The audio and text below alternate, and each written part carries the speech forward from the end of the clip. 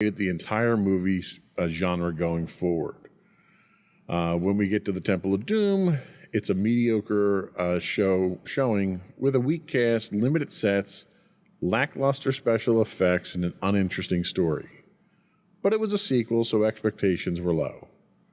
We get to The Last Crusade, and it was an absolute masterpiece and dispelled any doubts about sequels being subpar.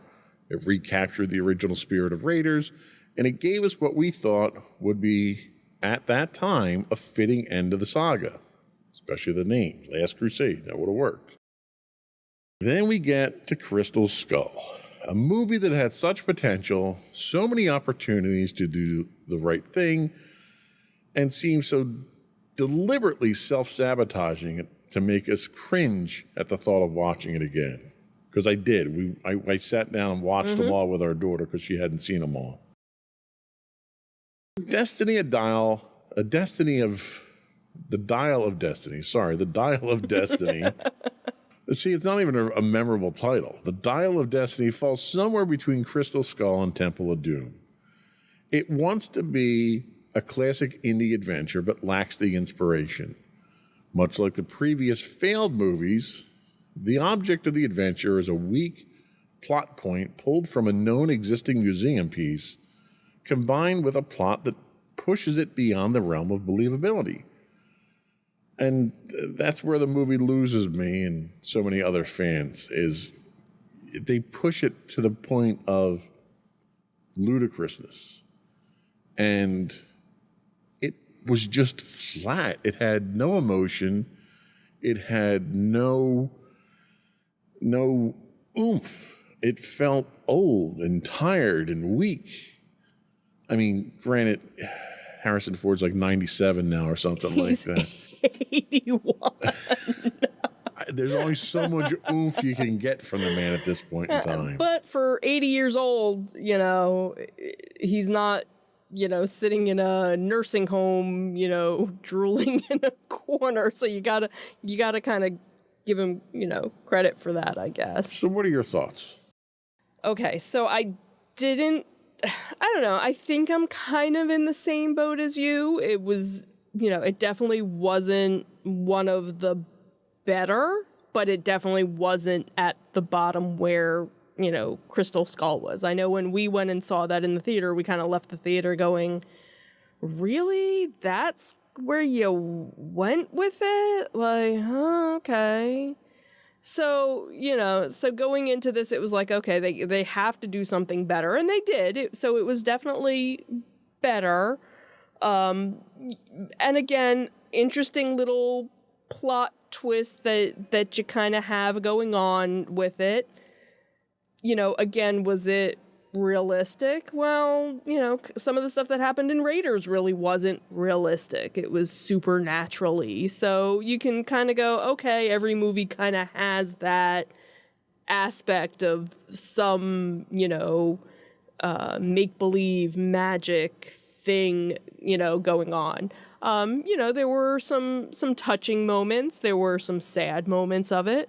The one thing was like everybody that Indy is meeting up with is getting killed off. You have somebody you're like, yeah, I'm going to help you. But, oh, you're dead. Oh, I'm going to help you. Oh, you're dead. It's like, nobody help him. You're going to die.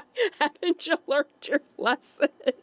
So that was kind of interesting. The bad guy is a bad guy, but he's trying to make things better for bad guys is really what it comes down to, and the little things that go back and forth. But yeah, in some cases it kind of felt flat, but he's also 80 years old. So yeah, the fact that he's kind of tired, and the one premise behind it is he's getting ready to finally retire from teaching.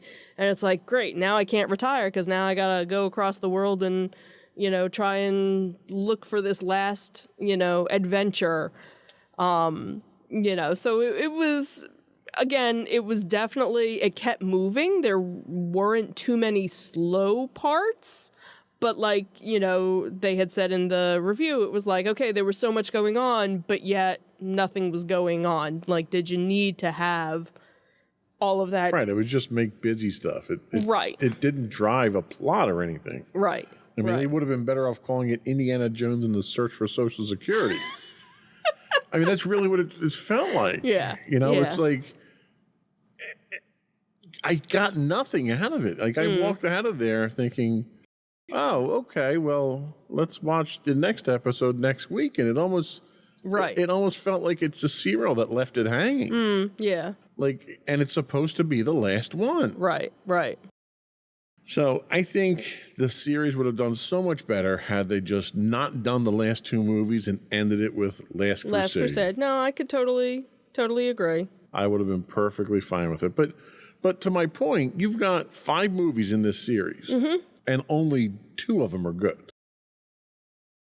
Is it really a great series at that point? I mean, yeah, if you're a baseball player, you know, you're batting .250 at that point. Like it's not incredible. I can't get excited about that at this point, and it's almost like they're doing a discredit to the franchise. Like Crystal Skull was just abysmal. Well, it's kind of funny if you go to Hollywood Studios in Disney and they have the Indiana Jones stunt show. It's all stuff based on Raiders of the Lost Ark. They've never incorporated with all of these other movies. They've never changed the script to match where other theme park things. You have, Pirates of the Caribbean that they made a movie based on the ride, so then they went back and added aspects of the movie to the ride, and every time a new movie came out, they would change the ride, where here you have something where, nope, this is the only thing that we've done, and that's what we leave it at. It's almost like they made the movie because they couldn't end the franchise on Crystal Skull because it was so bad. So I think they thought it would be successful as long as it wasn't as bad as Crystal Skull. And it wasn't. So I think it's mission accomplished for them. Right. But the movie didn't need to be made. I think it would have been better off if they had done it like a streaming, a six-part episode. Yeah. And that's how you would have. That would have worked just fine. Yeah. So, anyway, I wouldn't go and pay for it knowing what I know now. I'd wait for it to come out on streaming. That's just me. And kind of going, leading back to where everything was. Now you're seeing movies that they're only out in the theater for 3 months and then they're available to stream. So a lot of people, which is another reason why Disney's losing money on streaming. Right, and that's kind of going back to, so people are like, well, why should I go to the movie theater when I'll be able to just watch it in my home, and I'll be able to pause it and get a drink and a snack. And, if something comes up, I can finish the movie tomorrow. I don't have to sit and waste, 3 hours. That's a reflection of them not knowing what to do with the new technology. Right. And they're basically abusing themselves with this technology because they don't know how to use it. Right. So I think that was all we had today. Yep. Before we go, I do want to once again invite our listening and viewing audience to subscribe to the podcast. You can find audio versions of this podcast listed as Insights into Entertainment. You can find audio and video versions of all the network's podcasts listed as Insights into Things. We're available on Apple Podcasts, Spotify, Google, Stitcher, iHeartRadio, etc., etc. I would also invite you to write in and give us your feedback. You can email us at comments@insightsintothings.com. You can find us on Twitter at insights_things. We do stream 5 days a week on Twitch at twitch.tv/insightsintothings. You can find us on Facebook at facebook.com/insightsintothingspodcast. We stream 5 days a week on YouTube at youtube.com/insightsintothings. You can find us on Instagram at insightsintothings. And you can find all that and much more on our official website at www.insightsintothings.com. And that's it. Another one in the books. Have a good week, everyone. Bye. Bye.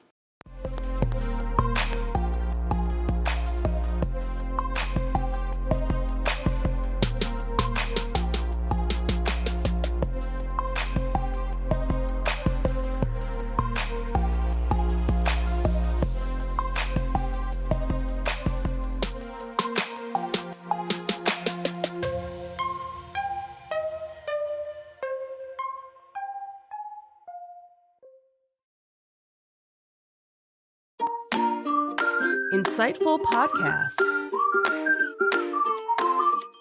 by informative hosts.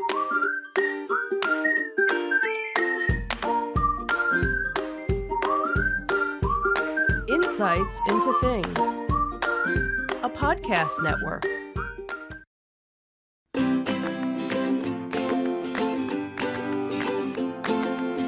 Welcome to Insights into Teens, a podcast series exploring the issues and challenges of today's youth. Your hosts are Joseph and Madison Whalen, a father and daughter team making their way through the challenges of the teenage years.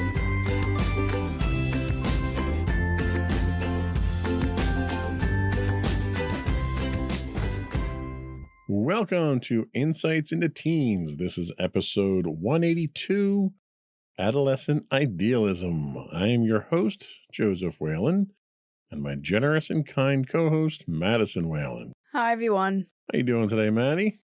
I'm all right. How about you? I'm doing okay. You're a little uptight here. You want to talk about that real quick before we get into this? Just this game I've been playing, and I have to restart the exact same battle over and over. I've had to do it at least 6 times today, in fact, because it's so difficult, so... And just for an honorable mention, what game is that? Baldur's Gate 3. Which we probably will be talking about on a upcoming episode of Insights into Entertainment, just as a little teaser there. Well, you will. I'm not. Well, no, yeah, I'll be on the show with Sam for that one. Other than that, how are things going? How's school going? Anything exciting? Not really. Just starting to ease into the second marking period, so... Ease into it, huh? Well, not exactly ease into it, I guess, because... It's all relative, right? All relative, I suppose. Okay, well, hopefully it goes smoother than the first marking period. Is that safe to say? I don't know, because the first marking period's supposed to be the easier one, and then it just progressively gets harder afterwards, so it's like... Just goes downhill from there. Don't really have high hopes for it. Okay, well, on that note, what we are talking about today is teen or adolescent idealism. Adolescent idealism is a normal phase of teenage development characterized by strong views and opinions of society and the world, typically developed between the ages of 11 and 16, which you just came out of. Mm-hmm. Adolescent idealism is one of the stages of cognitive developmental theory. Adolescent idealism can impact mental health when teens discover the issues they care about aren't centered or prioritized. Treatment can help strengthen family connections and address mental health concerns associated with adolescent idealism, including grief, depression, anxiety, anger, and hopelessness. And if that doesn't sound like fun to talk about, I don't know what does. Yeah. But before we get into that, I do want to take a moment to implore our listening and viewing audience to subscribe to the podcast if you don't already do so. You can find audio versions of this podcast listed as Insights into Teens, or you can find audio and video versions of all the network's podcasts listed as Insights into Things. And we can be found anywhere you get a podcast these days. Though we do tend to direct people to Apple Podcasts, but that's just kind of a default thing. I would also invite you to write in or contact us. Give us your feedback. Tell us how we're doing. Give us topics you'd like us to discuss. You can reach us via email at comments@insightsintothings.com. We're available on Twitter or X at insights_things. Or you can get links to all those and more on our website at www.insightsintothings.com. Are we ready? Sure. Here we go.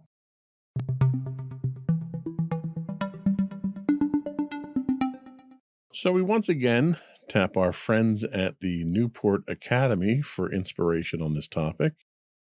They tell us that navigating the teenage years can be an extraordinary journey for both teens and their parents.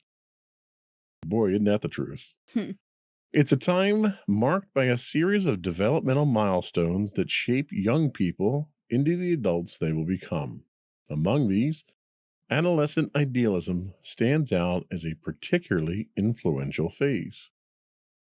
During this stage, teens begin to see beyond their immediate surroundings and look at the world with fresh eyes.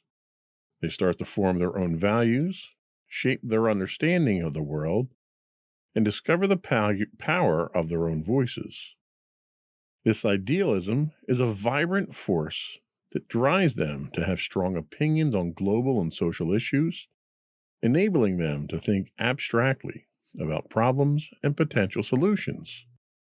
It's a time when their thoughts and conversations may turn to activism and advocacy as they express their views more openly. However, this expression of newfound perspectives can sometimes lead to friction. As teens articulate their opinions with growing confidence, they may find themselves in disagreement with parents, peers, and other authorities who have long established views. These clashes are a natural part of the journey as each side learns to understand and respect the other's perspective. It's essential to recognize the importance of this developmental phase. It provides teens with a crucial opportunity to voice their concerns, debate important matters, and begin to understand the complexities of the world they are about to inherit. For those around them, it offers a chance to guide, support, and engage in meaningful dialogue. As families navigate these years, patience, open communication, and empathy are key. By acknowledging and supporting this stage of idealism, we pave the way for a generation of thoughtful, engaged young adults ready to contribute to society. Do you think you've gone through your idealism stage, your activism stage? Do you think you're in the middle of it? Do you think it's coming up? How active do you think it is? Honestly, I do think I'm still kind of in the midst of it. I know it kind of had like a generic age range and that I'm technically past that. However, I still feel like I'm still, forming my own opinions and I'm still like working through that part of my life right now. I still have thoughts about it. I still have to kind of form my own opinion and view of everything. So I feel like I'm still kind of in it right now. So the study does talk about kind of a prescribed age, and you're kind of at an age where many are just discovering the snooze button. But it sounds like you're already pressing the buzzer on global issues. Can you share any aha moments when you realized your voice could be more of a force for change, and maybe a time that voice led to a mom you just don't understand, or in this case, probably a dad you don't understand conversation? Yeah, I have actually had a few of them. One interesting thing I do want to share was when I ended up doing Hobie. That was a point where basically sophomores of our schools the summer of our sophomore year, we would go to this like place up in North Jersey. It was Drew University. And we basically go there and we would basically meet with all other kids and sophomores from all different schools from around New Jersey, and we basically saw there were public speakers there that basically, gave us more influential stuff, and it was basically like a whole leadership program. And one distinct thing that I remember was that this one speaker, who I think was one of the first speakers that ended up coming up, basically talked about the importance of youth and their intelligence, and even commented that the youth are probably smarter than most of the adults today. And basically he said that don't listen to anybody who says that, oh, you're too young to be thinking this sort of stuff, or, oh, you can't be saying that because you're just a kid. He basically said that, no, I think that you guys are smarter than I am, so, you guys have the power to actually change the world. And, I think that was one of the big aha moment for me, at least, or at least it was something that was like, oh. Yeah, and I agree with that 100%. I mean, the article goes on to say that this is the world you're going to inherit. So really, you need to start making decisions now. You need to play an active role. And, with the passion of youth comes great debates over the dinner table, and you're no different. We're no different than that. What was the most memorable debate club session you've had with mommy and daddy or friends? And how did it help you see the world through vintage eyes? How did it help you see the world through the eyes of somebody who is, I'll say, more experienced? Hmm. Um, I guess maybe it was. We've had various talks to the point that I don't even know if I can really pinpoint any specific conversation that we have.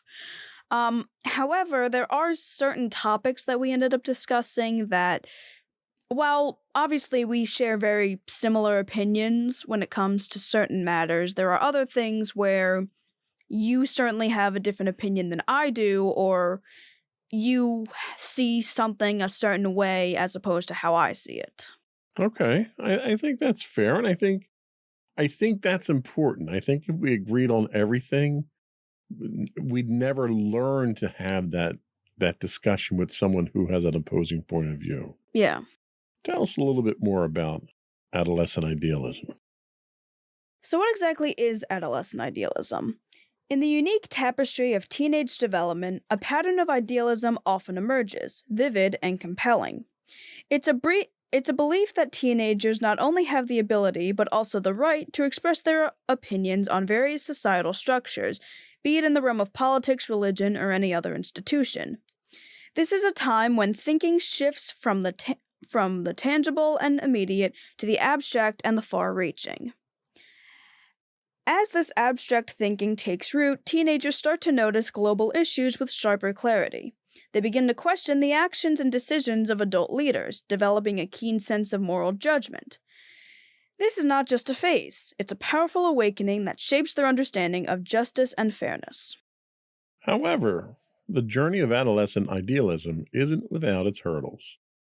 In environments where such views are not encouraged or prioritized, teens may find themselves at odds with the status quo.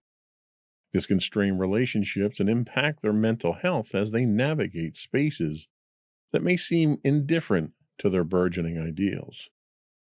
Consider the teenager who organizes a school protest, or the one who joins a march to amplify their voice on issues they care about. Or think of the young person who decides to become vegan, not just as a dietary choice, but as a stand against environmental degradation. Some may take a bold stance against systemic issues, like challenging school curricula that they believe perpetuate racism, and vow to drive change through organized protests.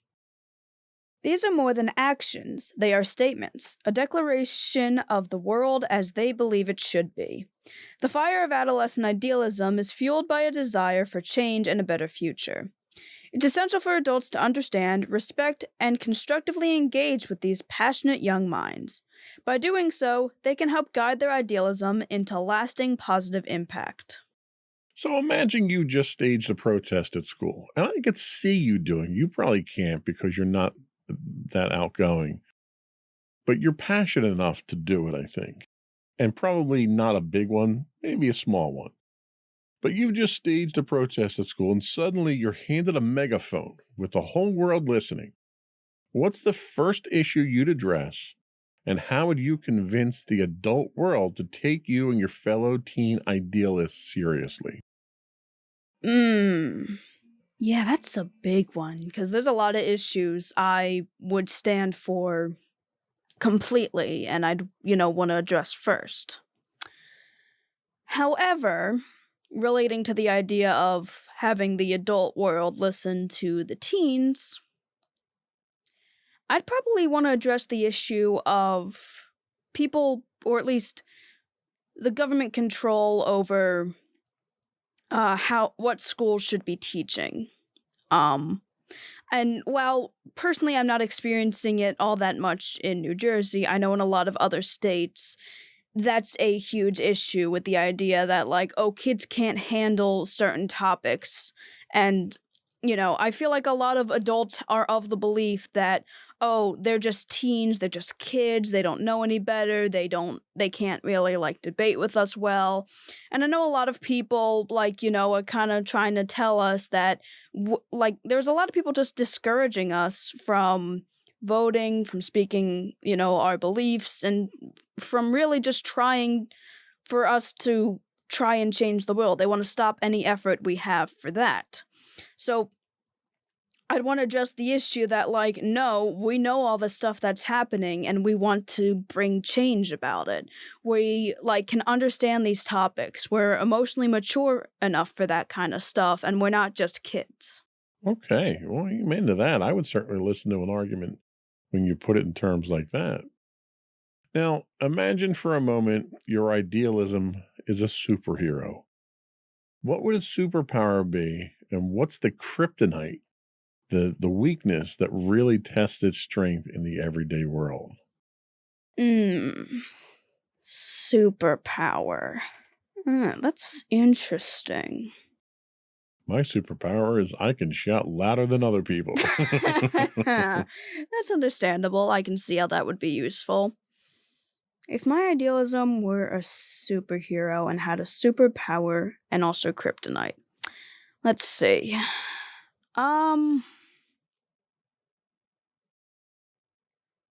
Well, I would think that my superpower could kind of materialize almost any object by thinking about it. Because I feel like in terms of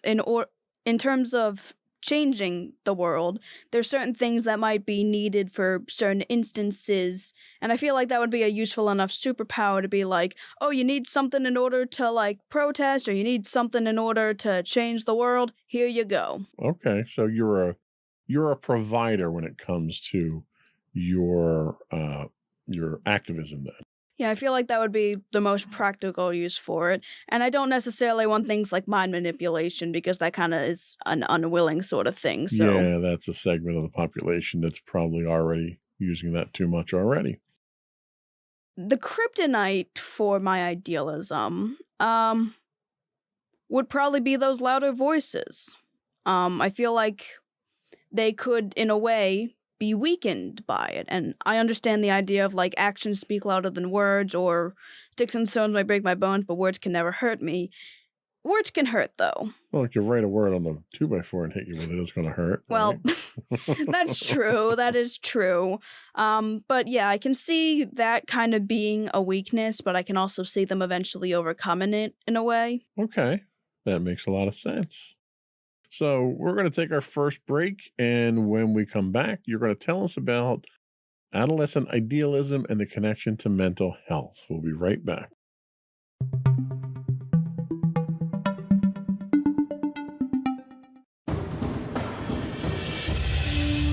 For over 7 years, the Second Sith Empire has been the premier community guild in the online game Star Wars: The Old Republic. With hundreds of friendly and helpful active members, a weekly schedule of nightly events, annual guild meet and greets, and an active community both on the web and on Discord. The Second Sith Empire is more than your typical gaming group. We're family.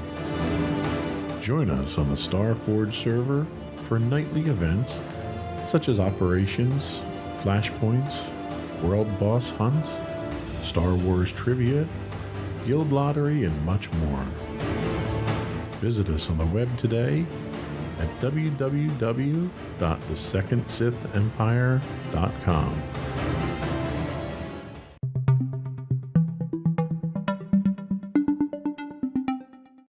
Welcome back to Insights into Teens. Today we're talking about adolescent idealism. And now we're going to talk about the connection between adolescent idealism and mental health. Adolescent idealism is like a powerful lens through which teenagers view the world. It's a natural and common phase of growth that can influence their choices and spark a desire to question and challenge the norms around them. This idealism is a vibrant force that drives many teens to stand up for what they believe to be just and virtuous. However, as teens grapple with the complexities of the world, they may also discover that creating positive change is often a tangled and difficult process. This realization can be heavy, sometimes leading to feelings of sadness, anxiety, or even a sense of helplessness when the world doesn't change as quickly as they'd like. During this intense time of development, it's not uncommon for teens to experience inner conflict. They might find themselves wrestling with their choices, trying to ensure they align with their newfound values. When there's a gap between what they value and what they see or do, it can cause discomfort known as cognitive dissonance. This internal struggle often doesn't stay internal. It can spill over into their relationships, leading to disagreements with friends, family members, teachers, or other authority figures who may have differing views. Navigating adolescent idealism requires a delicate balance. It's important for teens to explore and express their values, but also to learn how to cope with the emotional turbulence that can come with this phase. For parents and adults, offering a listening ear, understanding, and guidance can make a significant difference. It's about supporting teens as they learn to harmonize their idealism with the realities of the world, and helping them channel their passion into actions that are both meaningful and manageable. And I'd also add there constructive. You want to make sure that that passion itself goes into something constructive, not destructive moving forward. So, if you could give your idealism a status update on social media, what would it say, and which emoji would best capture the roller coaster of taking on the world's heavyweight issues at your age? So status update is just like updating your info on like a social media, Just right? a one word or a couple word phrase of gone shopping. All right. If I could give them a status update, I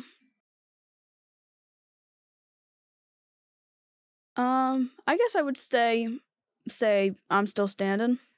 That's good. I like that. A Billy Joel reference. Although, No, Elton John reference. I'm gonna Sorry. say that's an Elton John reference. I heard it at a Billy Joel concert, though. It must have been when the two of them were playing together. Maybe. And which emoji would best capture the roller coaster of taking on the world at my age? I guess a roller coaster. Okay. I can't argue with that. So, as you navigate the high seas of teenage values, have you ever found yourself in hot water for your beliefs? Like with other people or with myself? Anybody. Have your values or your beliefs ever gotten you into trouble or gotten someone mad at you? I don't think it was ever something that extreme. I do know that, like, I've had instances where people have probably disagreed with me. Okay. I mean, like, I can certainly, if I was interacting with, like, certain people, I could certainly see myself getting in hot water, although I don't really think I've gotten into hot water with anybody or gotten on anyone's, like, radar, I suppose. Now let me ask you a follow-up question. Do you deliberately avoid people that are of a differing opinion or differing mindset actively to prevent any type of conflict or anything from happening? Kinda, not really, but sorta, yeah. So you're somewhat anti-confrontational then. I'm not the most confrontational person, I will admit. I've never really... Whenever I've had a debate with somebody, it's usually been someone who was of a similar belief or had, like, slightly differing opinions from me. It's never been... I've never really interacted with someone on the extreme end of what I was against. Okay. Have you ever actually deliberately taken a side in a conversation or a debate that is diametrically opposed to what your fundamental beliefs are? Not really. Like, I'm kind of a sympathizer, I'll be completely honest. We actually had this interesting thing happen in history where we were basically given statements and we were supposed to stand on one side of the room if we agreed with it or disagreed with it. And you stood in the middle. Yes, I stood in the middle. On all three of the ones we did, I stood in the middle. Okay. because I really thought, because, whatever the statement was, I'm like, it depends on the circumstance. Well, and you know what? The world is filled with people like me who relish in the idea of poking a stick in the opposing side's point of view and trying to rile people up. Because one of the things that I try to do is I have my own beliefs, and I don't preach my beliefs. I don't get out there and pontificate. And all I ask is other people don't do that to me. And when you do, that's when I get confrontational. That's when I'm going to poke a stick in your cage, and you're going to come to me, and regardless of what it's about, it could be politics, religion, or, anything. If you're going to come out and make a statement to me and try to get me to see your point of view, I'm going to challenge you.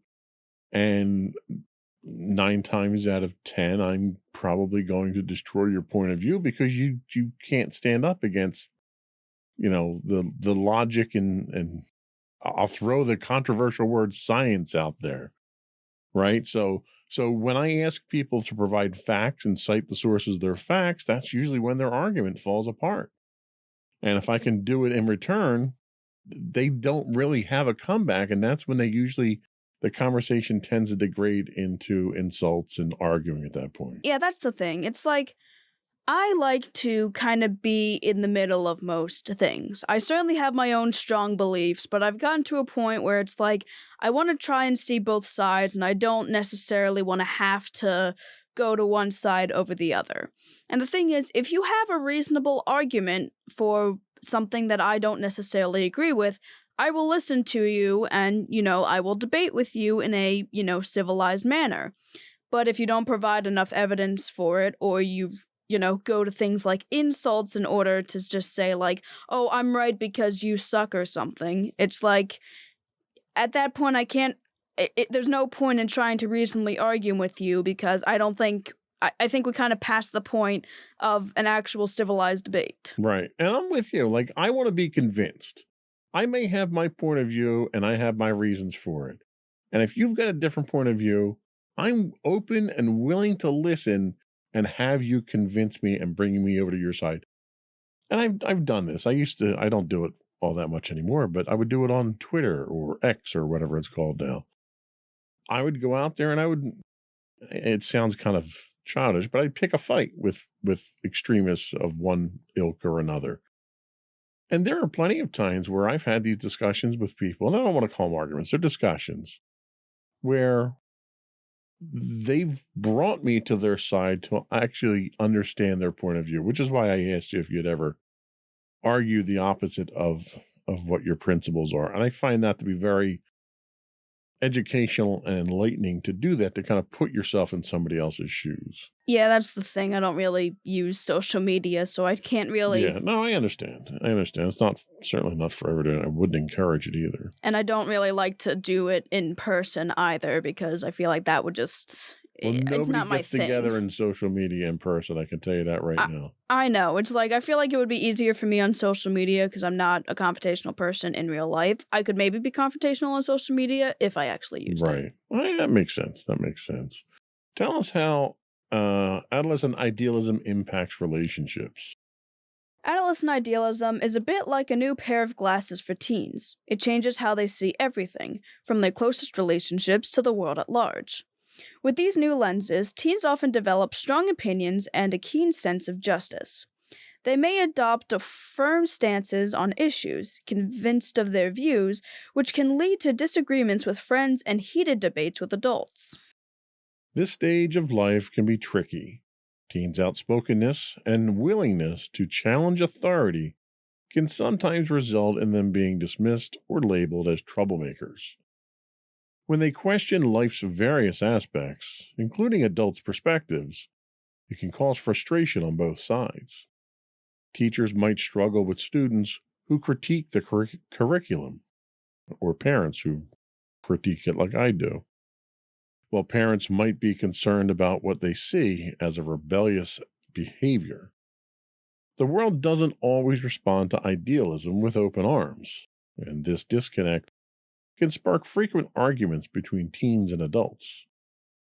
Teens, driven I lost there it is. Teens driven by idealism may often feel that nobody really gets them, which can lead to feelings of anger or a sense of righteousness.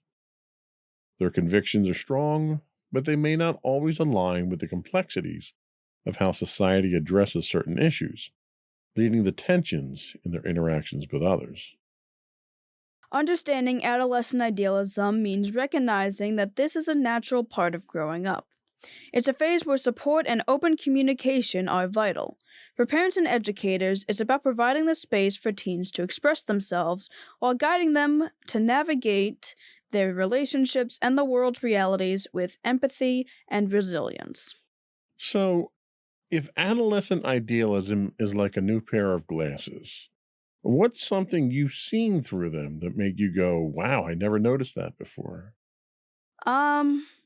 I guess a lot of the injustices in the world, I suppose, and stuff that feels like at this point we shouldn't be happening, but stuff that still is happening.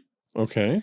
I never really knew about a lot of topics until my idealism phase, and that was kind of when I learned more about how different things that people fought for and different reasons for why they fought for them and the various injustices that still happen in our world despite the fact that we really should be past that point.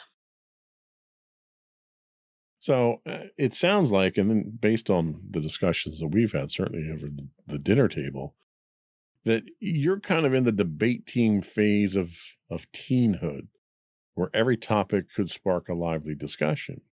Can you share a funny story when a debate with adults turned into a wait, are you really arguing about this type moment? Yeah, none of them are really serious, but I do remember there was this one time we were at Buffalo Wild Wings and there was some sort of commercial with a vacuum cleaner and it was going on for a really long time. And I remember you and I debated about it for a while and for some reason I was questioning it so much and then you even encouraged it and we were still going back and forth for a while. And by the time the food got there, we were wait a minute, why were we arguing about this? Nice. That's always a fun one. So with your idealism glasses on, excuse me, a frog in my throat there. Have you ever caught a glimpse of something that made you think, this is not what the brochure promised? With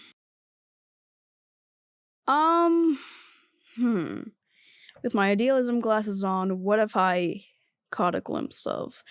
I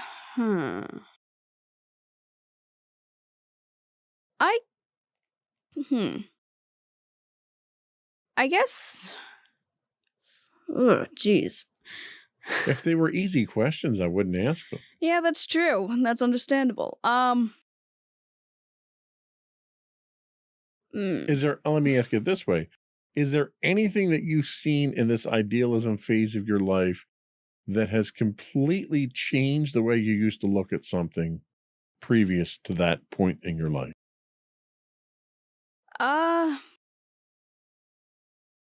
Yeah. Yeah, a lot. I just can't tell you what it is. I'm sorry. There's a lot, all right? There's a lot, and some of it's kind of harder to put in broad words, but I think one that kind of made me change my entire perspective on the world was probably learning about the queer community. I'm not gonna lie. I never really had that knowledge before. You and Mommy never hid it from me. And I'd seen some stuff when I was younger, kind of.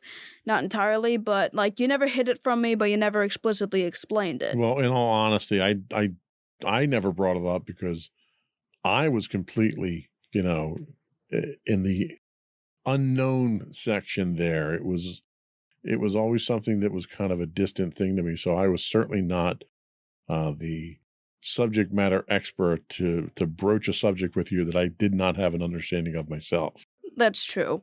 But when I actually, found out about it and would even find out that there was even more than I had originally thought there were, it's wow, I think my entire point of view has just completely changed. Wow. Mind blown.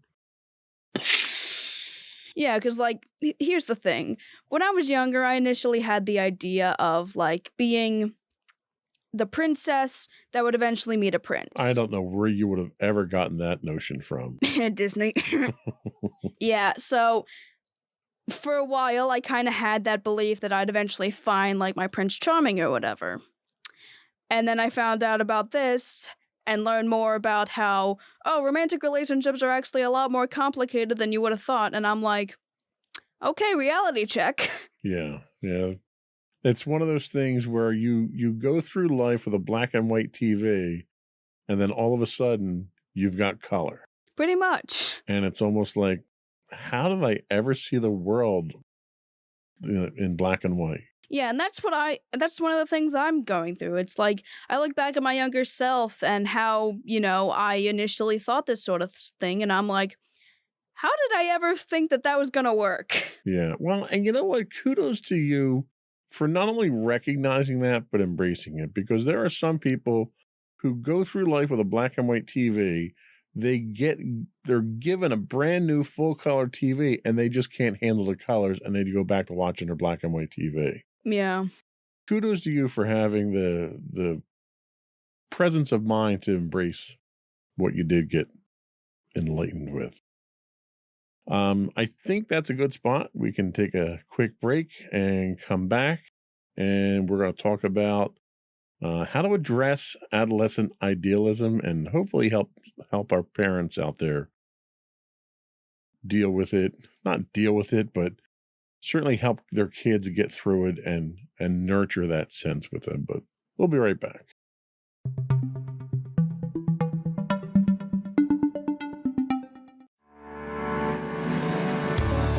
Insights into Entertainment, a podcast series taking a deeper look into entertainment and media.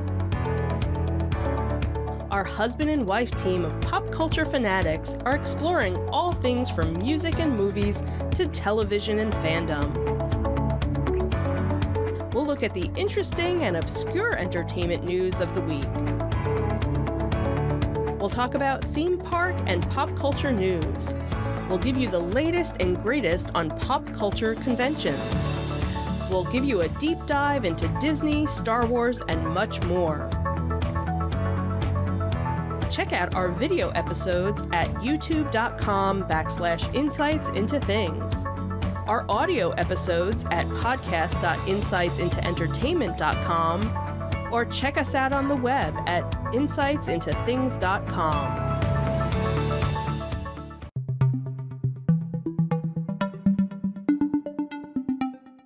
Welcome back to Insights into Teens. Today we're talking about adolescent idealism. And now we're going to talk about how to address adolescent idealism. We're saying that a lot today. Yes, we got a commission every time we say it. Yep. When young people hit their teen years, they often start to see the world through a new lens of idealism and opinionated perspectives. This can be quite a shift for parents and caregivers to handle, but there are effective ways to support teens during this critical stage of cognitive development. Firstly, it's key to really listen to what they're saying. When teens talk about issues that matter to them, like vegetarianism, taking the time to understand and show genuine interest can strengthen your bond. If it's something you can do, adding a vegetarian option at meal times shows support for their choices. Validation goes a long way. Acknowledging their feelings and views makes them feel seen and respected. Recounting your own youthful experiences of challenging the status quo can bridge gaps, helping your teen feel a sense of shared experience and less isolation. Nuance is also an important concept to introduce. Encouraging teens to see the good in people they may disagree with helps them grasp that the world isn't black and white. Introducing them to books or podcasts can expand their perspectives, fostering empathy and understanding. The foundation of your relationship with your teen could be... The foundation of your relationship with your teen should be unconditional love and support. They need to know that you're in their corner, ready to listen and take them seriously. Instead of discounting their idealistic views, nurture their enthusiasm and guide them towards expressing their ideas with tact and respect. Lastly, educating yourself about adolescent development and the issues your teen is passionate about can be incredibly beneficial. This not only shows that you're Slow down. I need to relax. This not only shows your teen that you care, but also equips you to help them find constructive ways to channel their activism. Demonstrating that their voice is powerful and can contribute positively to the community can empower them to make a meaningful impact. So as you navigate through your teen years with this new lens of idealism, how do you reconcile the passion of your convictions with the complexities of the world that sometimes doesn't align with your perspectives? All right, so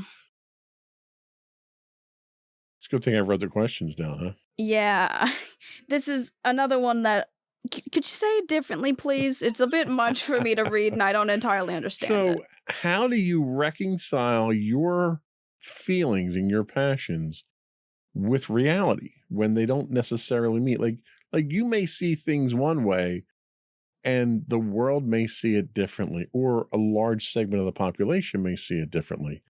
How do you reconcile that? Is that a conflict for you? Is that an avoidance for you? Is that somebody out there who has a difference of opinion that you might be able to see reason from your perspective? That's the thing. A lot of the times I'm kind of more of the avoided person, although I do think that I could, if I, tried more and was a little, braver with everything. I do feel like I could at least debate with people who don't exactly see my perspective. And, we could maybe find some sort of compromise or maybe at least get to a point to agree to disagree. Do you see that there's a value in that, though? Is there a value in taking somebody who may think differently about a subject and pick a subject? It doesn't matter. Abortion, okay? So you have one view, and we're not even going to discuss what the view is. There's two sides to the abortion debate. Mm-hmm. Is there value?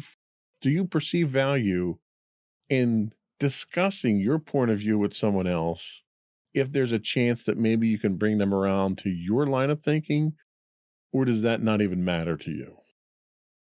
The thing is, I don't want to, force people to change. However, convincing people is not forcing. Fair enough, yeah. So, yeah, if I could convince somebody to see reason, I feel like, that is beneficial. And I don't want to, assume that my own view is, the best view on a certain topic, especially, more controversial topics. However, I do think that if I could, convince someone, I could maybe possibly see that I am, gaining. I don't know. I feel like it could be beneficial in a couple of different ways. Well, and that's why it's important to look at these discussions as discussions or debates, not as arguments. Yeah. Arguments, you're trying to force somebody's hand or force somebody's thought. Yeah. But in a discussion or in a debate, you present your case. You present your supporting evidence, whatever facts that you have. The other person has to weigh that. Now, they may come back with counterpoints that try to poke a hole in your idea, but you have a chance to overcome those as well. So when you have these types of discussion, you have to be as open-minded to and receptive of their thoughts and opinions as you want them to be to yours. Yeah, and I feel like that would be the most beneficial way of going about it, because not only would they hopefully be open-minded to whatever I'm saying, I'll be open-minded to whatever they're saying. And I feel like that would be beneficial for both sides. And the thing to keep in mind is there's two sides to the abortion debate. There's two very clear sides to it, just like there are to gun control and whatever else. But there's a lot of different levels on each of those sides. Yep. So if, for instance, you have someone who's just diametrically opposed to your point of view, And you can sit down and have a logical discussion with them, present your case, and not plant the seed of doubt, but at least make them see it from your perspective. Maybe, just maybe, you might be able to make them be a little bit more sympathetic and a little less unrealistic in their point of view if they're fanatical about their point of view. Yeah. And that's where compromise starts. That's where you can start working on compromise and meet somewhere in the middle. And that's really what makes the world a better place. It's not my way or your way. It's somewhere in the middle. And if your ability to have those discussions to people can start moving them down to that middle ground, that ground of rationalism, then that's how we make the world a better place. It's not about convincing them of our perspective, because like you said, we aren't saying that our perspective or our opinion's the way of the world, but if I can soften up the other guy's point of view to at least be receptive, then he can be more receptive on other things, or she can be more receptive on other things too. Yeah. And if we come back in from that left and that right extreme side, we come back into that middle ground there, we can cooperate on things and we can make things a little bit more better for the rest of the world. Yeah, the idea of at least just getting away from extremism, I think, is at least the best way we should be going about things. So in discussions with parents and caregivers, how do you find common ground when viewpoints do clash, especially on topics you feel strongly about, like politics or social justice? Well, if we've ever had to, clash with certain issues, usually I will present my case and why I believe certain things. And then whatever other family member that disagreed with me would, present their case. And I feel like through that sort of thing, we can still find some sort of compromise, usually something that we can agree upon. We'll basically try to go back and forth between us in the discussion until we reach a point that we can both at least kind of agree on. Okay. And that's how the process is supposed to work. It's common ground. One last question, and then we'll take a quick break and come back with your closing thoughts. So looking forward, how do you envision channeling your current ideals and passions into actions that will positively shape your community and the wider world? Well, I think I want to take a larger stance when it comes to activism, or at least in a way, try to do more. I have all these ideas and passions, but I don't always utilize them. I understand I'm not really the most social person out there, and it might be a little more difficult for someone like me to go out there and make a stance.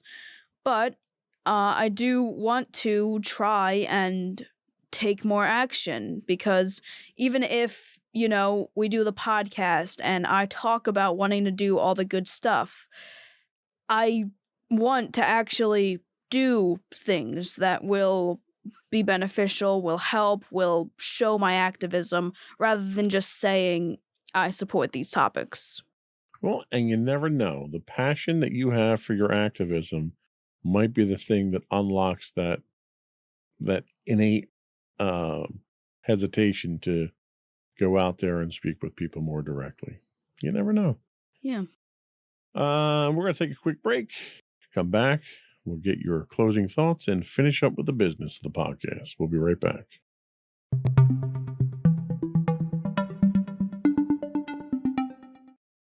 All right. So to everybody out there, I just want to say that adolescent idealism is a pivotal point in teens' lives, as it pretty much will eventually shape them into the person that they're going to be when they become adults, and how they view the world and what they're going to do with it. And I feel that to the parents out there, the best way to, cope with a teen that is very expressive in their ideas is to at least support them. Even if you don't support their arguments, or you don't really have the same beliefs as them, the idea of at least supporting this stage in their life, instead of just saying, oh, you're just a kid, you can't be thinking that kind of thing, those kind of things, or oh, you're just a kid, you shouldn't be worrying about that sort of thing. I feel like we should at least be encouraging that sort of thing, because teens are very smart and teens do have these ideas. And I think we kind of need to stop treating it as like, oh, it's just a kid being rebellious, or it's just the point where it's like, oh, the kid just doesn't understand or something. Amen to that. I couldn't agree with that more. I think it's important that the understand, people my age need to understand that tomorrow's in your hands. It may sound overwhelming at times when people say stuff like Yeah. that, but if they don't start getting you ready for it now, it's going to be dropped in your lap, and you're not going to know what to do with it. Yeah, and that's kind of what I've had to deal with at this point. It's like I'm literally 1 year away from being considered a legal adult in my country, and it's like I'm terrified. Like I feel like I might be more prepared than other people, but I'm still terrified, and I can't imagine the idea of parents still wanting to restrict their kids at my age from seeing certain things about the world. And it's like, when I actually become an adult and you can't do that, what am I going to do? It's our job as parents to prepare our kids to inherit the world, like the article said. I couldn't agree more. So that's all we had today. Before we do go, I want to once again implore our listening and viewing audience to subscribe to the podcast. Audio versions of this podcast can be found listed as Insights into Things, and audio and video versions of all the network's podcasts can be found as Insights into Things. We're available on Apple Podcasts, Spotify, Google, iHeartRadio, Buzzsprout, etc. I would also invite you to write in, give us your thoughts, give us your feedback. Email us at comments@insightsintothings.com. Check us out on Twitter. We stream 5 days a week at Twitter. No, we don't stream on Twitter 5 days a week. But we are on Twitter, or X, at insights_things. On Twitch, we stream 5 days a week at twitch.com/insightsintothings. We're also on Instagram at instagram.com/insightsintothings, where you can get links to that and much more on our official website at insightsintothings.com. And you. And don't forget to check out our other two podcasts, Insights and Entertainment, hosted by you and Mommy, for now, and Insights into Tomorrow, our monthly podcast, not really anymore though, normally hosted by you and my brother Sam, although that's probably changing soon anyway. Boy, and if that's not a confusing plug, I don't know what is. Hey, I'm not the best at advertising, again. Clearly. Whatever. That's it, folks. Another one in the books. Bye, everyone. Bye.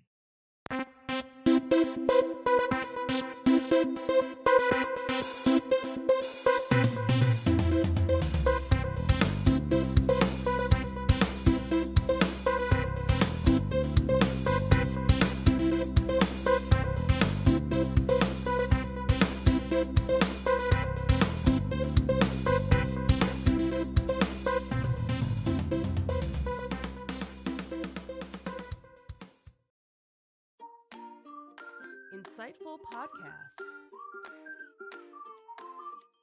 by informative hosts.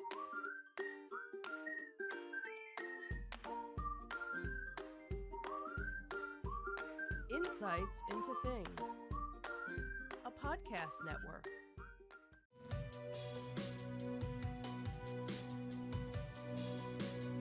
Welcome to Insights into Tomorrow, where we take a deeper look into how the issues of today will impact the world of tomorrow.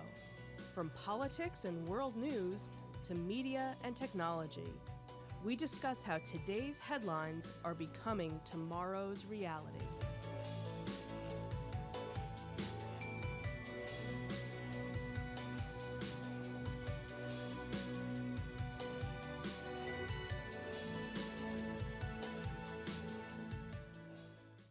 Welcome to Insights into Tomorrow. This is episode 20, Don't Touch That Dial. I'm your host, Joseph Whalen, and my co-host today, Sam Whalen. How you doing today, Sam? Good. How you doing? Fantastic. So this topic kind of came up when I was doing some research on various things that we could talk about. This one kind of hit home, mainly because of what you do. What is it that you do that's tied to this topic? Yeah, so I currently am a producer at an AM radio station. I run the board for a bunch of different shows 3 days a week. I also would like to break into the FM market at some point. That's sort of my goal. Went to college for it, did radio in college, did radio in high school. Radio is my passion, and it's what I want to do for a living. So yeah, this topic was important and something I think about too often. Awesome. Well, thank you for the resume there. We'll make sure we get no that problem. out to Yeah, everyone. check out my website. So the article that I came across happened to deal with current automakers like BMW, Tesla, Audi, Porsche, and Volvo, all taking steps to remove AM radios from their electric vehicles.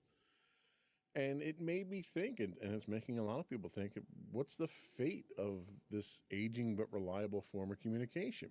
And that's what we're going to discuss today. But before we do that, I did want to take a moment to invite our listening and viewing audience to subscribe to the podcast. You can find audio versions of this podcast listed as Insights into Tomorrow. You can find video and audio of all the network's podcasts listed as Insights into Things. And we're pretty much anywhere you can get a podcast these days, Apple, Spotify, Google, and so forth. I would also invite you to write in, give us your feedback, tell us how we're doing. You can email us at comments@insightsintothings.com. You can find us on Twitter at insights_things, or you can find links to all of our social media on our main website at www.insightsintothings.com. Shall we get into it? Let's get into it. Let's do it.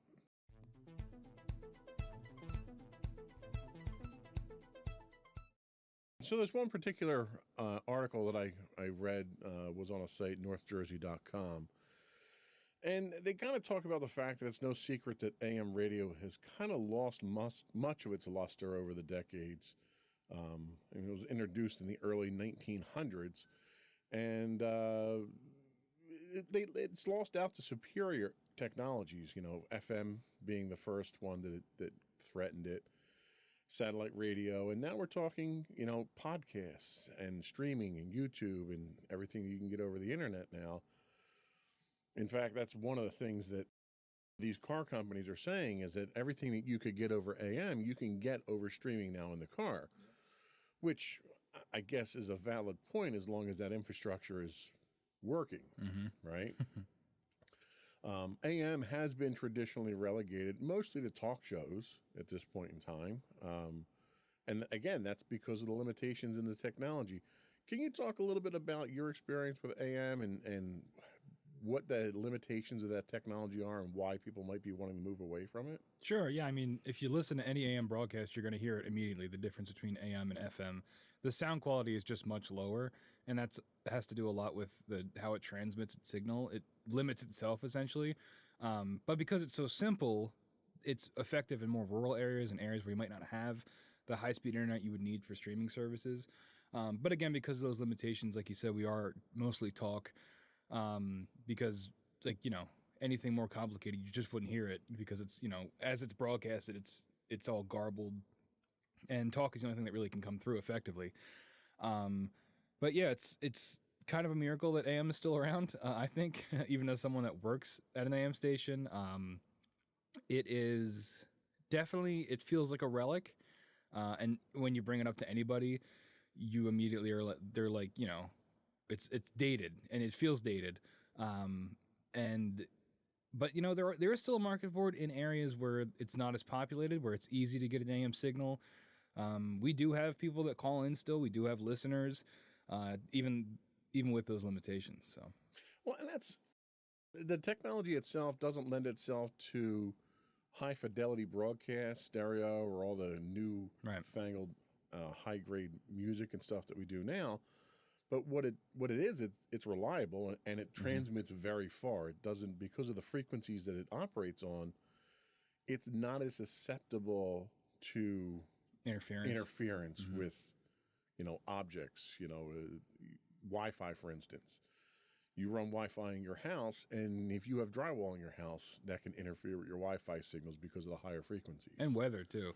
Yes, that's one thing. But I will say that from a weather standpoint, it's interesting listening to AM radio in a thunderstorm because every time there's a bolt of lightning, you can hear it over the radio. Yep. But it's exactly that reliability that resulted in it becoming really America's backbone for our national public warning system, which is one of the paramount reasons that people are trying to preserve it now, not just, for talk radio and such, but a large chunk of our emergency broadcast system is done over AM radio. In fact, our government is still trying to preserve this. U.S. Congressman Josh Geitheimer thinks we can't lose AM radio. He says AM radio is resilient to cyber attacks, nuclear threat, and natural disasters. He goes on to say that when cell phones go out, the internet gets cut off, or television doesn't work because there's no power in your house, you can still use an AM radio. It'll still be there. Yep. And that's true. I mean, people have hand crank AM radios for emergency weather services and natural disasters and things like that. How significant do you think it would be if AM went away and we lost those forms of communication? Would it be a public health hazard? I think it definitely could be because, I mean, when all else fails, you would still be able to turn to that. Everybody, even if they've never tuned to AM on their car or radio before, you can, and you would still be able to get that information. If that goes away, there really is no fail-safe, or not fail-safe, no like last resort that you'd be able to go to get that information. You could, we get government warnings on our phones, but if there's some kind of electrical malfunction, your phone is dead, and there's no cell service, no internet service, you're not going to get those alerts. TV broadcast, you see emergency alert system tests on TV all the time. But again, if power goes out or if the TV networks go out, you're going to lose that service. AM radio, it's pretty hard to shut it down unless you destroy the transmitting towers because no matter what, it's going to go out. And like you said, you can get a hand cranked radio to always get that signal. So I think it would be, it seems like a really low chance that we'd have to use it for something. But if we did and we didn't have it, the consequences would be pretty rough. Well, and, I'll take us back to when 9/11 happened. I was working up in central New Jersey, so most of the radio and TV stations that we had pulled from New York. And when the first tower went down, it took one of the major transmitting stations for all the television networks down. Oh, really? I didn't know that. Yeah, and because it was mounted on top of the tower, because it was the largest structure in the city. And we lost all of the antenna service that we had at the time. We didn't have cable; we had antenna service, and obviously, it's a time that everyone's kind of scared, not knowing what's going on. So you're looking to get news. Well, all the internet sites were hammered at the time. You couldn't get anything. In fact, the only internet news we could get, we had to go to European sites to get that, and they had spotty reporting at best. We had someone who had an old 9-volt radio in their desk that they would listen to on their break. And they pulled that out. They pulled up an AM news station, and that was how we kept in touch during 9/11. So it's not that unreasonable to think that it's that important. And it's, the whole reason this topic came up was because of the auto industry kind of pushing the issue itself. But that's not really the driving force behind this, but it's the reasoning behind the auto industry's move away from AM is sketchy, I would say at best. What are the reasonings that they have for moving away from AM? So I'm looking at the show notes. I'm just trying to make sure we covered the right parts. We already covered the issues, but yeah, the real issue is deeper than car makers trying to modernize their products. This is from Forbes magazine. 40% of all radio listening is done in cars, which is great for us and the radio side of things because you're guaranteed an audience. A lot of, like when you do ratings and stuff, you can't guarantee an audience, but radio, you can kind of cheese the numbers because everyone's got a radio in their car. Even if they're not really listening, it's on. So that counts when it comes to ratings. Sure, yeah. If the auto industry turns away from AM, losing that large percentage of listeners could doom the platform and make it impossible to stay commercially viable, which is also very true because in radio, it all comes down to your ratings so that you can sell advertising to then go back into the station to fund more things. It's a cycle. And ratings are everything. If you don't have those ratings and you don't have that market, you've pretty much got no reason to be operational because it is all commercial based, even if it is being used for government services. bipartisan groups of elected leaders have sponsored the AM for Every Vehicle Act, which I imagine is, a bill to force AM in every car, no matter what. Exactly. Yeah. And I think that would be a good thing, because even if you never use it, like you said, when it comes to 9/11, having it in a time like that would be extremely useful and helpful. And if there was no option for that, I don't know what you would do. I think it would make panic even worse than it probably already would be. Yeah, I agree 100%. I think it's almost like a safety blanket at this point in time. People know that if they need to get that information, they can, even though they might not avail themselves of it on a regular basis. There's thousands and thousands of weather radios out there that people have just when there's a storm, and those weather radios get their information over an AM band. Mm-hmm. Now, one of the things that the auto industry is claiming is that because of the electrical emissions from electrical vehicles, it causes interference over AM radios, and they don't want a negative experience for their users that are listening to AM radio. That Like, that Venn diagram is pretty small. That's a very good point, is that the fact that they've got people that are listening to AM radios are clearly not looking for a high fidelity signal to begin with. Yeah, I don't think, like I said, the Venn diagram of electric car users and AM radio listeners are that in between is, I would argue, probably non-existent. and I would tend to agree with that as well. So, and that's why I say I think their motivation for it's to save money, but I can't imagine that putting an AM capable radio in an electric vehicle is the cost center. Well, it's also probably because they want to have a deal with satellite radio companies, because most times when you buy a car now, it's got Sirius built into it, Sirius XM. Well, yeah, but my vehicle has Sirius built into it. They didn't have to not have AM on it. Yeah, I don't know.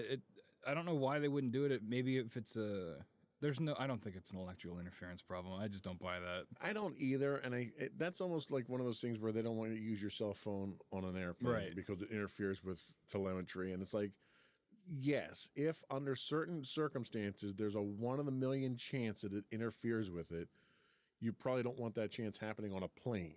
I can't imagine there being anything detrimental about an AM radio that's just receiving, not transmitting, right, on an electric vehicle. Yeah, and like I have a AM radio transmitter hooked up to my stereo, or a receiver hooked up to my stereo, and it's just like a square piece of plastic with wire wrapped around it. That's all you need to get AM signal. It's not like you need a full stereo or radio head to get it. Right. You just need some wire that you stick out. And it's funny you mention that, because during that 9/11 situation, the radio that we had was not getting a very good signal.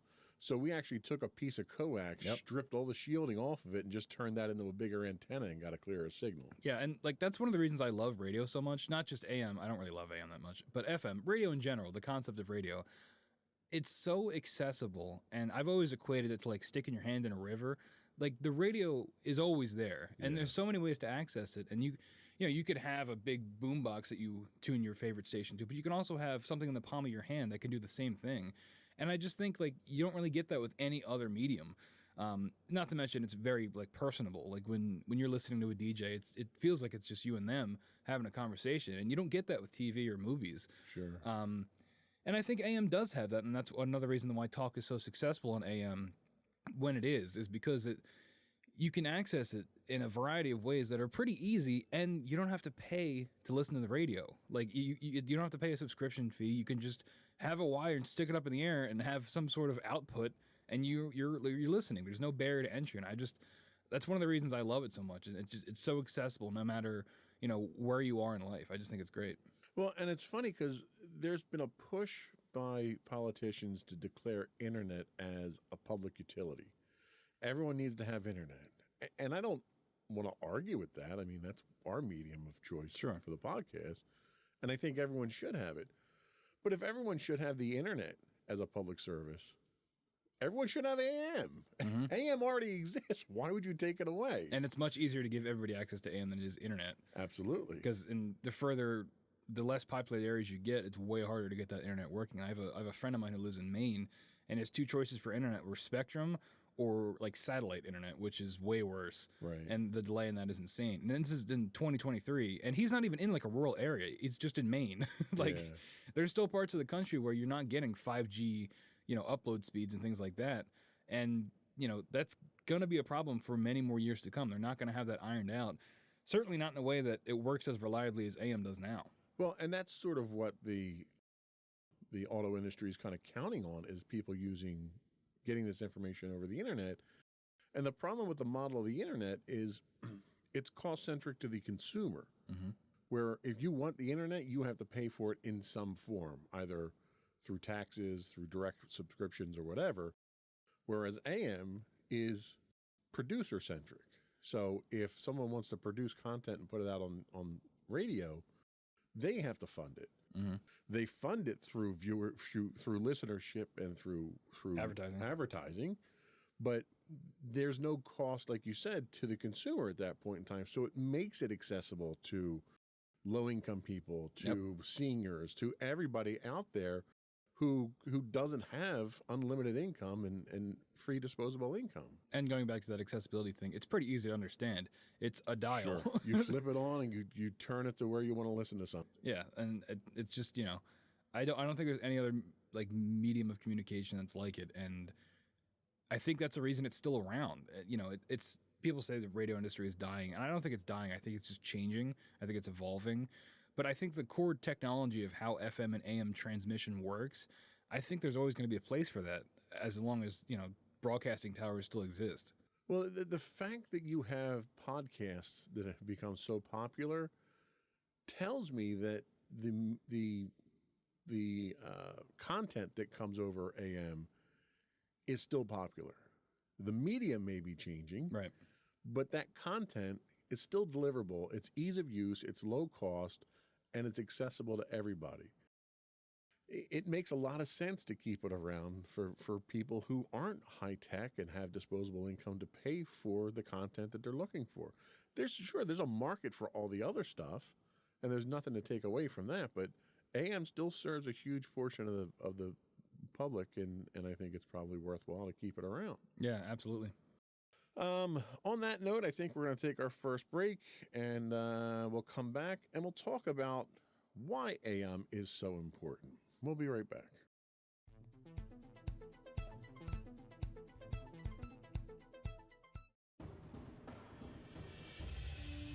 For over 7 years, the Second Sith Empire has been the premier community guild in the online game Star Wars: The Old Republic. With hundreds of friendly and helpful active members, a weekly schedule of nightly events, annual guild meet and greets, and an active community both on the web and on Discord.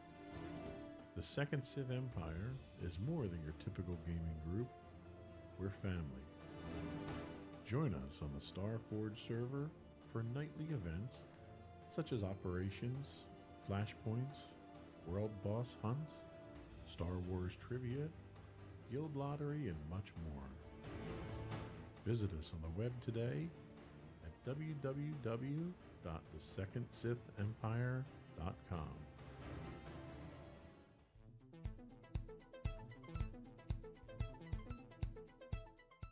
Welcome back, everyone, to Insights into Tomorrow. Today we're talking about AM radio and the value of it in today's modern world.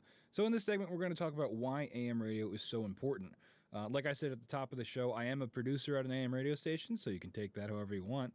They're not paying me to say this, though. They're barely paying me to work. So some members of the right-leaning media, such as Sean Hannity, suggest the phasing out of AM could be a conspiracy to silence conservative voices. And boy, does that sound like a narrative we've heard before. Many right-leaning talk shows that are the key to the Republican base live on AM. That's very, very true. A lot of the shows that I run are like that. And they are just more popular than a lot of the other shows we get because they have that built-in audience, essentially. Why would we have a note in here about Elon Musk? Isn't Elon Musk emerging as a leader of the right? Why would Tesla be participating in this conspiracy? That's a good point. Elon clearly is on the right side when it comes to the political spectrum. Going back to the EV vehicles wanting to get rid of AM radio, why would he be doing that if it's a constant echo chamber for right-leaning ideas? I don't know. That's a good question. Do you have any thoughts on that? I don't. It makes me go back to the thought that it's a cost savings thing, but I don't know how you're saving money on it by getting rid of it. What other motivation would he have other than making sure that other medium, he owns Twitter too. So maybe it's a way of trying to make sure that the mediums that he favors more are at the forefront, removing, and I don't want to get into conspiracy theories here, but one of the things that right-leaning side of the country seems to think is that if they eliminate options for people, and the only options that you have left to adopt are the options that they want you to adopt, then you obviously wind up following their indoctrination. Right. Is this a factor of that? I doubt it. I think that's kind of a stretch, but I think it's more of a technology thing. Like, I don't even know what kind of radio a Tesla has at this point in time because it's a computer interface that it has. Yeah, I have no idea. But I could see Elon being more of the mind of, there's a ton of right-wing stuff on like YouTube and their own sites that are getting plenty of traffic. And I could see Elon being completely fine with just moving past AM entirely to focus more on that digital side of things. Guys like I'm not even going to mention their names, but you know who they are, the guys that are, on that side of the spectrum that are online doing their shows. They're basically doing an AM talk radio show just on the internet, and they're getting way more eyes on than they would ever get on AM. So I could see Elon just being of the mindset that AM is dead and we'll just move on from it. Well, and let's be honest, the format that we do on this show here is very well suited, with the exception of the video, obviously, but it's very well suited to being on an AM radio station, which is why I say, like, the most popular podcasts that are out there today are really an AM podcast. They're an AM talk show that happens to be on the internet. So there isn't a lack of demand for what AM offers from a format standpoint. Is it just a technology thing? I mean, yeah. Once again, we go back to this issue of technology. Jordan Walton, executive director of the New Jersey Broadcasters Association, tells us, due to the nature of the sound, AM lends itself to the spoken word, which is why the talk shows gravitate toward it, which is true. When I'm producing shows, we are very aware that we are spoken word when it comes to things like compression rate and what we're uploading our shows at. It really doesn't matter that much because when it's processed through the transmitter, it's going to sound like it sounds on AM no matter what we do to it. Hundreds of foreign language stations on the platform serve marginalized communities, which is also very true. I run a lot of shows dealing with Eastern European communities in the area, Ukrainian people, Polish people, and that was an aspect of the radio industry that I had no idea about before I started this job, and it's really opened my eyes to it, how important it is to these communities to have that access. I mean, holding full-on religious services that through the AM dial that they might not be able to get to otherwise. It's a big deal, and it's in those communities. It is still very active, and of course, nearly 47 million Americans listen to AM, which is a lot of people. And if that just happened to go away, that's 47 million people that just lose access to that platform. Yeah, and I go back to when I was a kid.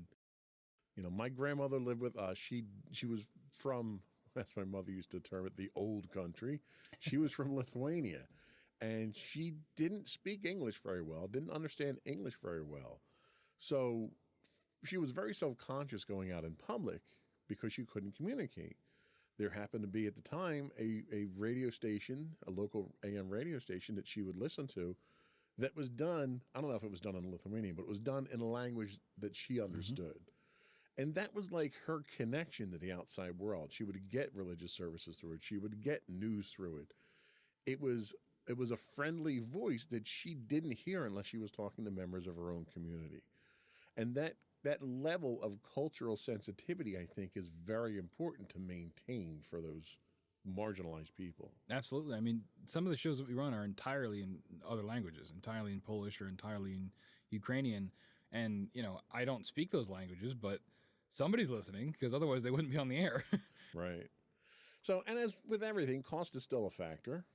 As a platform, AM's comparatively inexpensive, certainly to produce and create content for.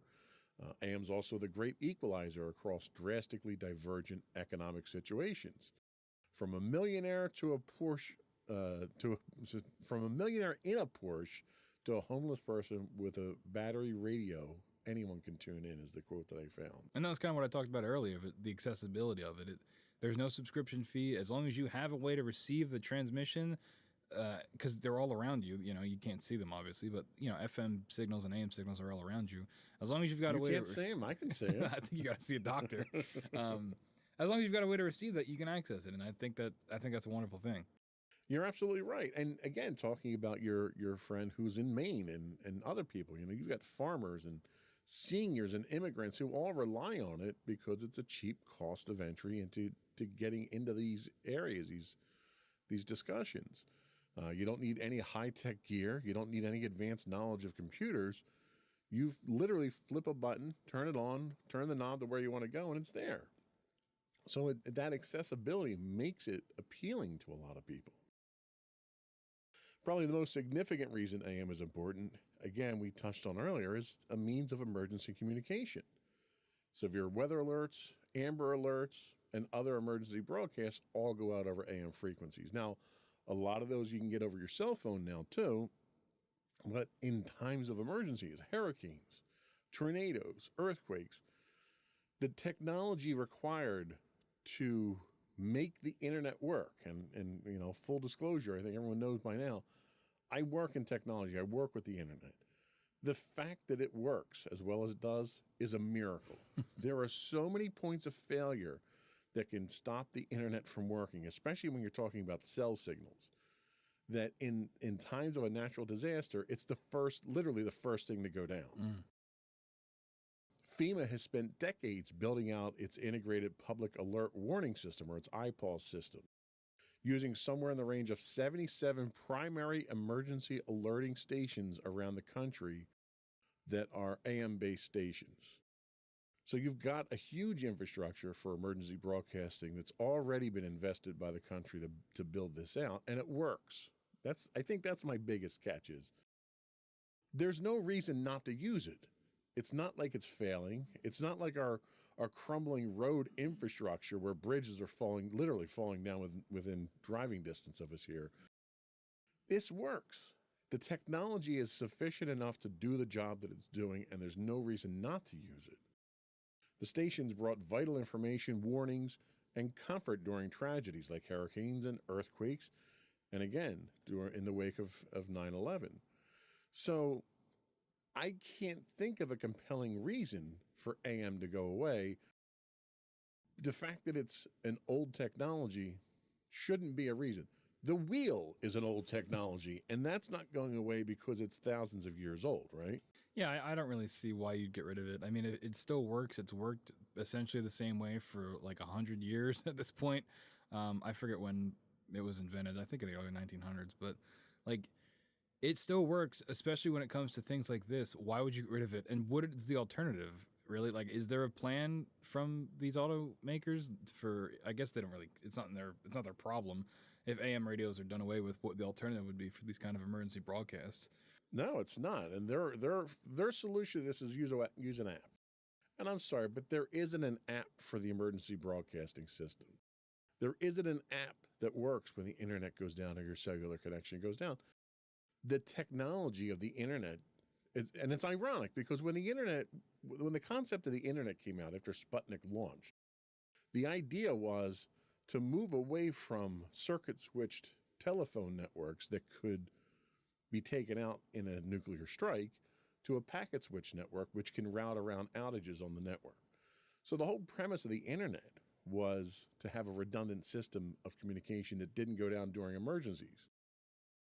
And the first thing that goes down in times of emergencies is your local internet connection. Mm-hmm. Like it happens every time. You know, we have gusty storms here and our cable internet goes out or the power goes out. And it's like there's so many things that an internet connection is dependent on that if any one of those goes down, whether it's your power at your house, your router, the wire to your house, the wire on the street, the wire back to the central office, there's so many things that could go out that would take down your internet. And if you think about the technology for AM, what do you have? You have the radio station and their antenna. Mm-hmm. They're the only two things that you need. And you could set up a portable AM radio broadcasting station within an hour of a natural disaster. Mm-hmm. So the level of redundancy isn't anywhere near where it is with AM. Yeah, just like a personal anecdote. I remember there was one time when I was younger, we got stuck in traffic somewhere. It was like standstill traffic. And the first thing you did was tune to AM. That was the New Jersey Turnpike, the Pennsylvania Turnpike coming back from Hershey. Yep. And the first thing you do was you tuned to one of our local AM stations to get the traffic. And they did traffic and weather like every 20 minutes, maybe less than that, every 15 minutes. But that was the first thing it did because it was reliable, and we might not at the time had, as up-to-date, Google Maps as we do now, but it was a way that you knew that you could count on to get that information pretty much immediately and effectively, and it worked without any kind of issue. Yeah, so I don't think there's a huge danger of AM going away. What concerns me more is the fact that you have manufacturers that are marginalizing it now. It's one thing to lose market share to a superior technology when the product that you're trying to consume, like music, relies on that superior technology. If you listen to a radio, the same song on AM and on FM, you can hear the difference. Losing market share to that is understandable because you're getting a higher quality product. Right. Losing market share just because some auto manufacturer decides that they don't want to put a radio in your car anymore, that's pretty arbitrary at that point in time. And you're taking the choice out of the hands of the consumer at that point. Yeah, and again, we've hit this a bunch, but like it doesn't cost that much. It can't cost that much. I have an FM and AM receiver hooked up to my stereo, and it's just 2 wires. Like I don't understand like what the argument. It's not like it's costing hundreds of thousands of dollars to install these devices in cars. It can't cost that much, and it's just like, why get rid of it? I don't understand it. Yeah, no, I agree. We're going to take another break here, and we come back. We're going to talk about how it can be saved, because we're not the only ones that think it should be. There are other people, fortunately, in positions of power who think it should be saved. We'll be back in a minute.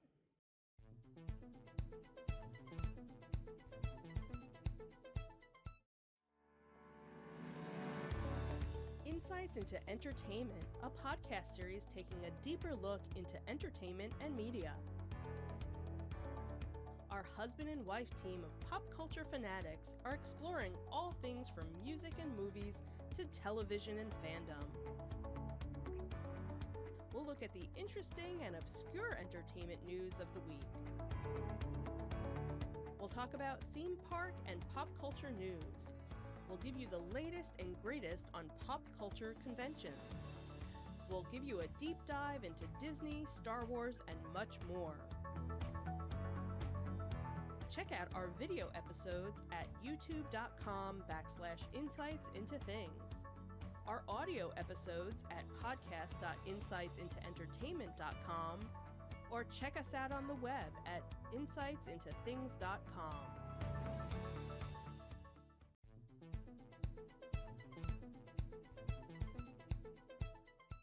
Welcome back to Insights into Tomorrow. We're talking about AM radio and people fighting to get rid of it. Well, back in 2013, Ajit Pai of the FCC saw the problem looming and embarked on a personal quest to save it. After a little more than a year in the job, he urged the FCC to undertake an overhaul of the AM radio, which he called the audible core of our national culture. He sees AM as vital in emergencies and in rural areas. He goes on to say AM radio is localism. It's community. AM's longer wavelength means that it can be heard at far greater distances, let's try that again. AM's longer wavelength means it can be heard at far greater distances, and so increases. He said AM radio is always going to be there. For example, he cited Fort Yukon, Alaska, where the AM station KZPA broadcasts inquiries about missing hunters and transmits flood alerts during the annual spring ice breakup. I can't imagine there being an app for that that's reliable out in Fort Yukon, Alaska. Yeah, exactly. What do you think about this? The chairman of the FCC is fighting for this. Yeah, I mean that's good. It's good that someone is. Ajit Pai is a questionable guy in most aspects of what he does politically, but this seems like something that is a positive thing that he's doing. It's good that he is sticking up for it, and we'll see, if that continues and what that his support would actually mean in terms of keeping AM radio around. But having the head of the FCC, or I don't think he's the head of the FCC, Not but anymore. No. when he was, still having him advocate for that, but. It's good. It's good to know that there are people higher up that are fighting for it, for whatever reason. It's better to have it than not have it at all.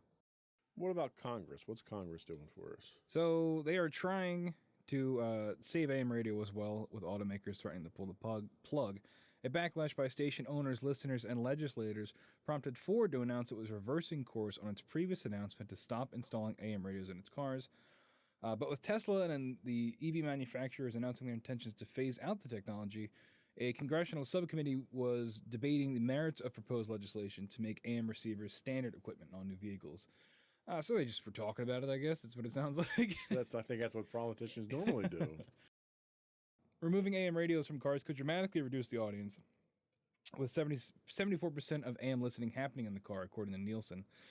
Automakers cite audio interference. We covered a little bit of this with electrical motors and the ability to stream stations as justification for phasing out the AM radios, which we already said the market for AM listeners and EV users is probably really small.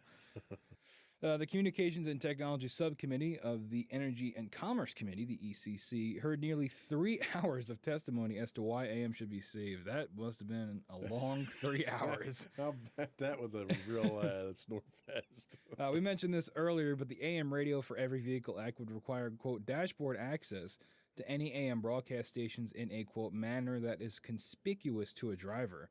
The primary rationale is AM radio's integral role in alerting the public of emergencies situations as part of a national network. So again, it goes back to this thing of, if it's not broke, why do we get rid of it? And if it's something that we could use in an emergency where we can't really count on anything else, why get rid of it? And I think that's really what it comes down to. Even if, getting rid of the entertainment side of it, the talk radio side of it, at the end of the day, it is a utility, right? That it is used for emergency purposes. And it would be like getting rid of emergency alert systems in general. Something on that scale, like, these are important for in times of crisis, and it's something that is a reliable way to make sure that people get the information they need to know to stay safe. Why would we get rid of that? I agree. And the subcommittee even goes on to talk about what we had discussed earlier, that there's a lot of programming on AM radio that'll have no place to go if AM dies a quicker than natural death. Mm-hmm. Of course, that's assuming that, there is a natural death in the future for AM to begin with. But Tesla hasn't been including AM radios in their vehicles for years. I didn't know that. And now a number of other manufacturers are kind of following suit there. They claim the electromagnetic interference from batteries generates an audible high-frequency hum for AM broadcast signals. What doesn't generate an audible high-frequency hum on AM? Everything does. Yep. But it's been around for over 120 years now. Everyone's gotten used to it at this point in time. Right. It's literally... microwave background radiation from the cosmos generates it, okay? I don't think your car is going to overpower that. Yeah. But when Ford announced that they would stop putting AM radios in, somebody finally perked up and took notice. Ford CEO Jim Farley said after speaking with policy leaders about the importance of AM broadcast radio as part of the emergency alert system, we've decided to include it in all of 2024 Ford and Lincoln vehicles. It's a great quote. Like, we forgot about the emergency alert system part. I guess we'll put them in. Yeah, at least they realized it. But the longer term future for AM kind of is up in the air there still. They're only doing it in their 2024 line. Clearly that's not a long-term plan of theirs. So we need more. Yeah. So what more do we have? A petition. There's a petition out there for everything, right? They always work. So change.org Save AM Radio, a part of the emergency alert system petition, has been put up by WABC Radio, actually. Like the ABC? Yeah. Oh, how about that? Yeah, as if they had some kind of stake in the race or something here. Again, they're pushing the fact that for emergency purposes, because, we're getting more and more weather events, Yep. which means there's more and more need for this. This, again, is it profit for them that they're pushing this to keep it around because they make money off of AM? I've been trying to find a way to articulate this, but I really do think it goes back to the issue of satellite radio, right? Because I think they probably see AM as not profitable and not worth having in the car. I don't think they really consider the emergency alert aspect of it. But I think if they have a partnership with Sirius, where Sirius pays them and they pay Sirius to have Sirius XM in the car when you buy it, I think that is, I think there's something to be said there of why they're pushing to get rid of AM so hard. FM is going to be a tougher sell because people do still pretty regularly listen to FM radio, but I think it starts by getting rid of AM. Yeah, I can't disagree with that. But I don't know if satellite radio is a replacement for AM. Well, not in a realistic sense, but I think in terms of profitability sense for them, for the manufacturer. From that standpoint, yeah, but from an emergency alert system itself, I don't think it's reliable enough for that. No, not at all. Not to mention you have to pay a subscription for it. So and that's the thing. Like what someone like XM could do would be to provide a channel that anyone can access for emergency regions. Yep. The problem that you have with that is your emergency broadcast system is regionalized. Mm-hmm. So if you're going to have a single channel for emergency broadcasts, Fort Yukon, Alaska is going to be sending me updates of hunters that are missing and breaking up with their ice cap, and it's not going to be relevant to me. Yeah, not to mention, I don't know how you would access that without having Sirius installed in your car. And that's the thing. Standard radios can't receive it, whereas literally any standard AM radio can receive an AM broadcast. Right. You can get add-ons, that will do. You can get an AM or a XM tuner that then broadcasts an FM signal that you can pick up, which is what a lot of people did for satellite radio when it first came out. Mm. But again, it's ease of use. That's not available to everybody, so I don't think it's probably the best way to go about it either. Yep. I don't know. I guess time will tell where we are with it, but we're going to take another break here and come back. We're going to talk about why AM is fading and some detailed information on that. We'll be right back.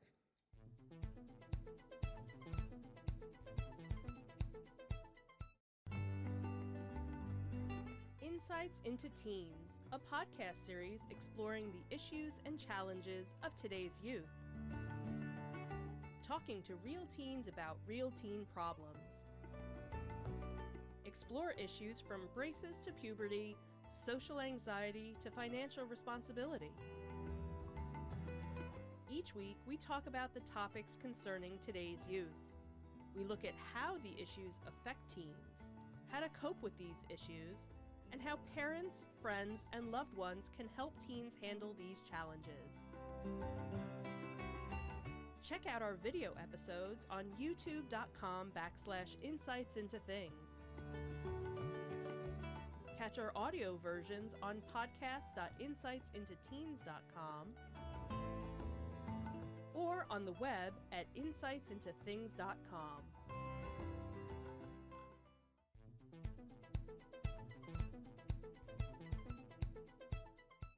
So is AM radio dying? Well, AM listenership has been in decline for years now.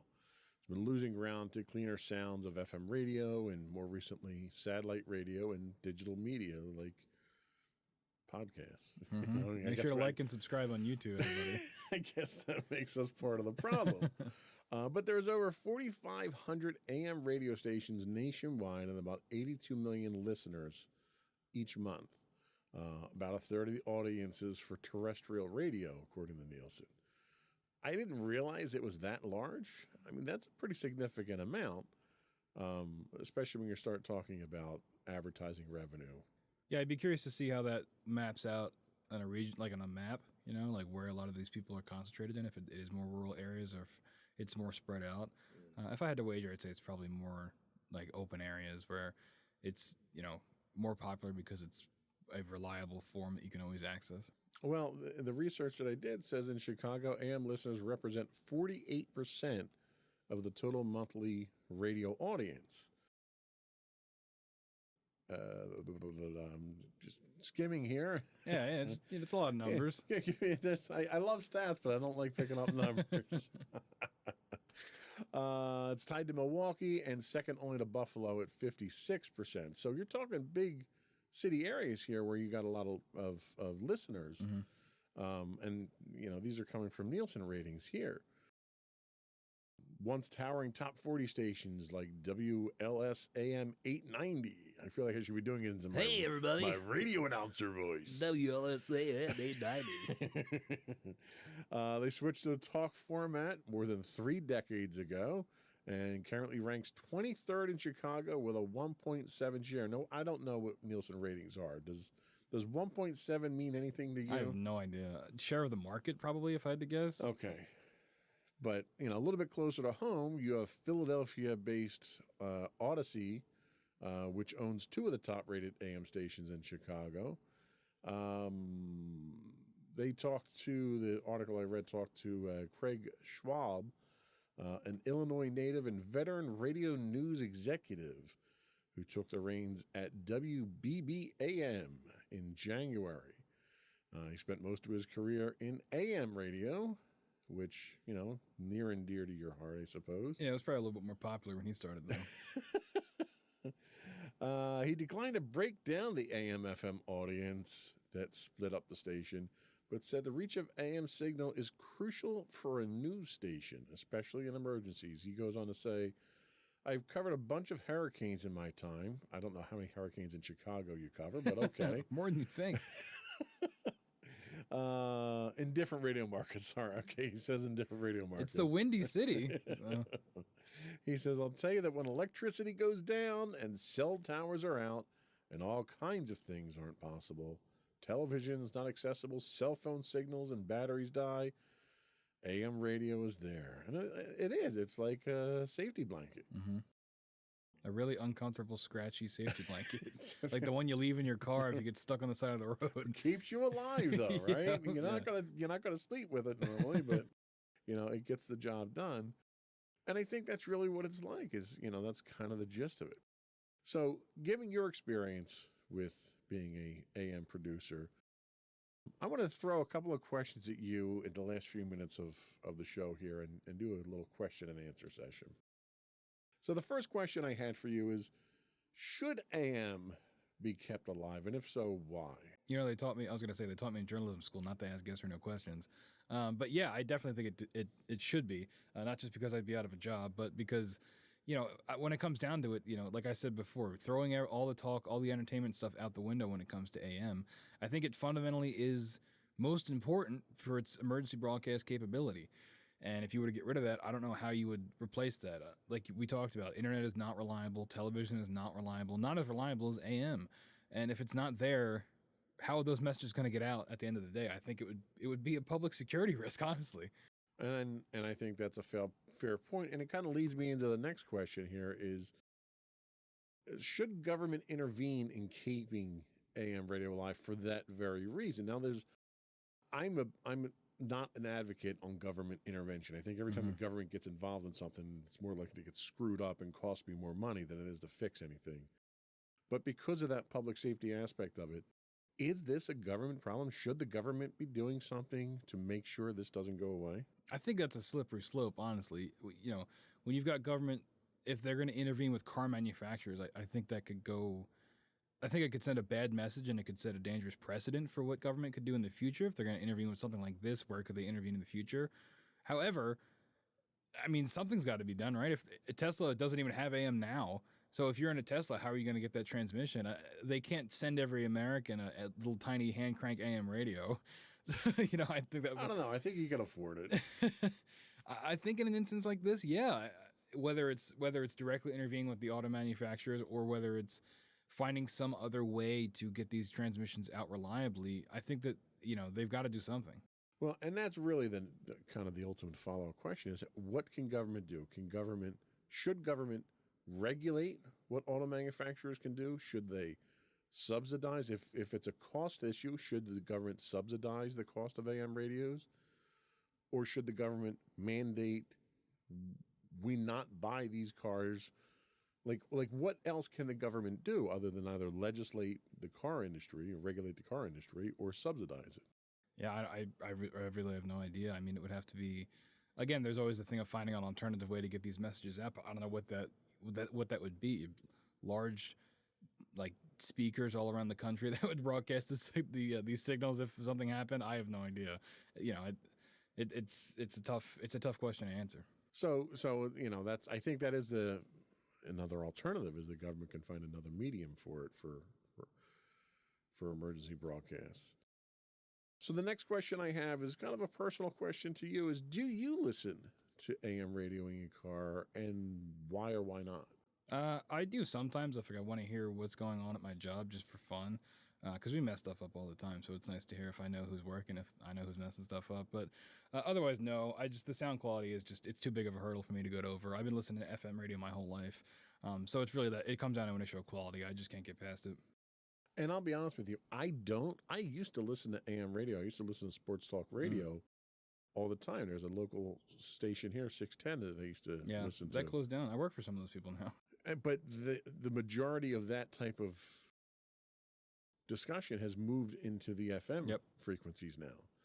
So I don't listen to sports radio anymore, but if I did, I'd be listening to it on FM. And I think that's kind of a natural migration of the mediums themselves. There's no reason for them to be on FM other than quality, maybe more accessibility, maybe. I don't know. Did they move from AM to FM because they saw this happening and they realized that it was time to move? Well, like most things in life, it's also a question of money, right? You have a way bigger advertising market when it comes to FM than you do AM. So these shows, when they move to FM, they can sell more ads, they can have more listeners, and that cycle can continue on a bigger scale than when they're on AM. That's a very good point. So kind of back to the issue at hand here. Will not having AM radios in cars kill the medium of AM radio? Well, it certainly wouldn't help. We had the stat a while ago in the show notes, and I can't find it, but it was like more than 50% of listening for AM is in the car. So if that's taken away, where else are people going to listen? I think just from those numbers alone, if you're losing more than half your listening audience, that's going to be tough to come back from. And, asking people to either stream it online, which we do offer, which alleviates the quality problem, by the way. But then you run into the issue of having internet instead of just having a radio. I think it would. Yeah, I really do. I think losing that large of a chunk of your listener base would be tough to come back from.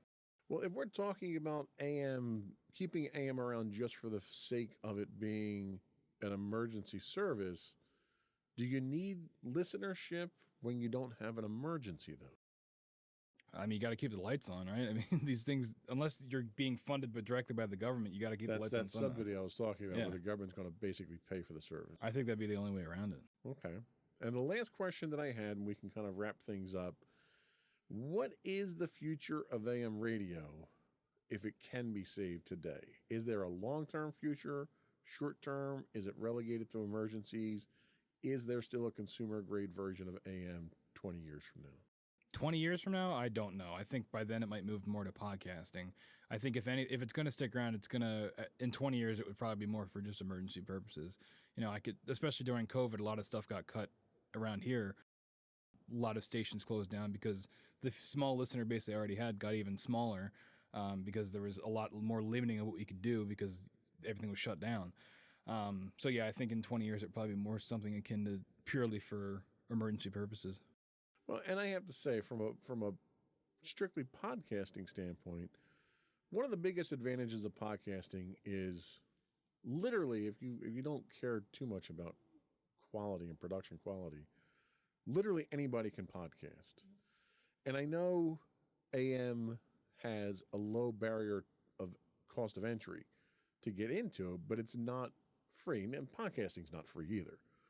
But you could generate a podcast on your phone if you wanted to. Yeah. So it's a lot easier for people to produce content from that and then publish it somewhere on free sites. Again, you're talking about a different audience and a different barrier to entry for your consumers for it. But as a podcaster, well, I can't say it's cheap to podcast because the level that we podcast on is very expensive. But for someone who just wants to create an audio podcast and doesn't want to go crazy with mixers and mics and all that stuff, you can do it for next to nothing. Yep. You know, you can produce content on the internet for next to nothing. Can AM radio claim the same thing? Like, what's your cost for someone if they want to produce this type of show, just audio on AM? What would something like this cost roughly? Well, I mean, it would be dependent because, you know, how we do things is people pay us to be on the air. So we basically facilitate, we give them the studio and then they buy the time to talk.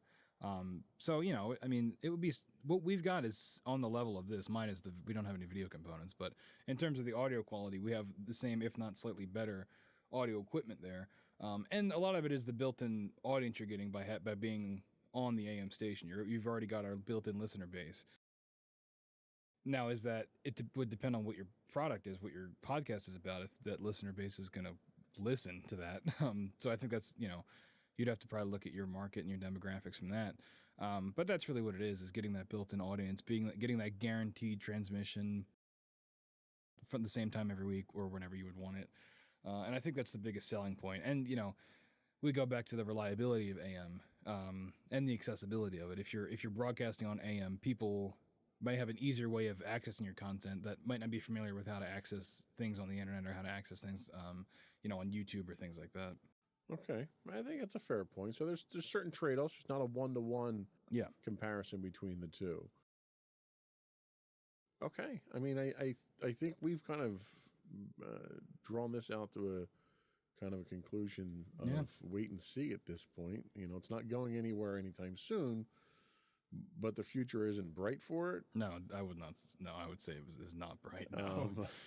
So appreciate the AM radio that you have now, I guess. Cherish it, yes, and you know, mail them money. I don't know, just envelopes full of cash, buckets and buckets. Yep. All right, I think that's all we have for today. Before we did go, I want to take an opportunity once again to invite folks to subscribe to the audio and video versions of the podcast. You can find audio versions of this podcast listed as Insights into Tomorrow. Both audio and video can be found listed as Insights into Things. We are on anywhere you can get up and in. One thing I would ask, though, that we haven't been pushing for is if you can, give us a rating, give us a thumbs up, you know, give us a review if you want. Let people know what kind of program we produce here, what kind of quality we have. I'd even take constructive feedback, constructive criticism if there's things that we can do better. We're always looking to improve things. You can write us that directly to us. You can email us at comments@insightsintothings.com. You can hit us on Twitter at Twitter blah. Yeah, okay. Don't comment on that one, though.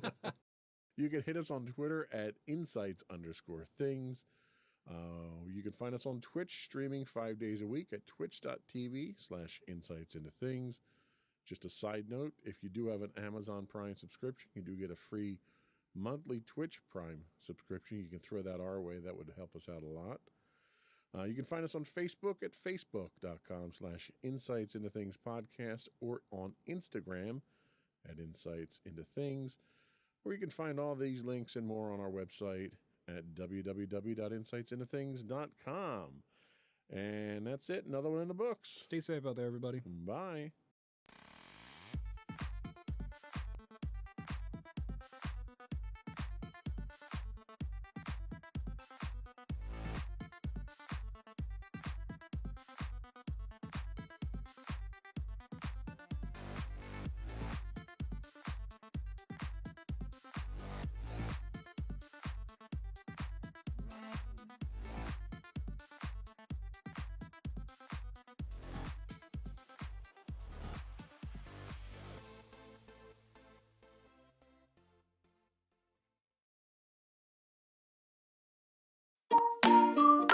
Insightful podcasts by informative hosts.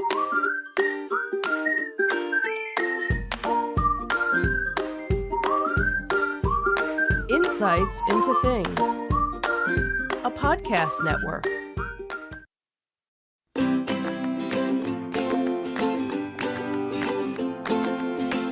Welcome to Insights into Teens, a podcast series exploring the issues and challenges of today's youth. Your hosts are Joseph and Madison Whalen, a father and daughter team making their way through the challenges of the teenage years.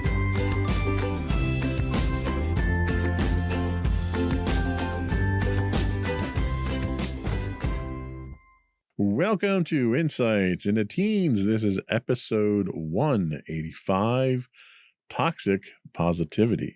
I am your host, Joseph Whalen, and my confident and aware co-host, Madison Whalen. Hi, everyone. How you doing today, Maddie? I'm doing all right. How about you? Doing spectacular. Anything exciting going on with you? Had a test today. That was interesting, I guess. I heard we also got your class standings. Yep. And you're what in your class now? Number 2. Number two. We're going to have to go after that number 1 spot there. Yeah. It's probably best not to try doing that because, it doesn't do wonders for the mental health. True. I didn't say how we were going to do it, though, so. Okay, yeah. Might not want to admit that on the podcast. Coaching is what I'm talking about. Uh-huh. Although I'm pretty sure number 1's Kenny, so. Right. We can have a discussion with Kenny. But anyway, today we are talking about toxic positivity, and that sounds like a bit of an oxymoron to some people. The constant messages encouraging optimism and positivity are not always beneficial.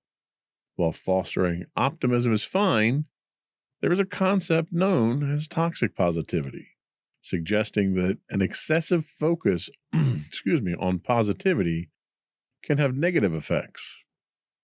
That's what we're going to be talking about today on this episode of Insights into Teens. But before we do that, though, I would want to take a moment to invite our listening and viewing audience out there to subscribe to the podcast.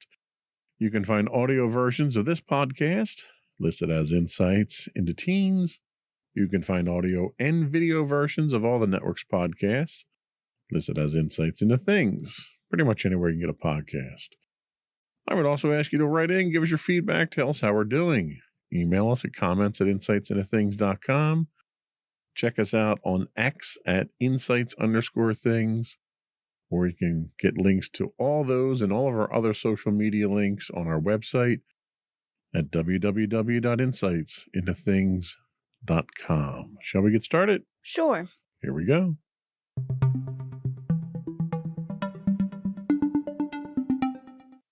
So what is toxic positivity? The modern era is inundated with messages that advocate for an optimistic and positive perspective, often encapsulated in phrases like look on the sunny side or be positive. These notions are widely disseminated across social media platforms and self-help articles. While the intention behind these messages is to promote well-being and resilience, mental health experts are urging a more nuanced approach to their adoption. While fostering an optimistic outlook does indeed offer numerous advantages, the emergence of the concept known as toxic positivity underscores the potential drawbacks of unconditionally embracing positive emotions. Optimism and positivity play crucial roles in enhancing mental and emotional health. These attitudes can facilitate coping with challenges, fostering a sense of hope, and promoting overall well-being. However, when these messages are oversimplified and rigidly applied without consideration for individual circumstances, they can lead to an unbalanced and unrealistic approach to emotions. Toxic positivity encapsulates the idea that individuals should suppress or ignore any emotions that deviate from positivity. The belief is that by solely focusing on the positive aspects of life, one can achieve perpetual happiness. Yet this perspective overlooks the intricate tapestry of human emotions and experiences. Emotions such as sadness, anger, frustration, and fear are all natural responses to life's complexities, and they hold valuable information about our inner state that needs. Mental health experts caution against uncritically embracing toxic positivity for several reasons. Suppressing negative emotions can lead to emotional invalidation and denial. Not just in Africa, not just a river in Africa. Yep. Preventing individuals from authentically processing their feelings. This denial can impede personal growth, self-awareness, and emotional intelligence. Moreover, constantly attempting to maintain a facade of positivity can be emotionally exhausting and create an unrealistic standard that is difficult to sustain. The key lies in embracing a balanced approach to emotions, one that acknowledges both positive and negative feelings. True emotional well-being comes from recognizing that all emotions are valid and serve a purpose. By allowing ourselves to experience and express a wide range of emotions, we develop greater self-acceptance, resilience, and emotional agility. This approach empowers individuals to navigate life's challenges with authenticity and a more comprehensive understanding of themselves and their emotions. Do you think that you, in your experience, have been, I don't want to say victim, but have experienced this culture of toxic positivity? I mean, yeah. I don't think I've experienced it in like a very extreme form, but I do feel like the idea of suppressing your emotions has kind of, if it wasn't really directed towards me, it's something I've probably imposed on myself. And, the idea of not wanting to, openly express emotions, with certain people or in public. And, you technically had the analogy of that our emotions are basically like a boiling teapot. If you keep it closed off for too long, and by basically, the equivalent of suppressing your emotions, if you let it build up consistently, it eventually explodes, much like someone would explode emotionally if they had to consistently suppress their emotions. Right. That's a good point. So, in your opinion, what impact does constantly maintaining a positive facade have on a teenager's ability to authentically process their true emotions? I personally feel like consistently having a positive mindset would be very damaging to someone who wanted to authentically express their emotions. Now, I know I'm not a ray of positivity, and for a while I really wasn't a ray of positivity, and I can understand why, like for a while I was on the bad side of I was on the opposite side of positivity, where I thought every day was terrible.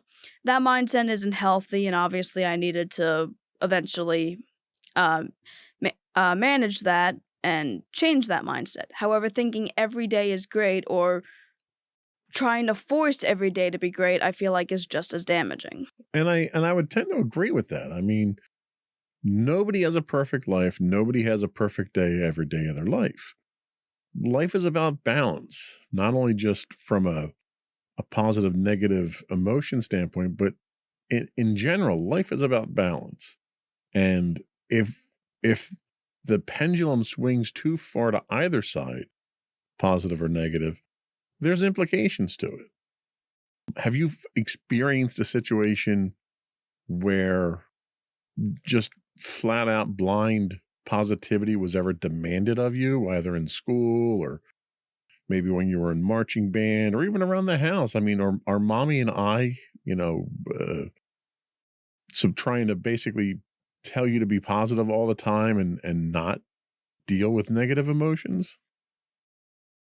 I mean, not directly, I'll say that much. I will say, though, there have been times where you've kind of had instances where there's like a bit of toxic positivity that slipped in. Obviously, you've told me that, like, not to suppress my emotions, and, I do take that advice to heart.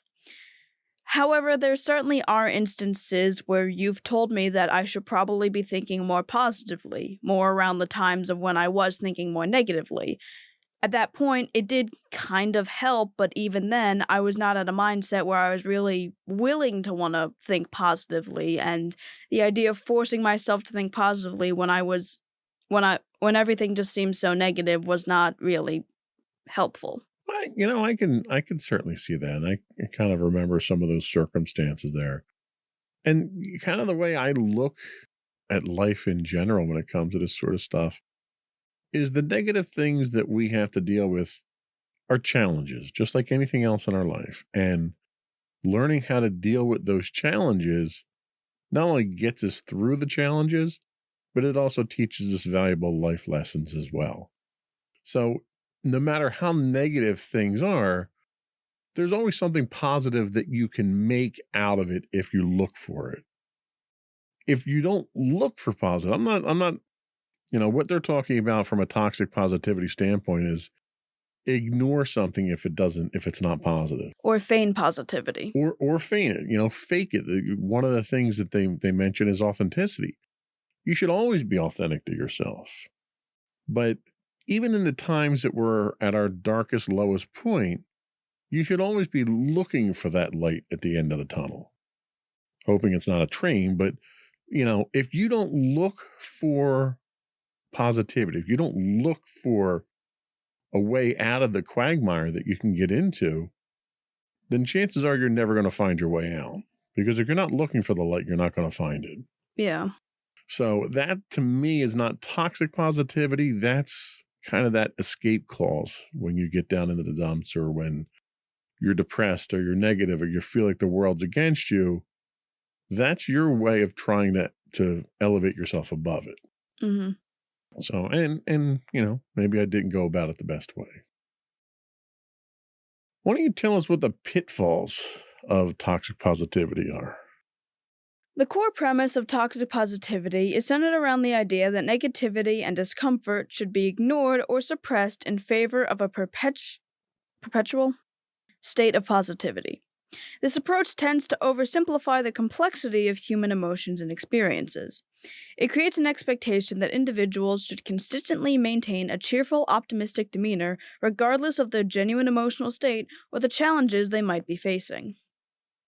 The pitfalls of toxic positivity become apparent when its implications are examined more closely. Emotional suppression, for instance.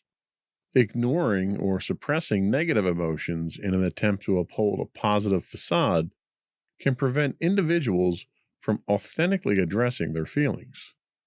This emotional suppression can lead to an accumulation of unresolved emotions, which may eventually manifest in more pronounced psychological distress. Very similar, like you said, if you hold that all inside. There's also the invalidation of genuine feelings. Toxic positivity may inadvertently invalidate individuals' genuine feelings of sadness, anger, frustration, or fear. That sounds like alliteration. This can make people feel as though their emotions are unwarranted or insignificant, leading to a sense of isolation and a lack of emotional validation. We also have to consider emotional complexity, right? Mm-hmm. Human emotions are intricate and multifaceted. Attempting to simplify them by focusing solely on positivity ignores the richness of our emotional landscape. Negative emotions often hold valuable insights and can contribute to personal growth and self-awareness. We also have to consider unrealistic expectations. Constantly striving for a state of unyielding positivity sets unrealistic expectations that are nearly impossible to sustain. When individuals inevitably encounter challenges or hardships, the pressure to remain positive at all times can incentivize feelings of failure or inadequacy. And finally, we have the avoidance of genuine healing. Facing and processing negative emotions is an integral part of emotional healing and growth. By glossing over these emotions, individuals miss out on opportunities for genuine healing and transformation. While cultivating an optimistic outlook and focusing on the positive aspects of life can be beneficial, it should not come at the expense of denying or suppressing negative emotions. True emotional well being arises from embracing the entirety of our emotional experiences, understanding their nuances, and developing healthy coping mechanisms to navigate through the ups and downs of life. An approach that values emotional authenticity, self compassion, and balanced emotional processing is more likely to contribute to lasting mental well being. So, how do you think the pressure of toxic positivity affects the way that teenagers interact with each other and express their genuine feelings, especially in challenging and uncomfortable situations? Well, I feel like there's this kind of thing in general when it comes to society, along with, teens being social with each other and just people being social in general, is the idea that being emotional in public is something that shouldn't be happening or is something that people need to learn to control, or the idea of emotional control.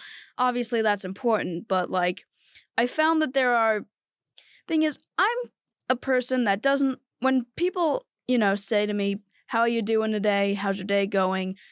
I normally respond in a very it was fine, it was all right. I don't really respond in oh, it was a great day, or oh, it was pretty good.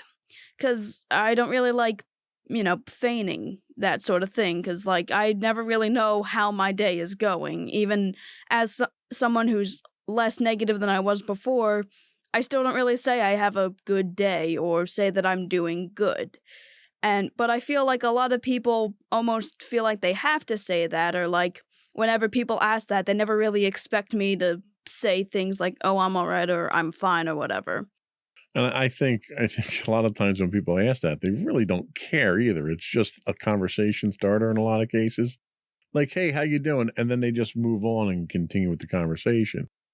And I think as a result of that, it's become kind of a ubiquitous type of handshake response. Like, how you doing? Doing great. Okay, let's move on to what we really need to talk about. Yeah, a lot of people really don't take into consideration, if you ask someone how they're doing, that's can be a pretty loaded question to a lot of people, because obviously we don't know what people are going through, and someone could be going through a lot of different stuff, but they don't show it at all because they're too scared to be emotionally vulnerable around a lot of people, which is understandable. But I don't think should be happening, and I don't think people should be feigning, positivity, at least to that extreme. I agree. And honestly, I appreciate the authenticity that you have because, you call me, you call mommy when you get home from school and we have a little debrief real quick. There are days that you don't want to have that call. And when that happens, you text us to make sure you're okay and safe and you just aren't ready for a conversation. When you do want to have that conversation and you allude to the fact that it wasn't a great day, that spawns conversation. That might prompt someone like mommy or I to maybe pick up, dessert or something on the way, something like that to try to lift your spirits, or it might dictate how the conversation goes. Maybe I won't be as, You won't poke as I much of a stick won't in be my such a cage. stick poker if I know you didn't have a good day. So it helps to set the tone, but it also helps to gauge reactions from other people if you're honest. But if you're right, and people aren't honest about that, and you just say everything's okay, that's probably a legitimate form of toxic positivity right there. Yeah, and obviously I don't think you need to be emotionally vulnerable with everybody you meet. I can understand not wanting to say something like that to a coworker you don't really know, but especially to the people that you trust and you're close with, I don't feel like it's the most, I don't know. I just feel like we could at least normalize the idea of, if someone asks you if you're okay, understand that that's a bit of a loaded question. So don't always be prepared for someone to just be like, oh, I'm good, and then just brush it off. Right. And that authenticity, be genuine to yourself, be genuine to the others around you. It's okay to be guarded, depending on who that audience is, but don't be misleading for the sake of trying to get past that question. I think we're going to take our first break here. When we come back, you can tell us about why negative emotions aren't really negative. We'll be right back.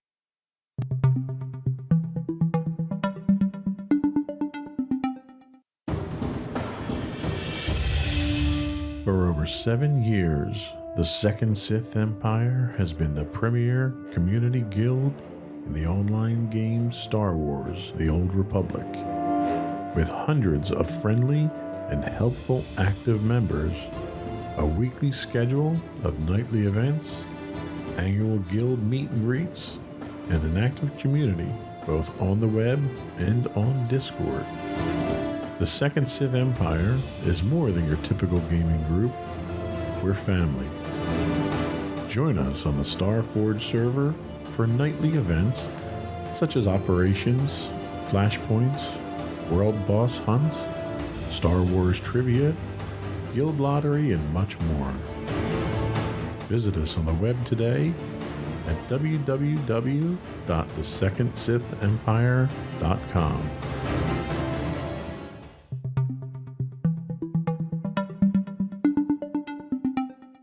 Welcome back to Insights into Teens. Today we're talking about toxic positivity, and now we're going to talk about why negative emotions aren't really negative.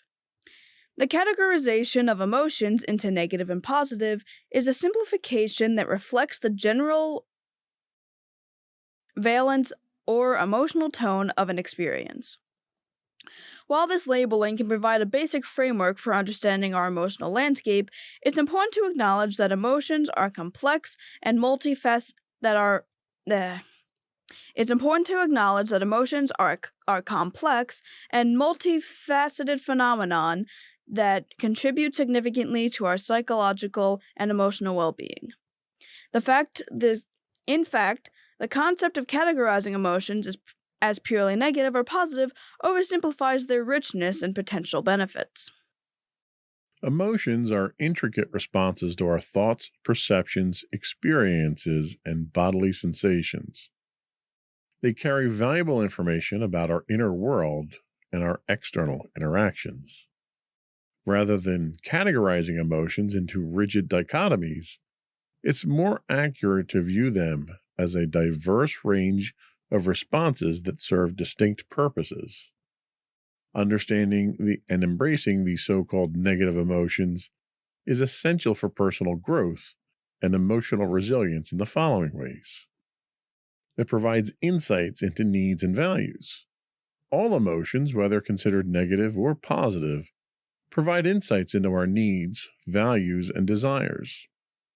For example, feelings of frustration or dissatisfaction can indicate areas of life where our needs are not being met or where there's a misalignment with our values. Acknowledging and exploring these emotions can guide us towards making meaningful changes. It also provides a balanced emotional landscape. Emotions are interconnected and interdependent. Suppressing or denying so-called negative emotions can disrupt the balance of our emotional landscape. Just as we experience joy and contentment, we also experience sadness, anger, and fear. Each emotion serves a purpose and contributes to the richness of our emotional experience. Emotional resilience is another consideration. Developing emotional resilience involves the ability to navigate both challenging and positive emotions. Embracing and understanding the full spectrum of emotions enhances our capacity to cope with difficulties, bounce back from setbacks, and adapt to changing circumstances. Self-awareness and growth is also something to consider. Engaging with a wide range of emotions fosters self-awareness and personal growth. When we explore our emotional responses, we gain insight into our triggers, patterns, and reactions. This self-awareness empowers us to make intentional choices and engage in personal development. It also helps us with effective communication. Emotions are a vital component of effective communication. Expressing and understanding emotions helps us connect with others on a deeper level, fostering empathy, understanding, and healthy relationships. Finally, it also helps with processing and healing. So-called negative emotions, such as sadness or anger, often arise in response to challenging situations or past wounds. Allowing ourselves to experience and process these emotions is an essential step toward healing and letting go of emotional baggage. The dichotomy of negative and positive emotions is a simplified framework that doesn't capture the complexity and value of our emotional experiences. Understanding and embracing the full range of emotions contributes to emotional well being, personal growth, and enhanced resilience. By acknowledging the role of so called negative emotions and learning to navigate them, we cultivate a deeper understanding of ourselves and develop the emotional tools necessary to lead fulfilling lives. So I know we've done a podcast on negative emotions in the past. How do you feel about the concept of labeling emotions negative or positive? Yeah, that's the thing. I know that for a while I had kind of done that sort of thing where it's like, I don't really like I would label certain emotions as being bad or that like I was feeling angry, so that means that I'm not feeling great. And, at this point I've kind of realized that it's more about, the mood and mindset when it came to the emotions rather than the emotions themselves. Because now I've kind of learned to understand that pretty much any emotion can be used in a constructive way. Anger can be used to understand an injustice that happens and, you know, have someone, encourage someone to basically go and stop that injustice. And like we said, frustration can help us understand if our needs aren't being met. So at this point, I don't necessarily label my emotions anymore. Like, I might say I feel a certain way, but I don't really. Like, I might say I feel an emotion or that I might feel negatively or positively, but I never really try to use the two of them together. I kind of just say, I'm feeling this way, or I feel positive or negative. Okay. So, can you recall a time when you felt pressure to suppress a negative emotion, maybe to appear strong or unaffected if you happen to be in a bad mood or something? Yeah, well, there's a couple of things. The daily one probably has to be when it came to just when I feel terrible at school because, like, at that point, I kind of have to get my day over with, and then when I get home, I can kind of let it out. But it can be kind of hard to hold all that in, especially considering I don't really have many breaks because I have like 6 classes in a row until I actually have lunch. So it's like if I feel bad during like second period, I have to hold on to that for like the entirety of that time until I can finally get a kind of break. But even then, I can't really let all of it out until I'm home. So that's certainly like the daily thing. A more personal one was kind of when Dorian died, when Dorian was having to be put down, because, we had to make the right decision because we didn't want her to suffer, and we knew that she probably didn't have much time left. And for a while, when we were there, we had to kind of suppress it, and I mainly suppressed it to help comfort Mommy, because, I don't think either of us were really holding it together well, but I kind of tried to hold on to help her. Yeah, it's tough, and it's situational, and sometimes you know y- sometimes you have to. It's not like you want to suppress the emotions, but I think when my mom passed away, and somebody had to make the arrangements and call the funeral home and do all that stuff and get all our belongings together. And it's one of those things where it hurts so much you just sort of want to crawl into a ball and not be bothered by the world, just deal with it. And I didn't have the luxury of that. You kind of have to push those down for a little bit to still be functional. You can't let yourself get to the point of being non-functional overall. So there's dangers to toxic positivity too. Why don't you tell us about some of the dangers? Toxic positivity, an environment that overly emphasizes the need for perpetual positivity, can have significant repercussions on the emotional well being of teenagers and young adults, whether it manifests in personal interactions or online spaces. This culture often emerges due to various factors, including parents' uncertainty about how to support their adolescents, a fear of confronting the seriousness of underlying issues, or the amplification of a superficially happy image on social media platforms. Parents might unintentionally encourage toxic positivity as they strive to help their teens by urging them to remain positive in the face of difficulties. This could stem from a lack of knowledge about effective emotional support strategies or a hesitancy to address potentially complex and challenging situations head on. Additionally, the pervasive influence of social media plays a significant role in shaping this culture. Online platforms tend to highlight and glorify the positive aspects of life, fostering a facade of unending happiness, which we kind of talked about last time. As a result, young people are often exposed to a curated version of reality, making them feel that expressing anything other than positivity is not acceptable, which I find interesting because the news is very rarely ever positive. Touche. Yeah. Research indicates that the societal pressure to maintain a facade of constant positivity can have detrimental effects on mental well being. Shocker. The incessant need to project happiness can lead to feelings of shame and guilt when experiencing negative emotions such as sadness and anger or frustration. This pressure to suppress authentic feelings can exacerbate emotional distress and hinder healthy coping mechanisms. Toxic positivity can impede honest communication about struggles. Adolescents might feel compelled to conceal their challenges due to the fear of being perceived as weak or inadequate. Consequently, they may resort to I lost your spot. Consequently, they may resort to maladaptive coping strategies, such as turning to substance abuse in an attempt to numb their emotional pain.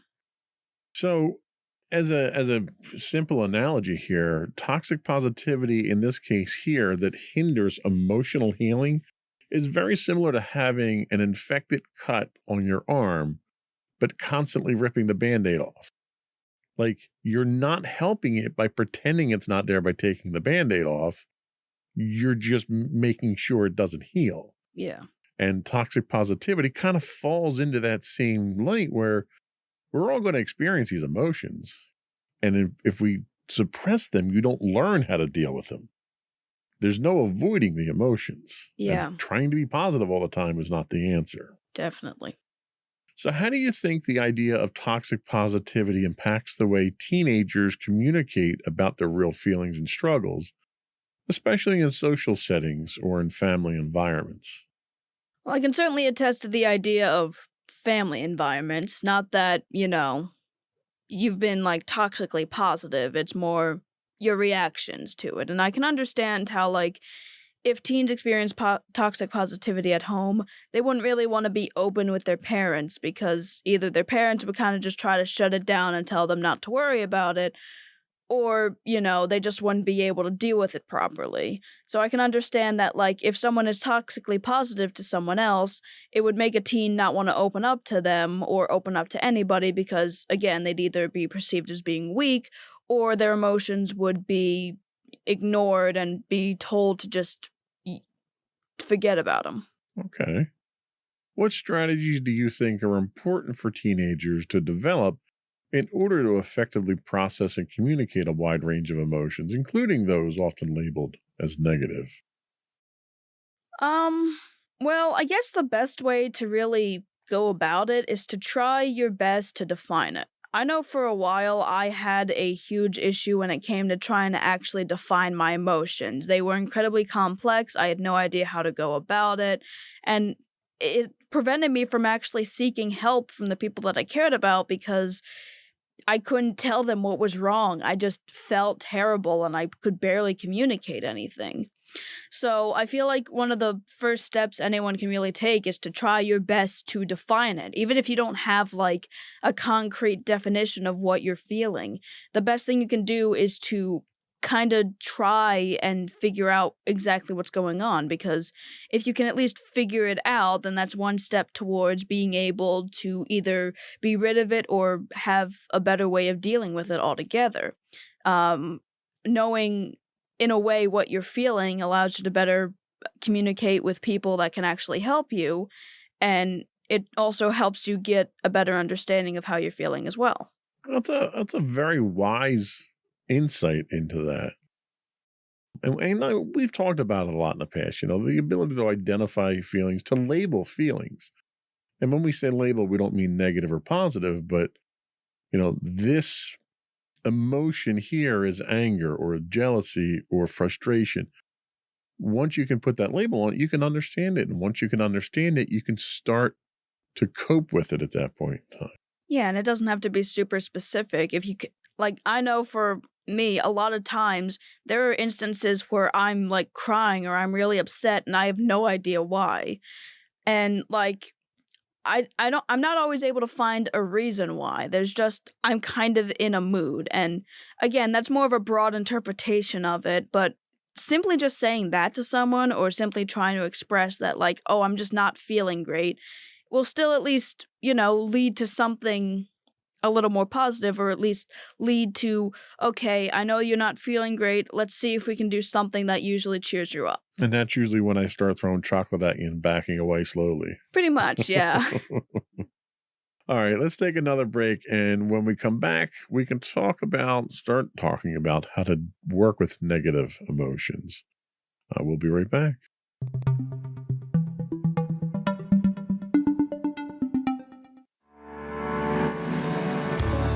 Insights into Entertainment, a podcast series taking a deeper look into entertainment and media. Our husband and wife team of pop culture fanatics are exploring all things from music and movies to television and fandom. We'll look at the interesting and obscure entertainment news of the week. We'll talk about theme park and pop culture news. We'll give you the latest and greatest on pop culture conventions. We'll give you a deep dive into Disney, Star Wars, and much more. Check out our video episodes at youtube.com/insightsintothings. Our audio episodes at podcast.insightsintoentertainment.com, or check us out on the web at insightsintothings.com.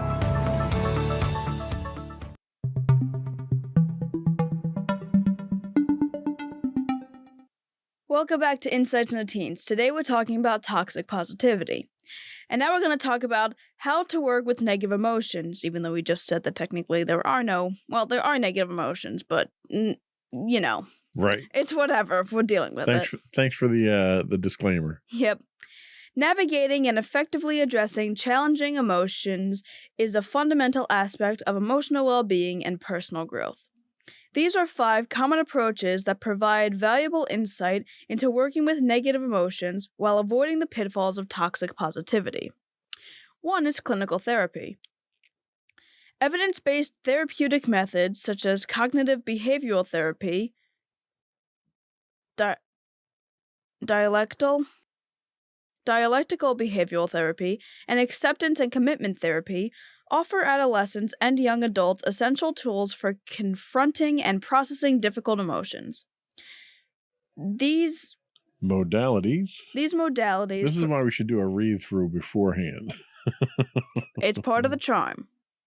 These modalities provide structured frameworks to understand and manage emotions, particularly those arising from trauma and post-traumatic stress disorder.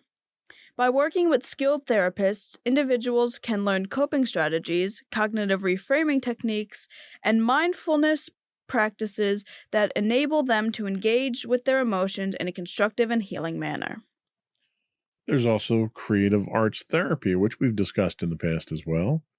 Art, music, and dance therapy offer nonverbal outlets for expressing intense and painful emotions.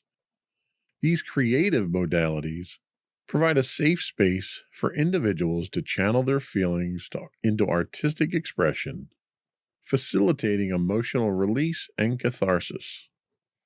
Through creative processes, teens and young adults can gain insight into their emotions and experiences, fostering a deeper connection with themselves and their feelings. There's also mindfulness and meditation, which we've also talked about. Mindfulness practices encourage individuals to observe their thoughts and emotions with non judgmental awareness.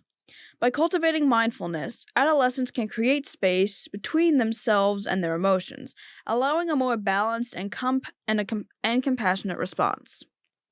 Mindfulness meditation equips teens with the ability to navigate challenging emotions while fostering self-compassion and emotional intelligence.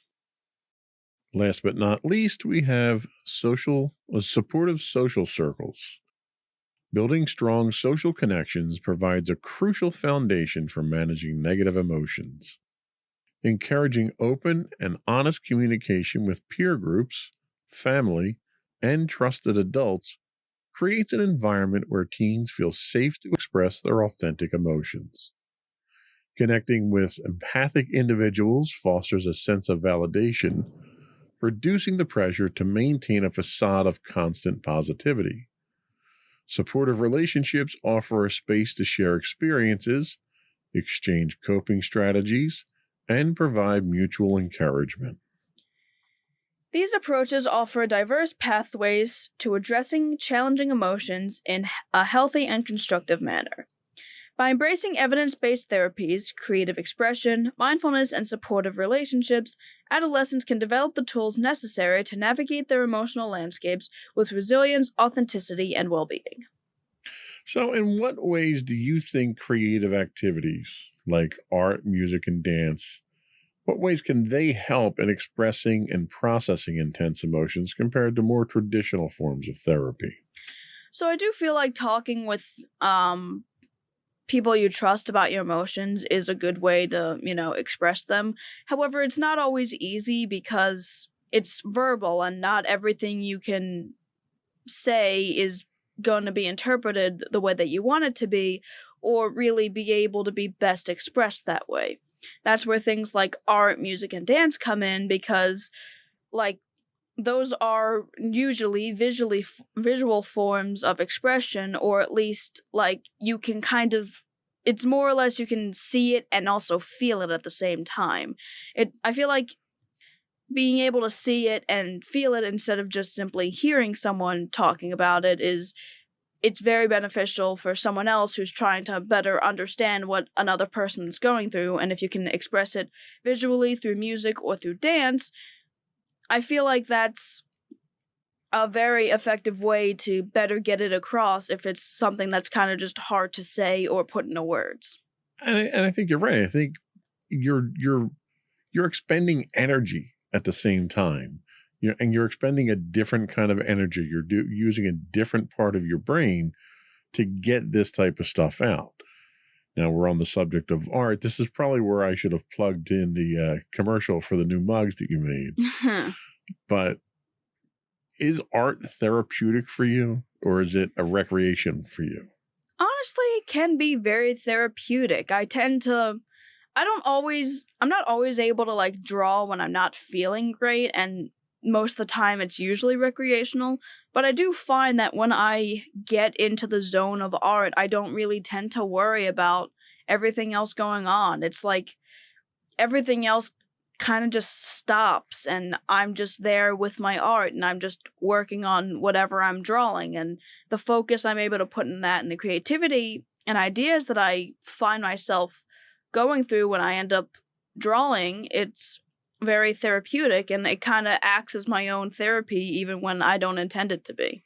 Yeah, I know what you mean. You kind of get in that zone there. And once you get in there, it's almost like you're in a meditative state at that point when the creativity is just flowing out through whatever medium you've chosen. Can you describe the role your social circle plays in how you handle negative emotions, or what we're not labeling negative emotions, but complex emotions, we'll say? Emotions, yeah.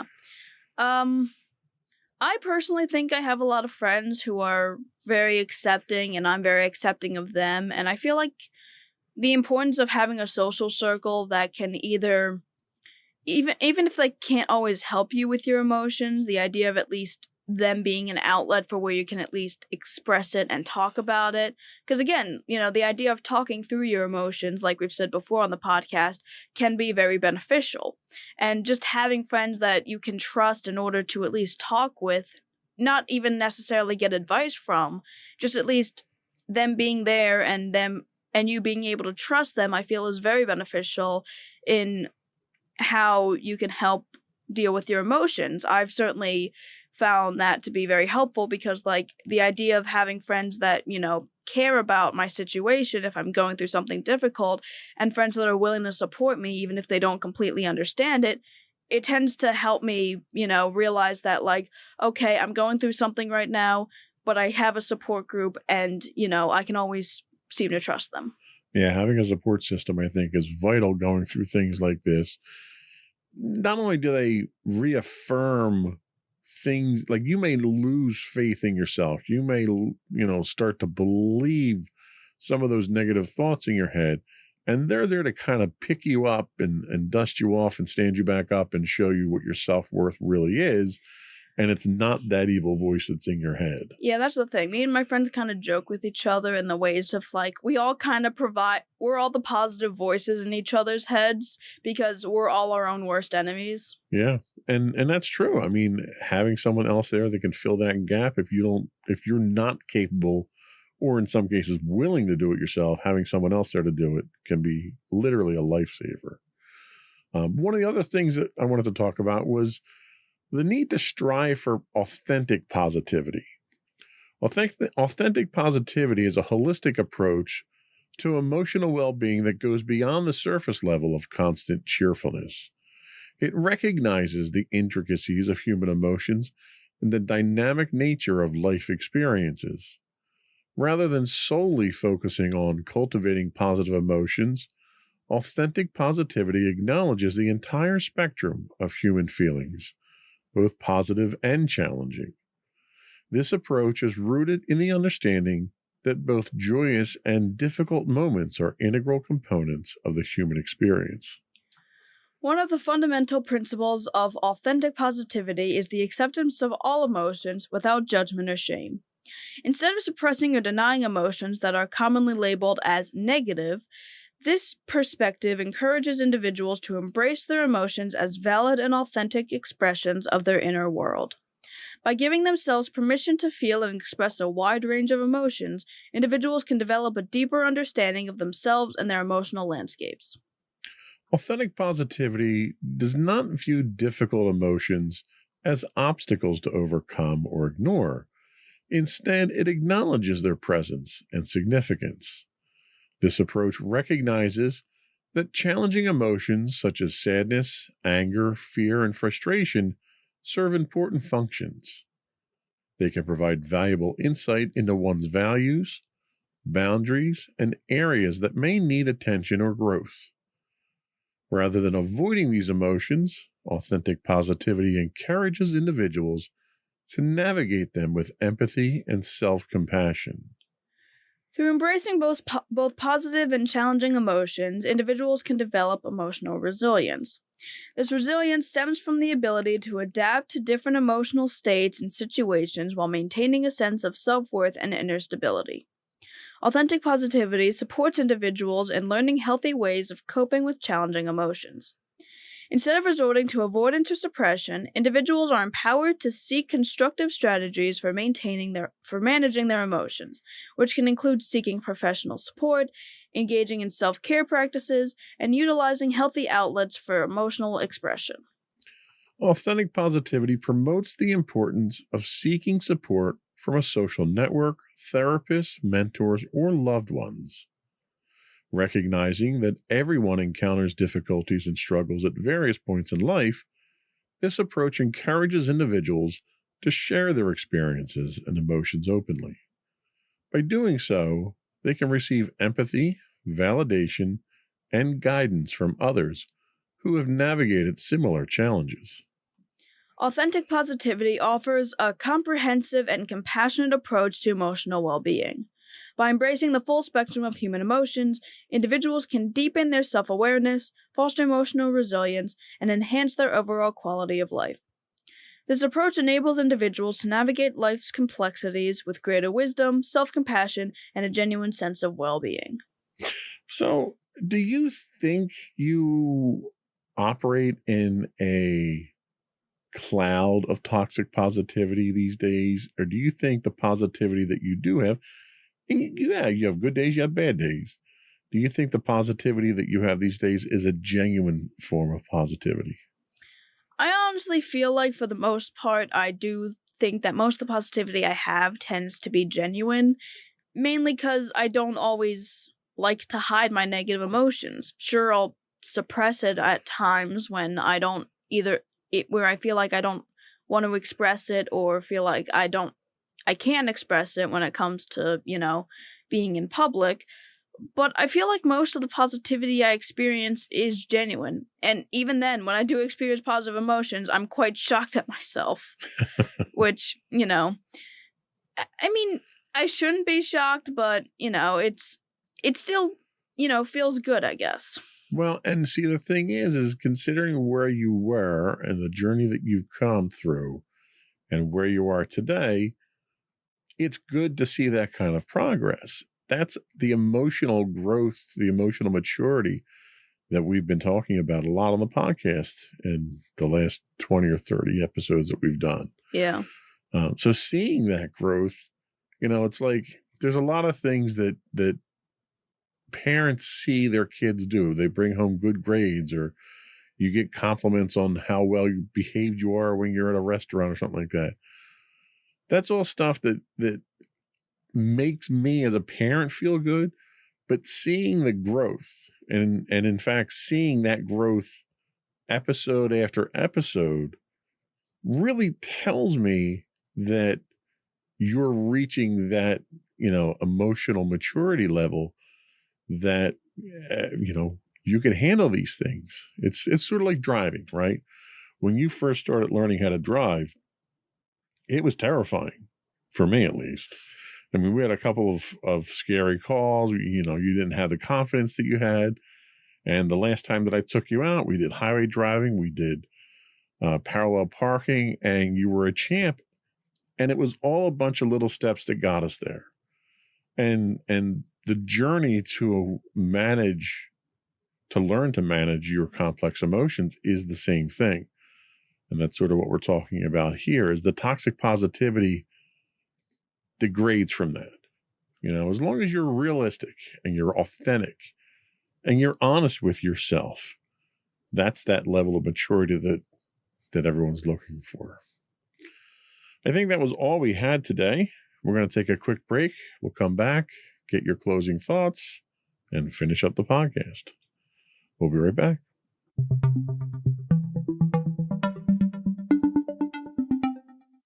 Alright, so to everyone out there, I just wanted to say that every emotion someone feels is valid. I wouldn't say any emotion is necessarily positive or necessarily negative, but there are obviously moments where people feel good and people feel bad, and people kind of just feel like they're not really either. And I do understand that people that do spread toxic positivity, for the most part, they do have good intentions. It's just there's not the understanding that suppressing your emotions isn't really very helpful. And to reiterate, suppressing your emotions isn't really helpful. And as long as people are able to understand that, I feel like the idea of communicating it with people that you trust and knowing that it's okay to express your emotions no matter what they are, in, healthy ways and in healthy doses, I feel like is something that everyone can benefit from. All right. Sage words, as always. Thank you. Before we do go, I want to take a moment once again to implore you to subscribe to the podcast. You can find audio-only versions of this podcast listed as Insights into Teens. You can also find audio and video versions of all the network's podcasts listed as Insights into Things. Anywhere you can get a podcast now, Apple, Spotify, Google, etc. I would also encourage you to write in, give us your feedback. Email us at comments@insightsintothings.com. Hit us up on Twitter at insights_things. See, it's not just X, it's both now. You can find high-res versions of all of our videos on YouTube at youtube.com/insights into things. We do stream live 5 days a week on Twitch at twitch.tv/insights into things. And you can find links to all that and more on our official website at www.insightsintothings.com. And you. And don't forget to check out our other 2 podcasts, Insights into Entertainment, hosted by you and Sam now, and Insights into Tomorrow, hosted by you and Mommy. There we go. I like that. That's much better marketing than the lack of confidence you were giving us before when you were trying to tell us that we do them once in a while. Look, like, I don't really know when you guys are doing it. Well, this is the only podcast that we technically do weekly anymore. There was a whole shtick that I had originally. You kind of messed it up with the scheduling. I'm sorry. I'm still trying to deal with it. You got a new shtick. That's all. Nothing wrong with that. Nope. That's all, folks. Another one in the books. Bye, everyone. Bye.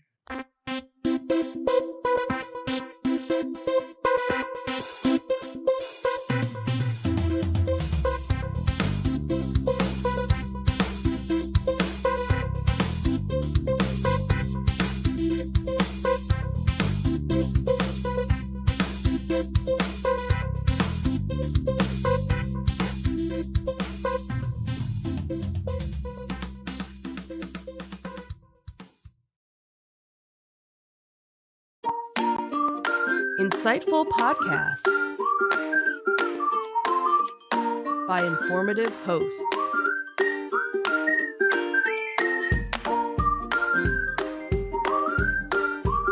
Insights into Things, a podcast network.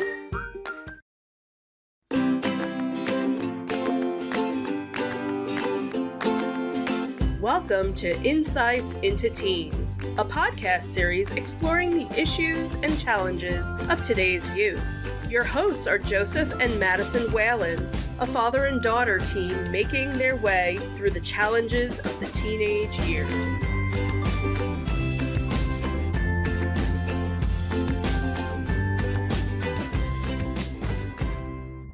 Welcome to Insights into I Have to Clear My Throat Teens, episode 183, Teens and Anger Management. I'm your host, Joseph Frog at His Throat Whalen, and my expressive and informed co-host, Madison Whalen. Hello, everyone. How are you doing today, Maddie? I'm doing all right. How about you? Oh, I'm doing fantastic. If I was doing any better, they'd have to arrest me. Why, though? That's just a joke, I guess. Fair enough. Anyway, so anything exciting happened this week? I got my hair cut. You did? Just one of them?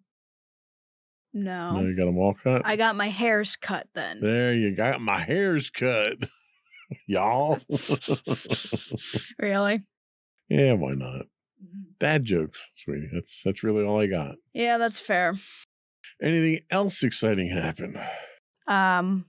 It's almost Thanksgiving, I guess, so that's pretty cool. I guess that's exciting. I was kind of referring to your report card. Oh, yeah, my report card. That's going to cost me a boatload of money because you got so many A's in it this time. But congratulations to you on that. Thanks. So today we are talking teens and anger management. In a 2022 survey of 1,000 parents of teens, 2/3 identified anger as a concerning indicator that would prompt them to seek treatment for their teenager. Adolescents frequently experience anger due to the significant changes they undergo physically, mentally, and socially, compounded by the substantial decisions they face. Although teen anger is a common emotion, its origins can vary. It might stem from appropriate emotional expression or even be linked to a mental disorder. Explosive and violent outbursts, as well as common anger episodes, can sometimes be indicative of an anger problem, necessitating anger management treatment. In today's episode of Insights into Teens, we'll talk about how parents can help kids with anger management. But before we do that, I want to take a moment to invite our listening audience to subscribe to the podcast. You can find audio versions of this podcast listed as Insights into Teens, or you can find audio and video versions of all the network's podcasts listed as Insights into Things. Pretty much any place you can find a podcast these days. I would also encourage you to write in and give us your feedback. Tell us how we're doing. You can email us at comments@insightsintothings.com. You can find us on Twitter or X at insights_things, or you can find links to all that and more on our official website at www.insightsintothings.com. Shall we get into it? We shall. Let's commence shelling.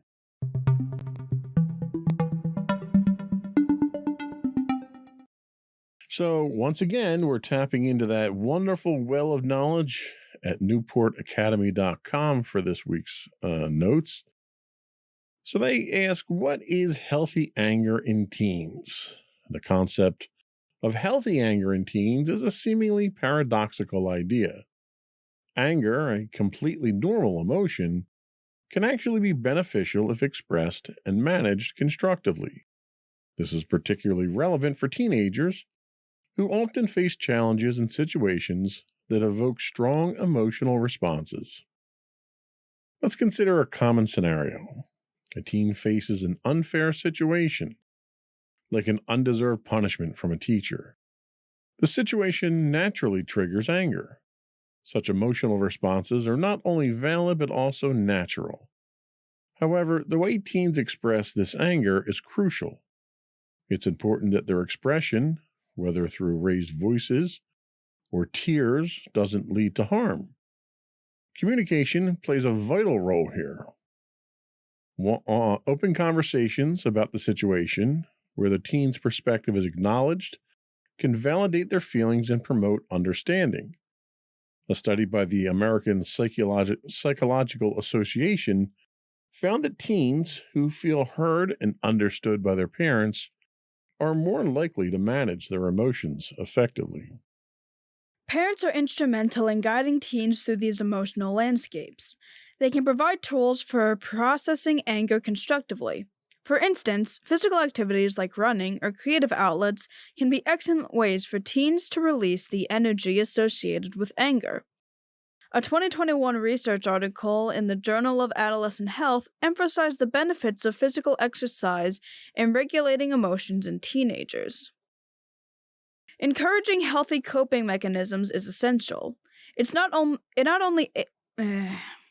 Apologies. Just read it the way it's written. I'm trying. This not only aids in managing anger, but also equips teens with life skills for handling emotions. A survey conducted by the National Institute of Mental Health revealed that teens who practice healthy coping strategies are better at navigating emotional challenges.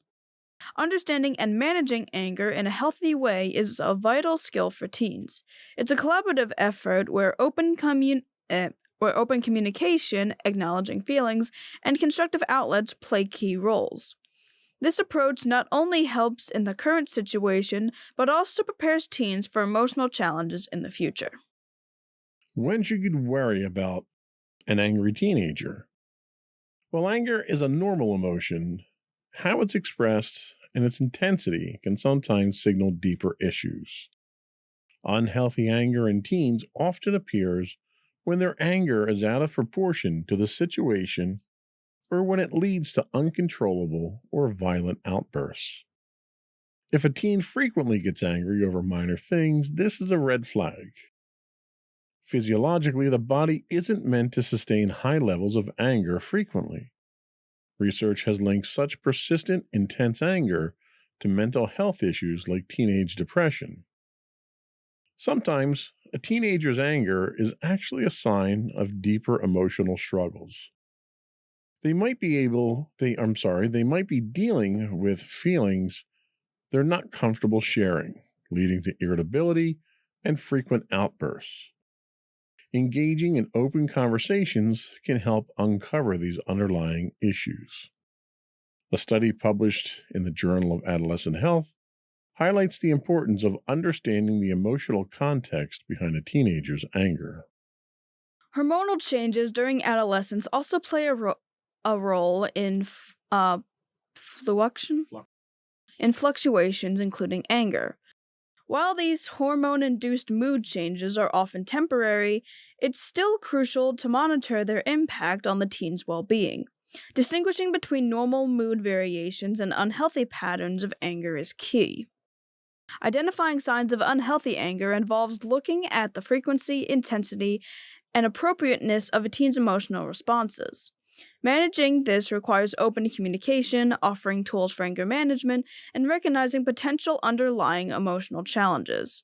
By addressing unhealthy anger, we can support our teens' emotional health and overall well-being.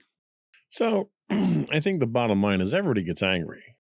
Why you're getting angry and how you deal with that anger is really the important thing. So, in your own life, have you experienced situations where you felt your anger was justified, yet had difficulty expressing it constructively? Yeah, I've certainly had situations where I think my anger was justified. And like at this point I do kind of have instances like that now. It was way worse when I was in 6th grade. I always seem to bring that up sometimes when 6th grade was kind of the year where everything kind of hit me like a truck or something.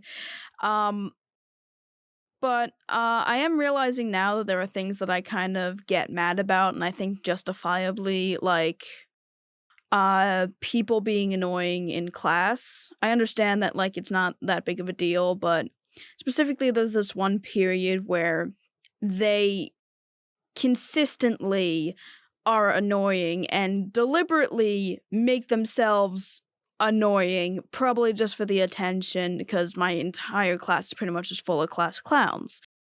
And like I don't do anything about it. I kind of just like, say stuff under my breath. I could probably be doing something a little better by just not really paying attention to it or actually trying to be like, hey, I want to actually put a stop to this in a more constructive manner.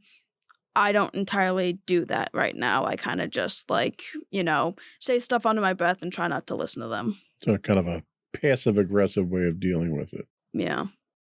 Well, considering the role communication plays in managing emotions, how do you feel adults, like parents or teachers, could improve their approach in understanding and addressing the anger teenagers often experience? Well, I guess this is sort of just a general thing when it comes to most adults and their views on teenage emotional expression. I wouldn't just chalk it up to like, oh, the teenager, they're just being a teenager. It's, whatever, you can't.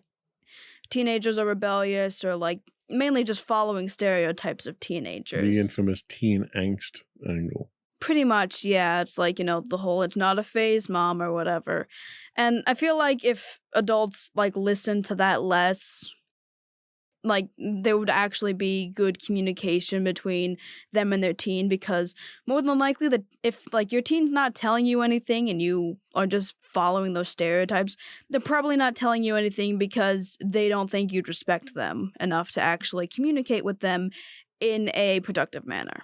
That's a very good point. Respect is something that's key to communication, especially when you're talking about things of this nature where it's a highly emotionally charged thing and the parents aren't giving the kids the respect they need to sit down and talk to them. They obviously recognize there's a problem and they just want to explain it away as teen angst or you're going through a phase or it's not a big deal or you'll get over it. It's a mistake that I've made in the past and one that, I'm learning slowly, but I'm learning to certainly take it a little bit. I don't want to say too seriously, but certainly understanding your perspective when it comes to situations like that. Yeah. So what are some methods that you've found effective in managing strong emotions, and how do you think these strategies impact your overall well-being? Well, a lot of it I do feel is kind of talking about it. Like, this podcast was actually, originally created as a way to help me get through some of the more complicated emotions. And whenever I can, with either you or mommy, I would normally talk about stuff that would make me angry. And sure, looking back at a lot of it, it could kind of seem more meaningless, but the idea of at least talking about it and getting my frustrations out in a way that, like, I'm not directly shouting at anybody, but I'm just explaining my frustration about a specific thing, I feel like has been very helpful. Another thing I found is the idea of kind of taking your mind off things by watching videos, playing video games, or doing something in a more like relaxed manner that kind of can take you off the edge. Okay, that makes a lot of sense. I mean, I think all of us need some kind of release like that, or if not a release, at least a distraction to kind of de-stress and come back energized to deal with these things. Yeah, and that sort of thing also helps me from ever lashing out at anybody because, a lot of the times I like to consider it sort of like a steaming kettle or something where it's like if I don't let out like some steam, sometimes it's like I'm gonna burst, and Right. when I burst, I'm not gonna be able to control myself. So, and if I keep it all inside, that's really not gonna help, and it's just gonna get worse and worse until I explode in an uncontrolled manner. Right. So you let it out in controlled bursts. This way you can control it, you can manipulate it, and you can even use it for constructive purposes in situations like that too. Yeah. So as of right now, do you think that you're a very angry person at this point? Not really. I certainly used to be to the point where I had almost no emotional control and would lash out at my friends, and even one time I lashed out at a teacher. And I really did not have a huge emotional control. I also thought very negatively and very rarely ever thought positively. Right now, I feel I'm not really an angry type of person. I can certainly be miserable at times, but like I'm not particularly angry. I can certainly get angry because like there are certain things that can just annoy me, but I don't really lash out anymore like I used to, and I don't always get angry at like the littlest things anymore. So I certainly would say that I've gotten better with my anger. Okay. And that's good. I can, freely admit that when I was your age, a little bit younger, I had serious anger management issues, and it stemmed from a lot of different sources. There was some significant stress points at home because of my father. There was school stress that everyone winds up going through. It's different for everybody, but everybody winds up going through it. I struggled in a couple of classes. There were certain pressures socially that I was under that caused it. So for me, my anger issues were multifaceted, and it took a while for me to finally get a grip on them and figure out how to deal with these things and deal with them one problem at a time as much as you can. So I think we're going to take a quick break, and when we come back, you're going to tell us what causes teen anger, at least some of the causes of it. We'll be right back.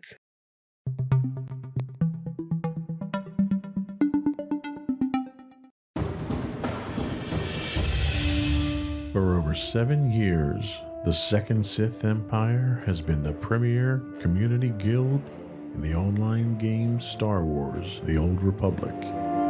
With hundreds of friendly and helpful active members, a weekly schedule of nightly events, annual guild meet and greets, and an active community both on the web and on Discord. The Second Sith Empire is more than your typical gaming group. We're family. Join us on the Starforge server for nightly events such as operations, flashpoints, world boss hunts, Star Wars trivia, guild lottery, and much more. Visit us on the web today at www.thesecondsithempire.com.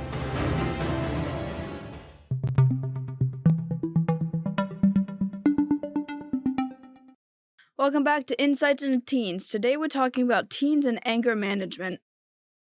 And now we're going to talk about what causes teen anger. Understanding the factors behind teen anger is essential to address the question of why adolescents may be experiencing heightened anger. It's important to differentiate between normal, healthy, and potentially problematic, unhealthy anger. The causes of teen anger can be diverse and complex, and investigating these underlying reasons is crucial for effective intervention. There are various factors that can contribute to teen anger, each requiring careful consideration. While occasional bouts of anger are normal during this developmental stage, persistent and pervasive anger may signify more significant issues that warrant attention. Some potential causes of chronic teen anger include underlying mental health conditions. Anger can be a symptom of an underlying mental health condition such as depression, anxiety, or oppositional defiant disorder, which we talked about in a previous podcast. In some cases, anger may serve as a defense mechanism for deeper emotional struggles. Substance abuse is another cause. Substance abuse can exacerbate and distort emotional responses, leading to heightened anger and irritability. Identifying and addressing substance abuse issues is crucial for managing anger. Unprocessed trauma is another one. Past traumas can fuel unresolved anger, as the emotions associated with the trauma remain unprocessed. Therapy is often necessary to help teens work through and heal from traumatic experiences. Learned behaviors is also a factor. Teens may learn unhealthy ways of expressing anger from family dynamics or their environment. Family dysfunction, modeling of aggressive behavior, or a history of conflict at home can contribute to maladaptive anger expression. The final factor they list here is unprocessed emotions. Teens might struggle with processing a wide range of emotions, and anger can sometimes become a default emotional response. This can stem from an inability to understand or communicate their feelings effectively. Addressing some of these underlying issues requires professional help and intervention. A mental health or substance abuse diagnosis necessitates specialized medical and therapeutic treatment. Teens who have learned negative behavior patterns might benefit from anger management classes or therapeutic interventions that address underlying family dynamics. Furthermore, individuals who rely on anger as a way to express their emotions can benefit from therapy aimed at enhancing emotional regulation skills and fostering healthier coping mechanisms. Recognizing the sources of teen anger and distinguishing between normal and emotional expression and potentially harmful patterns is essential for providing appropriate support. Identifying and addressing underlying factors through professional help can pave the way for healthier emotional development and effective anger management strategies. So, do you find that you run into anger issues, whether they're minor, severe, healthy, unhealthy? Do you get angry? Are you the type of person who just doesn't get angry? I can certainly get angry. I'm not gonna, say that, oh, I never get angry. I know that, like, one of my friends might have mentioned something where it's like, I never see you getting angry, I just see you getting disappointed. No, I can get angry. It can either be because the cats are being bad, people are just being really loud in school when I'm trying to focus on an assignment, there's just technical issues I'm facing, or I'm, like, working on, like, writing or drawing something, and, like, I keep making the same mistake over and over again, or I don't think it looks perfect, and even though, like, I'm, drawing and trying to continually fix it, I always seem to ruin it. So it's almost like you get angry at yourself more than you get angry at other people, it sounds. Yeah, kinda. Are there any particular strategies or support systems that you find helpful in managing intense emotions like this? Well, usually stepping away from those sort of things and, like, trying to focus on something else or doing something else that's a little more calming can usually help. I might just watch a YouTube video or just go pet a cat, or if I can't do that, just try to focus on something else and try to just step away from it and kind of, like, take time to, like, calm myself down pretty much. That's a good idea. I mean, divorcing yourself from whatever is making you angry is always a good way of helping to cope with that. In your opinion, how much do you think your environment and the behaviors you observe around you influence your own expression of anger? And caveat here, I'm probably the number one expression of anger in this house here. However, I will say that my anger, when I get angry, is almost always directed at inanimate objects. I go through painstaking meditative processes to limit it to objects, mostly technology around the house, rather than individuals around the house. I'm pretty sure I've mentioned this before, but I feel like your anger towards inanimate objects is what kind of led me on the path of, like, if there's some sort of technological problem or there's some, like, object that normally always works but for some reason isn't working right now, I will get angry at it. Well, and it's worth mentioning that most of the angst that I have that generates anger is from technology. And I work in technology. That's my chosen profession. And the technology around the house that usually causes the most anger are things that have to do with the podcast. Mm-hmm. You know, for instance, knock on wood, we're doing pretty good today without any technical glitches, until I say that, of course. But we could turn everything off, finish the recording, walk away, come back tomorrow, turn it back on, and nothing will work, and for no good reason. And being of an analytical mind and a troubleshooting person that I am, that drives me insane, and that's what causes most of my anger. Does that influence you, though? Does seeing me, for lack of a better term, act like an idiot like that, does that influence you and make you angry, or do you feed off of that? I don't think I ever really feed off your anger. It's kind of more of a mimicking thing that happens without, like, anything relating. Like, it's probably like you'll be angry at something and then I'll be angry at something else, but it'll be a very similar thing. Whenever you do it, it's more I'm afraid than I am angry. Well, and why would you be afraid? It's not like I've ever hurt anyone in that anger. Yeah, but I don't really like people shouting. And there was one specific time recently where we were planning on doing a podcast we had been planning on doing for a while. And I just said planning twice. My apologies. All right, we'll give you an extra commission on that. Thanks. And Mommy's headphones weren't working because we were doing episode 180. Yeah, okay. And when you told me to find the plug for it, I accidentally hit the switch on the adapter and everything turned off. And you had already, like, troubleshooted multiple times trying to get this to work. And then you pretty much just lost it. And I was just terrified. Well, and you know what? It's funny because in that instance, I took your tact. I had to walk away. Yep. I was so frustrated by that point in time that it could have been anything that would have set me off. That one more problem that I ran into that day, and we weren't doing a podcast. It just so happened to be that you turned the power off, which maybe that was for the best, because maybe if we had sat and tried to go through it and something else came up, it would have made it worse. So.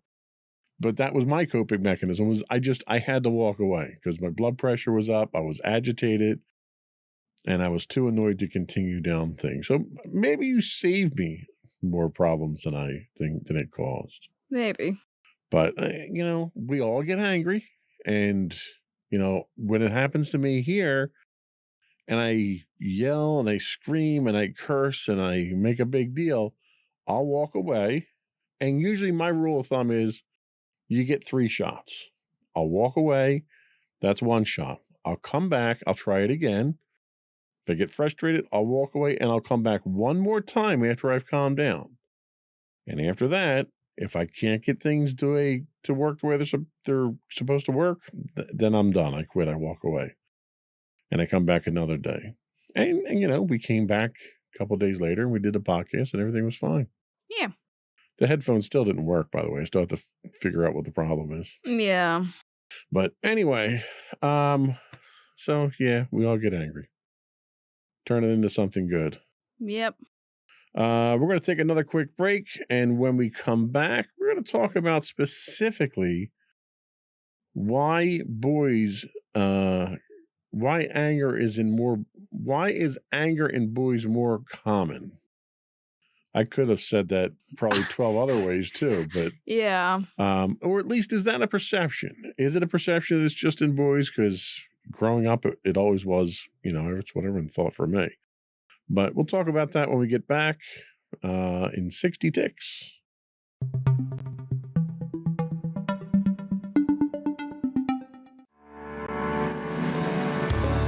Insights into Entertainment, a podcast series taking a deeper look into entertainment and media. Our husband and wife team of pop culture fanatics are exploring all things from music and movies to television and fandom. We'll look at the interesting and obscure entertainment news of the week. We'll talk about theme park and pop culture news. We'll give you the latest and greatest on pop culture conventions. We'll give you a deep dive into Disney, Star Wars, and much more. Check out our video episodes at youtube.com/insightsintothings. Our audio episodes at podcast.insightsintoentertainment.com, or check us out on the web at insightsintothings.com.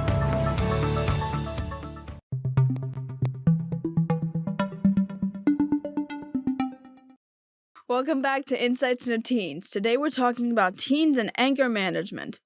And now we're going to talk about why is anger in boys more common, or, if it's just a myth or something or whatever. Something like that. Something yeah. like you said A before. man, a myth, a legend. Yeah. The prevalence of anger in adolescent boys raises questions about its underlying causes and implications for mental health. Understanding why anger appears more common in boys can shed light on the unique challenges they face and the importance of early intervention. Mental health conditions.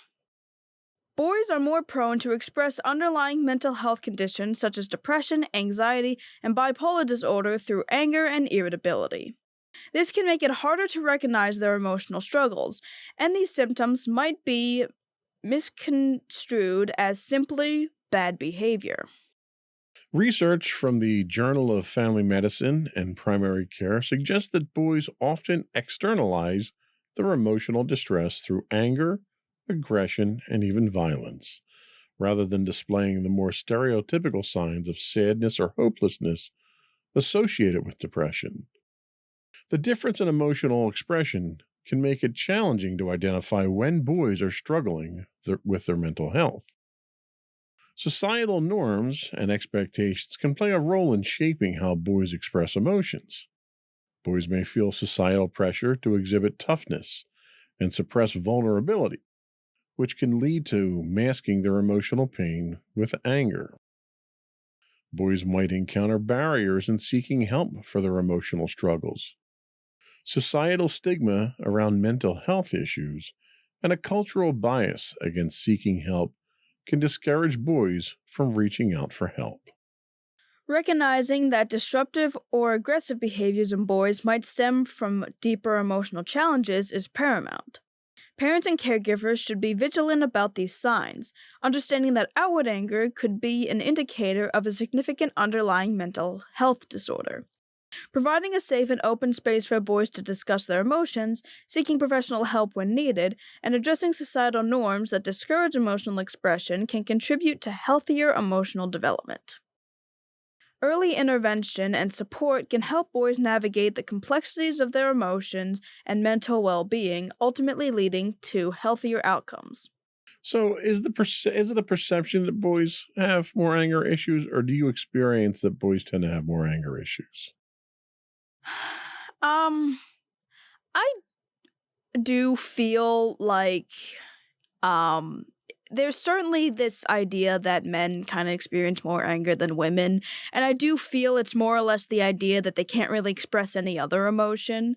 Because I've seen like a lot of people online kind of talking about how like men aren't really supposed to be vulnerable, and there's like the societal stigma of like they have to be tough and emotions are weak or whatever.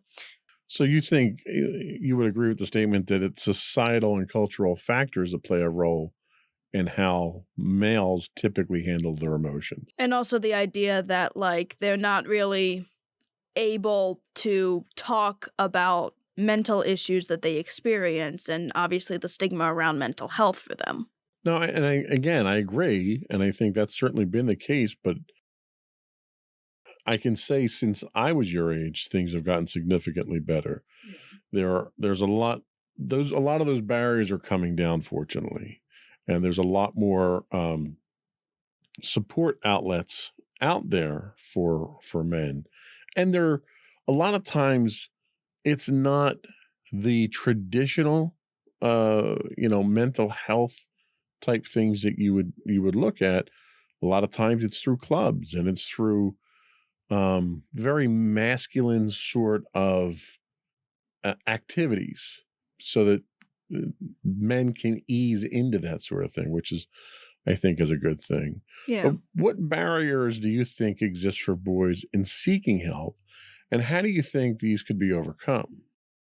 Well, the barriers that they might experience could possibly be peer pressure that they have from their classmates, their parents, their teachers, or just really anybody in their life basically saying, like, oh, your problems don't really matter all that much, or oh, you're not supposed to be feeling that sort of thing. And I do know that there are people out there that kind of say things that are basically like, oh, men, you can't be this way because you have to be strong and you're supposed to be doing that. And if you're not, then you're not really a man. And I feel like that stuff can really get to younger boys. And when it comes to, actually shaping them as an individual, I feel like that like really can negatively affect them. And if they're going to be able to overcome those barriers, we kind of have to change the social stigma around their mental health and basically say it's okay to feel any sort of emotion. You're allowed to do that. Like, it doesn't make you weak. You might even be seen as being stronger if you're able to be more vulnerable to people that you trust. I agree, and we've thrown the term toxic masculinity around in the past, and you hear it in society a lot, and it usually refers to something very different. But I think this is another form of toxic masculinity where the expectations that are placed on males to act tough and to not be vulnerable and to, not succumb to your emotions. I think that's another form of toxic masculinity because it forces you into unhealthy situations. I mean, yeah, and I've seen like a lot of different like older men kind of saying that that the only thing that they can feel is anger, and that there's nothing else. They're not allowed to feel sad. They're not allowed, and like they'll shame other men if they Yeah. ever feel sad or even cry. Yeah, and you know what? The sad thing is that there's enough anger in the world that we don't need to foster any more of it. Yeah.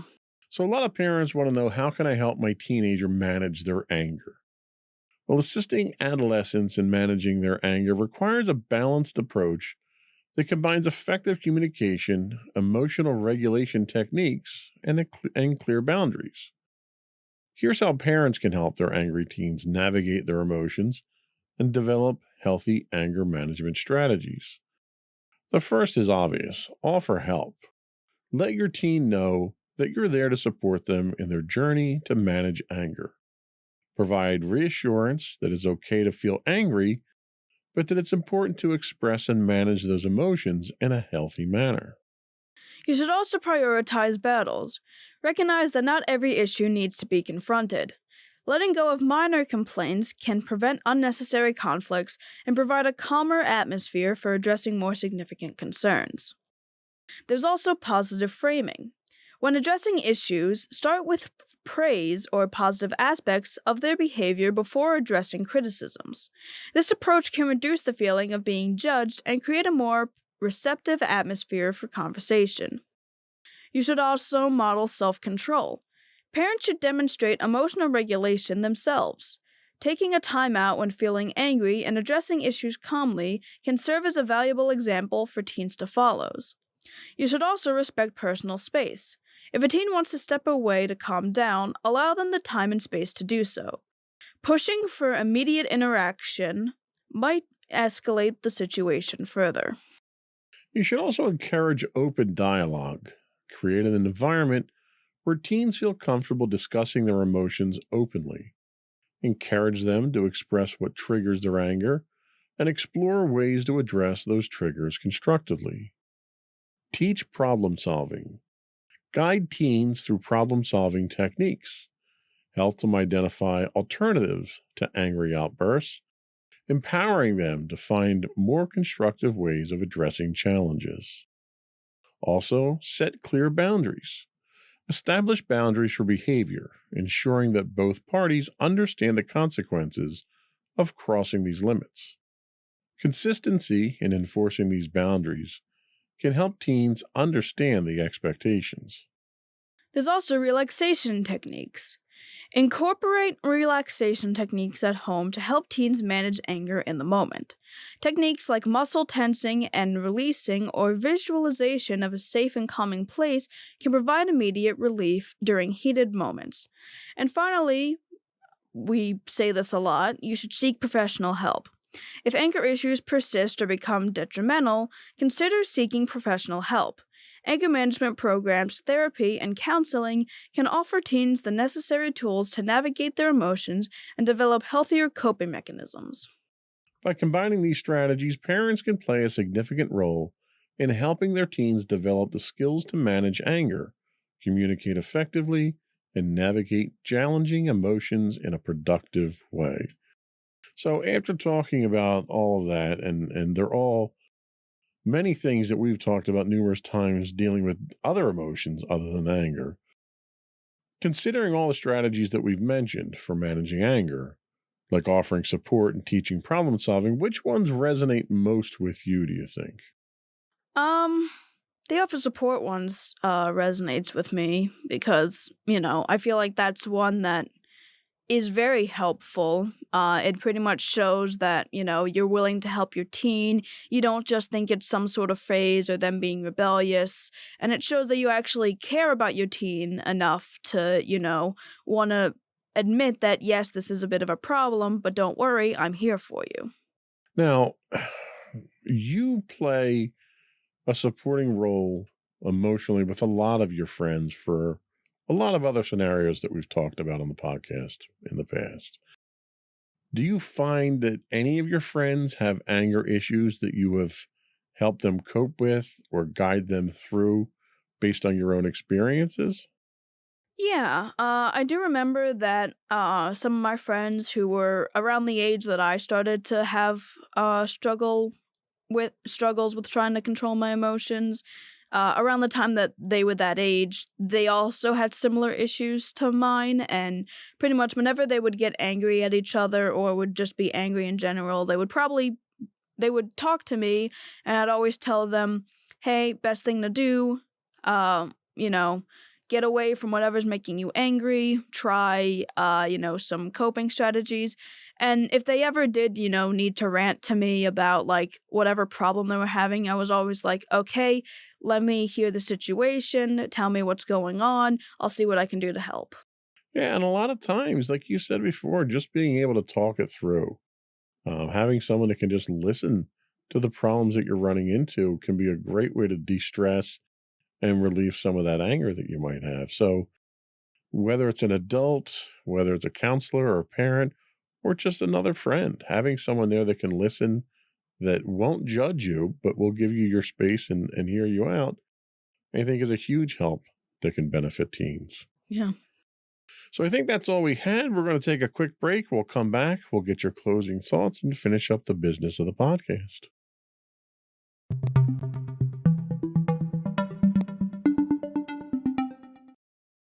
All right, so to everybody out there, I just want to say that anger is a very natural, very normal emotion. It's something I feel everybody pretty much experiences, obviously on different levels. I feel anger can be very productive when it's able to be used in such a way, but it can also be very destructive. Finding good ways of coping with anger, I feel, is very important. And to parents out there who are experiencing or who have teens that have issues with dealing with anger, I feel like, offering support is the best thing to do. Don't judge them for it. Don't, resort to teen stereotypes thinking it's just a phase they're going through or they're just being rebellious. A lot of the time, that's kind of going to invalidate their feelings, and it's more than likely going to make them not really trust you as much. So, really, best to do is just offer support and help guide them through it. Sage advice as always. Thank you. Another fantastic topic. Before we do go, I want to once again implore our listening and viewing audience to subscribe to the podcast. You can find audio versions of this podcast listed as Insights into Teens. You can find video and audio versions of all the network's podcasts listed as Insights into Things. And we're on Google, Spotify, iHeartRadio, anywhere you can get a podcast. Also, be sure to reach out to us. Tell us how we're doing. Give us your suggestions for topics. You can email us at comments@insightsintothings.com. You can find us on X at insights_things. We do have high-res versions of all of our videos on YouTube at youtube.com/insightsintothings. We still stream 5 days a week on Twitch at twitch.tv/insightsintothings. And you can find links to all that and more on our official website at www.insightsintothings.com.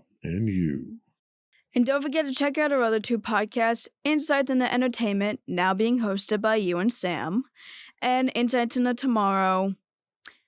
Not really sure how many times we're going to be doing it, but it's hosted by you and my mother. For the record, we've got 2 episodes scripted out and ready to go. We'll probably be filming one later this week after the holiday. That's it, folks. Another one in the books. Bye, everyone. Bye.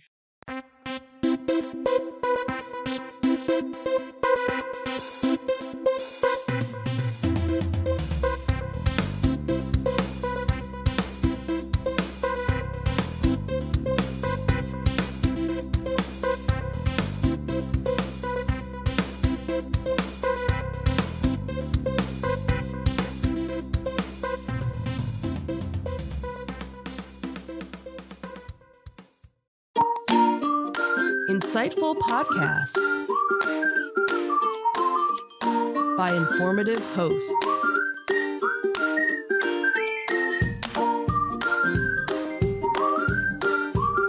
Insights into Things, a podcast network.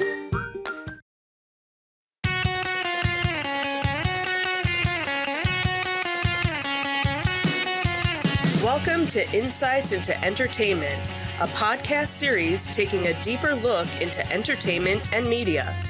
Your hosts, Joseph and Michelle Whalen, a husband and wife team of pop culture fanatics, are exploring all things from music and movies to television and fandom. Welcome to Insights into Entertainment. This is episode 147, Disney Dissected.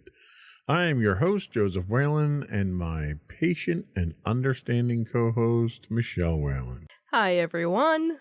So what makes you patient and understanding for this episode, dear? I don't know. I'm kind of confused. It's because you were patient and understanding with me when I was down in Disney. Oh, okay. I thought that's what it was, but I wasn't completely sure. I didn't divorce you while we were away, that is true. And welcome back to the show, by the way. You did take a couple of episodes off while Sam sort of stepped in for the topics he wanted to do. Yep. So this is your first time back in the studio recording for almost 2 months now, isn't it? I can't even remember because I did an Insights into Tomorrow episode. Right. You stepped So in for him. we and kind of filled, swapped. and then we were trying to find other topics to talk about to give Right. Sam some more time doing the entertainment stuff, and me, and it just never. There wasn't anything that Nothing jumping out. nothing Yeah. jumping out. But So, he kind of took to the entertainment side, so he may come in and fill in for you more yeah, often. We'll there see. you go. Today we are talking about dissecting Disney. And this is really about our trip to Right, Disney. right. So, as previously promised on this podcast, this week we bring you our review of the current state of Disney parks in Florida. Having spent a week down in somewhat sunny, often rainy, and oppressively hot Florida, we've had a chance to see if Disney has been able to bring the magic back. We'll take a look at the resort we stayed at, the amenities offered, and the service at the resort. And then we'll take a look at some of the technology that Disney's trying to throw at its guests to justify the drawbacks of a lack of service in some parts, but a cost as well, as they pretend to give you more services. Right. And finally, we'll talk about our experiences at 3 of the 4 parks, because we don't really go to Animal Kingdom because it kind of sucks. But Other people enjoy other that people park. do enjoy it. We don't. We don't. It's not one of our favorites. It's not, and it's not an all-day park for us, even if we do go. Right. And we'll talk about where those parks stand compared to our previous visits. Before we do that, though, I do want to invite our listening and viewing audience to subscribe to the podcast. You can find audio versions of this podcast listed as Insights into Entertainment. You can also find audio and video versions of all the network's podcasts listed as Insights into Things, and we're available any place you can get a podcast these days. I would also invite you to write in, give us your feedback, tell us how we're doing, give us your show suggestions, what you want us to talk about. You can email us at comments@insightsintothings.com. We're on Twitter at insights_things, or you can visit us on our official website at www.insightsintothings.com for all of our social media links. Are we ready? Sure. Let's go.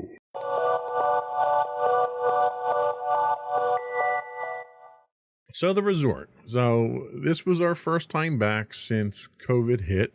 It's been over 2 years since we've been back. Tried to take it kind of light. We didn't go overboard on this time. We actually did sell our DVC in the interim since our last time down. Correct. So we weren't staying at a DVC resort. We stayed at All Star Movies. Correct. So what was your first impression of the resort itself? Overall, I really didn't notice much of a difference. One of the things that they've been pushing even before COVID started was getting you to do online check-in in advance of your reservation so that you didn't have to go to the front desk for check-in. And again, like I said, that's been something that was going on before COVID even happened, because we would normally do that where we would check in a couple of weeks beforehand, and then usually once we got down to the area, we would get a text message saying our room was ready and we could just go to our room because we already had Magic Band. So there was no need to go to get a key or anything like that. So that was still in place. So again, we didn't go to the front desk. Basically, the only thing that we checked in with was security. Once we first got there, showing our ID, they basically, yep, you're here. And, we kind of went on our merry little way.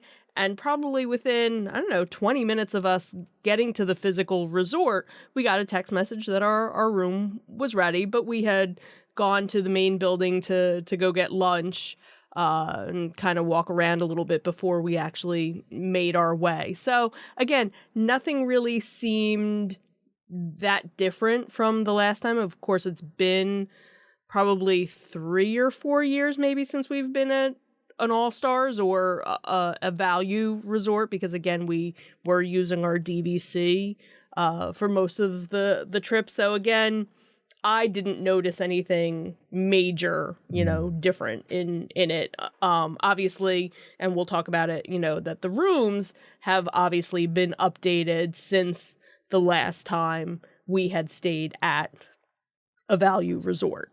Yeah, and that's really the biggest thing I think that I noticed about the resort was they pulled out all the carpeting. Because it was always themed rooms. It was always some kind of, print carpet on there that was right. relevant to the building that you're in or whatever. Right. We happened to be staying in Dalmatians while we were there. But they pulled it out. You had all hardwood floors. You had all brand new furniture. Correct. You had really what was an innovative approach to furniture where you had a convertible bed. Right. You had down from sort the of wall. a Murphy bed. Yeah. That when the Murphy bed was up, it was actually a table. Right. So and it was so funny because I think the first time we went to convert it, we were like, what do we do? Like there were no instructions Right. when all you really had to do was just pull it down. So you just had to make sure that the table was cleared off. What was nice about it was the use of space was much better than it had been with two beds in there. Yes. The problem is that when we come in, me specifically, I come in with Lots a load of of technology. And what I'll do is I'll set up on the table and leave it there for the duration. And unfortunately, we didn't have that option here because the table went away at night because we had to use the bed. Right. So I could totally see if it was something where you were maybe only, 2 people in a room and you didn't need to have that second bed all the time, that you could, easily leave everything. But I could see for anybody that had 3 or more people, you would always have to transform your room or just leave your bed down, but then you didn't have the any table. Surface space. So that would have been a nice thing if they had something where they had like a flip down table attached to the wall. Yeah, like an IKEA style table. Right, where you could just flip it down and this way put the chairs, because you still had 2 chairs. Right, you had to do something with the chairs from the table. And that was what was so funny, was like seeing other rooms, what people did with their chairs. Now the other thing too that we had was you rented a scooter from an outside company, so we had it in our room. So that kind of ate up some of the room in some of the surface room of the hotel room. So a lot of people would put their chairs against the window. There was actually one that actually just put them outside. Yeah. I guess they needed, that much more room. So it was kind of, you didn't know what to do with the chairs once the bed was down. Like there was no specific, area. It was basically, okay, well, we'll put it over here for today. So they upgraded the bathroom area as well. Yes. So traditionally what you had was you have a small bathroom that has a shower and a toilet, and then your sink is outside in sort of like a little prep area. Right. And that, for privacy in that area, you typically have a curtain that goes Well, it was across. funny because I remember years ago they didn't have the curtain. Right, you had nothing there originally. So that this way, if somebody was brushing their teeth, it was out in the open, but where the bathtub and shower and the toilet are, there was always a door. Right. And then at some point they added a curtain so that this way, if you wanted to get changed and, so they, they evolved. So that's been evolved into a barn door style sliding door. Right. For additional privacy. But what really struck me was they replaced the door, the swing door on hinges in the bathroom area, with a telescoping door. Right. That slid in behind the wall itself, which I thought was a brilliant use of space. Like that's one thing that they really did, was when they redid the rooms, they did things to maximize that space. Like over where your cooler, because you don't have a refrigerator anymore, where the cooler is, there's a piece of furniture that's kind of like a little breakfast nook type thing. Right. So because they had a coffee maker, like a single-use coffee maker there. They had your ice bucket there, and then there was a drawer For all drink accessories. Had and like the cups coffees yeah. and the teas and everything to go with the coffee, and that area you could kind of use as a bar, Right. You know, your beverage keeping, you know, snack like a beverage area. cart, basically. Yeah. So the room was okay. There were a few issues with it. The one thing we noticed when we got in there was the lock plate on the door was loose and eventually fell off. Right. The room phone did not work. And that we only found out because we went to call the front desk Right. one time and went, So we couldn't call the front desk from the phone. We tried to use the app, and we'll get into the app a little bit later, but we tried to use the app, and that didn't work either. right. So you happened to find one of the maid service, and they I were found able to call someone. housekeeping, and they got a hold of Because somebody. we had multiple issues with plumbing Right. there, where they had to come and snake the toilet. And it wasn't just us. There were 3 other instances where I saw them walking around with the snake. Oh, wow. going So to it was different other rooms. people. Okay. So, So wasn't... it was an issue with the hotel itself. Okay. What else did we have? Drainage. Oh my goodness. It rained, and you had literally swampland if you Well, were walking around the And outside. that's something just in general with Disney, you can find on TikTok and YouTube other people posting videos from the park Sure. where But I've never it had that gets- experience. And all the resorts that we've Yeah, I been don't there think we've before, ever noticed. never, because someone would be out there taking care of it. True. They may have had drainage issues in the but it past, was but we never just apparent to never the- to noticed the it. guests. Yeah, that could be. Yeah. And the one area by the parking lot that had the big drainage issue, they had one of the grounds crew come through on one of their little John Deeres and track mud all over the sidewalk in the process of doing that. Right, It's like, right. And no one cleaned that up. And it's starting to look a little run down and tired. There were a couple of areas there. They were basically fire hydrant areas that weren't maintained. They were rusted. The paint was coming off. Okay. So it was very un-Disney like. You know, Disney is always, even at the discount resorts like that, they've always kept up with it. And it just seems like it's kind of run down. The first day we got there, the elevator, one of the 2 elevators was offline. It took them most of the day to get that one fixed. Well, they were actually cleaning. They were cleaning the I don't know what you call it. On the top where they had like plastic panels covering Okay. the lights, because when we had gotten up to our room or down, I don't remember, I ended up seeing the maintenance, and they were basically just cleaning. So there wasn't anything wrong with the elevator. They were actually just cleaning it. I see. So And then really the only other big complaint I had about the resort was you had someone out there for the better part of a day who was pressure washing one of the staircases at the end of the building. right. And just the fumes, because it was an internal combustion engine compressor they were using.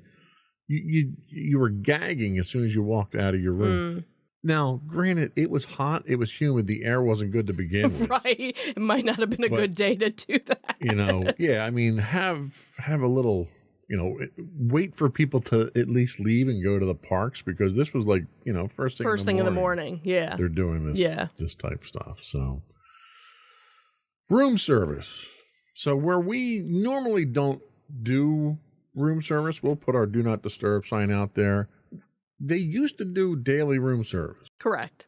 and now they're down to every other day, every 2 Every days, 3 days, every 3 days or something. And I think it's every So- 4 days if you're DVC. Yeah. And to me, that's a significant drop in service, because they didn't reduce the cost of the room at all. Right. In fact, it went up, and you're getting less service there. So that was a ding, I think, in my book.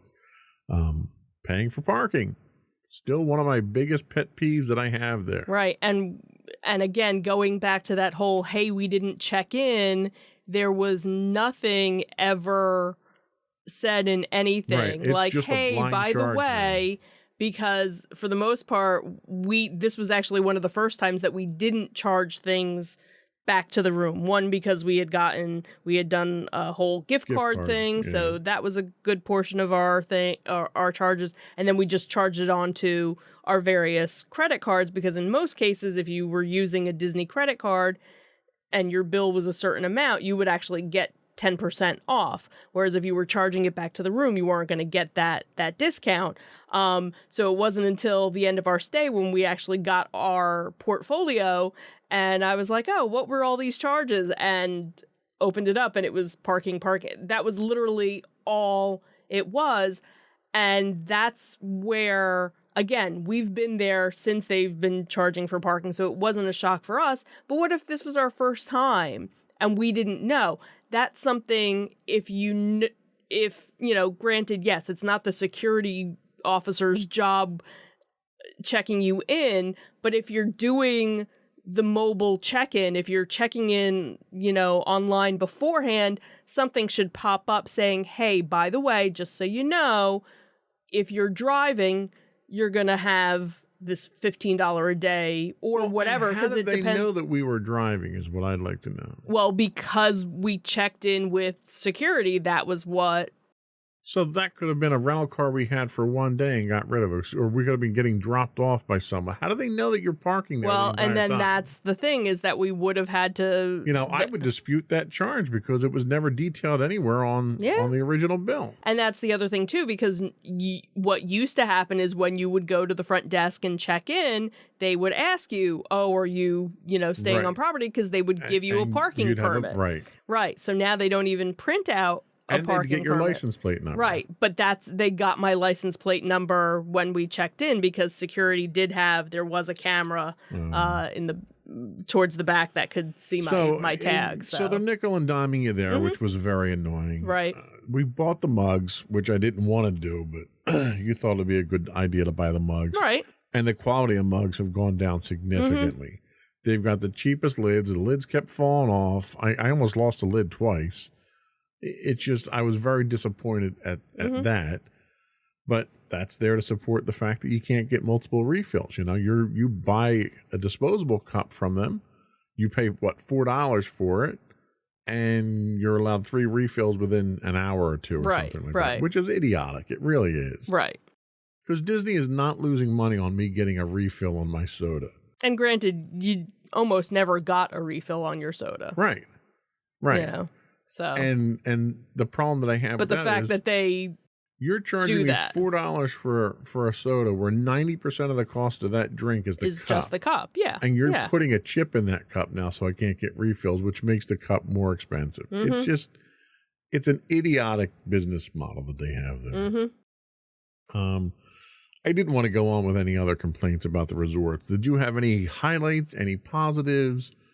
Anything nice to say to counter any of my complaints? Well, the one thing I did like, which was new, I think, since the last time we were there, is that they actually have, when you go to the buses, if you're taking the resort transportation, because usually most of the time, if we didn't have the scooter already, we would usually just drive to the park. This way we wouldn't have to worry about waiting for a bus or anything else. But because of the scooter, we had to use the transportation. And one of the nice things was, as soon as you got to the area, they had a little schedule showing you when the next bus, estimated time when the next bus for the different locations was going to be coming. So that I thought was very helpful. And they've had that at the moderate and the higher end resorts. Right. This was new for us at the value resort. Value so it was resort. that was nice. a nice touch to see. So all right. So we'll give them a plus for that one then.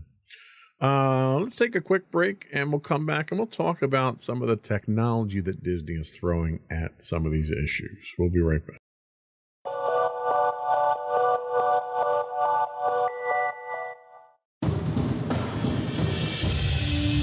For over 7 years, the Second Sith Empire has been the premier community guild in the online game Star Wars: The Old Republic. With hundreds of friendly and helpful active members, a weekly schedule of nightly events, annual guild meet and greets, and an active community both on the web and on Discord. The Second Sith Empire is more than your typical gaming group. We're family. Join us on the Starforge server for nightly events such as operations, flashpoints, world boss hunts, Star Wars trivia, Guild Lottery, and much more. Visit us on the web today at www.thesecondsithempire.com.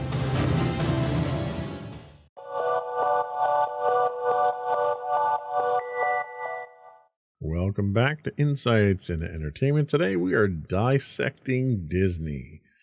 So one of the things that Disney has done to try to enhance the experience is go the technology route. And that technology route is apps on your smartphone at this point in time, and bands and all that stuff. So right now, the Disney World app that they have with their nice little 50th anniversary logo on there is the central part of that technology push. You pretty much need it for anything you want to do: booking rides, checking times, getting into your room, pretending to call the front office because it doesn't work for that. Your photo pass, Yeah. reservations. I have to say that I was very unimpressed with the app. I found it to be poorly designed. Someone looked like someone gave a 5-year-old a box of crowns and asked him to design an interface. It was confusing. It was not obvious or intuitive to use.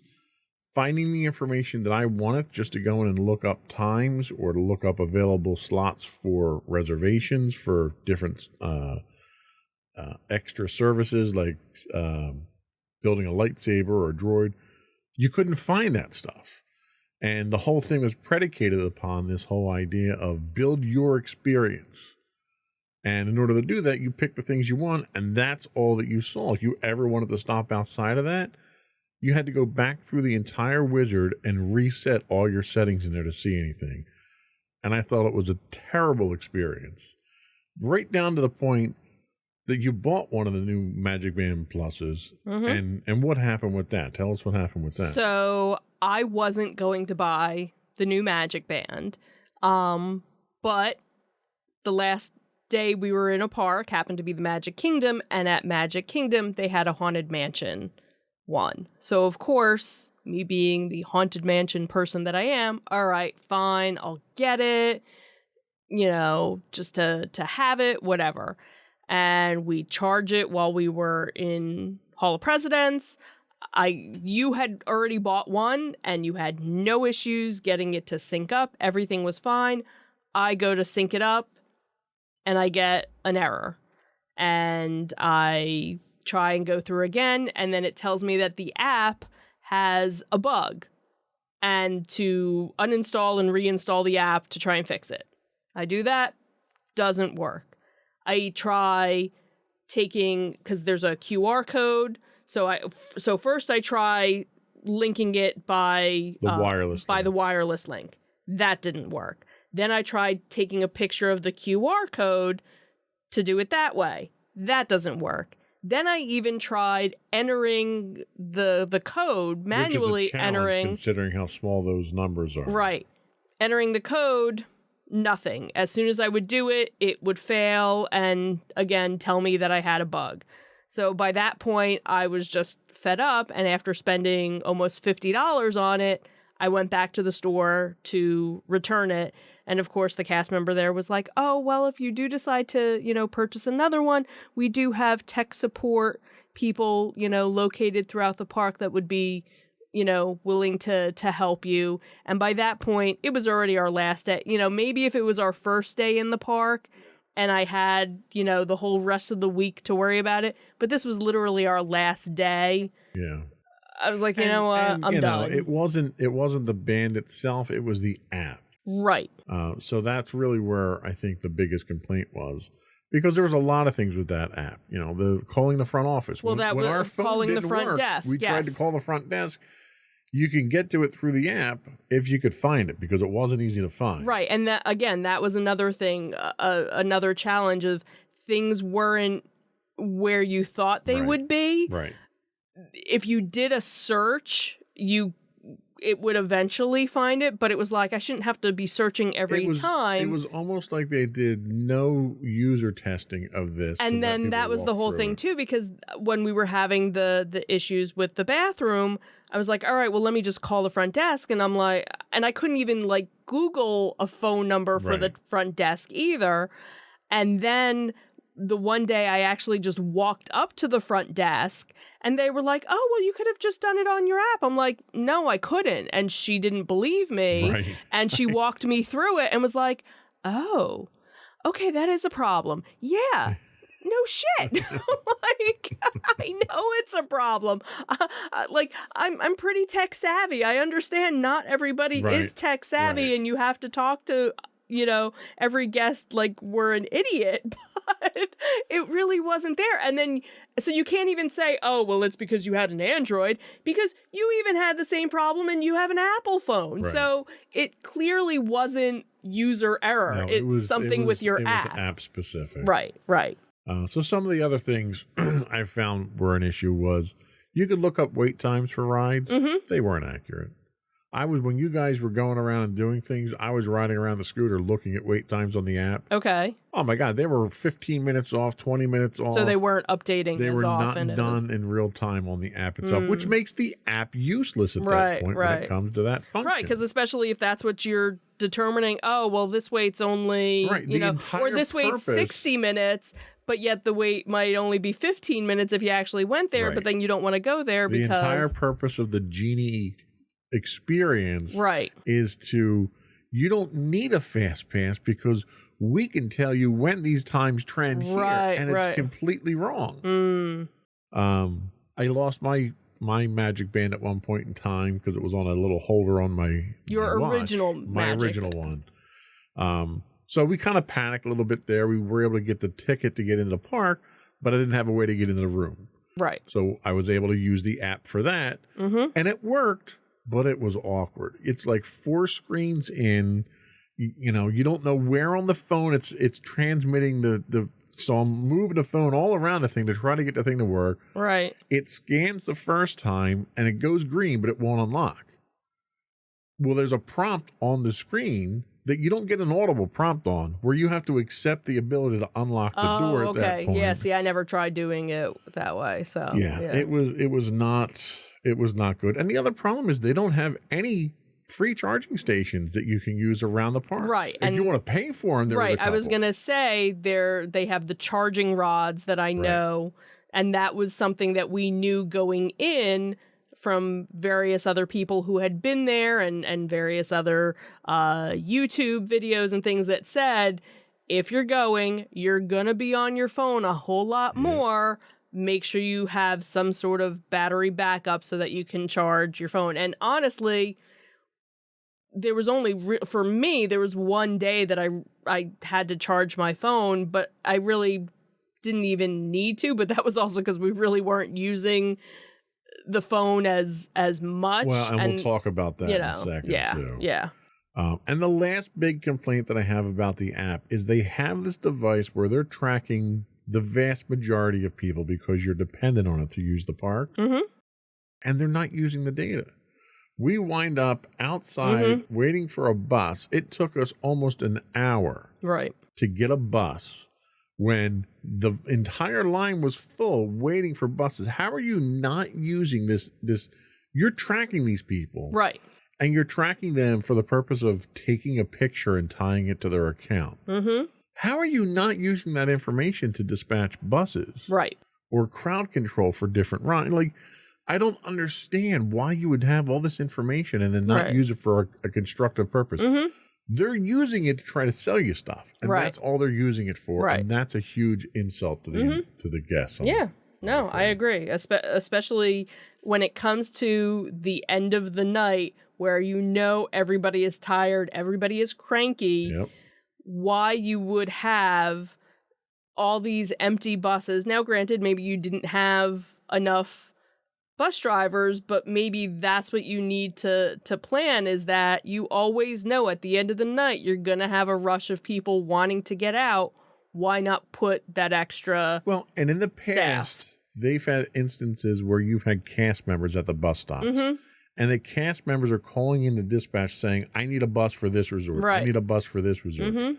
They didn't have that. Right. And they didn't need it because they have the technology. They just chose not to use the technology. Yeah. So let's talk about that massive scam that is Genie Plus. Oh, Genie Plus. So tell us how much we paid for that and how much we used it. So we paid $15 per person per day that we were in a park on a regular park ticket. So we only went to the park for 3 days, but the one day was the Halloween party. And because of it being a special ticket event, you don't use Genie Plus on that day. So we only had to pay for Genie Plus for 2 of the days that we were in the park. So $45, so $90 total for the 2 days for the 3 of us, because each individual person has to have it for however many days. And since we hadn't used it before, we figured, you know what?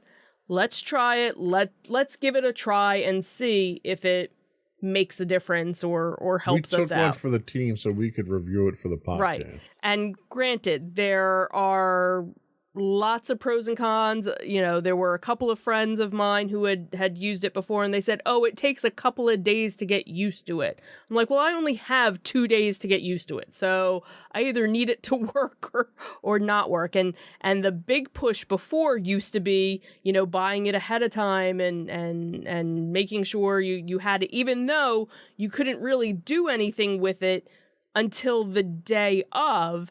And now there's some other changes that they're making to it. And again, I'm not really 100% sure of what they all are because we're not there anymore. So I'm not really paying attention as to what those changes are. But I know one of the major changes was that you didn't have to purchase it until that day if you wanted to get it. So doesn't make again, it worthwhile. Right. So how many rides did we get on using that system?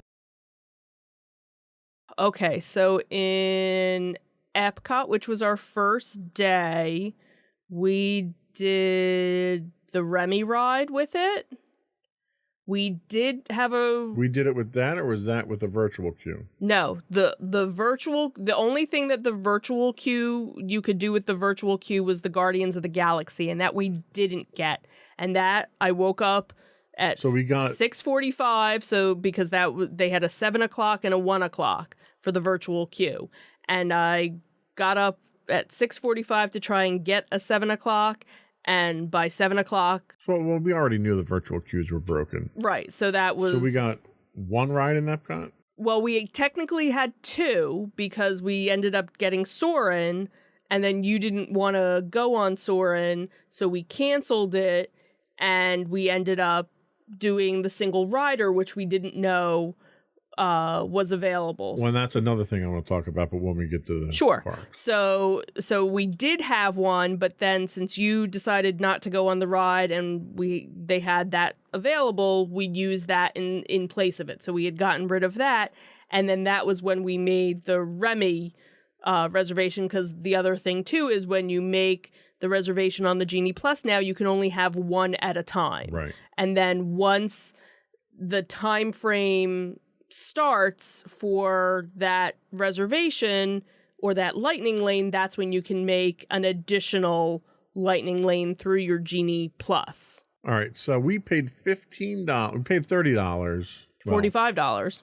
$45 because I didn't go on Remy, so I'm not counting myself for that. So for $30, you went on one ride in Epcot. Mm-hmm. For $30. Mm-hmm. And how much did we pay for park tickets? More than $30. $1.20 maybe?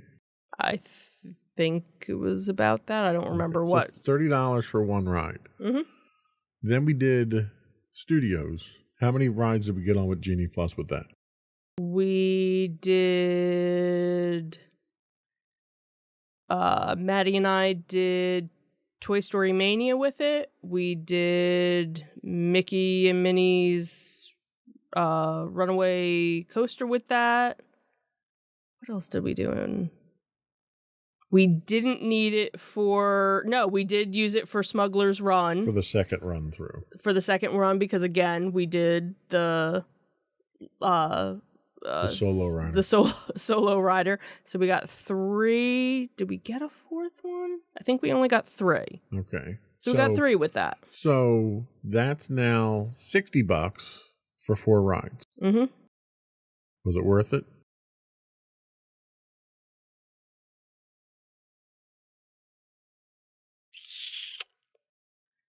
Probably not.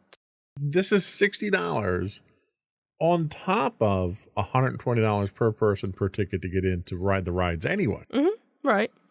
So we're talking about $150 per person for Genie Plus and a ticket. And Genie Plus got you 4 rides. That to me is a scam. Mm.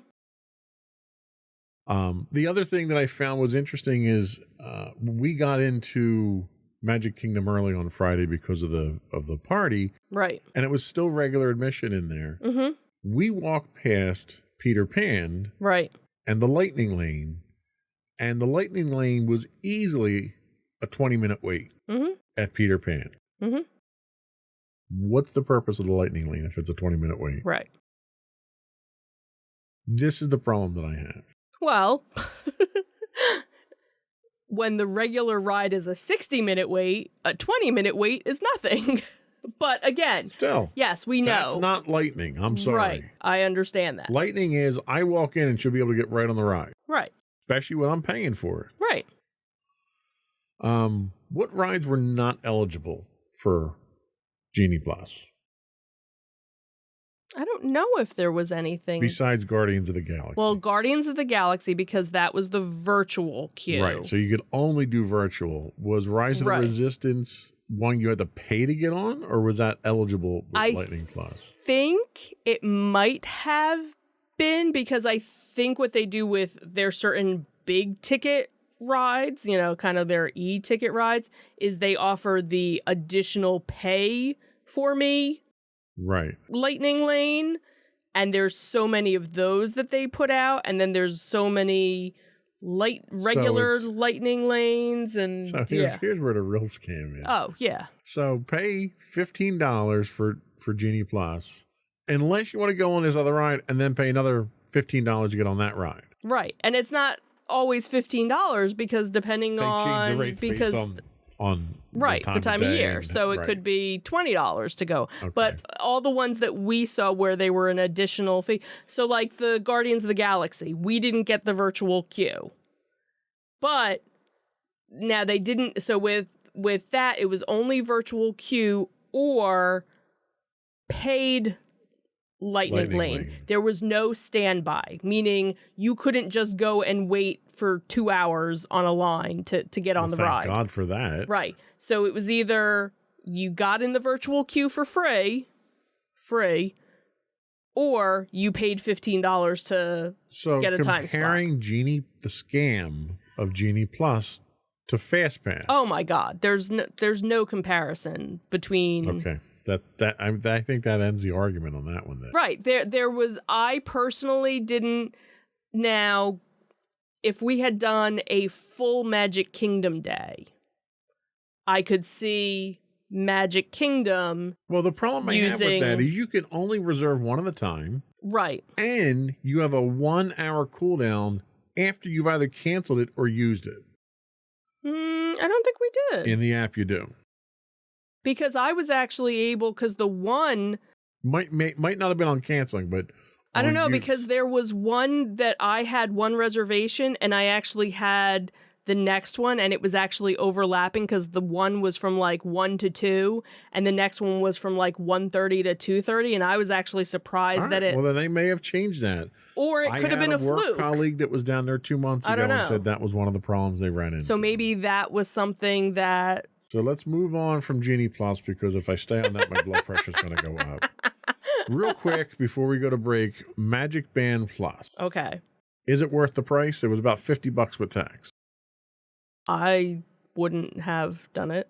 How do you feel about the fact that you need to charge the thing? It takes 90 minutes to charge. When you first buy it, you got to charge it. You know what? I already have my watch that needs to charge, so that was kind of Oh, okay. Well, and that's the other thing. It's a proprietary Right, charger. and that was the thing that you said was, oh, great. So now if I lose this charger, I'm never going to be able to charge my Magic Band again. But So- they sell extra chargers But they there do now. sell extra chargers for you. But so, God forbid you give me a device that can charge on an Apple charger or an Android charger or a standard Qi charger. Right. And the other thing too was, yeah, it's cute that you walk past, so they have the different statues and stuff, and if you wave your band in front of it, sometimes the or if statue you walk past it, or if you look at it wrong, you have no idea how to trigger these things. Right, because there's nothing that I found. I'm sure probably somebody has put together a YouTube video saying, oh, here are the different things that your Magic Band Right. will do. And the thing is, they've been doing things like this for years. Back when they had the 100th anniversary, the 100-year anniversary or the 100th birthday for Walt Disney, they had these special pins that you could get. Right. And when you would go on certain rides, the pins would light up. Or if you were watching the fireworks, they'd light up. So this is kind of the So they're same also, thing. They're vinyl. They're like the old ones right. were. So they're very sweaty. They're very hot to wear. Right. Mine fell off 3 times. Right. After having put it on, I had to have you carry it for me Right. because I was afraid I was going to lose it. Right. What else did I have down here? That it didn't have any sound. No sound. So like the thing would vibrate and the thing would light up, but like you have no idea why. Right, because when we were walking out of Magic Kingdom, we didn't walk past anything Right. special that I knew, and all of a sudden I'm like, why is the band... Right. I already have enough things on my watch to notify me of different things. I to didn't me, need it's it. almost like, hey, this is really cool technology. Let's sell it. And nobody was like, what are we going to do with it? What's the purpose of it? Oh, Yeah. just sell it. We'll figure it out later. Mm-hmm. Whereas when the Magic Bands came out, they had a true purpose. Right. And I could see if we were annual pass holders or we were still DVC and we'd be going down a couple of times a year. All right, sure, I'll get the new band, because that's the other thing too, is that no longer as a resort guest do you get a free Magic Band, because that was what they kind of moved away from, the room keys. Right. The crack dealers at Disney gave you the first dose, and now you got to pay for the Well, rest. fortunately, we have enough Magic Bands. We don't need we don't need to buy a $50 one. So All right. So the technology to me seems more like a scam than anything else, and it's a money grab. I think we can kind of agree on that to a large extent. sure, we'll go with that. All right, let's take our last break and we'll come back and we'll chop up the park experience. We'll be right back.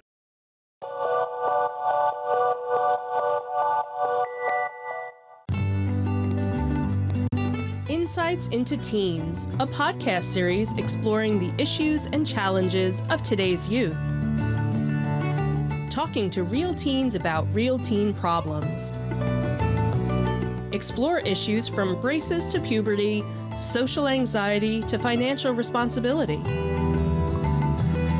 Each week, we talk about the topics concerning today's youth.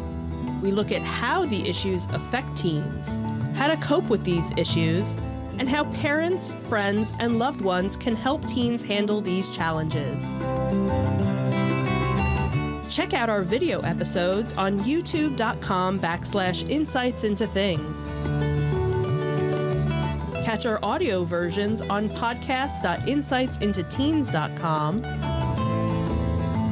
or on the web at insightsintothings.com.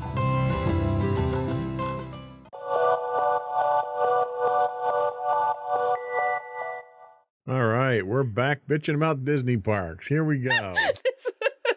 It's going to be such a great podcast. So we've got 3 to complain about, and I'll start off with Epcot. So we're still at the point where we have to make a reservation to get in the park. Correct. One would think the reason for that was to regulate how many people were in the park, you would think, right? You would think. Still packed and crowded as hell. Don't understand that. Got to make a reservation, but I got people crawling all over me still. Someone needs to explain that one. Huge sections of the park are shut down because of the construction that's happening, which isn't unusual for Disney. The problem is it requires you to completely reroute how you get from point A to point B Correct. in a park that has literally the longest walk between rides already. So it's forcing you to extend those rides where they probably could have been a little more strategic in how they set those barriers up. Oh, and the fact that you have to order ahead for food now because you can't even stand in line to buy food almost at any of the restaurants, the quick serve restaurants. Well, we actually didn't run into any problems with any of the quick serve. They were still okay, good. We were still able to. It wasn't mandatory because I know when they first opened after COVID, that was the only way you could. All right, then I'll save make that complaint for reservations. studios because I have a very specific complaint Right. about that in studios. So Epcot, we really didn't do any because the food and wine was going on, so that you had to Right. go to the little individual booths, and they weren't really that busy. And then after that, we kind of cut our day early because that was our first day in the park. It was extremely hot, and there was so much lack of shaded areas for us to go and hide that we just kind of called it a day just because we were just overheated by that point. So we really didn't have a big quick service meal. We just kind of snacked. So we our weren't there way. long enough for it to really be a problem. Right. Okay. Right. So then we go to Hollywood Studios. Mm-hmm. Again, crowded. Don't know why. The restriction to the quick serve I had a problem with here because it was hot. Normally when it's hot, I'll go into the ABC commissary just to cool off, sit in the corner somewhere, relax. Couldn't get in if I didn't have a food order. Mm-hmm. They literally had bouncers Right. sitting outside the entrance, not letting people in. Right. How do you do that? It's like getting I a don't know. reservation at McDonald's. It's idiotic. I didn't understand that. But you did eventually get in because you said you were just going They into. stuck me in a corner, literally between two pillars to charge the scooter. When I went to go find you, I'm like, where the heck is he? Now I give total props to all the cast members that Right. were there because they were making sure I was okay. They were offering Right. me water. The one woman comes over and asks if I wanted to have a cupcake. So the staff was fantastic, Right. but the policies I think Right. were terrible. That's, I think, what it is it's the policies that other people Right. put into place. And now you have these cast members that are the ones enforcing it and are like, oh. So the other thing that bugged me was I was very much looking forward to going to Galaxy's Edge, going to Doc Ondar's, and shopping and buying some of the unique stuff. And they didn't have jack in there. Right. Not only did they not have anything cool, new, or interesting, they had a 20-minute wait in line to look at the lightsabers that they had in the case if you wanted to buy something. Mm-hmm. A 20-minute wait to spend $200 and some dollars. Yeah, that is crazy. That's ridiculous. And they had a guy sitting there enforcing, almost like he had a cattle prod, making sure people were bunched up on top of each other because the lines were packed so tight. Right. That was such a turnoff for me. It Yeah. really was. What else do we have? Finding a seat at the quick serve was like, almost impossible. You had people just circling around waiting for someone to get up. Right. Now, we did eat at the docking station. Right. And that, again, didn't have a problem, because they asked when you got there, did you do a mobile order or are you placing an order? Because they had two separate lines. Right. They let you get in to order something, which was nice because I could at least get in and cool off. somewhere. Right. And then, just like, the quick serve. But we've had that before where there weren't always tables available depending on what time. Well, before our quick serve was always the way that we went because Right. or the mobile ordering was how we went because that was our secret weapon. Right. And now everybody does it. So, of course, you need the app to do it. And, but it worked out. We still got a meal. We still had a table. Couldn't book anything with Savi's workshop to build a lightsaber. Well, and honestly, if we had tried to book it when we had made our reservations, we probably I would have. shouldn't have to book spending $400. I understand that. 6 months in advance. I shouldn't have to do that. Right. But that's the thing is when we went 2 years ago, we made those reservations as soon as we could make them and we And got my them. biggest concern here was I couldn't even see that there weren't reservations or how to make that. There Well, wasn't I even did. an option. Right. It took you a 'cause- while to find because that. I had to search. I did a search for Savi's and Right. again, it was a whole secret thing because if I didn't know what to call it, Right. I wouldn't have been able to find it. There was nothing obvious. Again, you had to search, but you had to know what you were searching Right. for. So, There were far fewer character interactions at Galaxy's Edge this time than the last time. mhm, Everywhere you looked, last time we were there was a character you were bumping into them left and right. right. There were 2 or 3. Kylo Ren and some stormtroopers. Right. That was and about at it. one point in time, Chewbacca and somebody else was up on a Oh, platform see, I didn't somewhere. even see them. You couldn't interact with them. Mm. They were basically Right. up there just waving at people like it was a parade float. Right, right. Well, that even happened when we were in Epcot. Pooh Bear was behind a fence. Oh, yeah. You know, They stuck him out in the sun. the sun, too. the poor Oh, Pooh Bear. He was man. melting, I'm sure. Yeah. So, The other issue I had was solo rider times, not single rider. It was solo rider at Smuggler's Run, which Right. I thought was funny. right, They don't publish them. right. You didn't know. The only way we knew it was a 5-minute single rider line was because we overheard someone say it. And we're like, excuse me, how long is a single rider? And they're like, 5 minutes. I'm like, all right, let's go. Right. And like one other person did the same thing.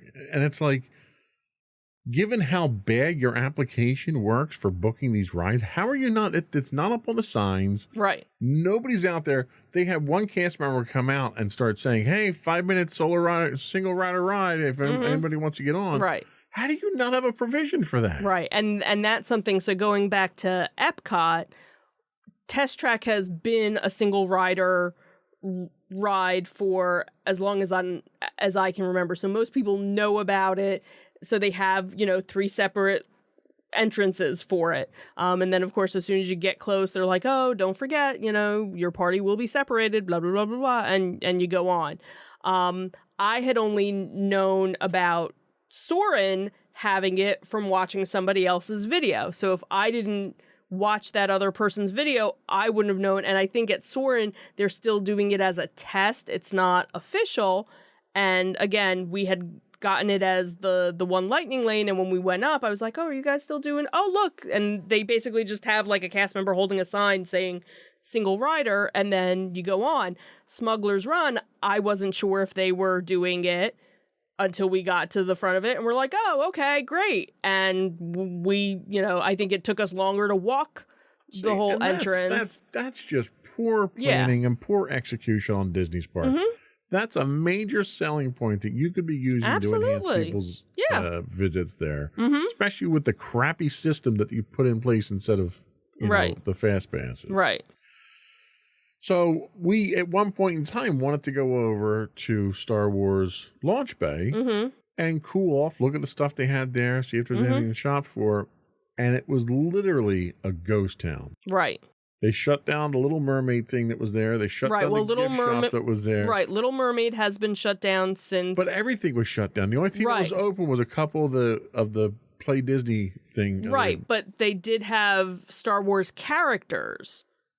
That was still open. Yeah, if you walked that. 5 miles back Well, there, that was you the happened whole to know thing. that they Right, were there. because they weren't what the- advertising it anymore. Right. Well, no, they had the sign when you got to the area, so you had to know. But yeah, that was the whole thing because the Launch Bay area, there was the whole shop there, and then you'd walk through the shop, and Right, then and they'd get to the have character.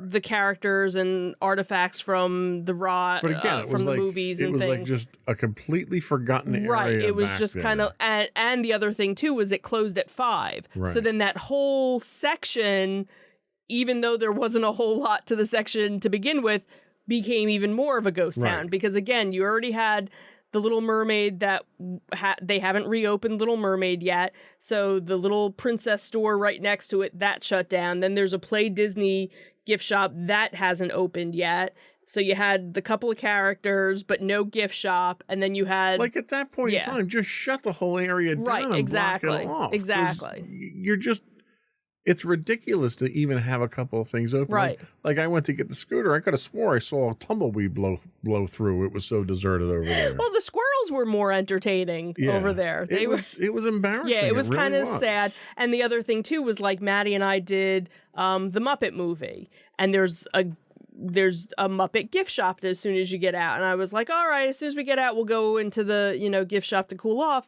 And that wasn't open too. So that was really kind of the first, seeing a lot of the gift shops that weren't open, because in Epcot doesn't have as many little gift shops along the way because you have all of the different countries, Right. So all of those were open. So we really didn't see the effect of things until we got, Right. to Epcot. All right, 5 minutes, Magic Kingdom, and then we're going to summarize. Okay. Go ahead. you go. Because Okay, so for the Magic Kingdom, that was our Halloween party.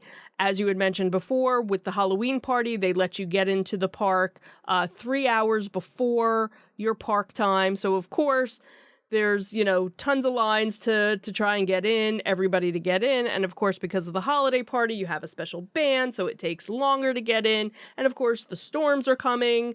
So you got people that are trying to leave the park, people trying to come in the park. So, of course, very crowded, at the beginning of it. And it always seems to be kind of disorganized no matter what time you go. So I don't know if it's something where if we actually went closer to 7 o'clock or closer to 6 o'clock, if we wouldn't run into that or not. well, and what would make sense if they did that is you do a rope drop type thing. Mm-hmm. And for all the people who are coming in for the party, you get them checked in, you get their bands on in that time ahead of time because Right. they're all queuing up. Yeah, because that happened and then you have a rope drop when you let them in. because that happened when we did, was it when we did the Christmas I party? think it was a Christmas party. where you too. actually checked in at the Polynesian. Right. And you got your band and everything. So you were already checked in. So as soon as you got off the monorail, you went right in. So they need to kind of go back to that system of, checking in someplace else. Mm-hmm. I will say, though, that their security system has gotten better because they don't do every bag being checked. Right. So you kind of go through a metal detector, some sort of scanning thing. I don't know if that's better or if it's just more lax to get people through. I don't know, but it seemed to go smoother. So that was at least a positive that I saw. But obviously here was another instance. Now, again, don't know how much of it was because it was the holiday party or not. But again, we saw a lot of different shops that were closed. But Right. again, not every shop is always open for the holiday party. Well, and some of the shops we know were closed because they turned them into other things. Right, exactly. And then some rides or certain attractions, they turn over to trick-or-treating, areas. The one thing that was bizarre was, because again, they have all these different trick-or-treating sections, and they didn't start handing out candy until 7 o'clock.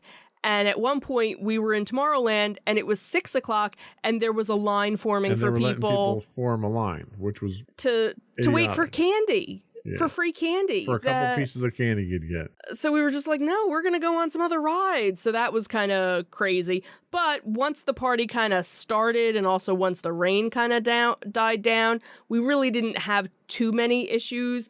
It kind of spread out because then you have the people, because there are people that go to the party just to go and see the specialty characters that only come out for the holiday party. Right. Then you have people that are just doing the trick-or-treating. Then you have some people that are there to see the special Halloween parade and to see the special Halloween fireworks. So it kind of helps to break it up because that's when Maddie was able to get on Splash Mountain in 5 minutes. Big Thunder Mountain in 5 minutes. I think Space Mountain was 20 minutes. I think that was her longest wait. Haunted Mansion, I think it was about 20 minutes, maybe even less for us to get on that. So let's summarize before we leave here. Sure. Give me a score, 1 out of 10, 10 being the highest of your overall Disney experience. Give me that artificially high score you're going to give me. 7. Really? Wow, I would not have thought it would have been that low. Really? Yeah. You would have thought I would have given it higher. I thought you would have been an 8 or a 9. Ha I'd probably give it about a 5. Mm-hmm. And really, my problem was more with management and execution. Mm-hmm. You know, poor planning, and you can blame it on the fact that they haven't brought all their staff back. Whatever you Right. want to blame it on. Yeah. But there's ways to compensate for that. And to me, it was a disappointing experience. The one highlight of our trip, and I think we can both agree on this, Steve from Brooklyn. Steve from Brooklyn. Absolutely. Steve from Brooklyn. He was so close to restoring my faith in Disney. He was so optimistic. He was the best bus driver we ever had. Mm-hmm. Yep. He was so good, I almost want to use Facebook again so I can follow him. Almost. But Facebook's too evil. Right. So fortunately, I'm already friends with him. So, Yeah. and I had been friends with him already. And when he pulled up, I was like, That was a very I'm Facebook friends with you. magical experience. And I don't use that term very often for Mhm. Disney, but that was a magical experience. And Right. I thank him for that. yes. All right, that is all we had for today, and probably that's more than enough. We kind of cut some of my complaints short because I, do have a heart condition with blood pressure and everything. So, before we do go though, I would like to once again invite our listening and viewing audience to subscribe to the podcast. You can find audio versions listed as Insights into Entertainment. Audio and video versions of all of our network's podcasts can be found under Insights into Things. We're on Apple Podcasts, Spotify, Google, Stitcher, iHeartRadio, TuneIn, etc. I would also ask you to write in, give us your feedback. You can email us at comments@insightsintothings.com. You can find us on Twitter at twitter.com/insights_things. We do stream 5 days a week on Twitch at twitch.tv/insightsintothings. You can find us on Facebook at facebook.com/insightsintothingspodcast. We're also on YouTube at youtube.com/insightsintothings. We're also on Instagram at instagram.com/insightsintothings. Or you can find all that and much more on our official website at insightsintothings.com. That's it. Another one in the books. Have a good week, everyone. Bye. Bye.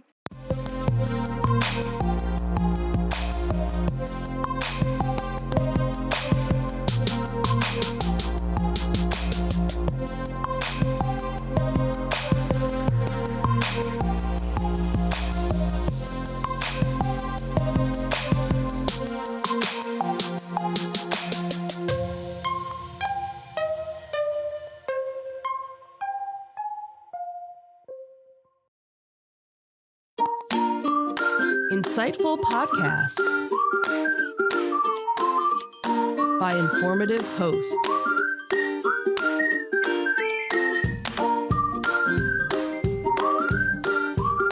Insights into Things, a podcast network.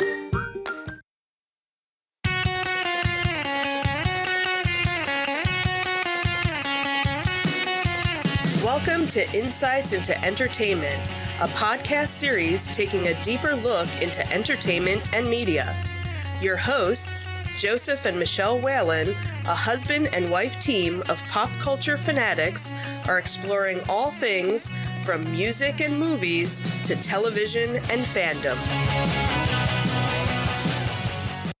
Welcome to, that was kind of a sudden intro there, wasn't Sure it? was. Kind of cut that off a little abruptly. A little out of practice. Welcome to Insights into Entertainment. This is episode 149.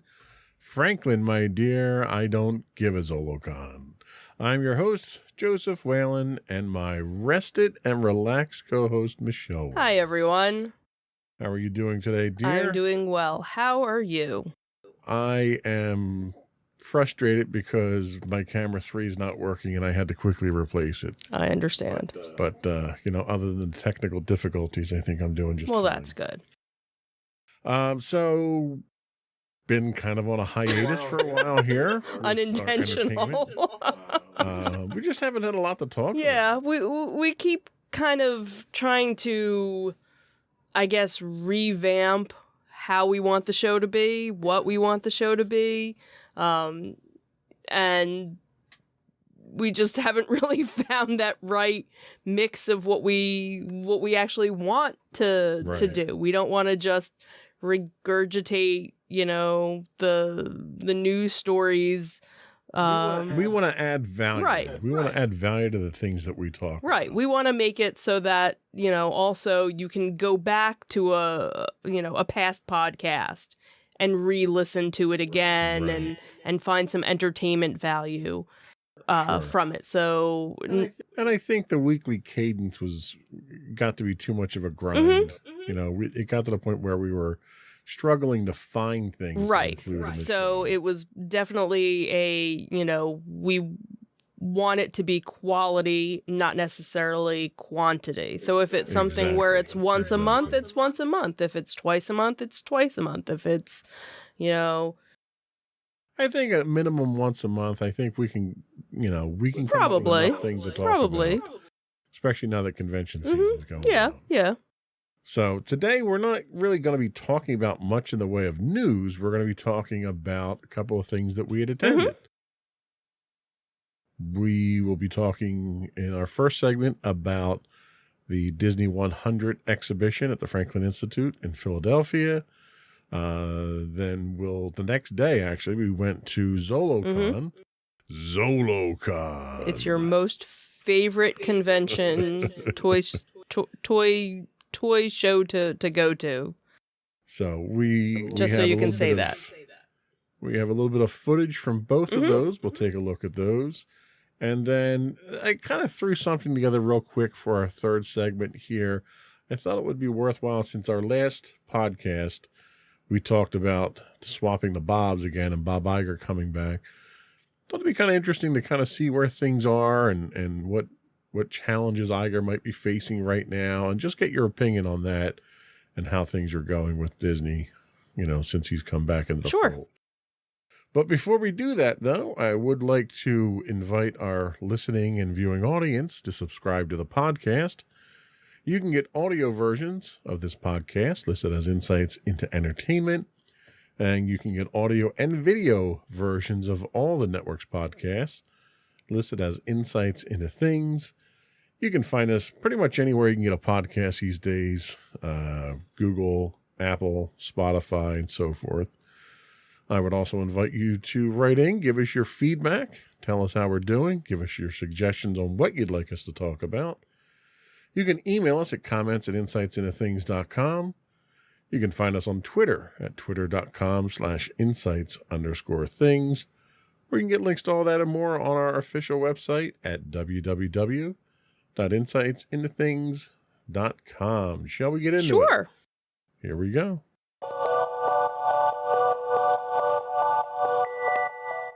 So, Disney 100, Franklin Institute, Philadelphia. We were there Last weekend. last weekend, which was that opening No, weekend? it was their second weekend. Second weekend. They Second opened weekend. the week before. Right. So we were there early in the morning. We got there. We did the museum. We had a 12:30 time for the exhibit. And they have it in the same exhibit hall they have all the other ones. We've done the Star Wars one. We've done the Marvel one. What are your thoughts? Walk us through it. So I have to say, if you are a fan of Disney, any aspect of Disney, being in this area, we're very fortunate because this is the only location within the United States that this is going to be. So there are people that are traveling from all over the country to come and see it because this is the only place. So that's kind of special to think that that we're kind of hosting it, even though we're not physically hosting Well, it. and let's be fair. Since they always do the D23 in Well, that's- California, the least they could do is give the East Right, Coast something. exactly. And that's when you think about all of the D23 events and everything else, it's usually always Florida or it's California. So to actually have it, in Philadelphia, so really for anybody that's within, a couple of hours, and you're a Disney fan, this is a look into, behind the scenes stuff that you don't normally get to see. Disney has been doing a lot of different behind the scenes shows on Disney Plus, like, you know, Behind the Vault, or you know, all these different shows. There's a couple of different Oh, ones. you mean that show that you started watching again without me? That Disney show? No, the other one that we already Oh, watched. The other one that you're watching. No, we already watched it. Well, I thought you stopped at one point. That's the attraction one. That's the other one. I know there was one of them. There was one that you left me out of. I know that. Well, anyway, there's various different shows that are on that Disney Plus is running, that they've been running, where they give you some of these behind the scene things from the archives, you know, look at stuff that, unless you work for, you know, the Disney Corporation, you've never seen. So this is such an opportunity to be able to see so many different things from so many different decades, you know, going back 100 years really with the company when you think about it, and different aspects of it. So you have the animated part of it, you have the music part of it, you have the attractions, you know, so they break down the whole exhibit into, I think they had it in 10, what did they call it? What did they call it? Why can't I think of the word? I don't know. What do they call it? The different themed galleries, you know, the different galleries that, you know, and each gallery had a different theme to it. One was costuming, one was the individual characters, one, like I said, was the music, technology, even showing some of the audio animatronic body parts, how they would manipulate a character to make it move. Obviously, then the drawing aspect of it, and even going from the original way that the movies and cartoons were drawn to now the computer animated. How do they make Rapunzel's hair move a certain way? And so they have all these little videos going on. Algorithms like Google, right? Exactly. So there's a lot to it and so much to really see. And unfortunately, there were so many people there that it's kind of hard to read everything and to look at everything.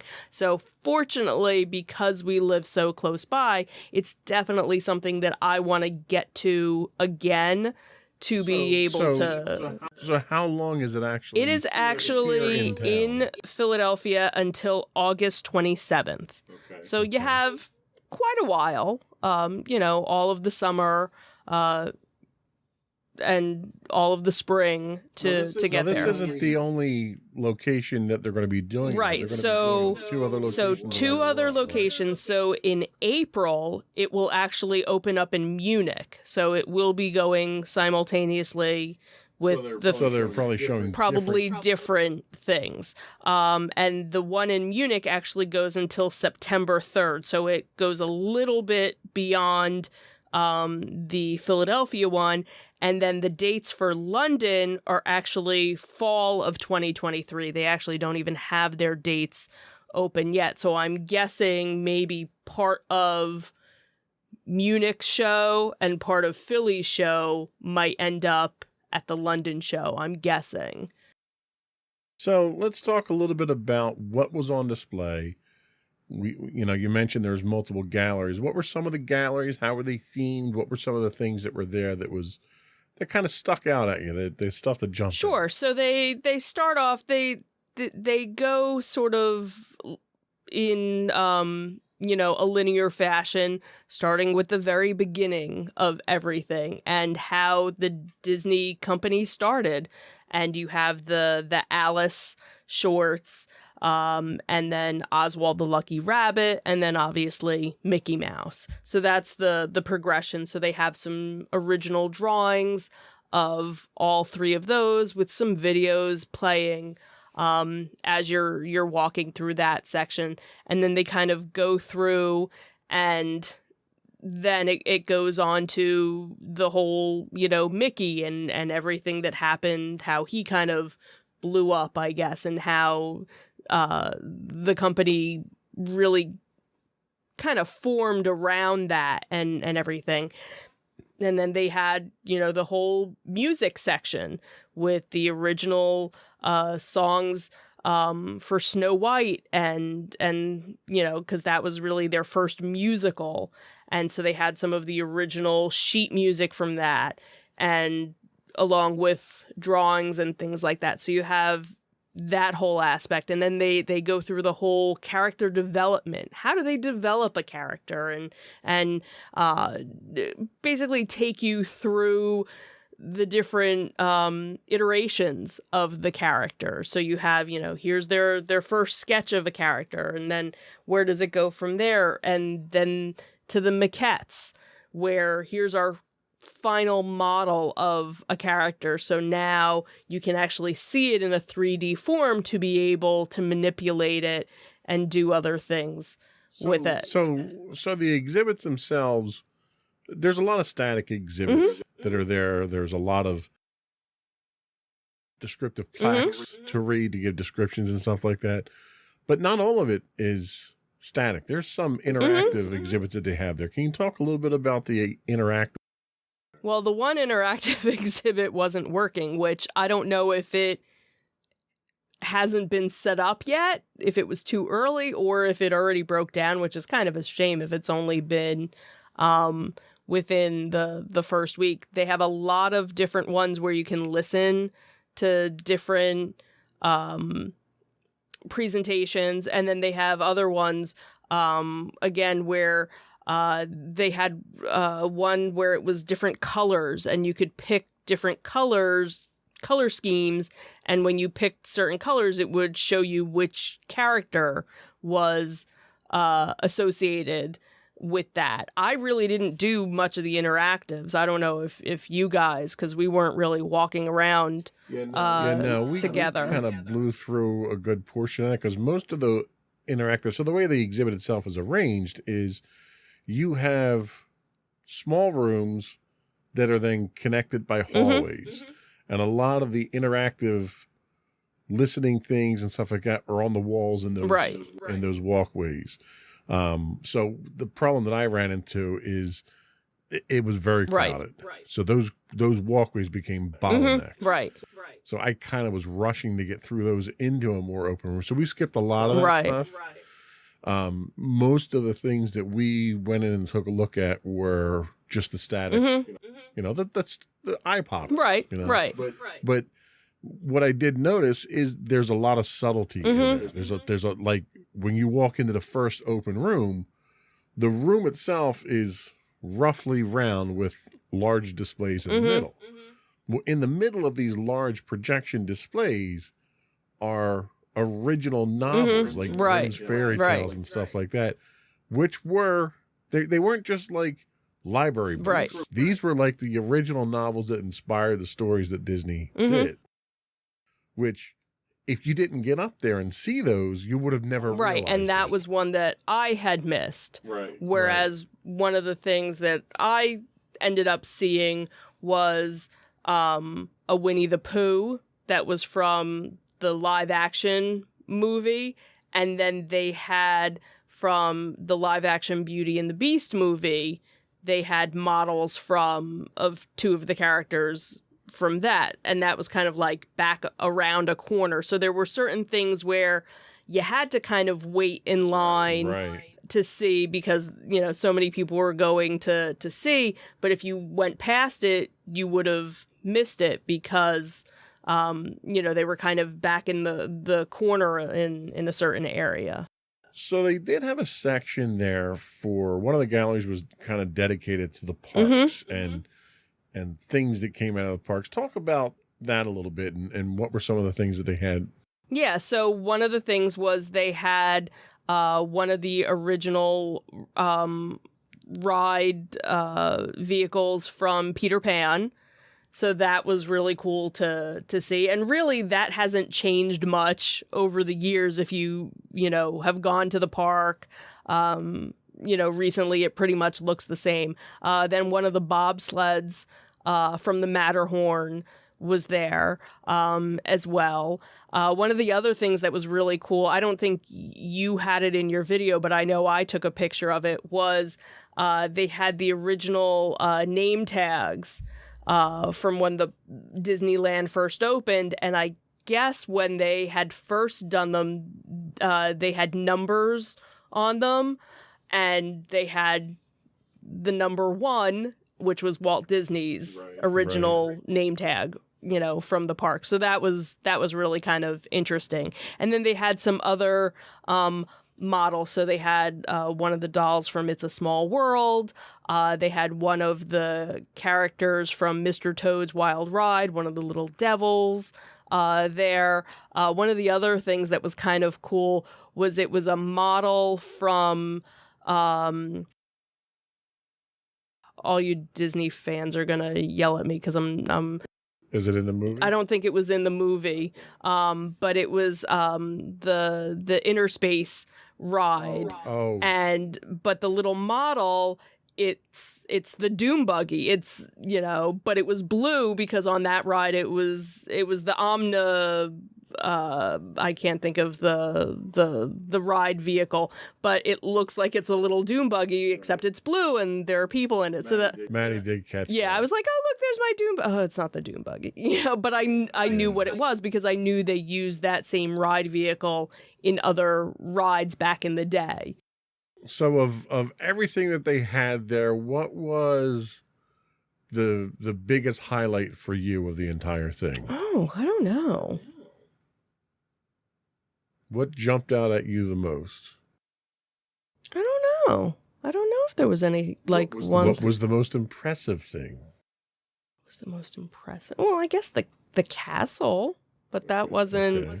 Yeah, that was just a model of the castle. I think Walt's name badge. His name tag was probably. From a sentimental. Totally see that. The thing that jumped out at me the most was the model of the Nautilus. Like, it was the hero model that was 12 feet right, long. right. It was monstrous. Right. That was just impressive to come around the corner and see that. Yeah, like everything was like, wow, cool. Like if they would have had something from the Haunted Mansion, that probably would have been like my. But they didn't, and that was kind of disappointing. Yeah, but that's the whole thing is I don't know if other. It's a shame because it was such a pet project of Walt's. Right. To do. Right. He was so involved in doing that. Like I would have liked to have seen more stuff with the audio animatronics and a little bit more of the history and the technology for that. But again, they had the different movies going on. In one of the movies, one of the clips they had was a behind the scenes of the Haunted Mansion. So they did have that. Let's run the video. Sure, you sure. Can kind of give us some commentary over the video and point out the things that catch your eye. Sure. So this was a cute little pre-show, I guess, when you first, walked in. And it was neatly done because it was when you're there, it's a hologram. It's a multi-screen 3-dimensional hologram. Yeah.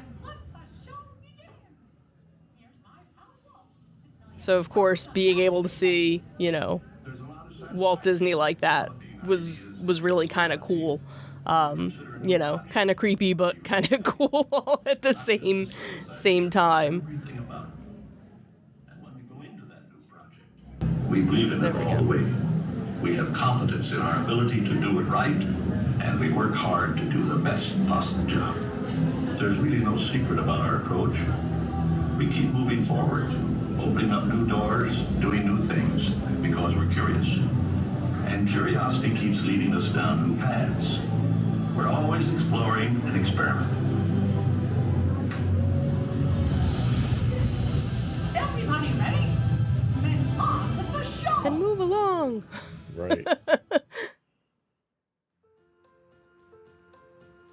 Yeah, so this is the first section that you kind of walk through, and it shows, Oswald.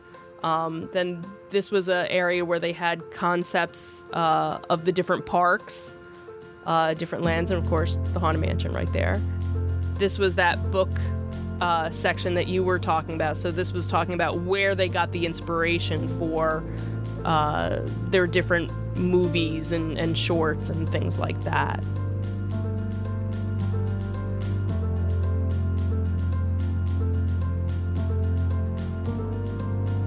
And this was, again, the innovation area and the multiplane, a miniature version of the multiplane camera.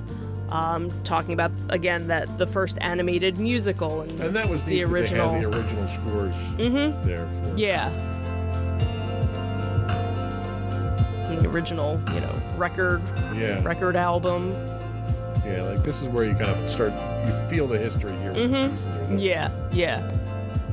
And then they had various different costumes from some of their live action. So this was from the Cruella movie. So that's one of the interactive ones where you can listen to the... Right, so they kind of had like a little history of Cruella.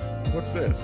I don't know, some science fiction. Some science fiction-y thing, and some dice from a guy that wants to be a pilot, and oh look, it's chicken. No, it's pork. Well, that's dinner. And of course BB-8, and these were screen-used props that were here. Right. So some, they had a nice little Star Wars section, so it was kind of cool, obviously. It was little, though. Yeah, it was kind of surprising that it was as small as it was. Here's those books again. Yeah, and there were different interactive things with that each of them had screens on there. And then this was the music section, talking about how influential music, and how much a part of it music is. There's that creepy doll. There's that creepy doll. It's a small world. And this is neat because it actually lights up, like there's a shot of the actual ride there, yeah. And they lit up.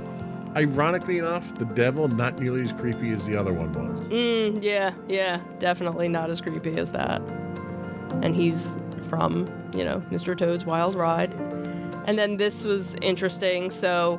in a creepy way. In a creepy way. I have a story about the doll that we can talk about after the video.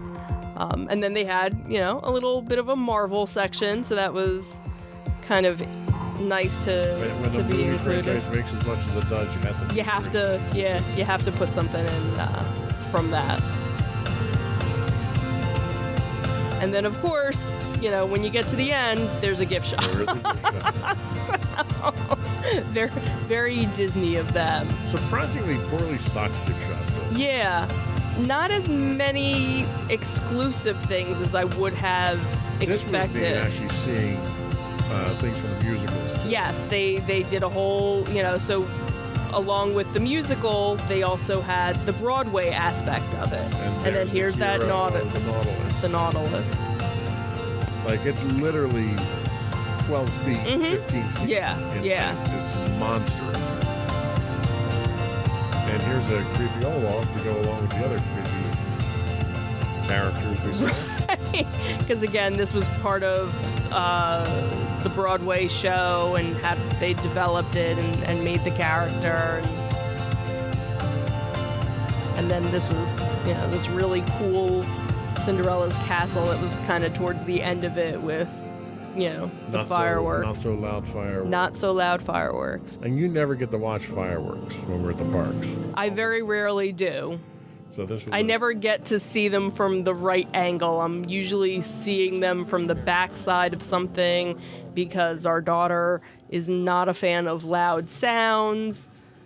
But now with, AirPods, she could. Right. And maybe I'll actually get to see fireworks the next time we go. So what was interesting about that Mickey doll was, again, one of the specials that's on Disney Plus, where they kind of do a behind the scenes thing. And this is from one that was from a couple of years ago, so it's not new. But if you go on Disney Plus, you'll find it. They talk about that Mickey doll because when his shorts, became available, there was this woman who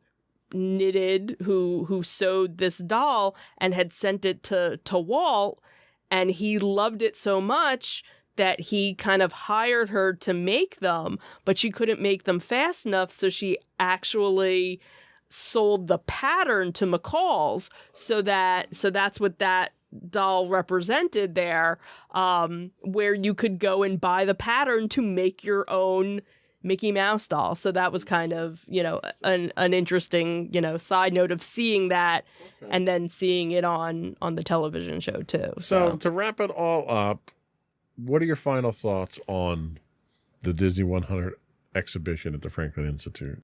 If you're a fan, you have to go. You can't miss this opportunity, especially if you're somewhere within the East Coast, or if you're out in the West Coast and you want to fly out to Pennsylvania to Philadelphia and make a weekend trip of it. There's obviously enough stuff to do in the area. We're pretty historic in the Philadelphia area. We've had a couple of things happen here, so you could definitely make a week, a long weekend trip. What's nice is that if it's something where you don't want to do the rest of the museum, because if you if you go during the day with the exhibit, you get the rest of the Franklin Institute included in it. But if it's something where you don't want to do that, they do evening hours Thursday through Saturday from 5 to 8 p.m. So it's a little bit less because you're just doing the exhibit. But if you want to have, a full day, then obviously you can do the museum as well as the exhibit. And again, up until August 27th in Philadelphia. Then, unless you're in Munich, then that one starts in April. And then this fall, it'll be in London. All right. And, like you said, we're going to probably go back again in the evening just for the exhibit. Right. Hopefully it won't be as crowded, but fortunately we have plenty of time to do it. Absolutely. All right. Well, we're going to take a quick break. And when we come back, we're going to talk about ZoloCon. We'll be right back.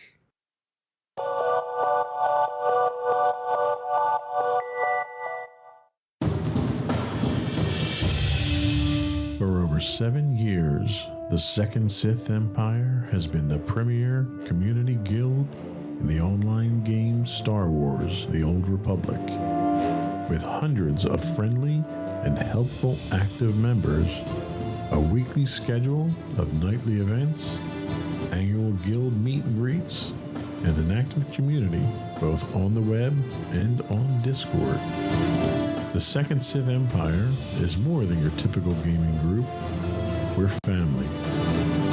Join us on the Starforge server for nightly events such as operations, flashpoints, world boss hunts, Star Wars trivia, guild lottery, and much more.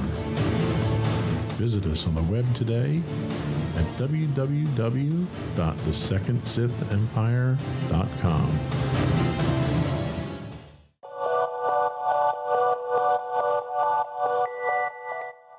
Welcome back to Insights into Entertainment. Now we get to talk about ZoloCon. Sorry, I can't help myself. I know. So, ZoloCon is a sci-fi and fantasy expo that focuses on vintage toys and comics from the 1970s and up. Tell us about it. Tell us about your experience. How did you enjoy it this year? So, this past weekend, it's funny because as far as we knew, they only did it once a year. And then I guess last year or the year before, they started doing it twice a year. Now, this year, they'll actually be doing 3 different events. So this happened to be what they consider their winter edition. And it was actually the largest one to date.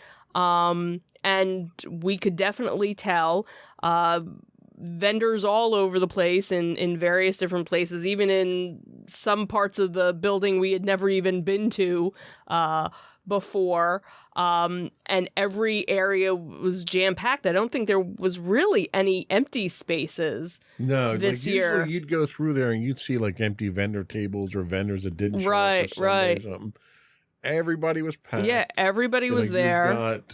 You have the main room where the centrifuge is, which is the highlight of the whole thing. Right. You have another room at that level and then a hallway that was packed. Mm-hmm. Then you have the upstairs room Right. where you've got 2 rooms split by a bar, which, by the way, they had alcohol on the main floor this time. Right. around. So Right. you can get drinks the whole time and get sloshed while you're buying lots of toys. Right. Right. And then down on the first floor, they had vendors there, which they'd never had before. And they were also doing tattoos. And they were doing tattoos. There were a down couple of there as different well. tattoo artists, which that seems to be like the new thing at toy At shows and conventions, conventions yeah. is to have a various tattoo artist. Go buy a Luke Skywalker and get a tattoo Right. while you're here. So not only did we find the exhibition area downstairs, Mhm. we also happened to find the restaurant they had there that we never knew they had. Right. And I think that's relatively new as well. So that might have, been something that they started.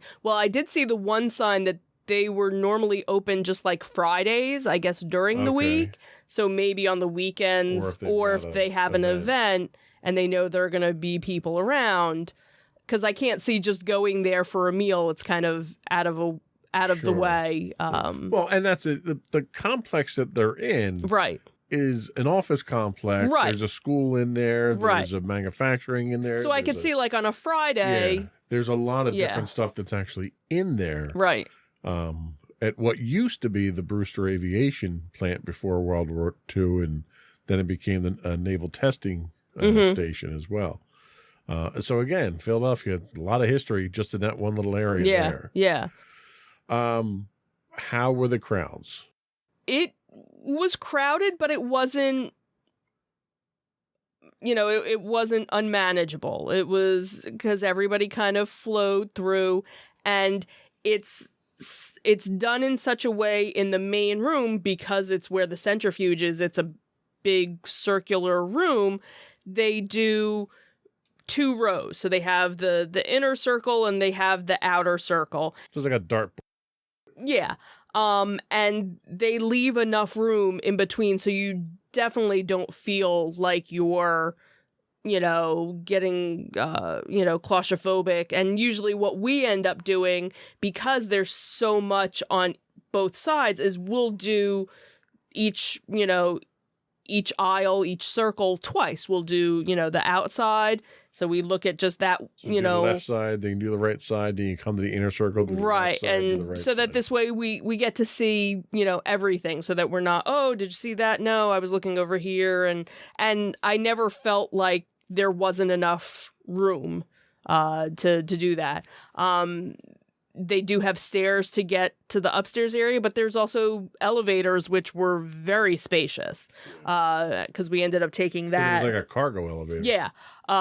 So Which was themed, by the way. yes, it was. It was space themed, so it was just so. That was kinda That neat. part is kind of cool, but they have something for everyone.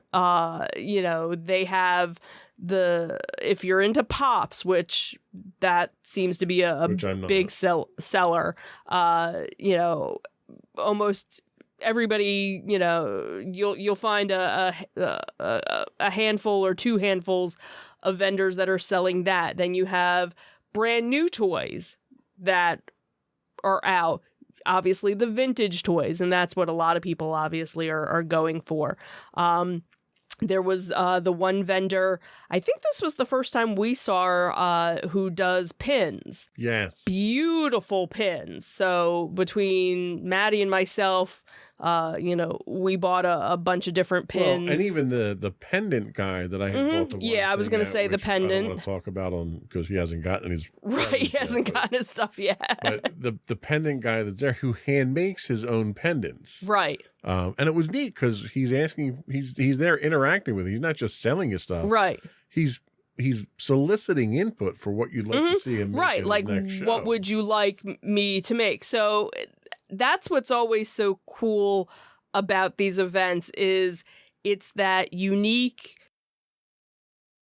item that you didn't know existed maybe, or you did and you're like, the one guy who we've seen, because again, we go to so many of these now that we run into a lot of the same vendors, but Right. it's like, okay, well, what do you have for this show? And the one guy, he sells Lego minifigures and he makes the Lego figures. This time around, I didn't buy a Lego figure from him. He was selling purses and wallets, and he had a Haunted Mansion purse, and I was like, all right, take my money. Yeah. So Yeah. it's, again, something you never know what you're going to find when you go. And like you said, part of the whole ZoloCon experience is the venue itself. Sure. Just, knowing the history of that building and what happened there. And that was what was kind of cool too this time around, was because we were going to these other areas of the building, there were more pictures and plaques and different historical things about what had happened at that building in the past. So that's The one really kind of thing cool. that I had noticed was while it was vendor heavy, it was kind of light on artists this time around. There wasn't many. Like last time, there was probably 3 or 4 times as many artists Yeah. on that inner ring there.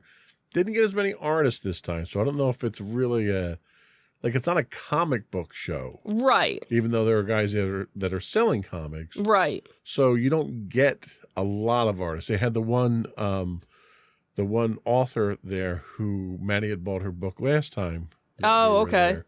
But not really a lot in the way of artwork, Right. which I don't have enough room on my walls right now as it is, but Right. kind of noticed that was one of the big changes. They also changed the refreshment area up here this time because they put the alcohol down where the refreshments were, so you didn't have the seating area there. So Right. for someone like me who I can't stay on my feet that long, it was kind of difficult trying to find little nooks and so forth here. And in fact, when we left, I had to send you guys back up for Right. the last piece I wanted because I couldn't do all the walking. Right. Right. So happy with what you got? Did you get anything that was good? Yeah, like I said, Maddie and I got a couple of pins. I ended up getting some Star Wars Pyrex, really for you, for Right. lunches. So, interesting, unique things that wouldn't have thought Let me find. And cue up the video. Sure. We can. This was video footage that we took while we were there, and I had Maddie walk around with the camera for a little bit. Just to see what some of the things were that they had.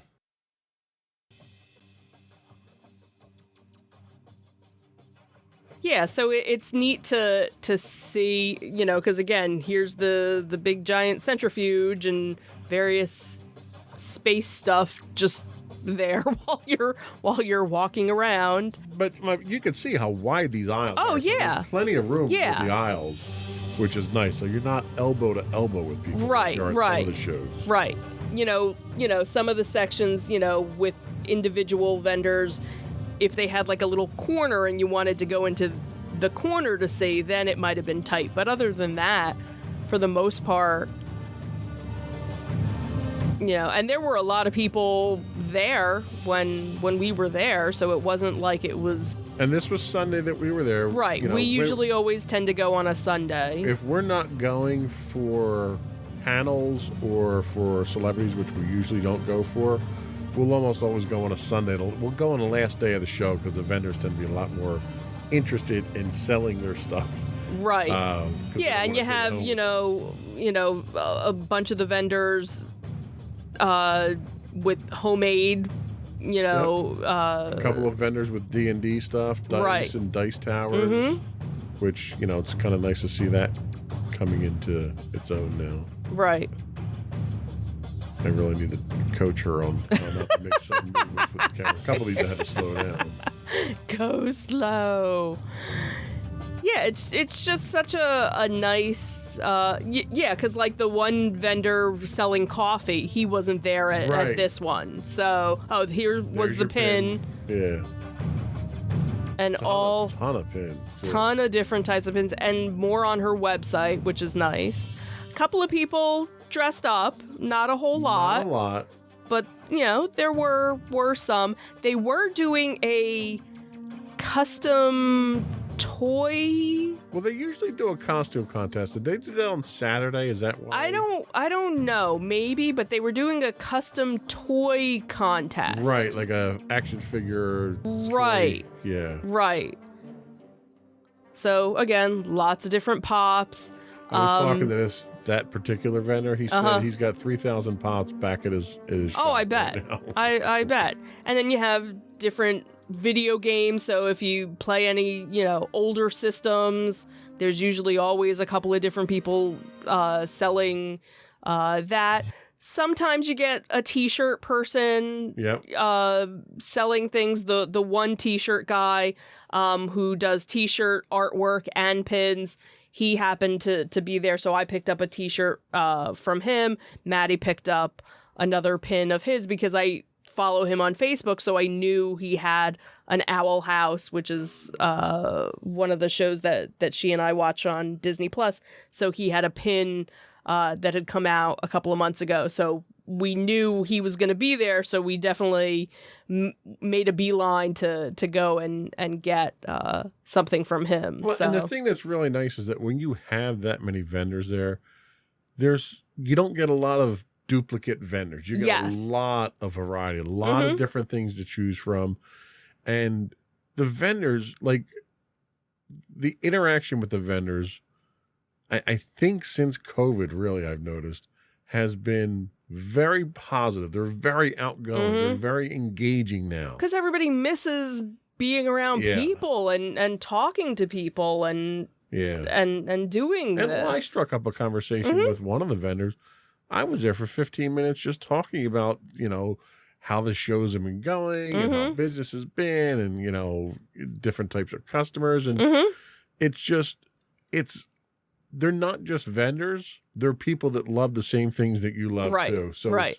it's almost like a community at this point. Oh, which is kinda absolutely. nice. Absolutely. And that was, they one of the Facebook groups, they have another ZoloCon Facebook group, and it was one of the organizers of it, and he was just over the moon about how well it went, and that this was their largest attendance to date, and that they couldn't speak, they had so many nice things to say about the vendors that were there, about the guests that were there, about just everything all around, just giving out the love. It's a great show. It's a great venue. It's not far for us. It's in Warminster. Right. So it's 45 minutes. About 45 minutes for us. Yeah. So it's not that far from us, and it's just it's a nice day out.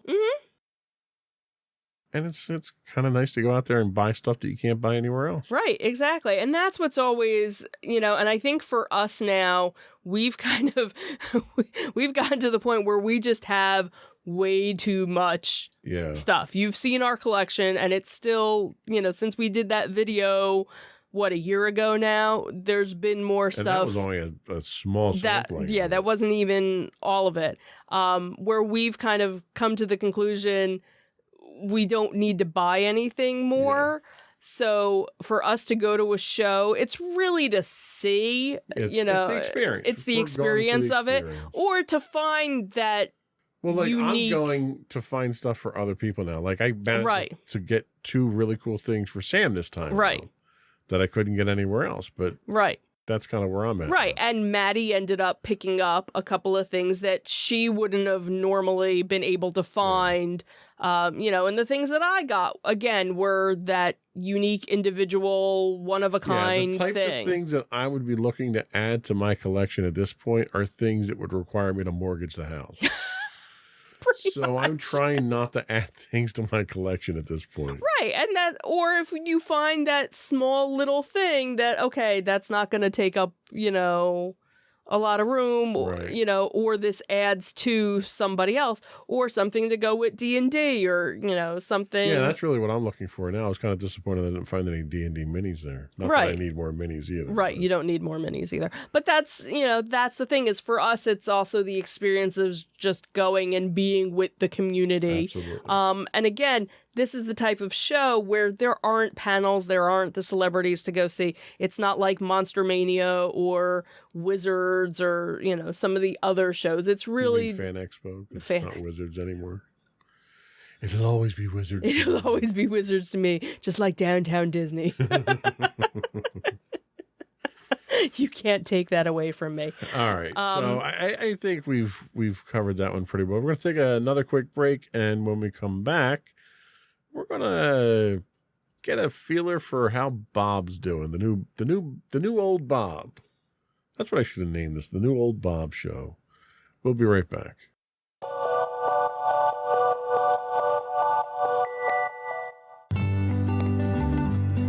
Insights into Teens, a podcast series exploring the issues and challenges of today's youth. Talking to real teens about real teen problems. Explore issues from braces to puberty, social anxiety to financial responsibility. Each week, we talk about the topics concerning today's youth. We look at how the issues affect teens, how to cope with these issues, and how parents, friends, and loved ones can help teens handle these challenges. Check out our video episodes on youtube.com/insightsintothings. Catch our audio versions on podcast.insightsintoteens.com or on the web at insightsintothings.com.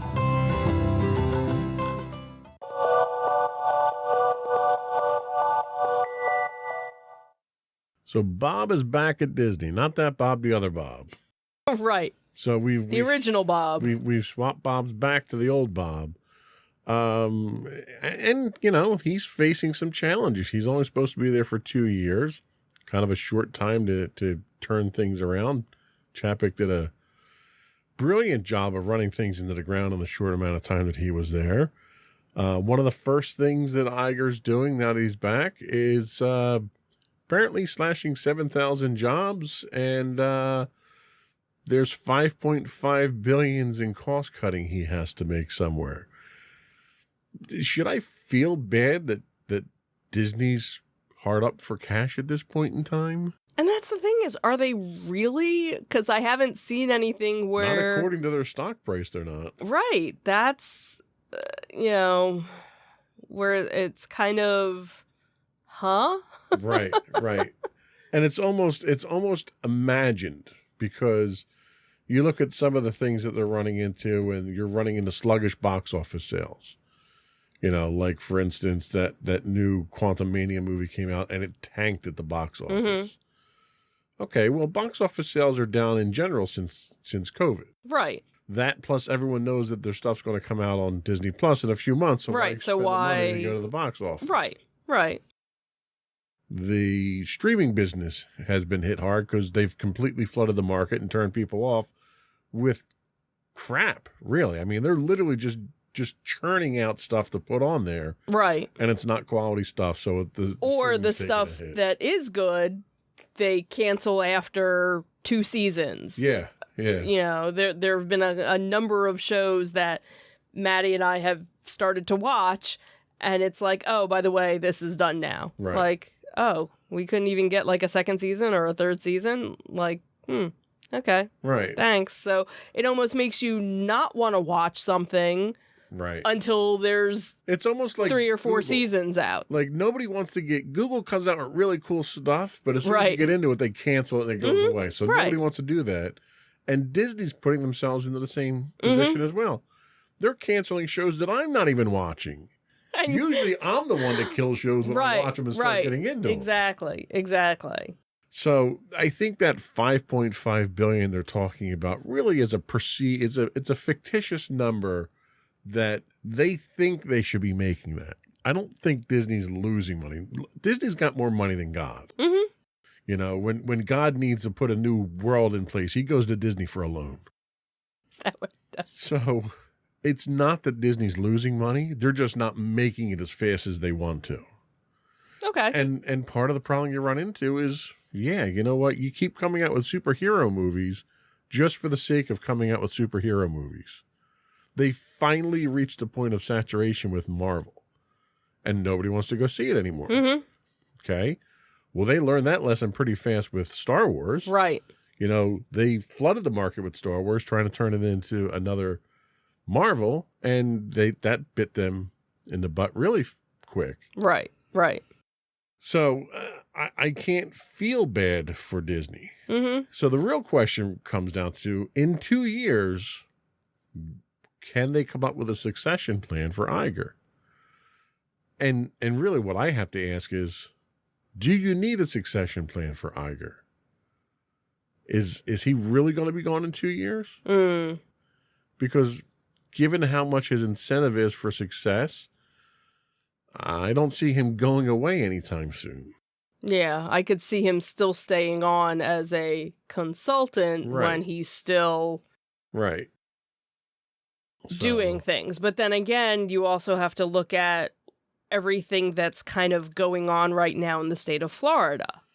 that's And true that's as a well. whole other kit and caboodle of that whole toxicness Well, that and let's be honest. What's going on in Florida is a temporary thing. hopefully. It's temporary because it's a pissing match between DeSantis and Disney. Right. And it really was a pissing match between DeSantis and Chapek. Right. And Chapek's out of the picture. And Right. DeSantis is going to be out of the picture in 2024 when he runs for president anyway. Hopefully. So it doesn't really, that's not that big a deal. In fact, Disney came out with a statement recently basically saying, you know, we're going to focus on what we do best. We're going to provide the best experience for people, blah, blah. They took the high ground. Mm-hmm. They didn't buy into the taunting and the stick poking that DeSantis was trying to draw them into. Mm-hmm.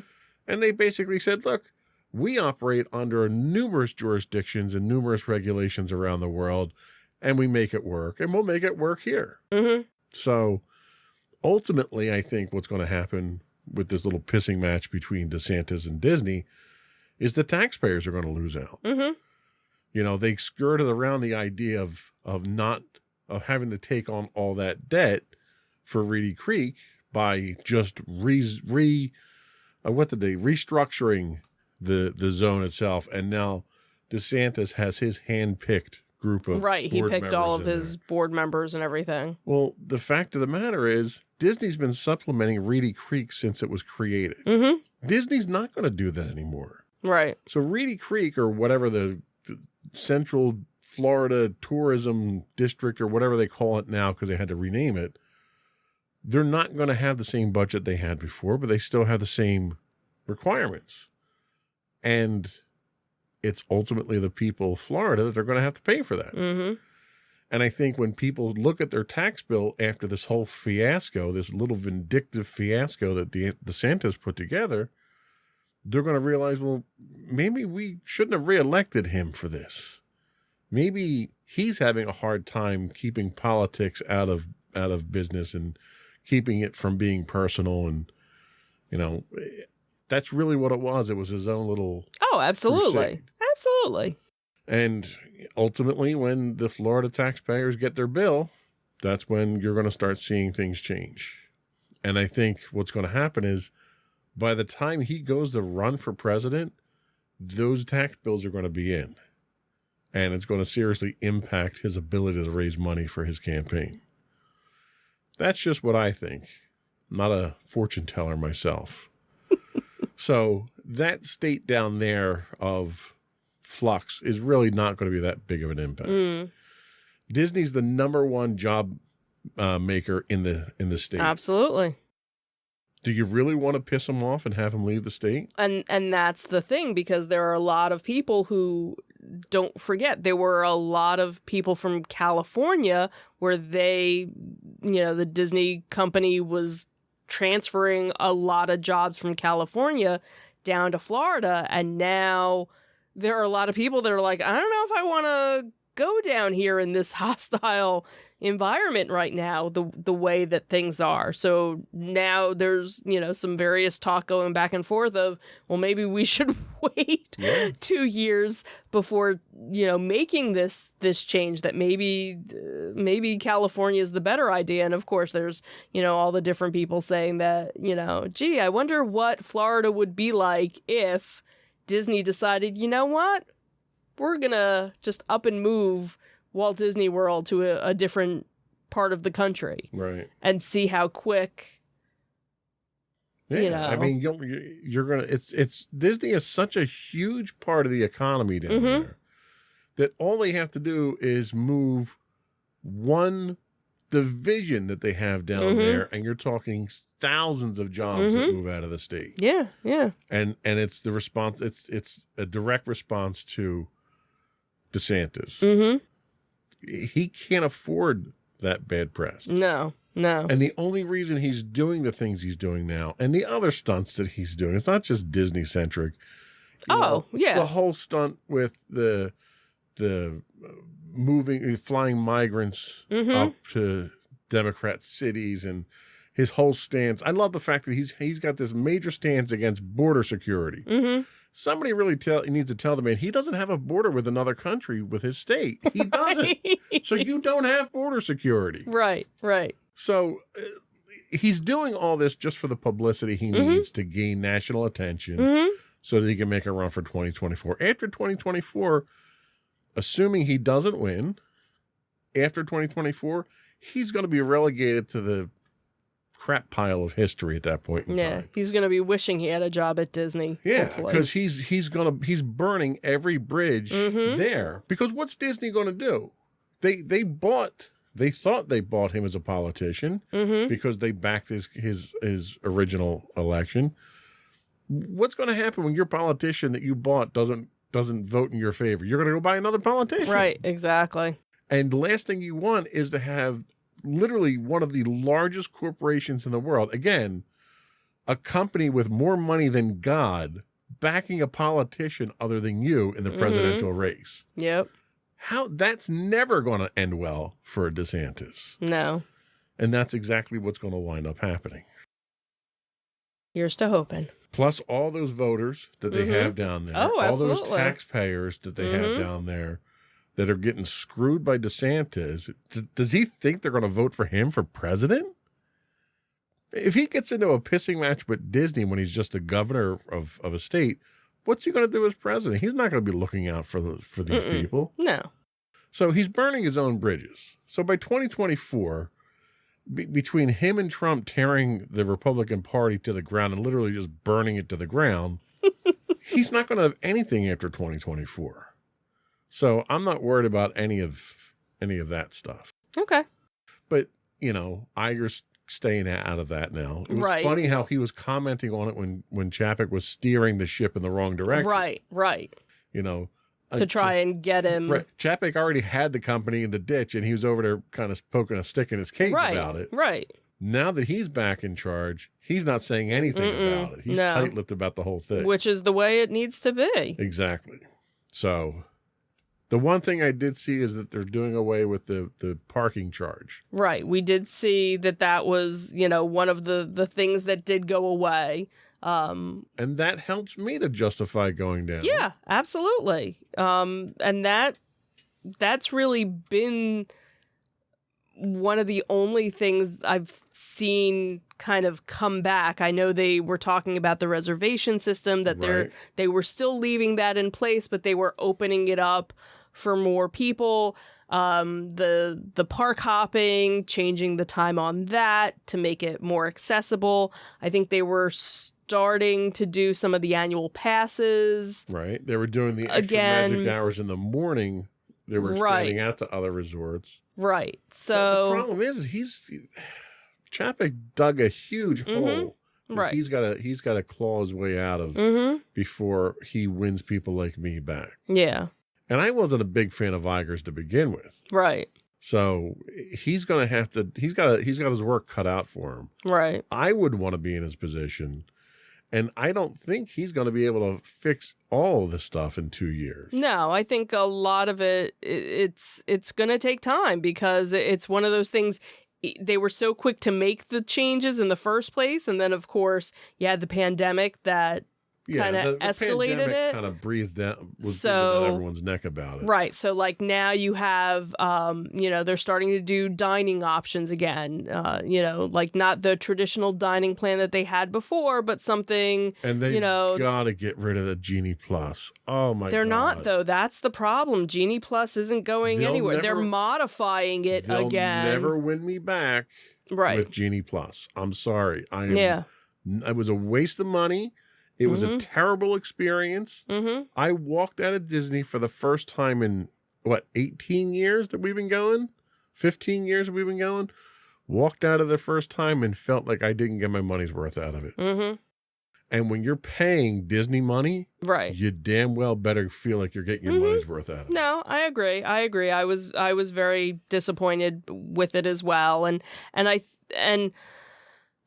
but you never even you never felt like you had that with the fast passes. Like you didn't have to really learn how to navigate it. It was there were probably people when FastPass first started that had a hard time with it and didn't quite understand how to make it work and that was once you got to hang a fast pass, you could make the system work for you.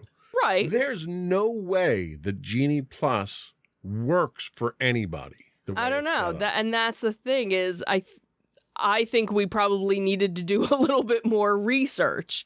But that's It's the a other broken system, though. but that's my whole point is that I shouldn't have to take a college course in how to use Genie Plus before I go on a vacation. That's where And the thing is, they build it as being anybody can use it. It's super convenient. You do everything through the app. Everything's wonderful. right. Well, one, I'm paying for it. Two, it has built-in restrictions that doesn't even come close to comparing with FastPass the way it Right. was. Right. Three, the app was terrible. Right. It was confusing. It didn't always work. Oh, and you got to kill your phone battery just so you Right. can get around the park. Right. Exactly. Terrible idea. Right. The idea is I'm on a vacation. I shouldn't have to be constantly on Right. my phone. Like when they had FastPass Plus, when they had the FastPass system, as long as you knew what time your FastPass was for, It was simple. It you was didn't easy. need to be on your phone. I could do all that on my phone, or I could go to a kiosk, or I Right. could go to a park cast member in the Right. park. I got options. Right. And that was free. Right. I'm paying for a system that they've deliberately handicapped now. Right. So as long as that's in place, they're not going to get me back. Mhm. It's just that simple. No, I agree. So sorry, Bob, but it's an uphill battle. I wouldn't want his job. Yeah. I wouldn't even want his salary for his job, to be honest with you.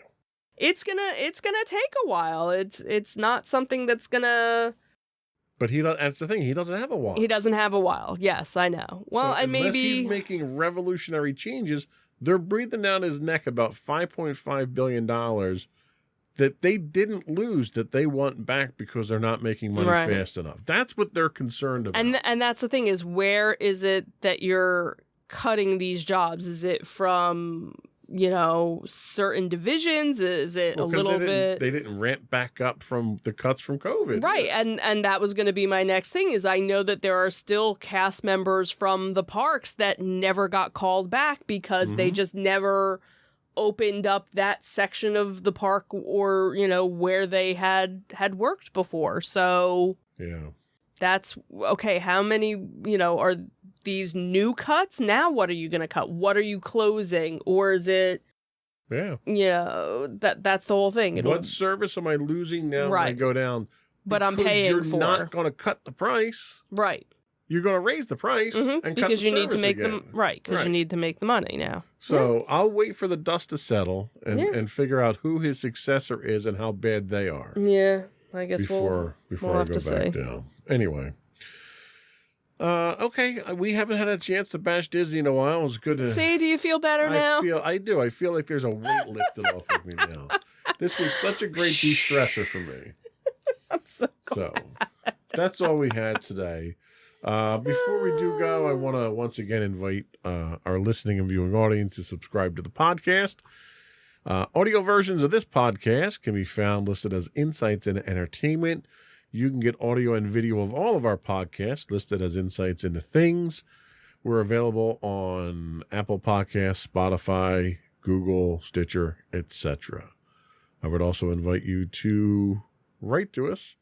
You can email us at comments@insightsintothings.com. You can find us on Twitter at twitter.com/insights_things. We do stream 5 days a week on Twitch at twitch.tv/insightsintothings. You can find us on Facebook at facebook.com/insightsintothingspodcast. You can find us streaming 6 days a week on YouTube, as well as all of our videos on YouTube at youtube.com/insightsintothings. You can find us on Instagram at instagram.com/insightsintothings. Or you can find all that and more on our official website at insightsintothings.com. That's it. Another one in the books. Have a good week, everyone. Bye. Bye.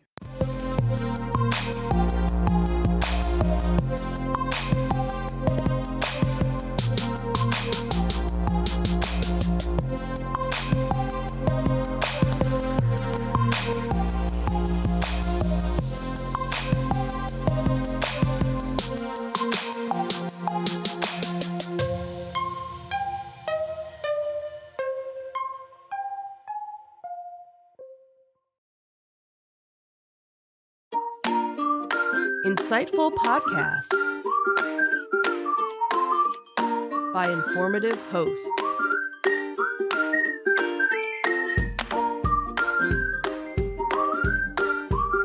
Insights into Things, a podcast network.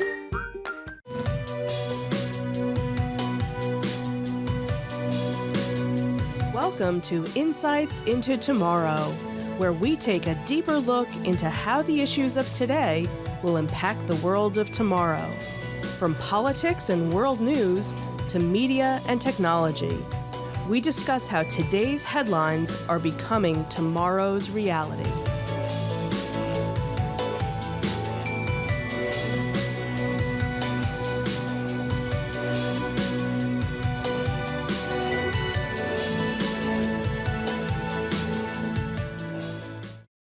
Welcome to Insights into Tomorrow. This is episode 22, No More Yesterdays. I'm your host, Joseph Whalen, and my informed and concerned co-host, Michelle Whalen. Hi, everyone. How you doing today, sweetheart? Doing okay. How are you? I'm doing wonderful. Anything exciting going on other than flip-flop of hosts on the shows recently?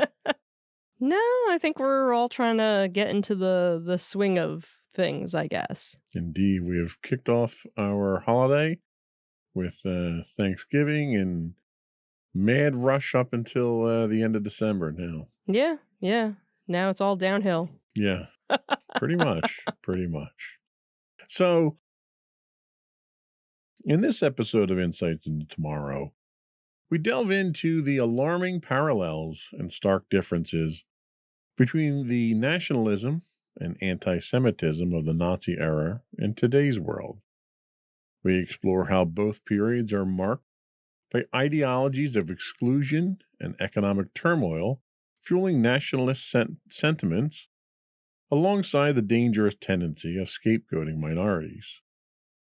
The Nazi regime's systematic state-sponsored anti-Semitism and its sophisticated propaganda machine present a stark contrast to today's more decentralized, internet-driven spread of anti-Semitic ideology.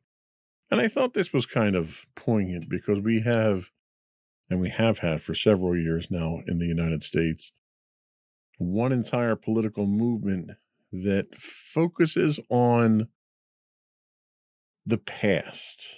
You know, this whole idea of make America great again, but they never tell you when they're referring to. Right.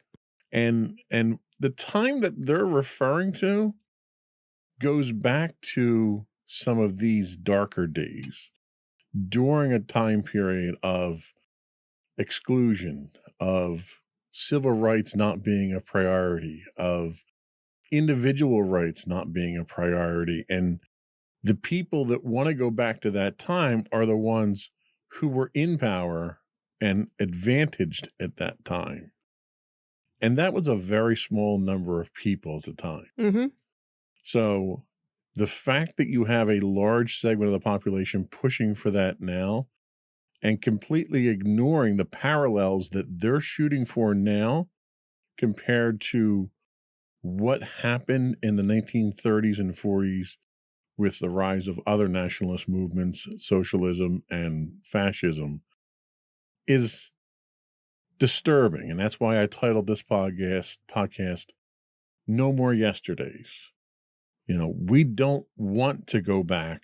We've, over the last 100 years, we as a country, we as a civilization, and the human race in general have evolved considerably in that time. And there's a segment of the population who desperately wants to drag us back to those dark times.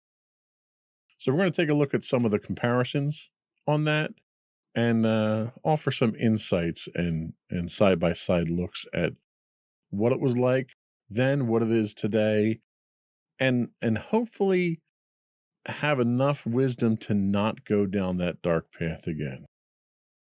But before we do that, though, I want to take a moment to remind our listening and viewing audience to, if you don't already do so, subscribe to the podcast. You can find audio versions of this podcast listed as Insights into Tomorrow. You can also find audio and video versions of all the network's podcasts listed as Insights into Things, pretty much anywhere you can get a podcast these days. I would also invite you to write in, give us your feedback, disagree with us, tell me your point of view. You can email us at comments@insightsintothings.com. You can find us on X at insights_things, or you can find links to all those and more on our official website at www.insightsintothings.com. Shall we get going? Oh, let's the fun begin. Here we go.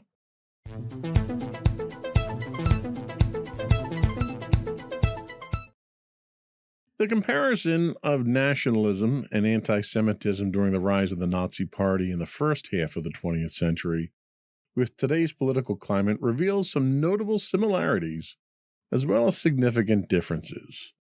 From a similarity standpoint, you have an ideology of exclusion. Both eras witness ideologies that define the nation in exclusionary terms, which is really contrary to what this country was ever built on. The Nazi Party's version of nationalism was grounded in racial purity and the exclusion of Jews, among others. Despite the fact that there's Jewish ancestry on Hitler's side, and Hitler wasn't even German to begin with. So, purity. Modern nationalism, while not typically as extreme, often similarly hinges on defining insiders and outsiders, sometimes marginalizing certain groups. There's also significant similarities in economic factors. Economic uncertainty played a significant role in the rise of the Nazi Party as it capitalized on the economic woes of post-World War I Germany to gain support. Today, the economic uncertainty, particularly in the wake of globalization and economic crises, also fuels nationalist sentiments. So now we'll talk about scapegoating. So the Nazi regime notoriously used Jews as a scapegoat for Germany's problems. In contemporary politics, while not as extreme or widespread, there is still a tendency in some nationalist narratives to scapegoat immigrants or ethnic minorities for social and economic issues. The use of propaganda. The Nazis were adept at using propaganda to spread their ideologies. And today, while the methods have evolved, the use of social media the use of media and particularly social media to dismantle nationalist and anti-Semitic sentiments echoes this aspect of the past. The rise of the term fake news to discredit credible sources that point out the lies and crimes of one political organization over another has threatened to undermine any source of truth. So while there's a number of similarities, there's also differences. So the first one we look at is the institutional framework. The current global institutional framework, including organizations like the United Nations and various human rights conventions, acts as a significant barrier against the rise of extremist ideologies akin to those of the Nazi era. Even though the United Nations has proven time and again to be ineffective against even mildly concerted efforts by a few obstructionist members to undermine the basic principles of its existence. The other is public awareness and education. Again, you would think by now we would have a better understanding of these things having lived through it once. There is a higher level of public awareness and education about the dangers of extreme nationalism and anti-Semitism today, largely as a result of the lessons learned from World War II and the Holocaust. However, with active efforts to distort history, ban books and curricula teaching about the atrocities and culture of denial has arisen that threatens the basic defense against a repeat of the atrocities of the Nazis. Then there's the extent and nature of anti-Semitism. The anti-Semitism of the Nazi era was state-sponsored, systematic, and led to the Holocaust. Modern anti-Semitism, while a serious concern, typically does not manifest with the same intensity or state-level endorsement. This less intensive approach in and of itself may actually be more dangerous, and it makes the concept of anti-Semitism more appealing to the less radicalized members of society and thus threatens to make the practice even more widespread. Globalization and digital connectivity. So now we have the contemporary world, which, is more interconnected now than it was in the 1930s and the 1940s.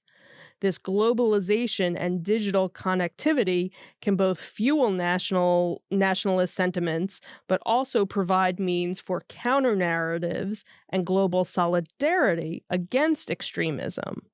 So recent history has shown how easily social media can be manipulated to propagate hate and violence more so than prevent it throughout.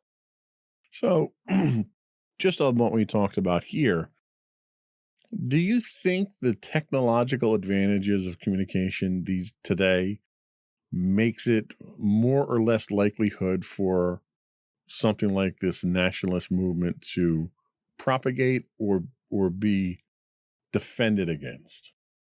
Honestly, I would have to say kind of a little bit of both. It's definitely easier for the word to get out, for this propaganda to be spread. You have so many people that as soon as they see a post about something, a tweet about something, a picture about something, they forward it to everybody that they know without even checking to see if it's factual.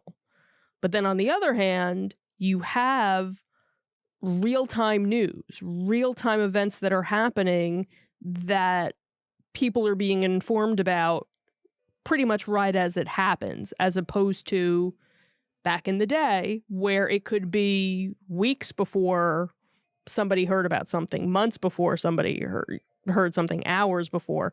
Now it's almost instantaneous that the other side of things is getting out there. So I think it's a little bit of both with it. What about the the level of anonymity that you could have starting a movement on the internet now where you're insulated? You don't have to put yourself out there.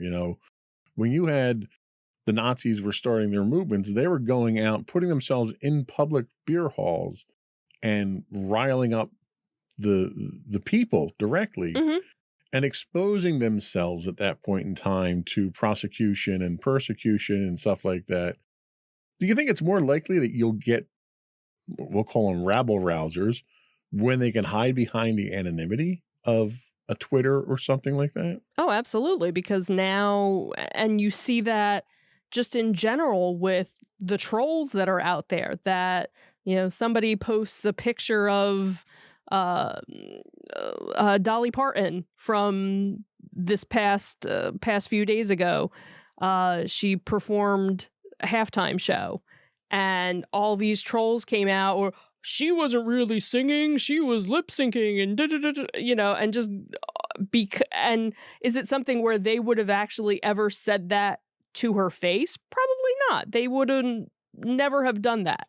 But now, because you can hide behind it and you don't have that fear of persecution, and especially now, there are so many things out there where before, if you commented or posted something, it would have your name. And granted, most people would change their usernames and things like that. Now there's so many areas to post or comment where you can do it anonymously now. They've added that feature. So now it gives you, oh, well, now I can be more of a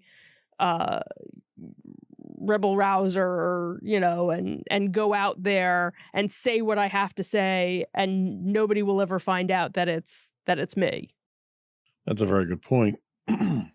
So how do you think the rise of social media and the concept of fake news has affected the way Americans understand and discuss political issues, including topics like nationalism and anti-Semitism? Can people have a logical, civilized discussion, or we're seeing extremism on both sides, Mhm. and just because one side says one thing, you could have one side that finds the cure for cancer, finds a magical pill that solves world hunger and creates world peace all at one time, and the other side would oppose it because Just because. the opposition came up with Right. Right. it. What are your thoughts on that?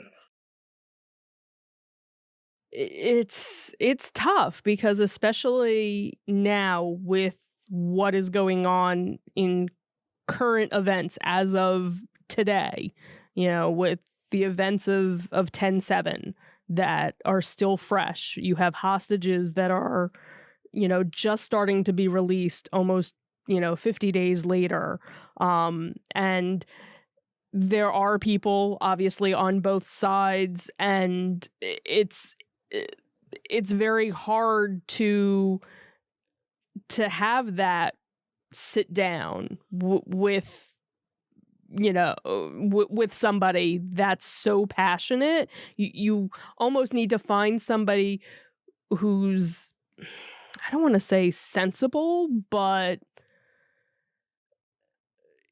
because everybody is passionate about their stance, no matter which stance they take. But sometimes when you're so passionate about something, you can't even allow the other side to even educate you on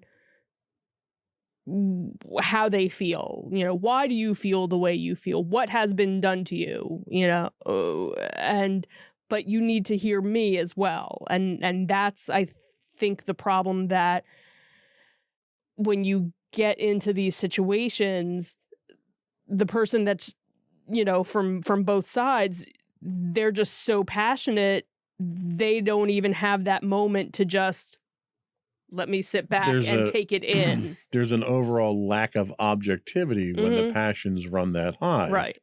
And when you lack the ability to be objective, you also can't make a logical, objective argument for your point of view either. Right. And I think that's the problem. Like, if somebody questions, if you feel passionate about something, that's wonderful. And if somebody questions you about that, you should be passionate enough, but knowledgeable enough to defend your point of view. Right. And when you resort to insults, which is usually the first direction that it goes. Right.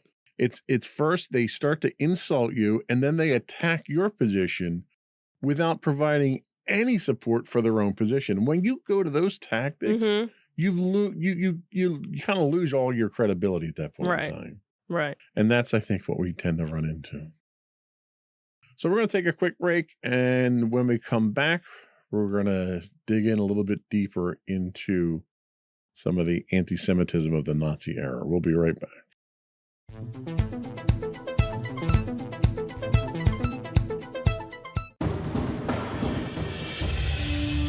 For over 7 years, the Second Sith Empire has been the premier community guild in the online game Star Wars: The Old Republic. With hundreds of friendly and helpful active members, a weekly schedule of nightly events, annual guild meet and greets, and an active community both on the web and on Discord. The Second Sith Empire is more than your typical gaming group. We're family. Join us on the Starforge server for nightly events such as operations, flashpoints, world boss hunts, Star Wars trivia, guild lottery, and much more. Visit us on the web today at www.thesecondsithempire.com.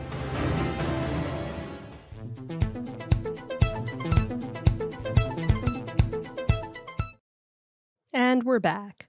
So, the comparison of anti Semitism in the Nazi era and its manifestation in the contemporary world underscores both a continuity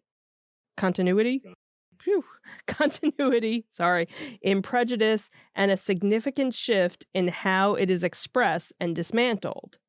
So, anti Semitism in the Nazi era. You had state sponsored policies, and the most striking aspect of Nazi era anti Semitism was its systematic state sponsorship.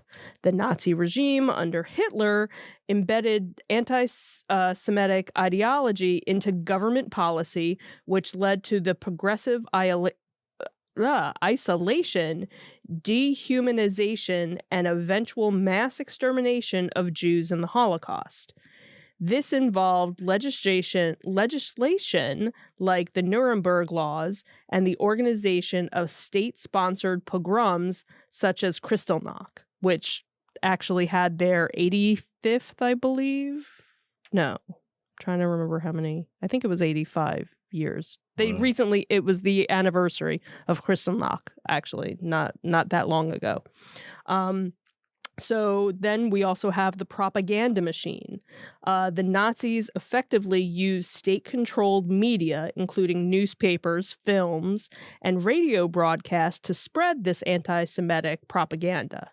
This propaganda was sophisticated and persuasive, shaping public opinion by depicting Jews as the source of Germany's economic problems and social decay.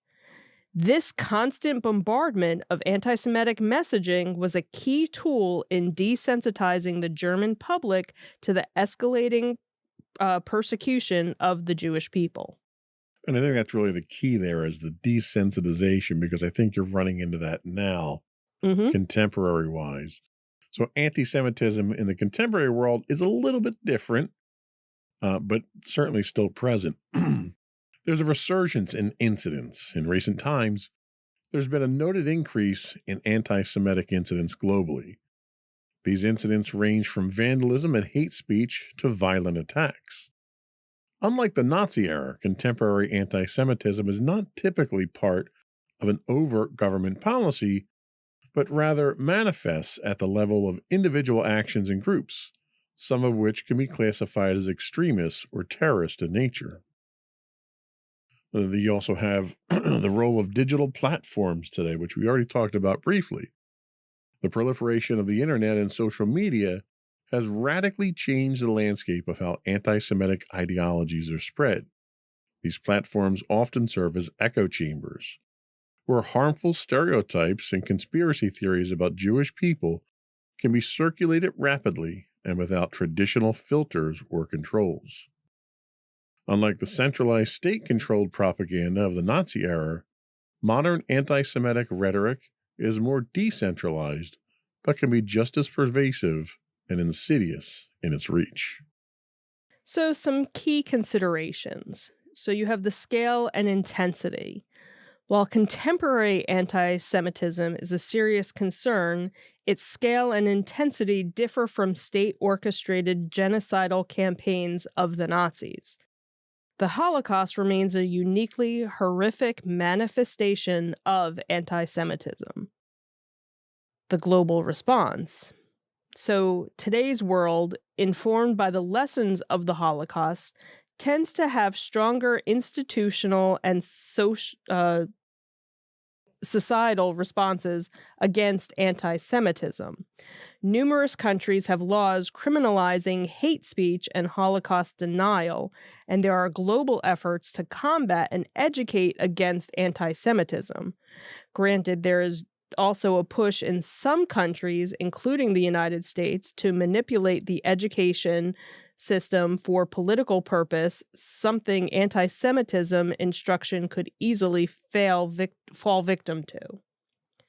Then we also have the challenges of the digital age. The decentralized nature of the internet poses unique challenges in monitoring and countering anti-Semitic content.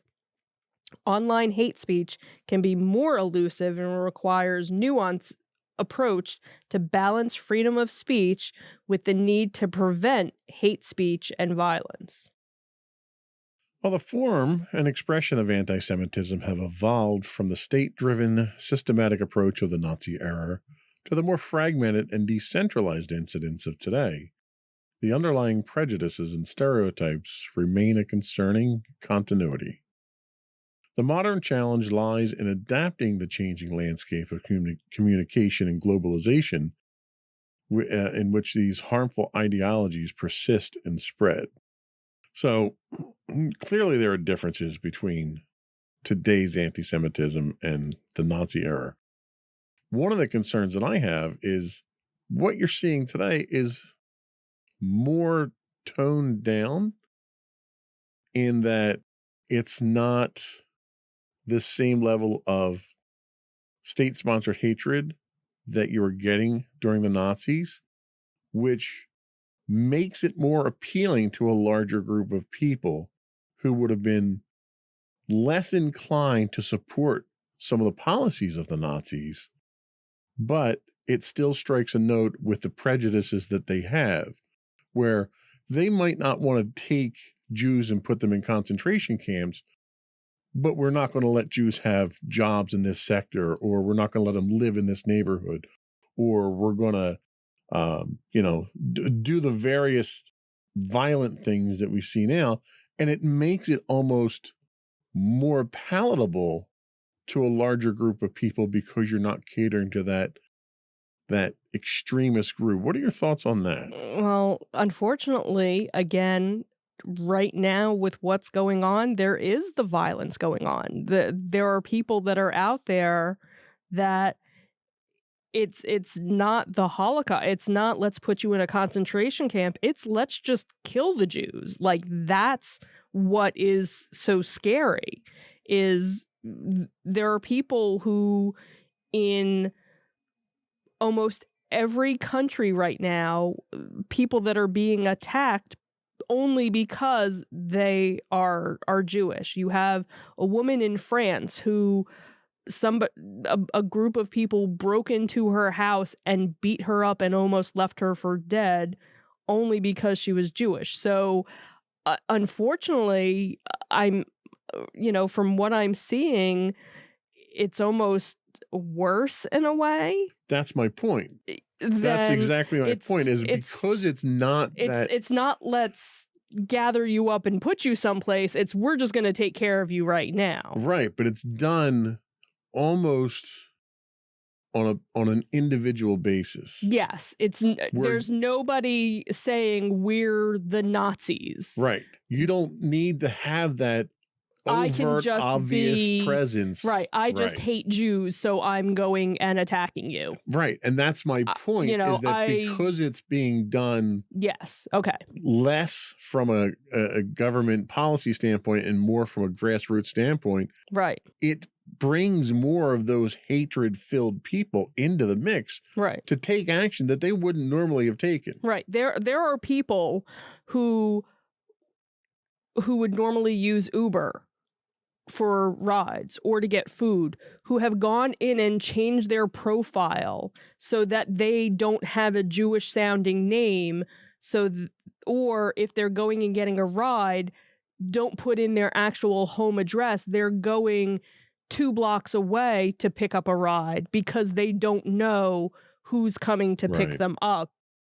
And this is very similar to the 1970s Mhm. when you had the various terrorist organizations that were anti Jew that were going out there and Mhm. kidnapping people and hijacking planes. Mhm. And when people would travel, they would travel with dual passports Mhm. and they would present, a passport from another country, not from Israel, Mhm. or they'd remove, Mhm. jewelry that they had on that would signify their faith and Mhm. stuff like that, Yep. where they were forced to hide their faith Mhm. just to not be targets.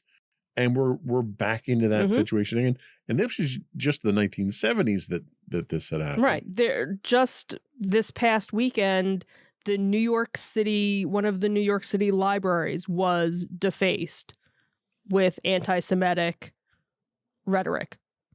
That's New York City. This is, and if any city is a melting pot, you would think it wouldn't be happening there, where you expect small town, whatever, that maybe has only 2 Jewish people in the town, if any, that would be the place where you'd have this huge outpour of anti-Semitic. But New York City, like that it just boggles my mind and just makes me sad and angry and mad and everything else that's what's out there. So one of the things that we've certainly seen over the last 5 years, 6 years, has been this push in schools to change curricula Mm-hmm.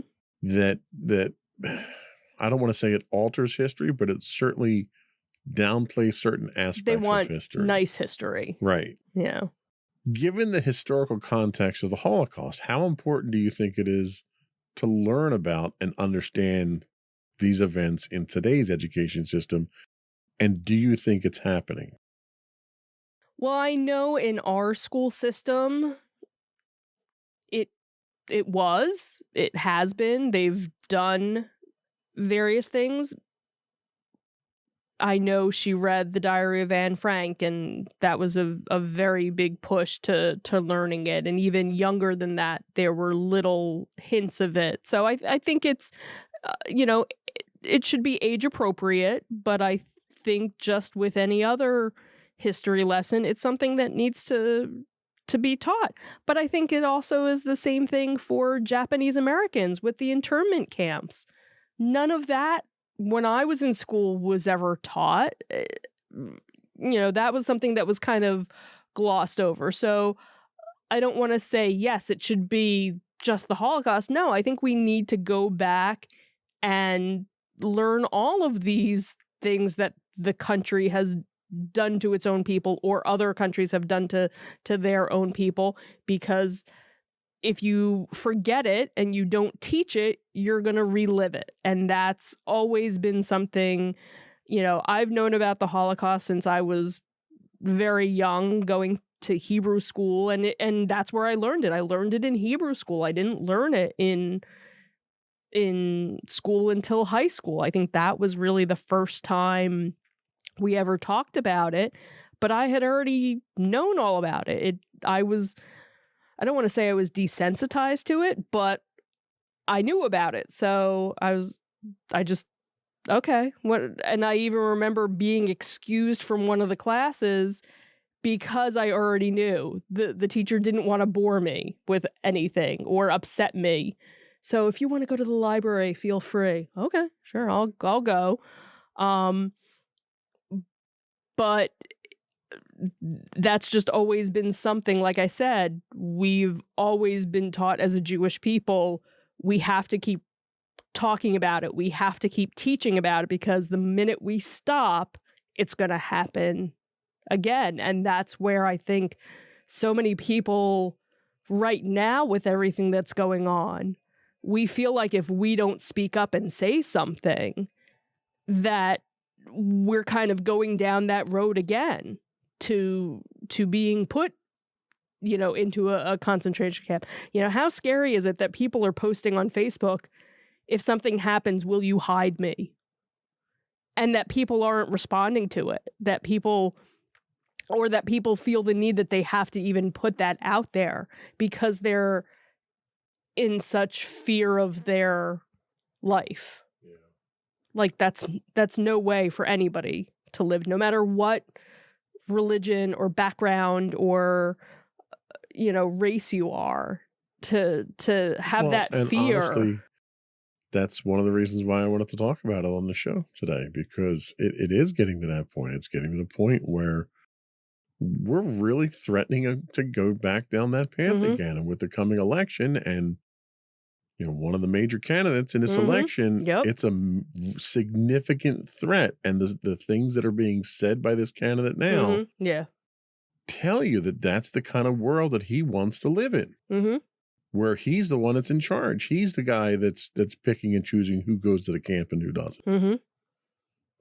So we're going to take another break, and when we come back, we're going to take a look at the real risk of history repeating itself. We'll be right back.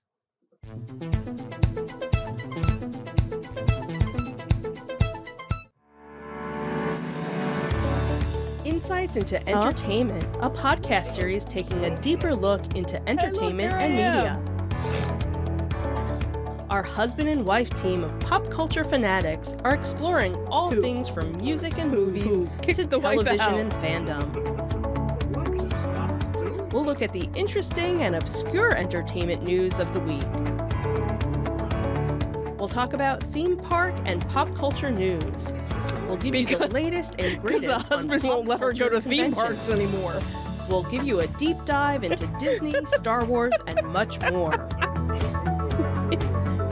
Check out our video episodes at youtube.com. That she gets emotional at every time she does.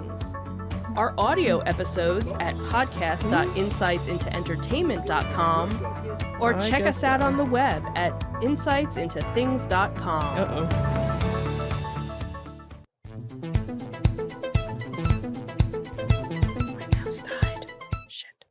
So what is the risk of history repeating itself? So the question of whether history might repeat itself in the context of rising nationalism and anti-Semitism is both complex and crucial. While there are parallels in rhetoric and sentiment with the 1930s and 40s, significant changes in the global political landscape and institutional frameworks suggest a different trajectory, albeit not without its own set of risks. So what are the institutional safeguards? Well, since World War II, the establishment of international institutions like the UN and various human rights treaties, such as the Universal Declaration of Human Rights, has created a global framework aimed at preventing the reoccurrence of mass atrocities. These institutions work towards promoting peace, security, and human rights, offering a platform for international cooperation and intervention which was lacking in the pre-World War II era. However, history over the last 30 years has proven that mass atrocities, ethnic cleansings, and continued human rights violations still occur all too frequently. So what about the human rights norms? So there is now a stronger global consensus on human rights norms. The horrors of the Holocaust were a key catalyst in the formation of these norms, and they serve as a moral compass that guides international relations and national policies, although adherence varies by country. But rogue nations and even rogue politicians have proven their ability to avoid prosecution from world courts while still committing violations of basic human rights. Then we have the democratic resilience. So many countries have developed more robust democratic structures compared to the early 20th century. These structures are designed to safeguard against authoritarianism through checks and balances, independent judicial systems, free press, and regular fair elections. However, even the bastion for demographic government, the United States, has proven that it is not immune to wavering from these beliefs with the election of self-serving corrupt politicians more concerned with their own personal vendettas and agendas than what is right for the country as its people. I have no idea who you were talking about with that. I can't put my finger on it. So despite all those ups and some downs, there are still persistent and emerging risks. Economic and social turmoil, for instance. Economic uncertainty and rapid social changes remain potent catalysts for nationalist and anti-Semitic sentiments. Economic recessions, job insecurity, and perceived threats to cultural identity can lead people to seek simplistic solutions and scapegoats, as we've seen in the 1930s and 40s. Which really is perfect that accused the Imperial March at that time. It's like, wow. That was not done in post, folks. Our Star Wars game is now playing the Imperial March when I get to that point. Polarization and populism. The rise of populist leaders and the increased political polarization in many countries echo some aspects of the pre-World War II era. Populist leaders often employ nationalistic rhetoric and may flirt with xenophobic and anti-Semitic sentiments to galvanize their base, creating a divided and potentially volatile political landscape. So one of the things that Hitler did, and did very well as a politician, was tune into people's hate. And he used hate as a motivator. And there are politicians today, not just in the United States, but primarily in the United States I'm referring to, who do exactly the same thing. They can pinpoint exactly what people want to hate or what they're prone to hate, and then just open up a can of it for them and use that to lead them around. And then all of a sudden you have this rabid group of literally mindless followers that will do anything for you if you feed that hatred. Mm-hmm. They'll even try and overthrow the most successful democracy in the history of the human race, all because you're teaching them to hate. What are your thoughts on that? How dangerous do you think that is, that the human mind can be that susceptible to that kind of transparent manipulation? I think it's very scary, and that's is just looking at the past few years, how much more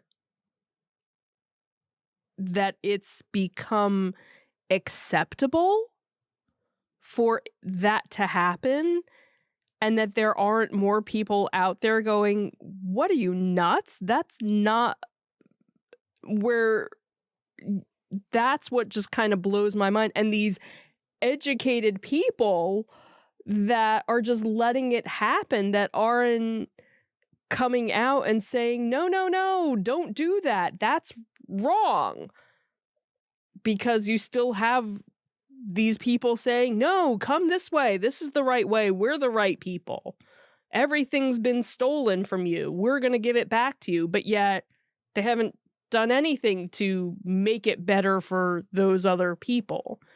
And some of them have woken up, but a lot of them are still drinking the Kool-Aid, I think. And it almost, there are days when it kind of makes you wonder, maybe I should just drink the Kool-Aid. Maybe that's then dangerous. No, and I get it. And that's where it almost makes you wonder, am I the crazy one? Maybe I'm not in reality. Everybody else is in the reality. Like, how can people let this happen and everybody think it's okay and nobody's standing up to these people,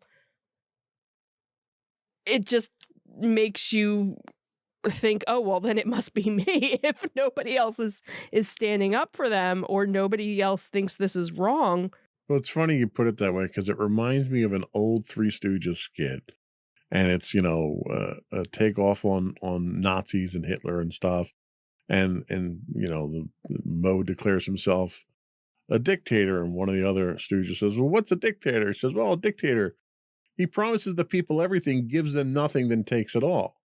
And that's exactly what our politicians try to do on a regular basis to us. Yeah.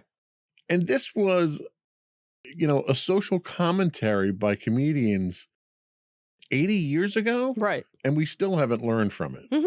Right. What is wrong with society that society allows this to keep happening? Right. And granted, yes, there is good in the world. There are people out there who are trying to make a difference. But it just seems like you always knew there were still Nazis around.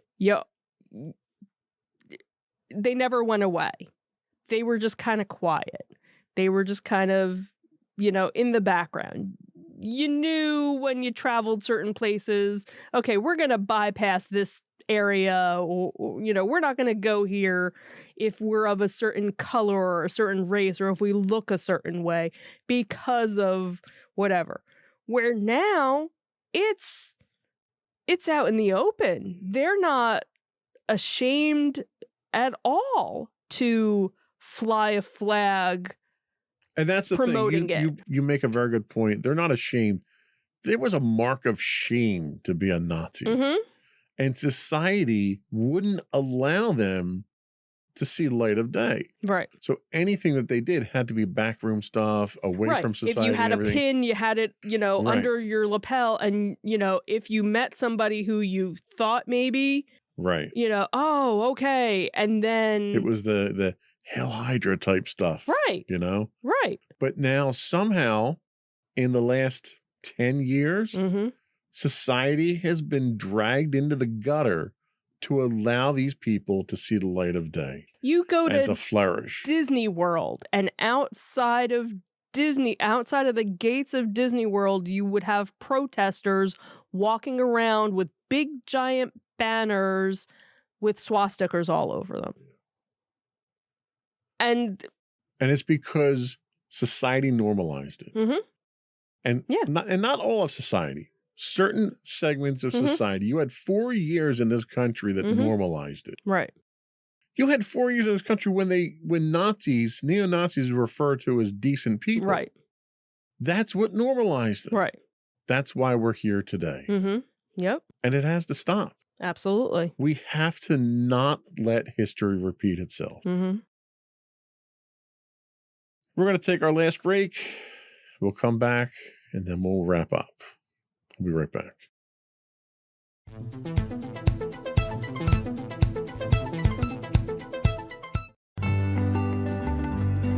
Insights into Teens, a podcast series exploring the issues and challenges of today's youth.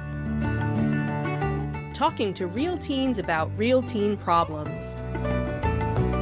Explore issues from braces to puberty, social anxiety to financial responsibility. Each week, we talk about the topics concerning today's youth. We look at how the issues affect teens, how to cope with these issues, and how parents, friends, and loved ones can help teens handle these challenges. Check out our video episodes on youtube.com/insightsintothings. Catch our audio versions on podcast.insightsintoteens.com or on the web at insightsintothings.com.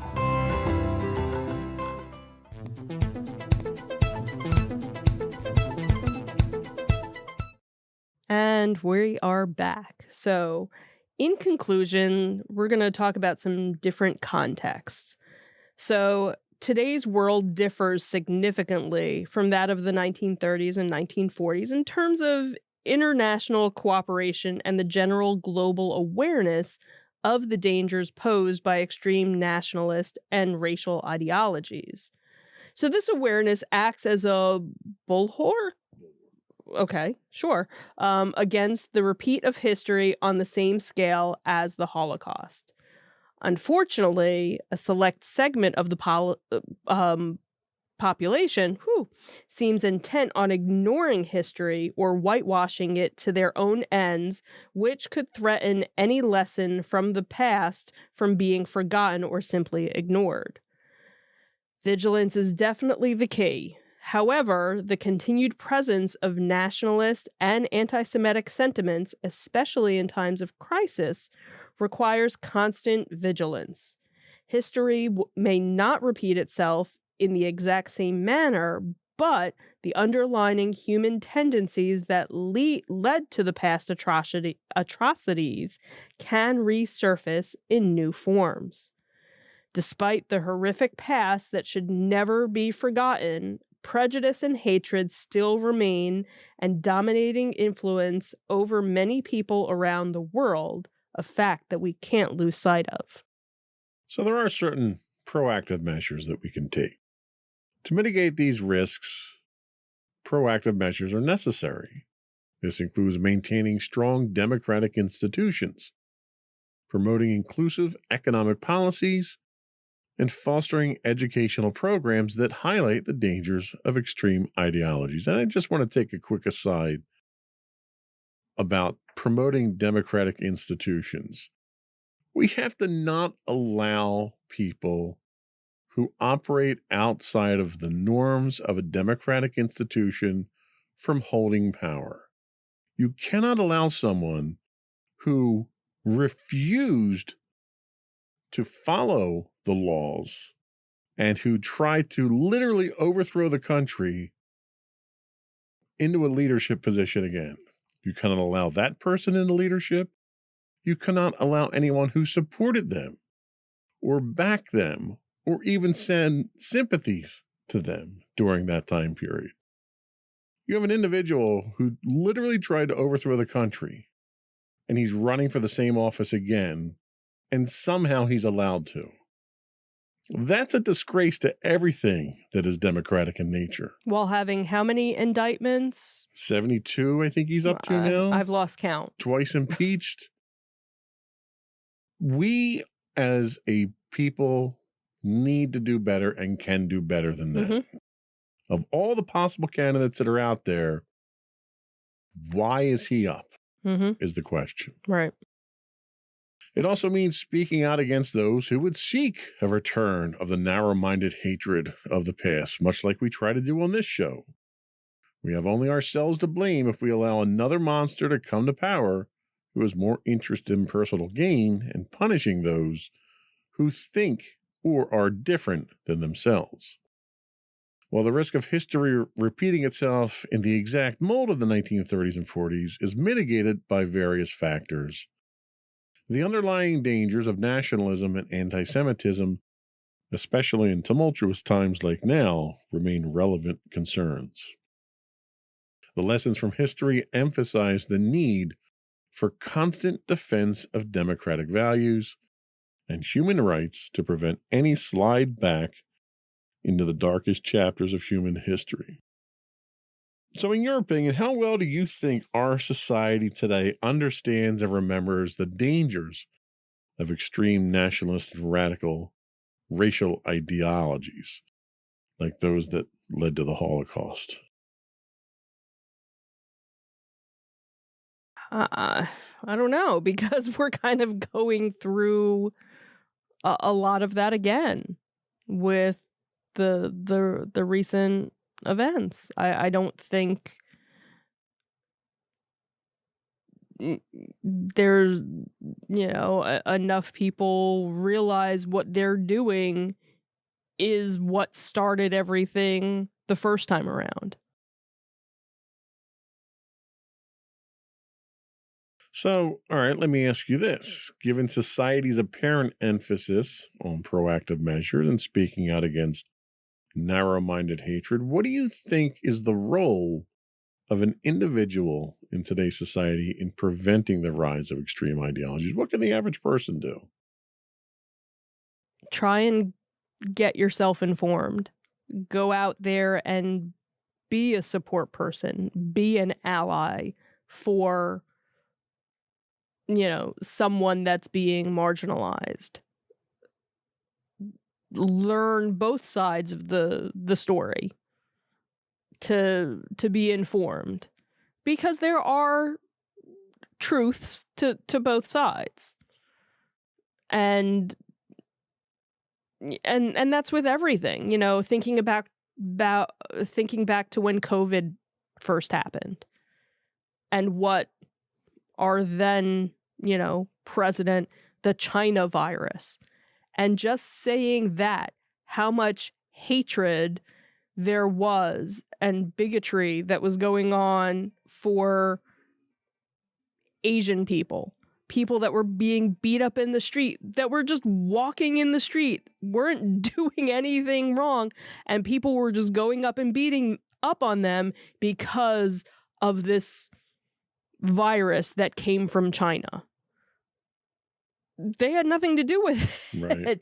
And that's what we're seeing now with this anti-Semitism, and you look at the different protests that you have and the different marches that you have, the pro-Israeli and the pro-Palestine, and you can see this, the total difference between night and day. One is peaceful and one is not. There's no, I haven't seen, and I'm sure there are some pro-Palestinian marches that are peaceful, but all the ones that, again, the media has been showing or that you see are all violent. Well, and, if I'm going to play devil's advocate, Sure. I would say that's the fake media that's True. trying to dictate the narrative, right? I'm sure it is, but yet you're still seeing all of this hatred for Israelis, for Jewish people. And the thing is, not every Israeli is Jewish. And not every Jewish person is Israeli. Right. So that's where people are kind of like, there's a good portion of Jewish people that can blend in with the white folk. We are not white. We just happen to be, depending on where, we went from Israel, where our, ancestors ended up and who we mixed with or stayed with, determined what we kind of look like. But with Jews, we're all different shades. We're all different colors. So some of us aren't able to be spotted, I guess. Well, and I think really what it boils down to is the methodology of riling people up with hatred. Mm-hmm. It's like taking a little tinker toy, a wind-up tinker toy, Mm-hmm. and you're just twisting that hatred wheel Right. inside there and winding it up, setting it down and letting And it it's go. just going to go. And it just goes. You don't know. You have no Mhm. control. You have no idea where it's going. Yeah. But the chaos that it creates Mm-hmm. is what these people that are creating the hatred are looking for, because that's what drives their agenda. Mm-hmm. So if you've got somebody out there who's trying to get you to hate something or someone, or to be violent, or to protest, or Right. whatever, think about it. Mm-hmm. Think about who it is that they want you to target, and think about how that person who's asking you to do that is going to benefit from it. Mm-hmm.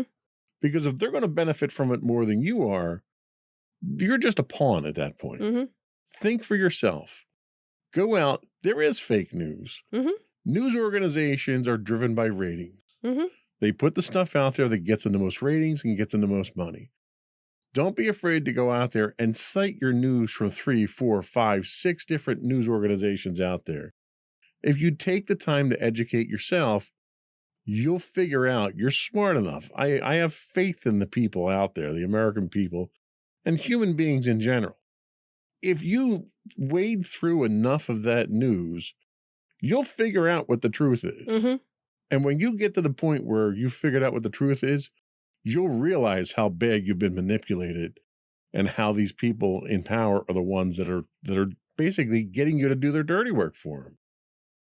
So educate yourself. There's no substitute for education. And I think that's really the bottom line here, is the only way to combat hatred and anti-Semitism and all of nationalism is just a method of control. The only way to combat any of these manipulative practices is to educate yourselves. And that's where the internet comes into play. You have so many opportunities today to educate yourself. Be smart about it. Don't be intellectually lazy. Don't take your news from one source, whether it's Fox News or CNN or whoever. Don't take any single source of news on face value. Go out and do a little research. That's what we do when we put these shows together. I think that's it. Did we have anything else we want to talk about? I think I'm good. All right. Before we do go, though, I want to take one more opportunity to invite you to subscribe to the podcast. You can find audio versions of this podcast listed as Insights into Tomorrow. You can find video and audio versions of all the network's podcasts listed as Insights into Things. And we're anywhere you get a podcast: Apple, Spotify, Google, iHeartRadio, etc. I would also write in. This is a great opportunity to write in with your hate mail and tell us how much you disagree with this or how much you agree with this. You can email us at comments@insightsintothings.com. We're on X at insights_things.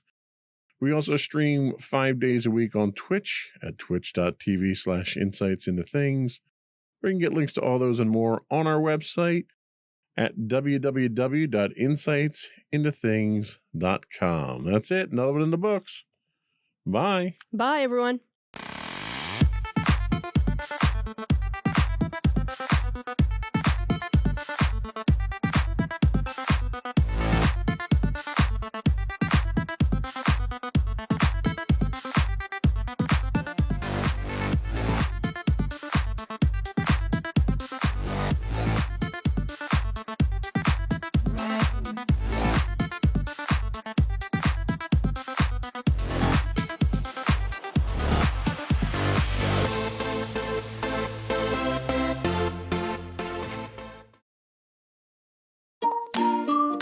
Insightful podcasts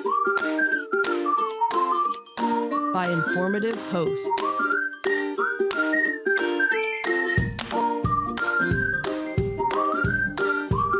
Insights into Things, a podcast network.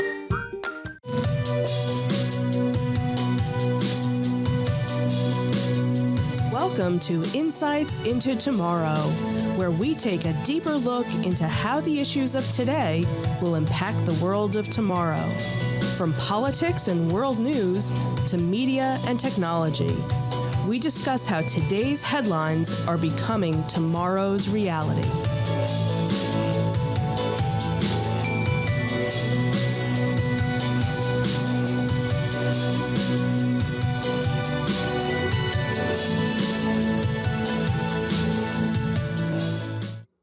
Hello, everyone. Welcome into Insights into Tomorrow, episode 19, The State of Microsoft Games.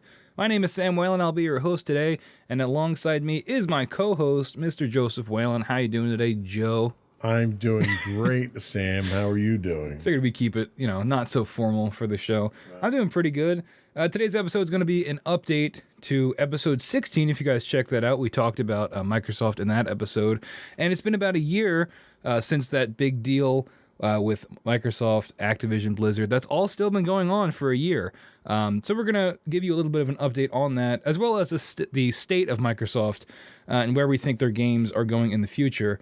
So just off the top, have you heard anything big about this acquisition or potential acquisition since that episode 16? Well, I know they've ran into some issues with U.S. regulatory and UK, right? But I think they got green lights in Europe, which I think is kind of ironic that the UK is fighting it, but the EU actually kind of gave them the green light on it. Yes, when our global nations have to interact with our gaming companies, things can get pretty complicated. But just a quick recap before we take a break. On January the 18th, 2022, Microsoft announced they were acquiring Activision Blizzard in an all-cash transaction. I forgot about that part. Valued at $68.7 billion or $95 a share at the time. Like we said, however, in the year since that, there have been lots of changes, lots of roadblocks, and things have definitely not gone as planned for Microsoft. So today we're going to look at some of those recent developments for the games and the state of the deal and the rough release of one game in particular and what the future looks like for Xbox and their games. So before we take our break, just want to remind you, you can subscribe to our show on Apple Podcasts, Spotify, Google Podcasts, Stitcher, iHeartRadio, TuneIn, Amazon, Pandora. Anywhere you get your podcast, we will be there for you. Contact information, you can email us at comments@insightsintothings.com. Twitter, we are insights_things. Facebook, you can search us there as well. Instagram, Insights Into Things. And all these links can be found on our websites, insightsintothings.com. Anything else to add? I think that's it. All right, let's get right into it. We'll be right back.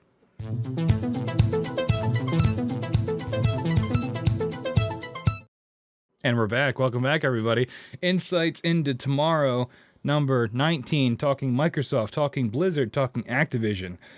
So, as I gave the recap in the beginning, this deal happened about a year ago for around $69 billion. However, there was some recent news which caused us to want to record this episode. So after months of deliberating, the United Kingdom's Competition and Markets Authority, the CMA, which is like their version of the FTC, blocked Microsoft's pending acquisition of Activision Blizzard, primarily citing the potential monopolization of cloud gaming services if the deal went through.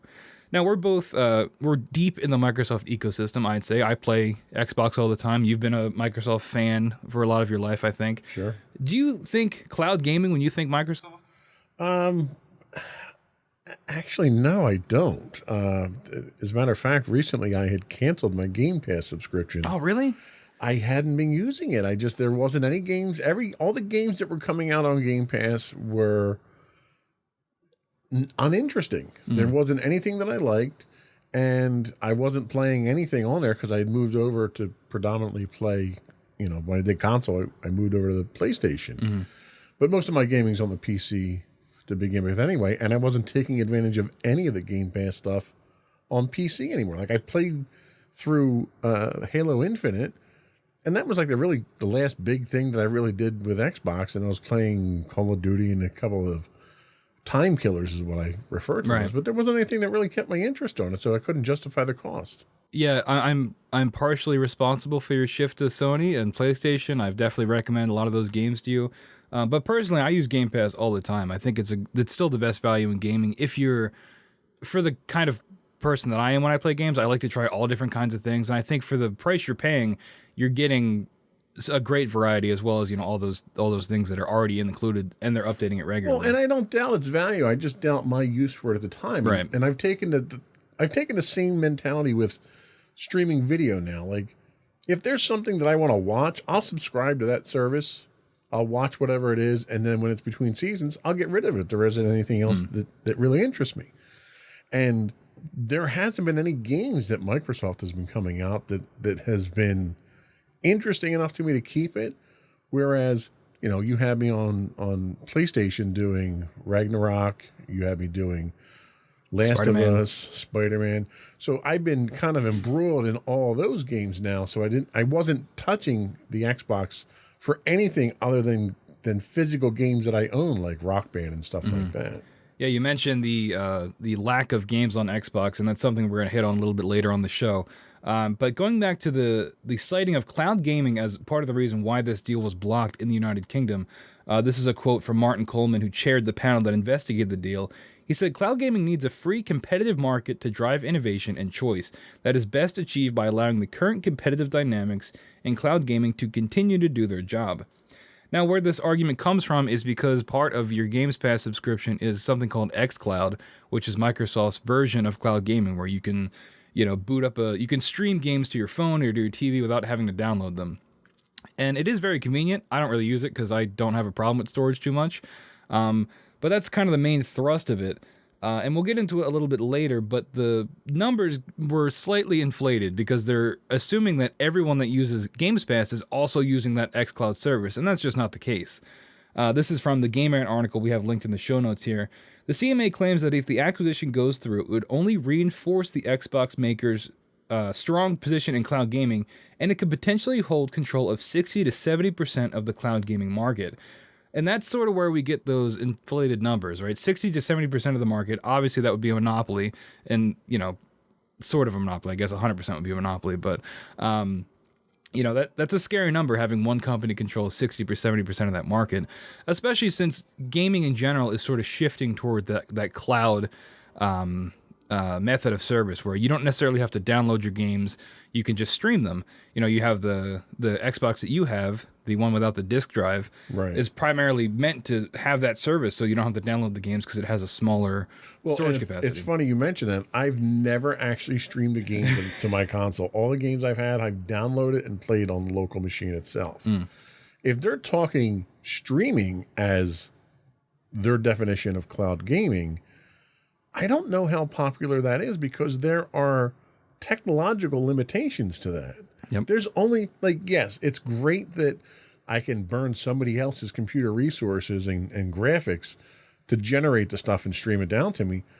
But when you're playing stuff that's competitive, online gaming, like first-person shooters, there's latency from the time that you push a button on your controller to the time it gets to the server and gets back to you. You can't overcome. I mean, that latency is a limitation of the speed of light. You can't overcome that. We have no way to overcome that right now.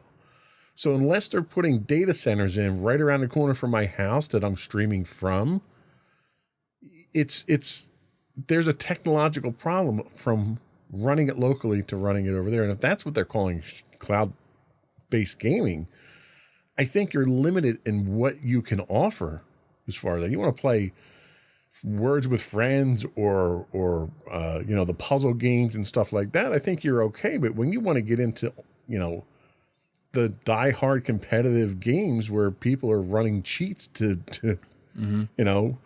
take advantage of that lag time, I don't think that's the right recipe for it. And I think that's a lot of the reason why Google got out of the streaming gaming too.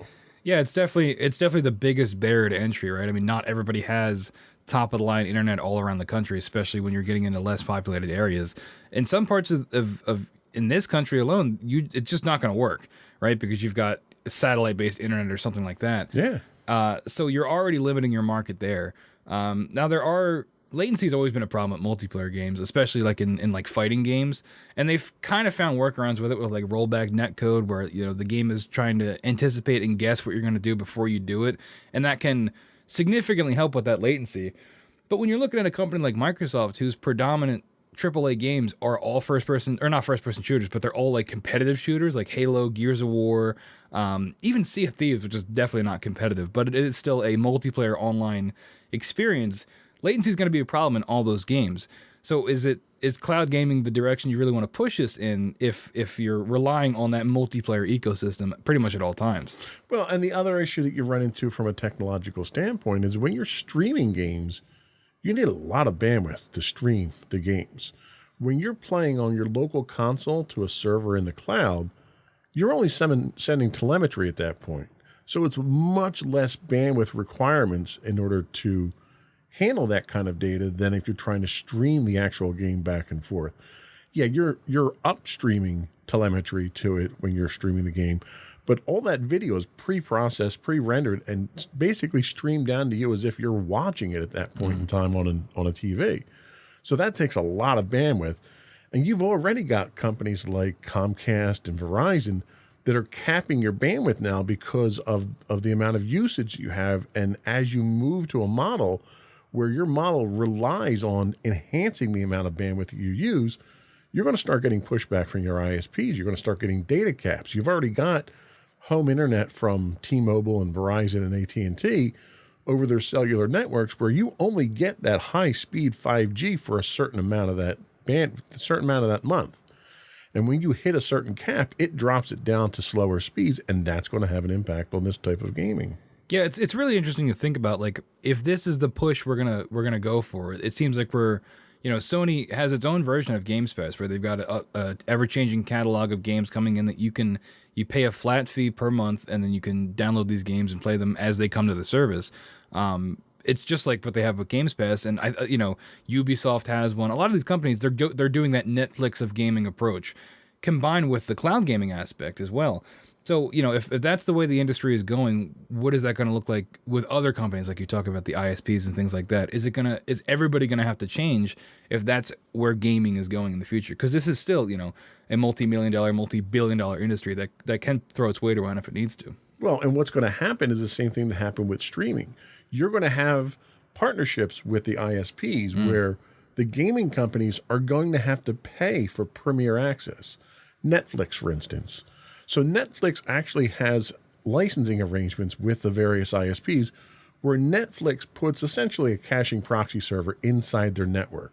So when you request a movie for Netflix, you'll go up to Comcast. Comcast will hit the server that they're hosting, and if the movie's there, it'll stream from there. If it's not, it'll go out to Netflix then and get it, but then it caches it inside that network. So everyone else who requests that movie now gets it from the local. You're going to run into them doing the same type of thing where you're going to have exclusive partnerships with ISPs, which is going to cost the gaming companies money, and the gaming companies aren't going to absorb it. They're obviously going to pass it down to the customers. So you're going to see an increase in your monthly cost for that when the ISPs start getting fed up with it. Yeah, we're already seeing increases in prices of Games Pass and things like that. Netflix too is notorious for raising their prices. All streaming services, it's just part of the I guess the business practice is how these things go. And especially you talked about how you'll cancel your service if you're not using it.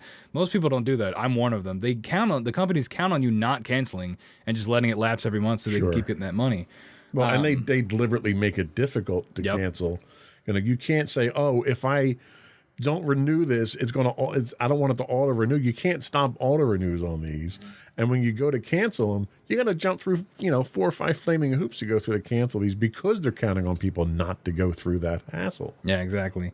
Getting back to the Microsoft Activision deal, though, this blockage in the UK is a huge blow for Microsoft, and the acquisition continues to face roadblocks from various international regulators. The FTC also is suing to block the deal in the US, citing concerns over Microsoft's habit of acquiring game studios as part of the Microsoft gaming brand.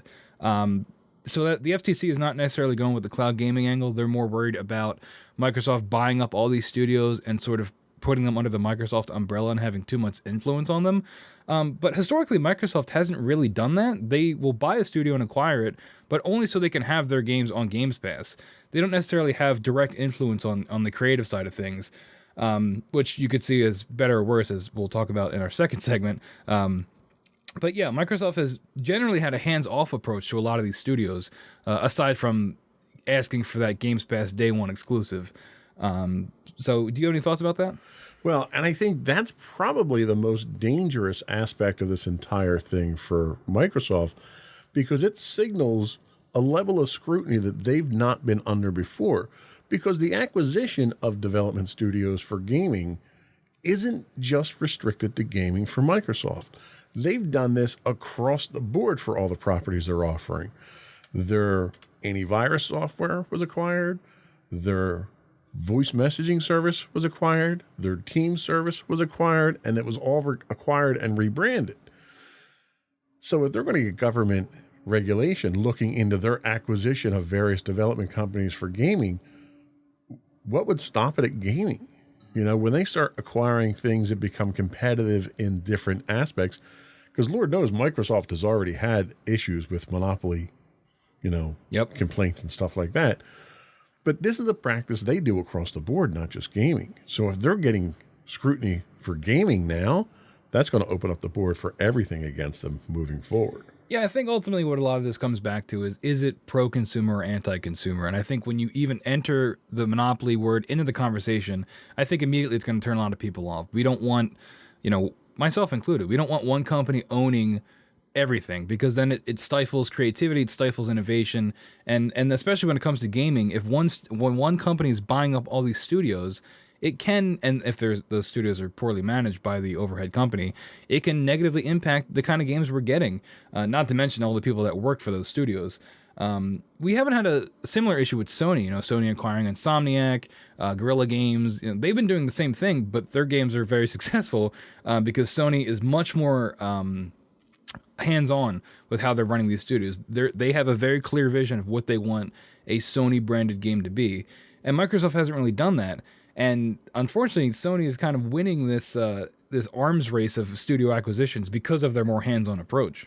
Well, and Microsoft traditionally has had that issue across the board on all their properties, where the only property that they're really being successful at managing is their Azure system, their cloud server providers. Everything else, they don't seem to know what they want to do. Like, it still puzzles a lot of people that Microsoft is even involved in gaming. You know, Microsoft dipped their toe in the hardware, the computer hardware business back with the Surface Pro series line launch. And all that did was really anger all their OEMs because it's cutting into their business. So Microsoft seems to have this, I want to do everything, but I don't necessarily want to do everything good. And the lack of quality seems to show quite frequently in some of their offerings. Yeah. So despite the UK and US kind of combating the deal, the EU, European Union, has approved the deal despite those countries' hesitations. And again, like I mentioned before, EU officials claim that the estimation of Xbox cloud gaming dominance is being overstated, with all Xbox Games Pass users being counted as cloud gaming users, despite that not being the primary purpose of the service. So if the deal goes through, would Xbox truly hold a monopoly? You know, if they are able to acquire Activision, Blizzard, and King, I don't know. I'd have to rewatch episode 16. It was a long time ago. But King is the mobile brand and side of that thing. And mobile games make a ton of money. So if, King makes Candy Crush and all those kind of games, if Microsoft were to hold that, would they have a monopoly in the market? And what does this mean for other gaming companies like Sony and Nintendo? Well, and that's the thing. I don't think it would be a monopoly from the get-go. And I think in a market as volatile as the gaming market is and as fickle as the gaming market is, the market will regulate itself for the most part. If it becomes monopolistic, then you can step in and regulate it and break it up. You're not going to stop consolidation in the gaming market. You're just not, because you've got 3 platforms, really, 2 platforms. I don't really count Nintendo as a competitive platform at this point. I don't know. They got that new Zelda game making a lot of money. And that's probably the last good game they're going to come out with on the Switch. With the Switch, yeah. 7-year-old outdated hardware. Yeah. But that's their shtick, really. But you don't have platforms out there that you can release this stuff on. So as a result, you're going to have consolidation. Remember way back when Sega decided that they were getting out of the console business and they had all their exclusives, and they basically, all the sharks that were circling around, Microsoft and Sony and everyone, swooped in to get these exclusives. Well, how many of those exclusives are exclusives that are exclusive moneymakers now? Sonic the Hedgehog. Aside from a really, questionable choice on movies, since when has Sonic the Hedgehog been something that's been significant? Sonic Frontiers. That was like last year. Yeah. I don't think it's exclusive, though. Is it? I don't know. I have to look. I don't think it is. But when that happened, everyone thought that you were going to have monopolies come out of that. And you're not. People are going to buy the game that's quality. And if you don't put out a quality game, it doesn't matter how many game studios you own. If it's not quality, they're not going to use it. And Microsoft has run into this numerous times. You know how many people have moved off of Microsoft Office because of how terrible it's become? Yeah. And they don't want to pay for the subscription for a service that they've never paid. Just questionable business practices is what turns people off. And Microsoft has kind of demonstrated, they've been the poster boy of how not to be monopolistic at this point in time based on quality. Yeah, I mean, it really comes down to that issue of quality, which is exactly what we're going to cover in our next segment. After the break, we'll take a look at the launch of Redfall and other Xbox games exclusives and how they impact Xbox's place in the gaming landscape, and of course, that ever-important question of quality. Right after the break, we'll be right back.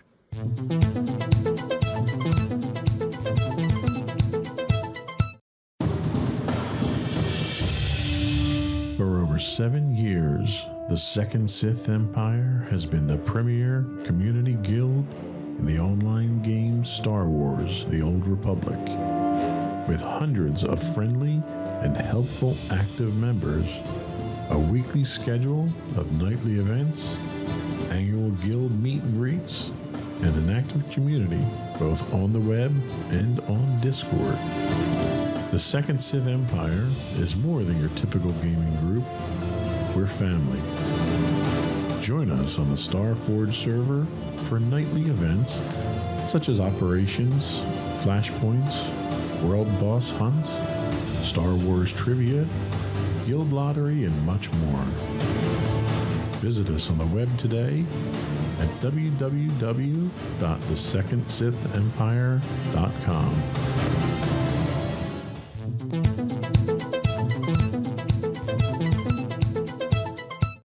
Welcome back, everyone, to episode 19 of Insights into Tomorrow, where we are talking the Microsoft acquisition of Blizzard and Activision and King. Acquisition and Activision are really hard to say in the same sentence. That is a tongue twister. My name is Sam Whalen, and of course we've got Joseph Whalen on the other side, on the ones and twos. But we just talked about the deal itself. Now we're going to get more into the issue of quality and what that means for Xbox going forward. So the big news story in the past couple weeks, if you follow any kind of gaming news, is the release of Redfall. This comes from publisher Bethesda and developer Arcane Studios. You might know Arcane from games like Prey and Dishonored. All great games. Redfall was released on May the 2nd to disastrous critical and audience reviews. This was kind of a big shock. Well, for a while it was a big shock. There was some IGN footage that had come out before the game came out that people ragged on the reviewer that was playing it because they weren't. It looked like they were bad at games. Kind of boil it down. But when the game came out, people realized that that's just the game. The game is not easy to play, and it's really poorly optimized, and it's a big letdown from a studio like Arcane that is known for their immersive sims like Prey and Dishonored. I've played the game myself. I've played Redfall. It's real bad. But it did come out to Games Pass, so I had the opportunity to play it as part of that subscription. Have you seen any footage or reviews or articles about Redfall? I've seen some gameplay footage of it. I haven't played it myself, obviously, because I don't have my Game Pass subscription. And I've read a couple of reviews. In fact, in preparation for the show today, I was doing some research on it.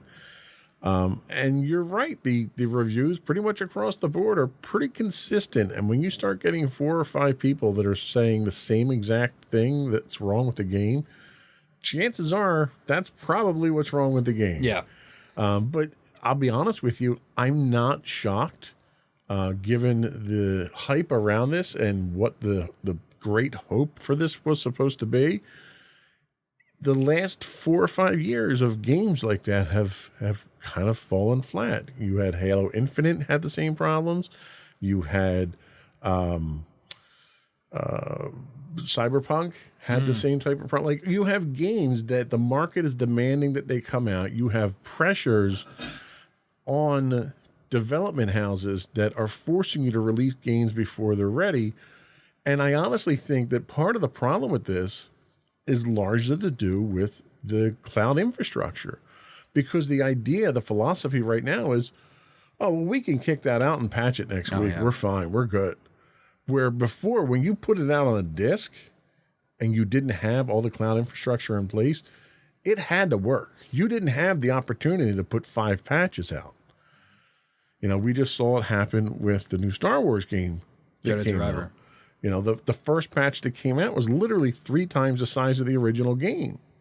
So it doesn't shock me. I think the problem we have is the market drivers that are forcing these out rely too heavily on the fact that they can be patched, but they neglect to take into effect the negative press that your property is going to get in the process. Yeah, I mean, you're absolutely right. Phil Spencer, who's sort of the public face of Xbox, I don't think he's a CEO, but he's like the guy when you think Xbox. He's been doing the rounds. He's been taking the hits for Redfall. But one of the things he talked about was this concept of when to delay a game. And he says it's not always purely based on hitting that economic goal. Sometimes it is for creative reasons. And a lot of what he talked about was ultimately what they say is what it comes down to is if the studio is not meeting their creative goals, then that's when there's a serious issue.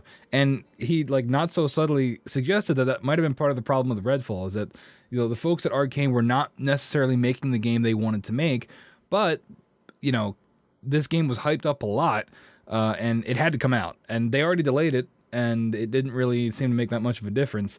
You talk about Jedi Survivor had the same thing. That game got delayed. But still came out with a litany of technical issues, a litany of problems, and a day one patch that was like 100 gigs. So, it's the past like 3 months have seen multiple releases that are almost fully broken at launch, especially on PC. I mean, you play a lot on PC. Yeah.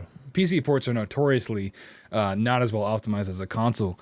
But it really starts to raise the question of, exactly what you said, this tarnishing of the brand of, it's almost become standard when a AAA game releases to give it 3 to 4 months to have it actually be functional, especially if it's like a multiplayer game.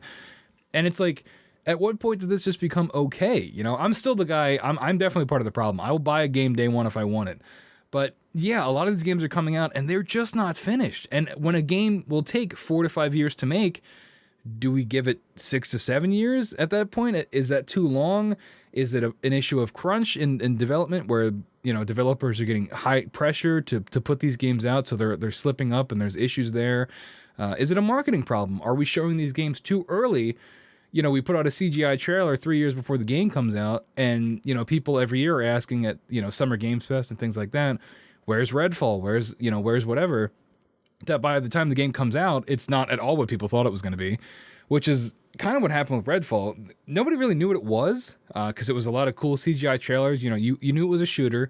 You knew it was Arcane, so you can imagine you're going to have some immersive sim elements, probably some supernatural or magic elements. But then the game gets closer to release and you have these people doing previews and they describe it as like Far Cry or like Destiny, and everybody's scratching their heads of like, what? That's not what Arcane has ever been known for. They're known for single player immersive experiences. And Redfall comes out and it's like a Far Cry Borderlands type game, and it doesn't even really nail that because those kind of games don't really perform as well as they used to. And like in the 2010s, that was sort of the formula. Massive open world, play how you want. But Redfall doesn't really do that well either, unfortunately. And I don't want to sit here and just bash the game because I do like Arcane. I'm a big Prey fan. I love Dishonored. Redfall just wasn't hitting the mark. It's got a current score on Metacritic, the Xbox version, a 56 on Metacritic, 3.5 user score, with critics citing extremely poor performance, uninteresting mechanics, and it overall just felt rushed. And like I said, play the game myself. That is very true. From the moment you boot it up, like there aren't cutscenes. It's just still images with audio over it, and I'm like, what are we? I don't know. It blows my mind. There's a lot of little issues. There's a lot of texture pop in. You can go watch the Digital Foundry video on YouTube. They did a great breakdown of it, of like the nitty gritty technical issues, and it's like, how does a game like this come out in 2023? It blows my mind. Well, and a lot of people want to rush to judge Microsoft on this for having a game come out that doesn't meet their standards. And like you had said in the previous segment, Microsoft has been largely hands-off on this project and most of their development studios. So I think the problem that you run into is Microsoft is involved from a finance standpoint and from a make sure it gets out the door on time standpoint. But from the creative side of things, I think Microsoft is largely hands-off on a lot of this stuff. And I think that's probably the problem, is that if you're coming out with an exclusive on Microsoft's platform, Microsoft needs to be there. It needs to be part of that process to make sure that it meets their standards. And it makes me wonder, maybe it does meet their standards. Maybe Microsoft's standards are just that low. Yeah.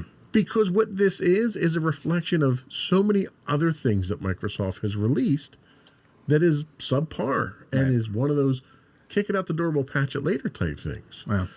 So it very well might meet their standards is the problem. Yeah, and it's tough because when you own a studio and you have the ability to make sure that all the problems that modern day releases have don't happen, but you still do, right? Like we talk about Cyberpunk and how disastrous that was. That wasn't owned by anybody. That was CD Projekt Red. That was their game published on all platforms or released on all platforms, and it had all those issues. You look at a Sony game, you look at Ragnarok, you look at Horizon Forbidden West, you look at Spider-Man 2 whenever that comes out, or Spider-Man 1 even. There is a pedigree to a Sony game. When you boot it up, you know that it's probably going to be awesome, at the very least, or, not have a lot of these problems that a lot of modern day games are facing. There aren't that many technical glitches. It runs well. It tells a good story. And, Sony's focusing on single player games while Microsoft is more on the multiplayer side of things. But there still has to be that pedigree when you are a big studio like, or not a studio, sorry, a big publisher like Microsoft or a big company like Sony. You've got to have a quality control level that sets the standard for your brand. I mean, it's just, I don't know how else to describe it. Well, and I'll be honest with you, I have been out of the Sony ecosystem for quite some time until you kind of dragged me back into it kicking and screaming when I was finally able to get hands on a PS5.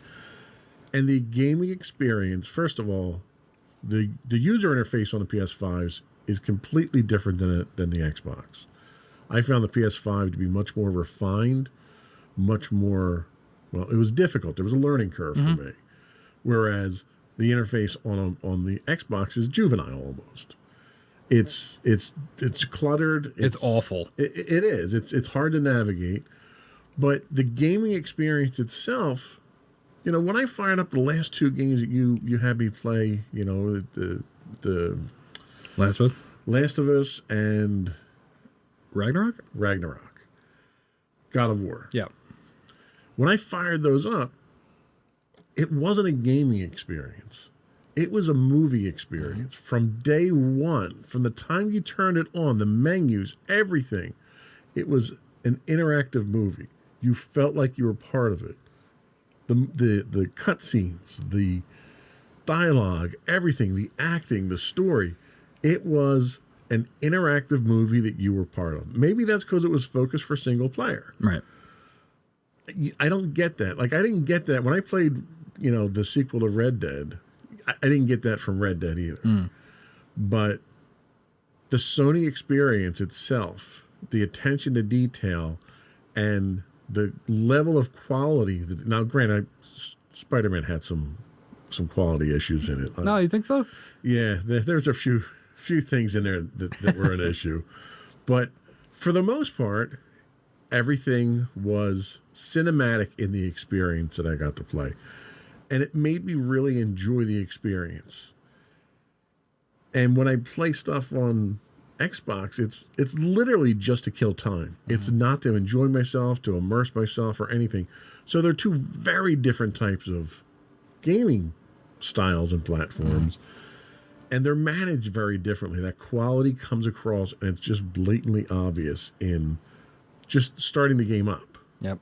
And that's where the biggest contrast, I think, is to me. Yeah, and Redfall comes out at the time when Microsoft has been sorely lacking in those first-party AAA titles, which is exactly what you talk about. Off the top of your head, you can name 3 or 4 Sony games that you've played that hit a chord with you. Yeah. And Microsoft just doesn't have that, and they haven't for a very long time. Well, and I'll tell you, I'm a huge, huge Halo fan, okay?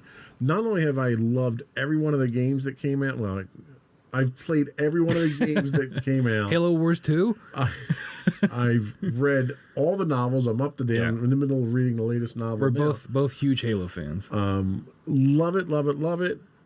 Halo Infinite just did not resonate with me, did not hit with me. It's ironic that the environment that you're in was so broken because it felt like the storyline and the character development and everything else was equally broken. Yep. Like you jump into this and you're completely disjointed. You have no idea what's going on. It was buggy. There was a number of glitches that crept up through the thing that prevented me from progressing until a patch came out. But it just didn't have that refined feel. And the fact that the terrain that you're on is literally a shattered world only reinforced. And to me, it was almost like, oh, well, they just didn't finish it. They decided to make it part of the storyline. Yeah, the ring is unfinished that you're on. Right. Yeah. And, like, it literally felt like they just didn't feel like finishing the game. And so much the game was missing when it came out. I played through it. I did all the side missions, and I haven't gone back to it in months, probably a year at this point. and there's no reason for me to. Right. Yeah. So Halo Infinite came out in 2021. Personally, I really enjoyed the campaign at launch, but Halo is always kind of a weird story to follow. If you go play all the games, like the story is not always the forefront. It's always the gameplay. And the gameplay in Infinite was good, but a lot of where the issues come in is with the multiplayer of Infinite. It had little to no multiplayer support post-launch, and it took forever to get the content updates going for that service. It took forever for that to start rolling out.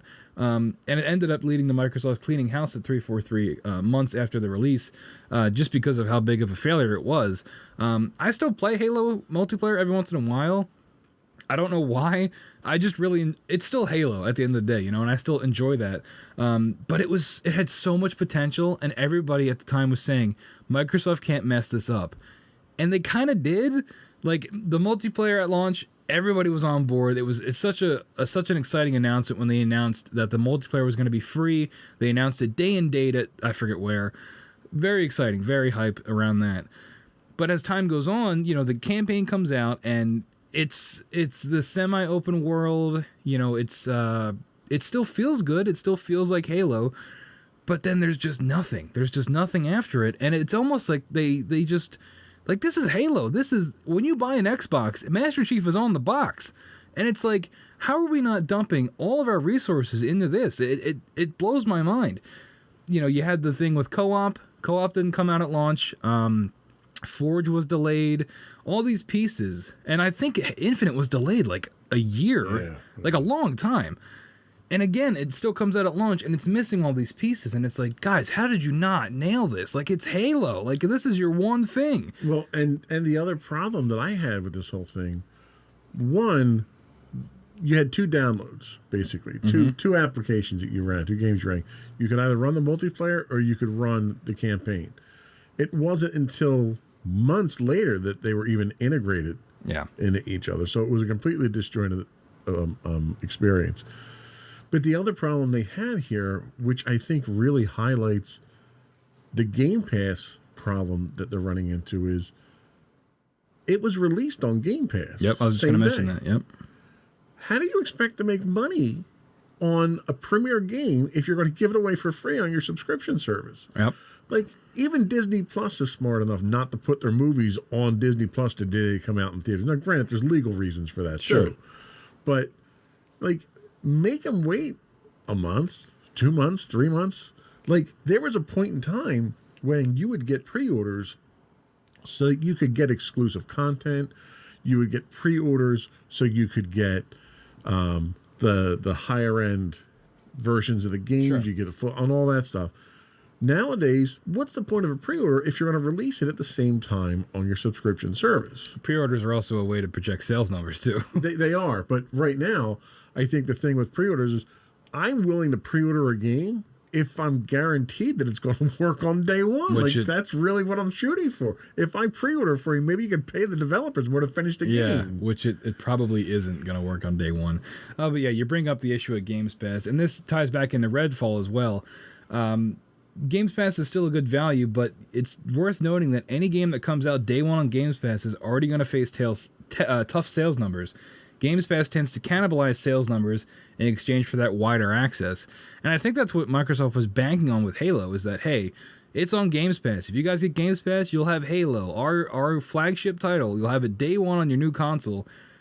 And yeah, that might have worked in the short term, but in the long term, where's the money coming from, really? Yeah. So going back to Redfall, in just 2 weeks since its launch, Redfall has had a drastic reduction in players.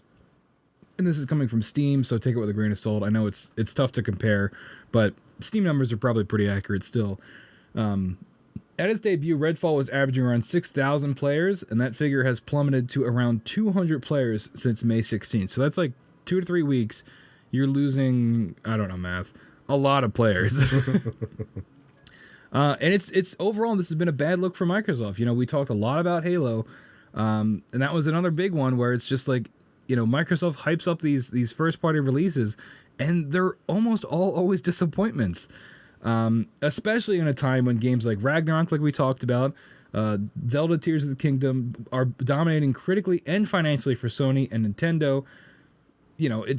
what is Microsoft doing to make themselves stand out in, I don't like console wars. I think that's stupid, but it is competitive business still. It's not, we're not going to say Xbox is better than a PlayStation, but like these are businesses that are selling products, and some businesses are selling their products, better products, and they're selling them better.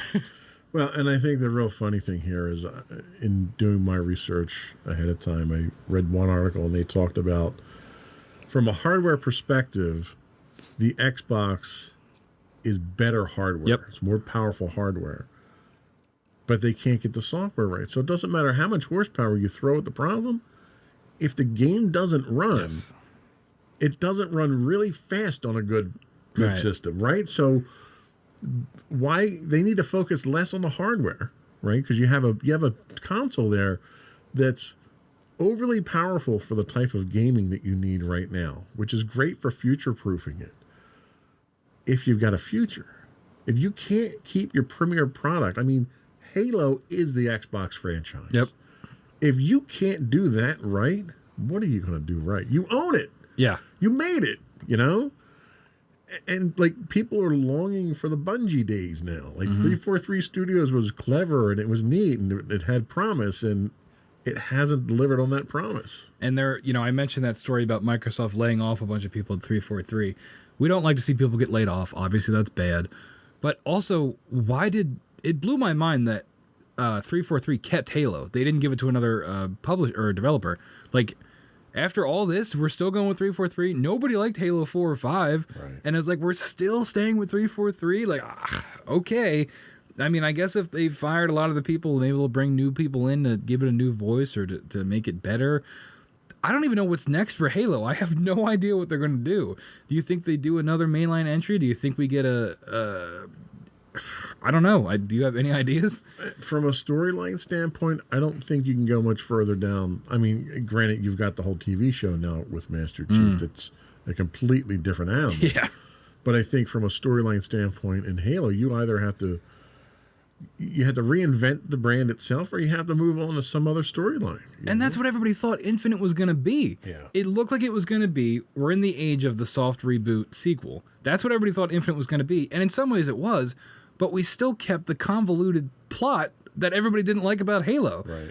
They should have just stripped it down to Halo 1, where it's very simple objectives, and they just didn't do that. And, they had this, it was like they had the setting of Halo 1, a very basic ring, but with with the still overly complicated space epic that nobody knows unless you read 10 novels. Well, and that's the problem even with the novels right now, not to get off topic too much, but even the novels now are still sticking to this whole, we're going to fire the rings. Get over it, guys. Yeah. That ship has sailed already, pun intended. You need to come up with another galactic, and don't do the whole Cortana thing, because that didn't work either. They're still doing that, I think. They are. It's still referenced in all the novels and everything. It's like the story. That's why I say the story itself. They don't even have anything in the wings waiting that they can pull from the novels that's really viable, because even the novels are getting kind of long in the tooth. I think you got to blow the whole thing up. I agree. I think if you're going to do it, don't just come out with a remastered edition of it. Reboot it. Reboot the whole thing. I'm with you there. Yeah. So, as we wrap up this second segment, how can Microsoft reclaim the glory days of Halo? I put Gears of War in here, but I like Gears of War. I don't think Gears of War is anywhere near Halo in terms of mass market appeal. What is next for Microsoft? How are they going to reclaim, the days of they're dominating the multiplayer shooter market? Do you have any ideas? We'll talk about it when we come back. All right, we'll be right back after this quick break.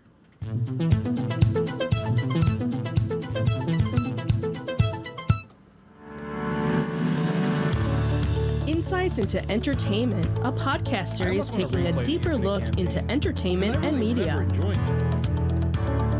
Our husband and wife team of pop culture fanatics are exploring all things from music and movies to television and fandom. We'll look at the interesting and obscure entertainment news of the week. We'll talk about theme park and pop culture news. And the multiplayer is still We'll give you the latest and greatest on pop culture It's conventions. like after the... Can you dump out of this?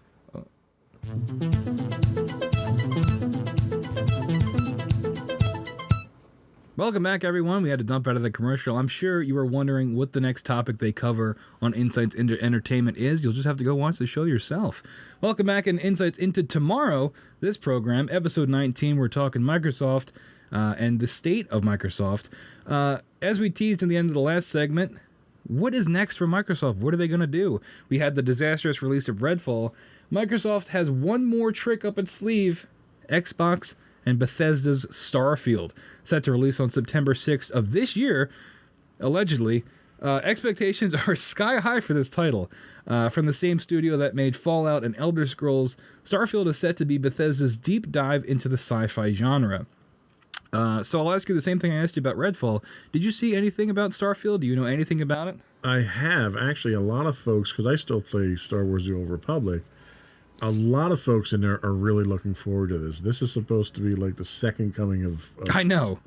Christ here, where it's going to be the savior to the entire game industry. And I'm like, have we ever heard this narrative before with another sci-fi game? Yeah, and it's like, okay, guys, let's wait and see. Give it 3 months once it's released, and we'll see where we wind up. Yeah, I pretty much feel the same way. I've kind of fallen off the Bethesda hype train ever since Fallout 4. I was a big Elder Scrolls. I mean, who didn't love Skyrim? Skyrim is like one of the best games ever I made. still play it. Yeah, me too. Fallout 4 comes out and it's not great. Fallout 76 comes out and it's even worse. And it's like, okay. Now, the one thing I don't know, a lot of the reason those games feel old is because of the engine they're running on. Starfield might be on a new engine. I neglected to do the research on that. If it is, that's great, unless it's buggy and bad. But the game was recently rated 17 plus by the ESRB, with a potential ban coming in Australia for explicit drug use, but Australia bans, if there's like cigarettes in your game, they'll get it banned in Australia. But yeah, this is the big thing for Microsoft. When this was announced as an exclusive acquisition, you had Todd Howard come out.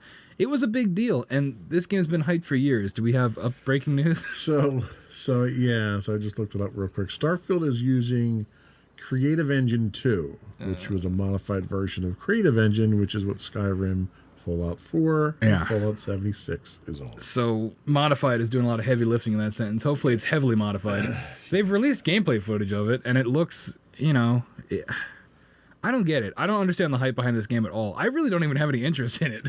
I mean, honestly, I think everyone that I've talked to about it is looking forward to the immersion of it. It's the story, it's the size of the world that you're going to be in.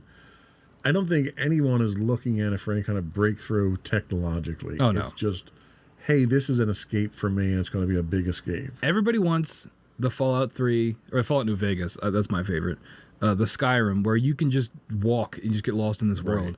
And hey, I hope they can do that. But personally, I have pretty much no faith in Bethesda to pull that off. And it's like, does Microsoft? Because clearly they do, right? If they decided to acquire this, when they acquired the studio, they make Starfield their one of their tentpole games coming out, and their only tentpole game coming out in like the next year. Do you think that this is where Microsoft should be putting their eggs in the basket? I think this is another example of Microsoft not really doing the due diligence on acquisitions and projects.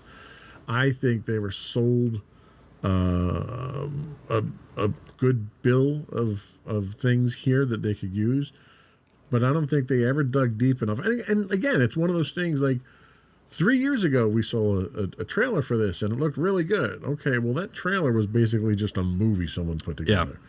There was no gameplay in it whatsoever. There was no technology demonstration in it whatsoever. I almost think that's what Microsoft saw and decided that that's the direction they want to go. They got tricked too. And they got tricked too. And I'm sure this wouldn't be the first time it happened to them. Yeah. The gameplay that was released, it doesn't look that special to me personally. It looks a lot like No Man's Sky, if you ever played that game.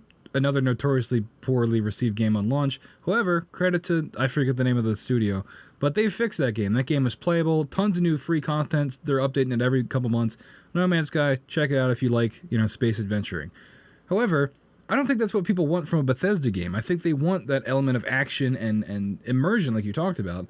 And I don't know if Starfield's going to have that. I hope it does. I hope it does well.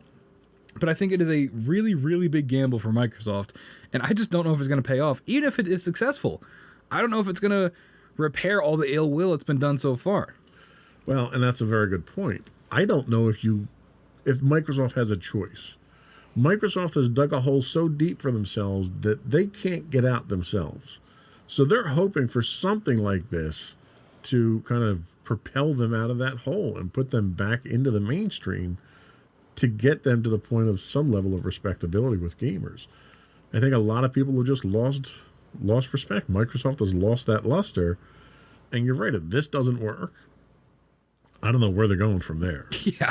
I mean, they've got Elder Scrolls 6, but God knows when that's coming out. 2025, maybe 2024. But like, I think it goes back to this issue of accessibility too, not in terms of if you have a handicap or something like that, but I mean, like if you're trying to get somebody into gaming, like you as an example, I was able to sell you on Ragnarok and Last of Us because they are relatively easy to pick up and play if you've played other games. Starfield as like an immersive first-person space thing, I don't know if that is as easy to sell to people as a emotional story between a father and a daughter or a father and a son that Sony can offer. I mean, I know sci-fi has a pretty general broad appeal, and I don't know. I hope it does well, but there have been some technical issues with it. We just talked about the Creative Engine 2 that it's going to be running on. Not great. If you go play Fallout 4 or 76, you can see where they're really stretching. Like you could tell it's old. But this is the sticking point for me. Just Starfield has been reported to be launching at 30 FPS, with performance mode rumored to be coming later. Very strong rumors that like it might not happen. They might not get that 60 FPS mode. Is this unacceptable in 2023? A AAA game releasing capped at 30 FPS? Some would say yes. I'm one of those people. I can't stand it. I can't stand 30 FPS. I think if you put out your game and it's not 60 FPS, I think that's unacceptable. Well, and I think it also has a lot to do with the resolution that you're putting it out at. You know, if you're talking 30 frames per second on a 4K TV, yeah, you probably should be at 60. There's no reason the technology can't handle 60, that's for sure. Right. If you're talking standard HD and you're doing 30 frames, you're about 10 years behind where you need to be at that point. It goes back to that hardware versus software issue. It's like you have the technology. Yeah. The Xbox Series X is like the equivalent of like a gaming PC, right? Like, yeah. How are we not? And I think Bethesda might have commented on this of saying that like it's an engine thing and also the amount of things happening in the game at once. That's why they got to cap it at 30 FPS. Well, and I'll tell you, from a technological standpoint, it probably is the engine, because the options that are available to you on Xbox Series X, even S now, like the DirectX 12, okay? So you have direct memory access available in DirectX 12. So you don't have, so traditionally what happens is when you send video that has to be encoded and decoded by the video processor, that's sent compressed, and then has to be uncompressed in video memory, read in, processed, rendered, and then written back out. DirectX 12 gives the video memory of the video processor direct access to system memory. So it bypasses all that, infinitely more efficient and faster than you can do it. But your engine has to be able to take advantage of DirectX 12. And if it can't, which a lot of them don't at this point in time, then you got a problem. Yeah, it's like you future-proofed everything, but, you know, at what cost? You know, what are you going to do? I don't know. Bethesda games in general are known for being buggy and running poorly at release. It would be amazing if Starfield came out day one, runs great, you know, smooth, as smooth as 30 frames can be. No buggy thing, because that was what sunk Fallout 4 and 76, was just the litany of internet videos of all the things wrong with it, and immediately you're dead in the water. It's just, I don't know, and it goes back to what is next for Microsoft if this doesn't work out. It's like, what do they have lined up? They've had some good AA games come out. Hi-Fi Rush, great game, highly recommend it. But it's these big tentpole games that Microsoft is just lacking, that I think overall is why they are, to the traditional gamer, why they are losing to Sony in these, you know, in game to game, if we're going to compare it. Yeah, well, and I'll tell you, if 30 frames per second is considered acceptable in this case, don't expect a lot of action. Yeah. Because you're not going to see anything that requires high frame rate in there. If it's a first-person shooter. Good luck with that. I know, that's the, like, I don't get that. Like, that's why in Fallout you had the Vault, or what was it, the VAC system, whatever the thing where you could like stop time and like target different areas. It's because Fallout is not a good shooter. Right. That's why you had to have like auto aim essentially. Fallout is all about the characters and you know the characters you meet and the world itself. It's not really supposed to be a shooter. It just happens to have guns in it. They kind of did that a little better in Fallout 4 by making it more actiony because it was more updated. But Starfield, it looks like they're really trying to do that more of a shooter and make it a space epic where you can explore. I forget, there was a line they had said a couple months ago where there's like 1 billion planets or something like that. Right. It's like, no, there's not. First off, that's not true. There's no way that's true. And it's like, I don't know. This feels very cyberpunk to me, of a game that's been hyped up for years that is going to, like, people are going to go into it and never want to come out, that they're going to have to be, like, drip fed, like, you know, like the feeding tube so they don't have to come out of the game. And it's like, how are we still in 2023 making these grand assumptions about games when the only people that can pull that off is Sony? That's true. And unfortunately, what you're going to find is this is going to be a judgment time for Microsoft. If they can't meet expectations and they don't have anything else in the pipeline, you might start seeing those Game Pass subscriptions drop off. Yeah, especially if the price continues to raise. You know, or there's retro gaming. You know, everyone loves retro gaming, and that's, I think, the direction that Game Pass is going to go. Well, they just announced the last of the backwards compatible stuff they're putting up. Yeah. So I've bought so many 360 games again on Xbox. I'm not proud of it, but I did because they're all right there and they're easy to play. And you can get an FPS boost sometimes too, which is pretty nice. Right. But anyway, so that we're gonna get a Starfield Direct, I think in June or maybe sooner, giving us more information on the game. So maybe we'll get something in that is a little bit more concrete, that gets my hopes back up. Or maybe we'll get a delay. Who knows? Well, if I had to put money on it, I'd say you're looking at 3 to 6 month delay till the next delay. Yeah. I don't. Who knows? That'd be bad because then they wouldn't only have Redfall this year, and that would be a real bad look. But anyway, we're gonna take our last break, and when we come back, our final thoughts and a couple more words about Microsoft when we return. Or we'll be back immediately. Who's to say? And we're back. Welcome back, everybody. We had to dump that last commercial. We're having some technical difficulties here today. So what are we talking about in our last segment? Well, I had something positive down, but you had another angle you might want to go in. Nothing overly negative, I don't think. I kind of wanted to talk about what the future of cloud gaming looks like. I mean, you know, we talked about kind of we played around what the definition of it is. But what are your thoughts on things like Google getting out of the market? Is that a sign that, I mean, Google has a reputation for testing the waters with things and kind of hooking people in and then backing out. Do you think that's a sign of where cloud gaming is going to go?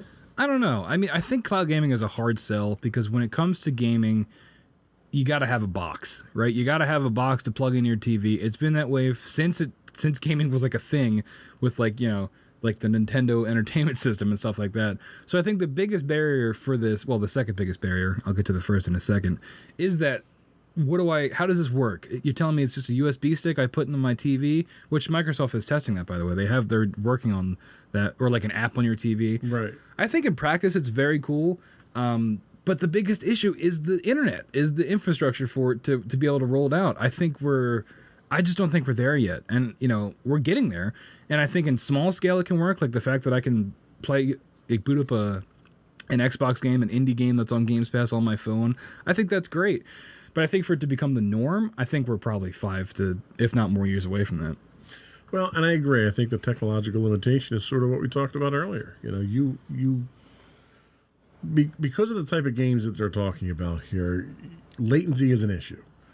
And like when you transmit something over fiber optic, you get pretty much, with the exception of conversions on one end or the other, you get the speed of light. But we can transmit across copper, which most people tend to wind up doing. You know, all your big networks that you're connecting to are copper networks. You're limited to about a third the speed of light with the resistance of the wire. You can't get over that. You can't overcome this. If you're bouncing it off a satellite, you're limited by the physical distance that you have between you and that satellite and back to Earth.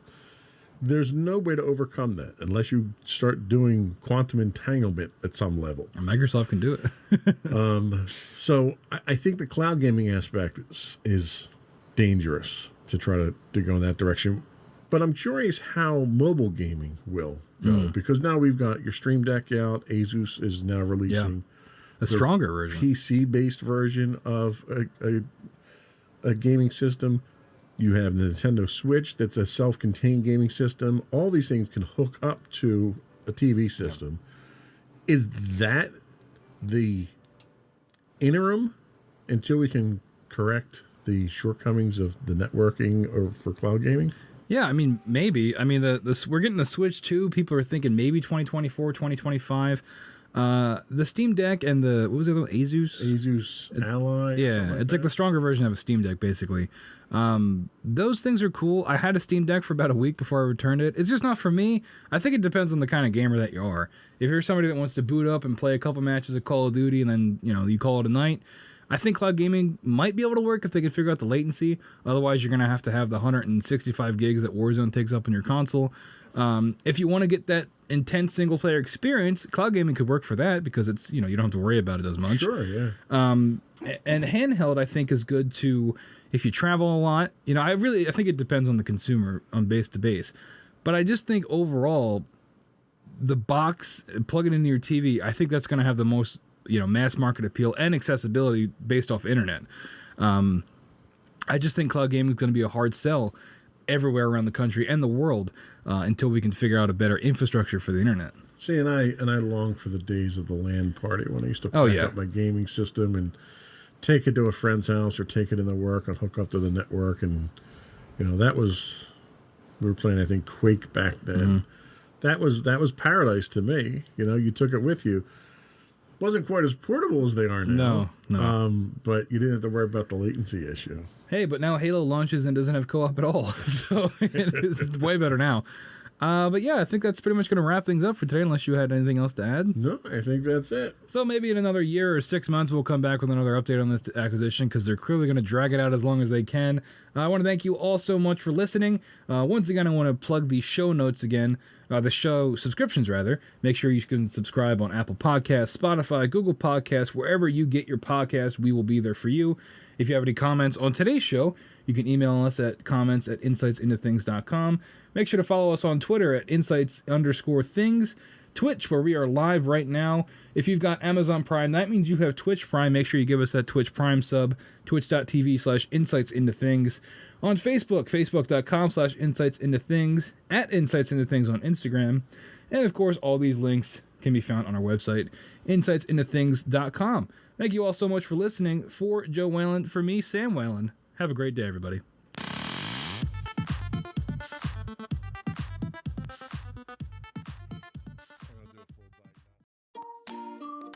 Insightful podcasts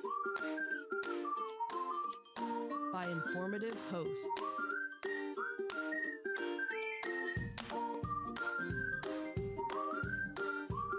Insights into Things, a podcast network.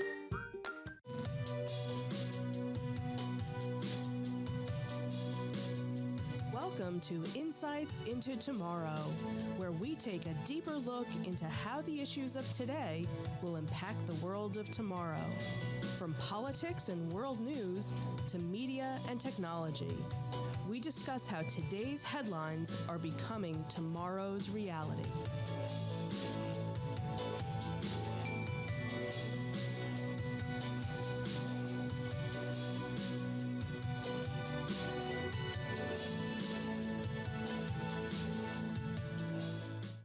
Welcome to Insights into Tomorrow.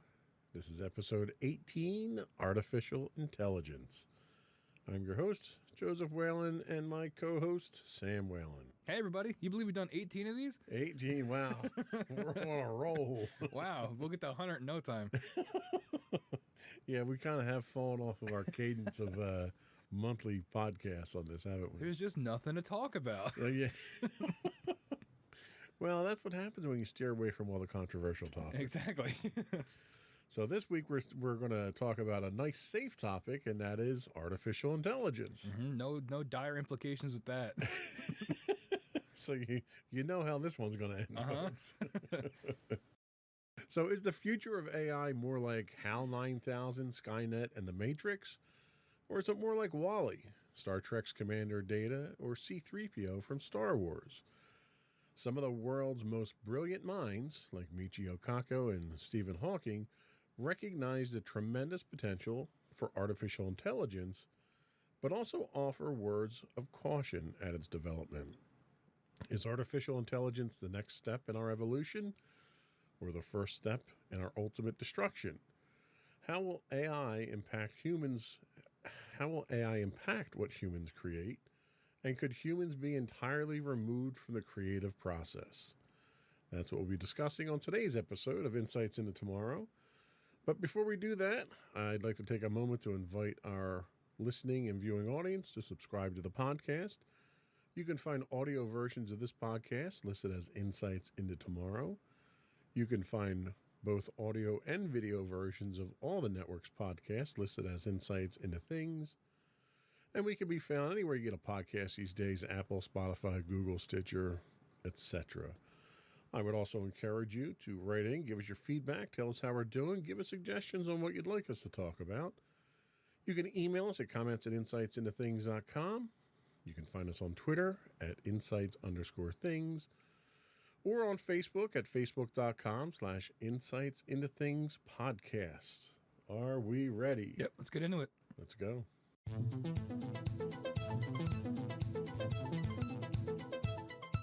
So what is artificial intelligence?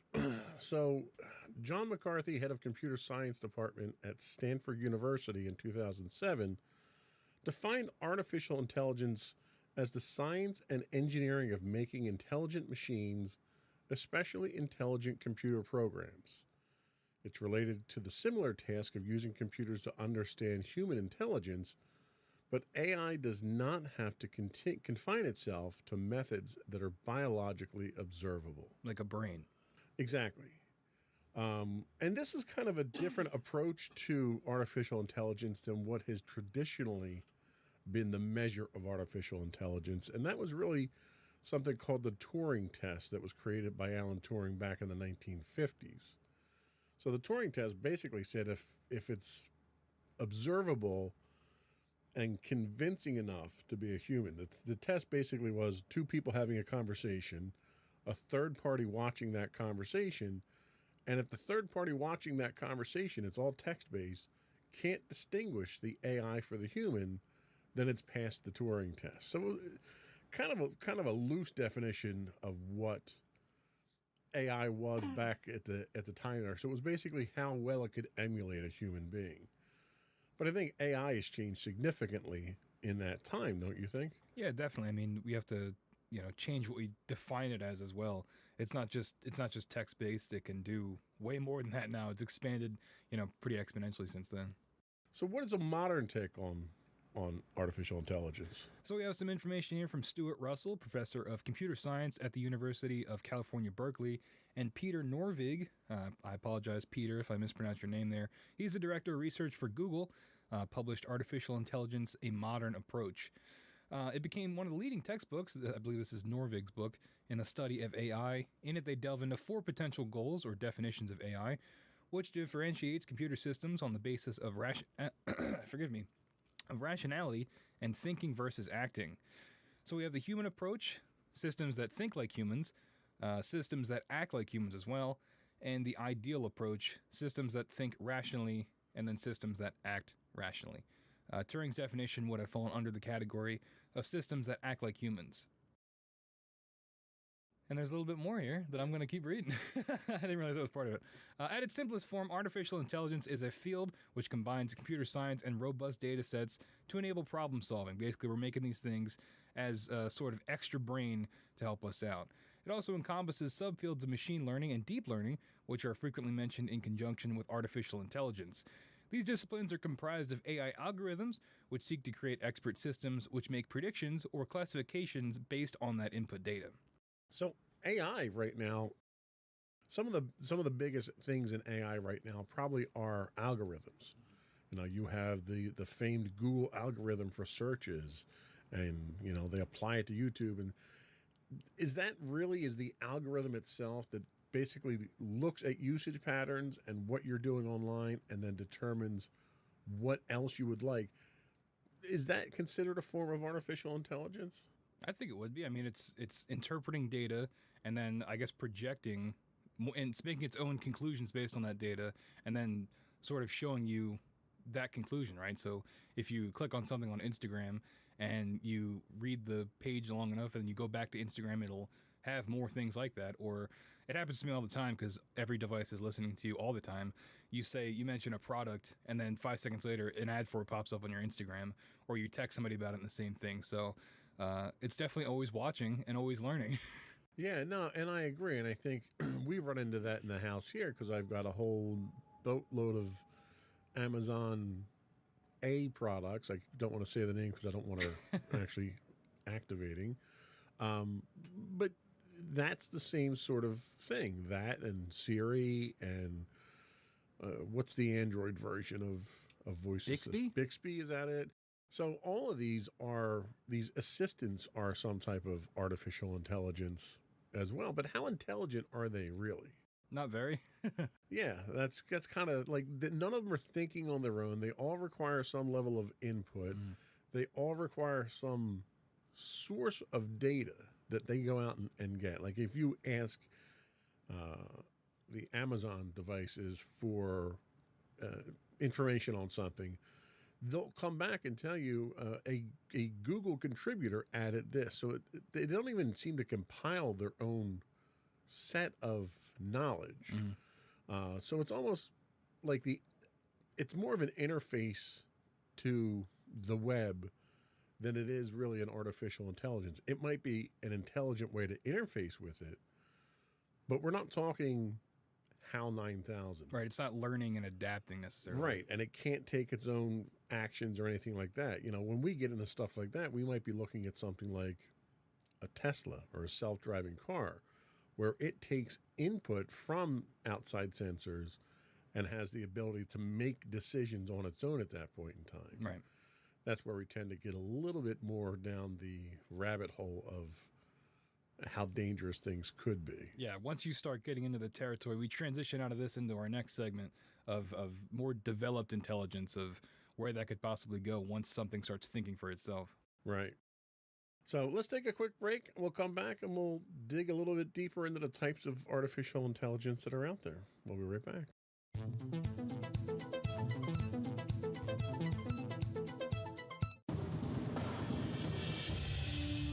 For over 7 years, the Second Sith Empire has been the premier community guild in the online game Star Wars: The Old Republic. With hundreds of friendly and helpful active members, a weekly schedule of nightly events, annual guild meet and greets, and an active community both on the web and on Discord. The Second Sith Empire is more than your typical gaming group. We're family. Join us on the Starforge server for nightly events such as operations, flashpoints, world boss hunts, Star Wars trivia, guild lottery, and much more.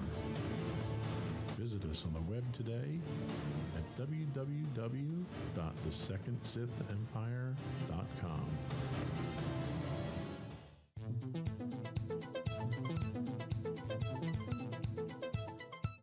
Welcome back to Insights into Tomorrow. We are talking artificial intelligence today.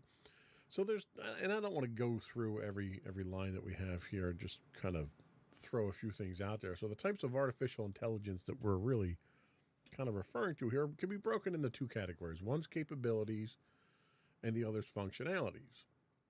So under your capabilities, you've got narrow AI. And an example of narrow AI is sort of like what we talked about with Siri, where, you know, it's also referred to as weak AI. It focuses on a narrow task. You could even classify IBM's Watson that was used for chess playing in something like this as well. It's not robust. It's not thinking on its own. You then get into your general AIs, and your general AIs tend to be a little bit more sophisticated. These are your strong AIs. You can understand and learn intellectual tasks that humans can do. So you're getting a little bit smarter with these, but the requirements from a hardware standpoint, you need a supercomputer. You know, the couple that are listed here are two of the fastest supercomputers in the world in order to accomplish this.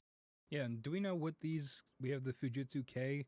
Do you know what those are used for? Like what type of computing we're using these like intense supercomputers for? Most of these are being used for simulating weather, simulating nuclear explosions without actually having to fire them off. So Oh, that's helpful. they're highly complicated and powerful devices just to get this next level of AI. Mhm. And then the last level of AI from a capability standpoint is what's referred to as super AI. This is where AI, this is your Skynet. This is where it surpasses human intelligence. None exist at this point in time, thankfully. But is this the direction that we're going as we're seeing this natural progression? Are we going to see super AIs? I don't know. I mean, I don't know if I want that. And then you get into like the Blade Runner discussion of like what makes something human. When you give something a will of its own, like what we're getting into like deep sci-fi territory here. But I don't know if we would ever get to that point. If what would we need something like that for? I mean, maybe to like run a city, like monitor trains and public works and stuff like that on like a city level. I don't know. I don't know what we ever need something that smart for, honestly. Yeah, I mean, I could certainly see from an infrastructure standpoint, most of what we do now, you've got positive train controls, a great example you just mentioned with trains, where if the human operator fails to make certain checks, the computer can kick in and run things safely or shut the system down safely. So there's lesser versions of that now, but I think seeing something like that on a grand scale might be something where a super AI would work. What about functionality-based AIs? Tell us about that. So we've got the reactive machine. Reactive machine is the primary form of AI that does not store memories or use past experiences to determine future actions. It only works in the present. So an example of this would be IBM's Deep Blue chess-playing computer. That thing's really cool, by the way. Yeah. I've seen some videos of that. It's really neat. Gary Kasparov would differ from that. We've also got limited memory AI, which trains from the past to make decisions. They do have a memory, but it's very short-lived. And an example of this would be used in self-driving vehicles, like we mentioned, Teslas, things like that. And then finally, we have theory of the mind. On this show, we like to say theater of the mind. That's kind of like that. Theory of the mind AI represents an advanced class of technology and exists only as a concept. They would require thorough understanding of the people and the things within the environment, including understanding feelings and behaviors. There's no examples because they don't exist, but attempts at mimicking human emotion in automatons is as close as we can get. One of the things regarding that is that people are trying to experiment with this, and and they're doing it through the same type of training that they're using for Chat GPT and the other AI engines that are out there. We'll talk more about those in a little bit. But what they're doing is they're having human beings emulate emotions, facial expressions of emotions, sadness, happiness, that type of thing. And they're having multiple iterations of people doing these. They're sticking them in a database, and then they're having a computer look at these and interpret them. So just by facial expressions, they're trying to get computers to understand emotions. How effective do you think that would be? How effective would it be for you to have no other communication method whatsoever, but just be able to see someone's face? Do you think that they would be able to convey emotions accurately enough? I don't know. It would depend on how they're measuring it, right? Like if you're looking at like specific muscle movements for like a frown versus a smile, but everybody expresses emotion in different ways. So you'd have to have some kind of baseline to do that. And I forget the name of it. We learned it in college, but it's that thing where you show us an image of a guy's face, and it's that effect where you can interpret it however you want. Like it's the same face over and over again, but if you interpret it as in he's happy, you can kind of see it, or he's sad, you can kind of see it. And so I wonder where you get into something like that, where it's like it's sort of a gray area of, well, is this person really happy? That's when you have to go back to the baseline of if we're measuring facial tics or Right. a certain, I don't know, visual ratios on your face. Yeah, and I agree. And like, I don't know if I, as a person who doesn't need artificial intelligence, would be able to accurately understand emotions. Right. And then I look at the technology that we've had with facial recognition already and some of the challenges we've had where you had, for instance, Microsoft's camera technology that they had on their Xbox series. When that came out, not that many years ago, they only used Caucasian people to train it. And as people with darker skin, Asians, African Americans, and so forth started using it, the technology didn't hold up. Right. And it was because of the way that the technology itself was developed and trained and The foundation of it. exactly. So it's like, if you can't get that right, then I have a very difficult time thinking you're going to get emotions. Yeah, that's the thing, right? You get into like user error at that point. If you're trying to emulate human behavior, but you don't account for the whole world, how are we going to apply this in any Right. practical sense? Right. And that's why you'd almost have to think you need multiple forms of input, voice inflection, body movement, the micro tics that people have. I could certainly see you coming up with enough data points that you could infer what emotions are. But you need to have those data points there, and it has to be more sensors than just trying to read someone's face. Yeah, and do we need this? Why would we need this? Right. And that's another point. One of the implementations that people have talked about with this is customer service.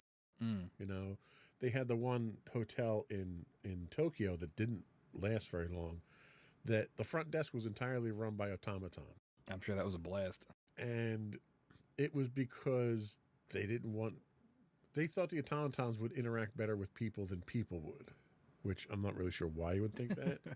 But the problem you run into is you get into that uncanny valley scenario where people are just creeped out by it. It looks enough like a human to make you think it is, but not enough to know it is. So it made people feel very uncomfortable. But I could see in a situation like that where you're implementing emotional stuff, detection, where you want to know if someone's angry. Do I really need to get a manager? Are you like stuff like that where you're interacting with people? I could see that.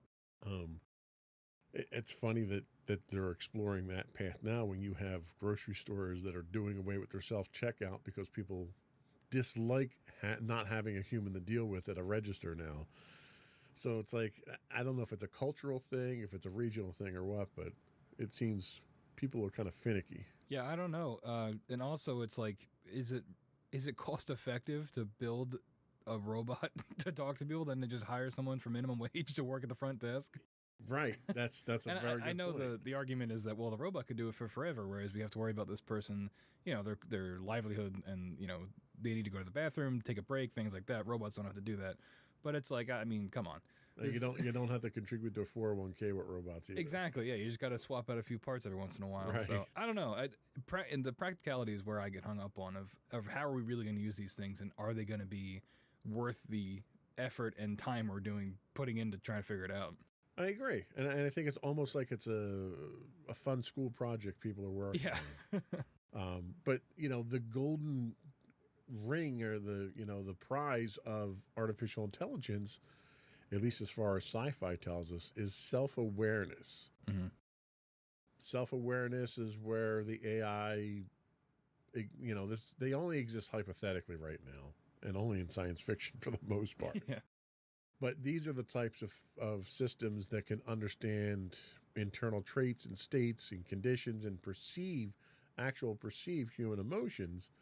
And these machines are smarter than the human mind, which is really what's terrifying, I think, to a lot of people.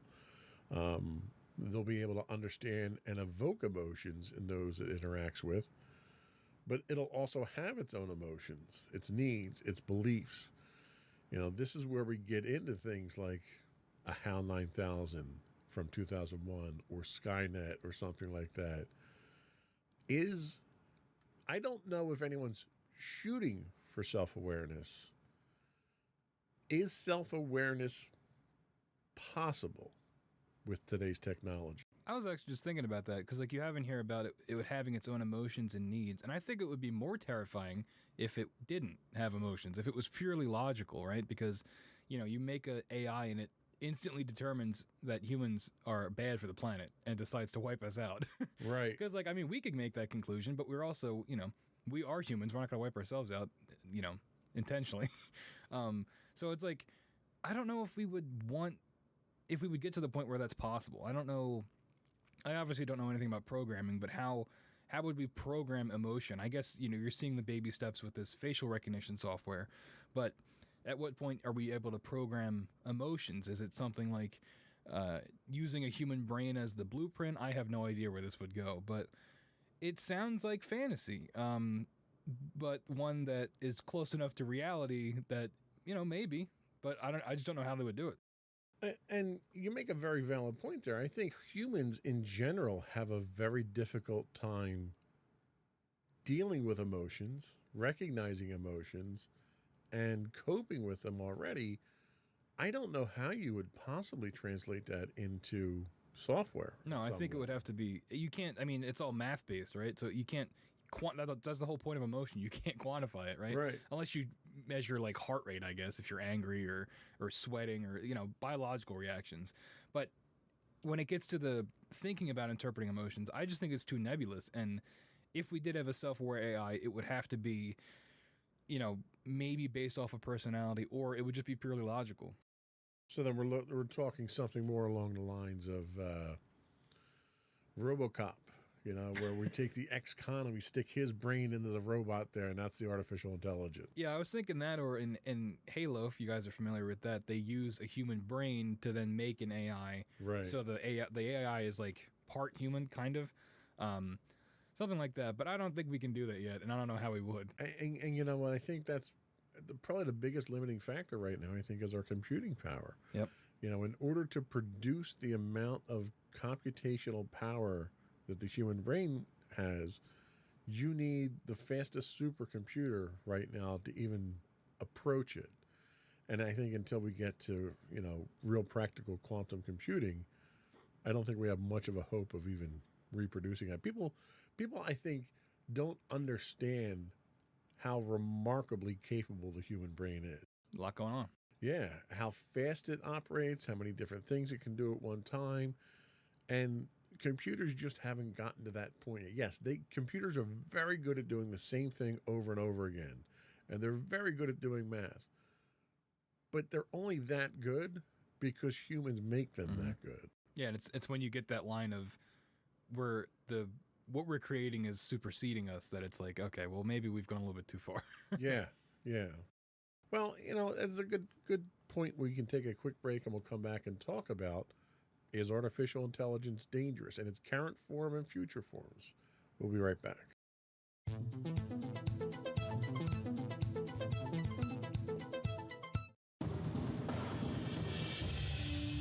For over 7 years, the Second Sith Empire has been the premier community guild in the online game Star Wars: The Old Republic. With hundreds of friendly and helpful active members, a weekly schedule of nightly events, annual guild meet and greets, and an active community both on the web and on Discord. The Second Sith Empire is more than your typical gaming group. We're family. Join us on the Starforge server for nightly events such as operations, flashpoints, world boss hunts, Star Wars trivia, guild lottery, and much more. Visit us on the web today at www.thesecondsithempire.com.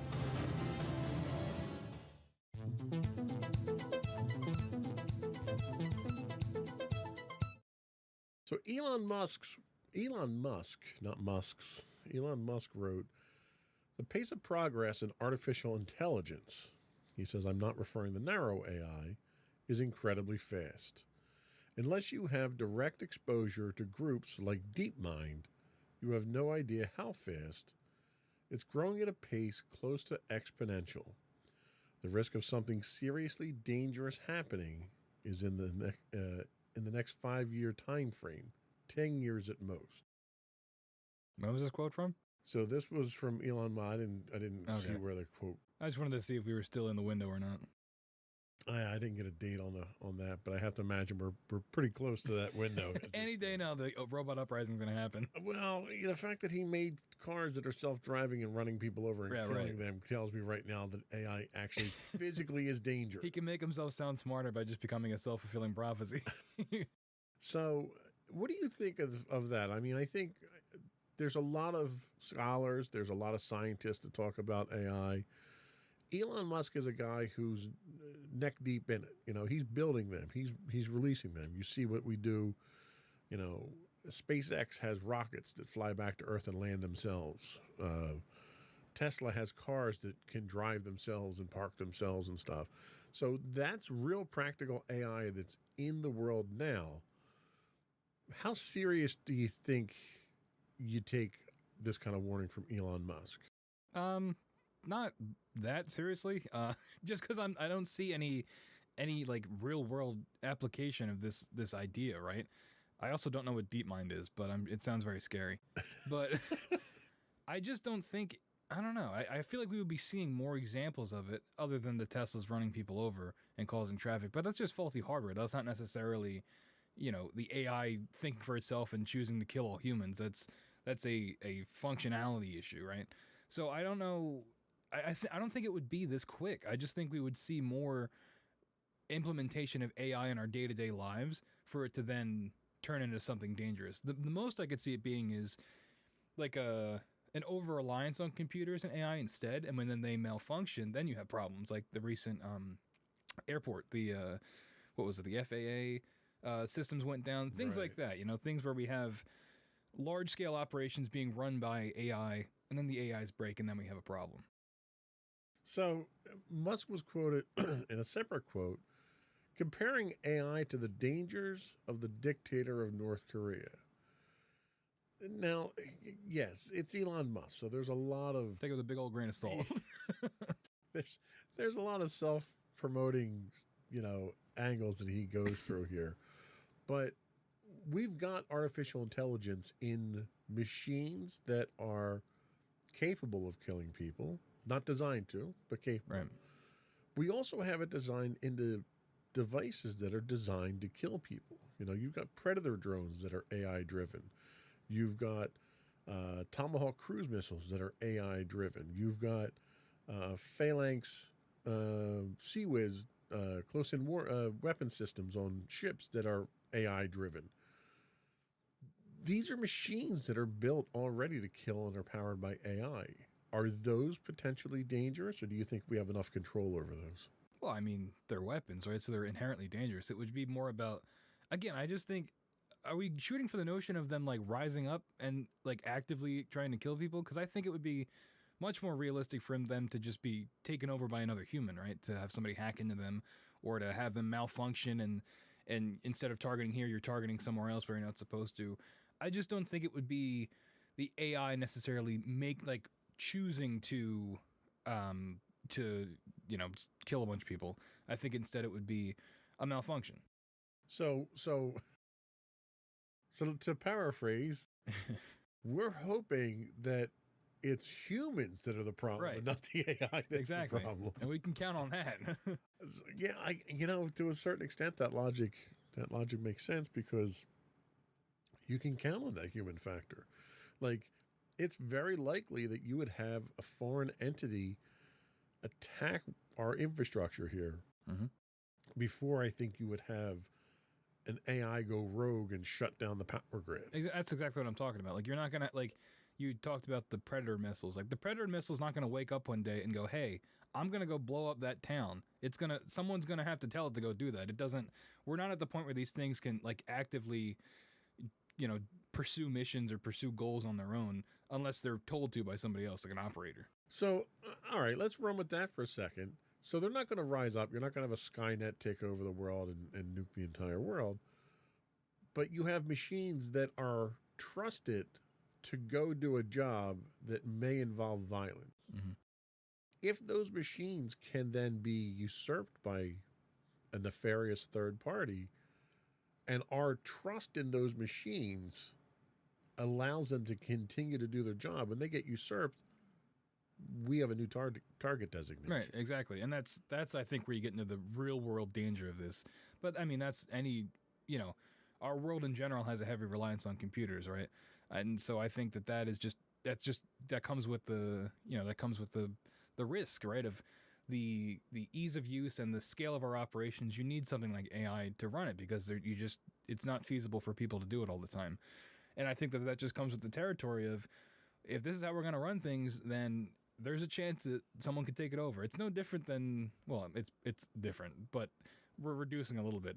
But if you had a gun and someone took your gun and killed you with it, it's the same thing. So AI is the tool. Yeah. It's not the intent. For now, yeah. Okay. Until we get to the point where, we have a fleet of drones that are, flying around the globe just taking pot shots wherever they want, that are programmed. Well, I guess they wouldn't be programmed at that point. But I'm saying, like, instead of a fleet of jets flown by pilots, if it was a fully automated, a bunch of drones where they could all communicate and make their own decisions, once they get into that level of autonomy, that's when you're running into more of an AI-based issue, I think. So Russia's president, Vladimir Putin, We're getting all the banner people out here today. He said at one point in time, artificial intelligence is the future, not only for Russia, but for all humankind. It comes with enormous opportunities, but also threats that are difficult to predict. Whoever becomes the leader in this sphere will become the ruler of the world. That's a little extreme. First off, do you agree with that?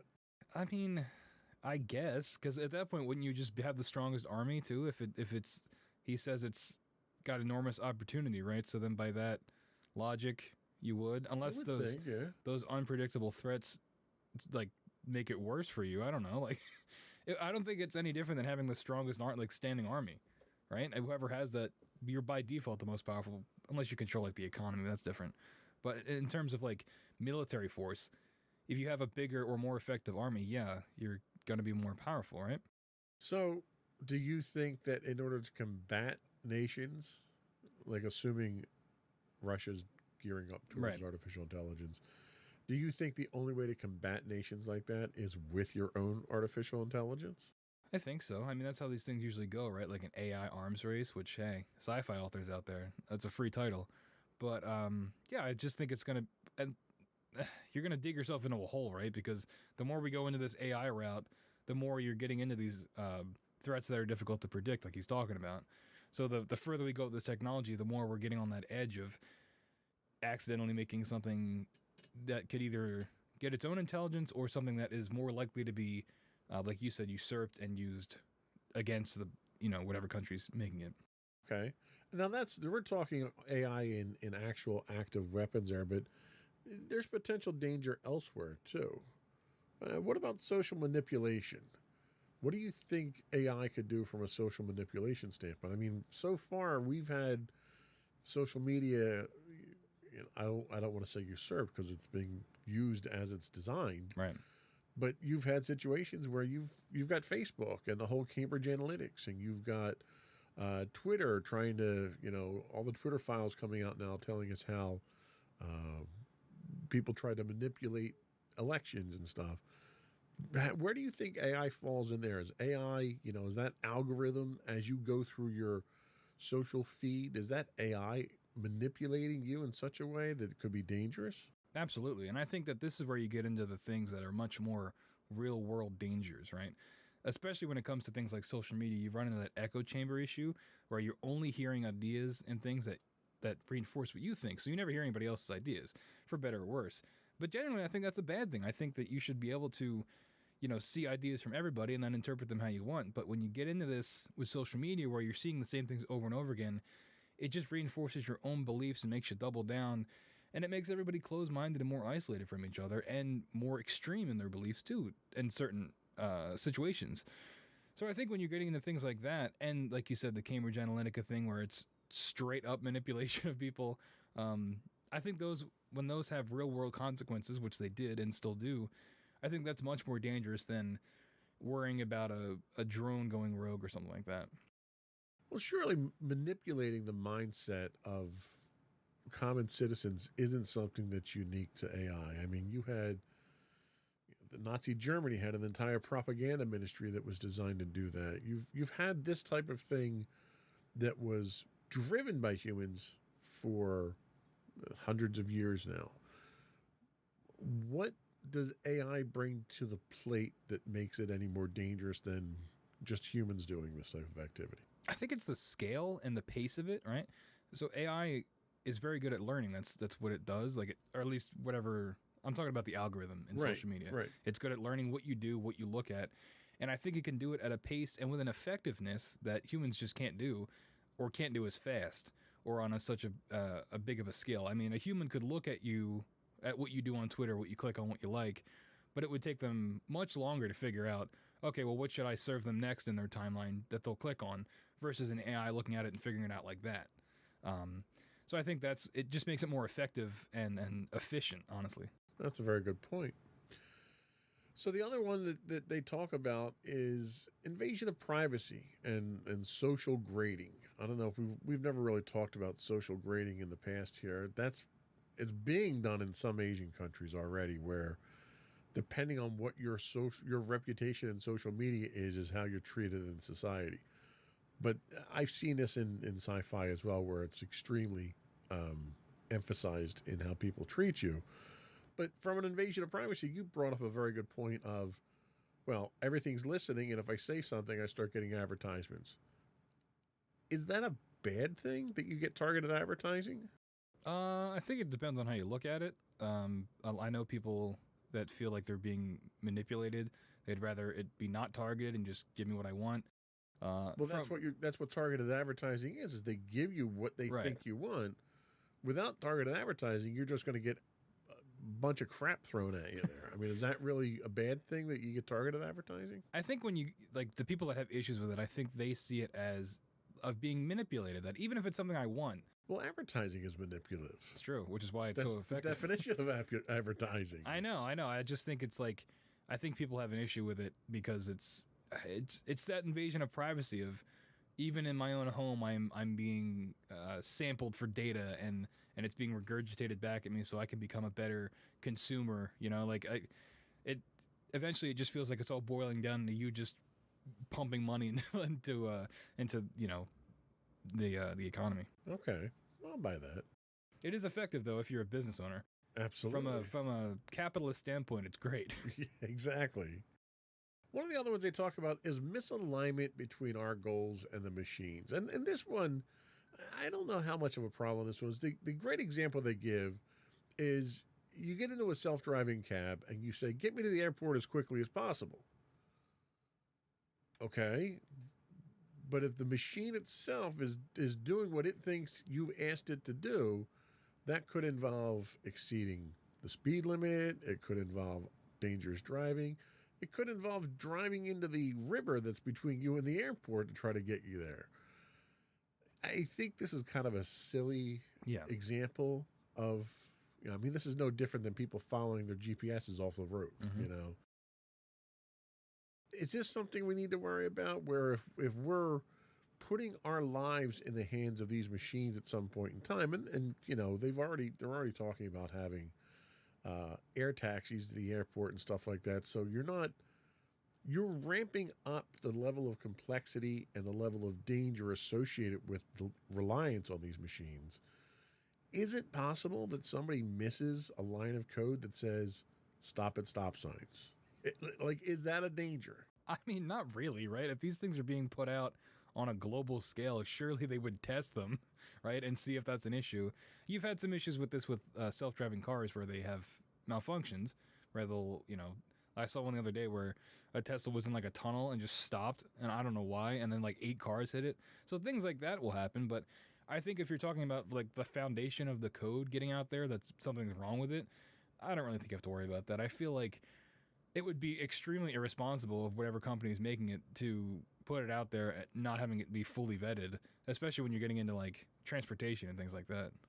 There was one example of a Tesla that was driving on a highway at high speed, which they supposedly excel at. They're very good at that because that's how the sensors work best and the computer works best and everything. Going fast? On a highway situation where they're not doing stop and go traffic a lot. And what happened was there was a vehicle that was in the left lane that this thing was driving in, and it wasn't expecting a vehicle. It wasn't expecting a stationary target. And because they use LiDAR and they use radar, and they'll gauge the distance between themselves and the next machine. And the assumption is that machine's going to be moving so he can make calculations based on timing. And what happened was this vehicle was stopped in the left-hand lane. The device, the smart car, saw that the machine was there. But because it wasn't moving, it assumed that it was a glitch in the sensor, never tried to hit the brakes, and literally accelerated right through the vehicle. And it did everything it was supposed to do based on the rules that it had. And someone had missed a rule that said, hey, there's a chance that something could be stopped in your lane. You have to stop for it. Yep. And that got out there after all this extensive testing. That still got out there in the production. So there's a chance that you can get code that's broken out there. That's true. How do you deal with that? Who's liable at that point in time? I mean, probably the company still, right? I mean, it's still their self-driving car that rammed into it. I think the onus is still on them. Even if it's something that they could never predict, then don't make the technology. If there's a chance that something like this could happen, then maybe it's just not meant to be. Or we just go through the trial and error of, potentially people losing their lives until we figure it out and put out enough software updates, if you want to look at it in like a morbid sense. But I mean, there's things that could be a high attrition rate. That's what I'm saying. Like, I just think maybe at a certain point, if the body count gets high enough before you get version 4.0, maybe we just don't do it. Maybe we just stick to driving ourselves around, or we limit it to, certain public transportation options instead of every consumer having their own self-driving car. And that's certainly a consideration to solve some of these things. And the last danger I wanted to talk about was discrimination. We had already kind of talked about this to a certain extent with the social grading, and with the malfunction of the Microsoft camera system for minorities. How do you think this would have an impact on society itself from a discrimination standpoint? Either facial recognition AI. We had one situation very recently in our area here where somebody was arrested and held for, I think, 48 hours based on facial recognition that was completely wrong. So it's already happening.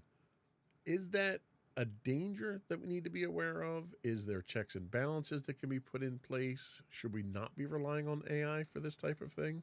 I mean, yeah, no, we should not be. If this is gonna happen, yeah, I mean, sure, there's mix up with, people getting held when they're not supposed to, and that's an issue for another day of, the justice system and things like that.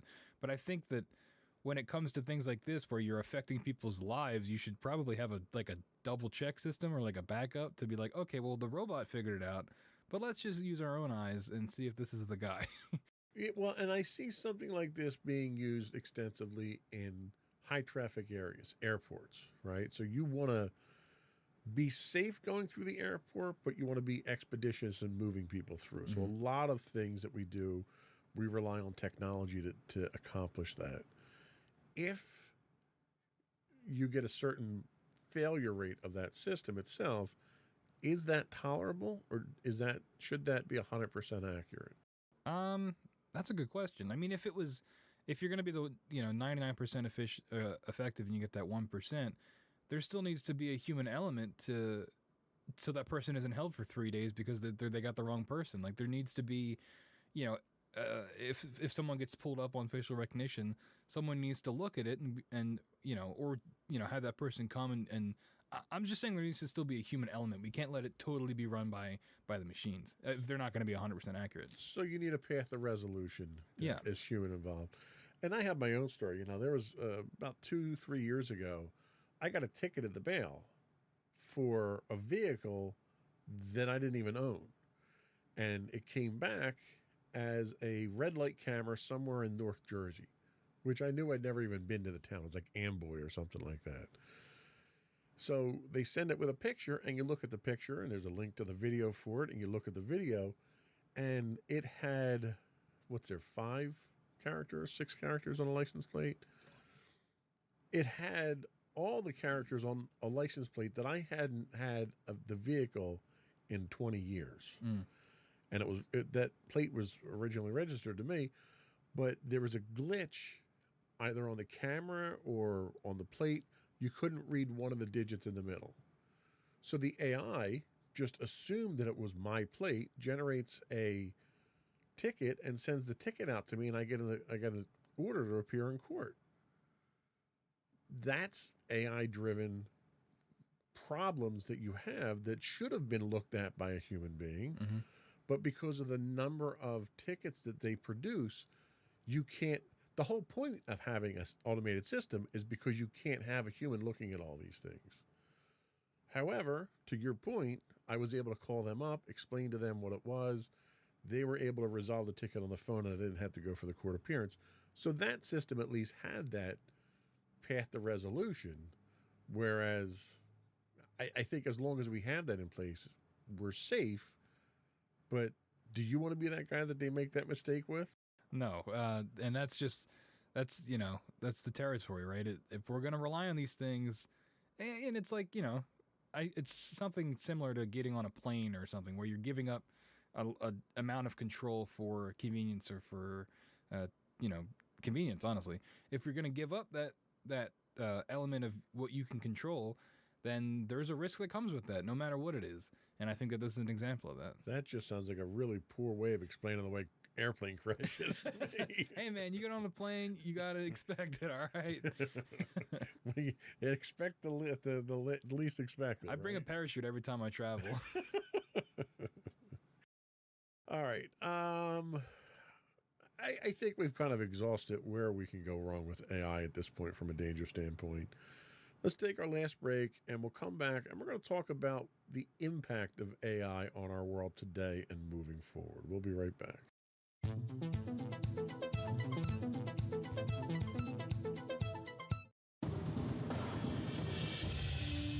For over 7 years, the Second Sith Empire has been the premier community guild in the online game Star Wars: The Old Republic.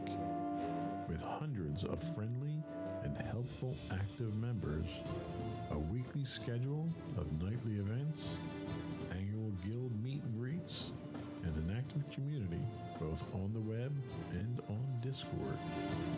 The Second Sith Empire is more than your typical gaming group. We're family. Join us on the Starforge server for nightly events such as operations, flashpoints, world boss hunts, Star Wars trivia, guild lottery, and much more. Visit us on the web today at www.thesecondsithempire.com.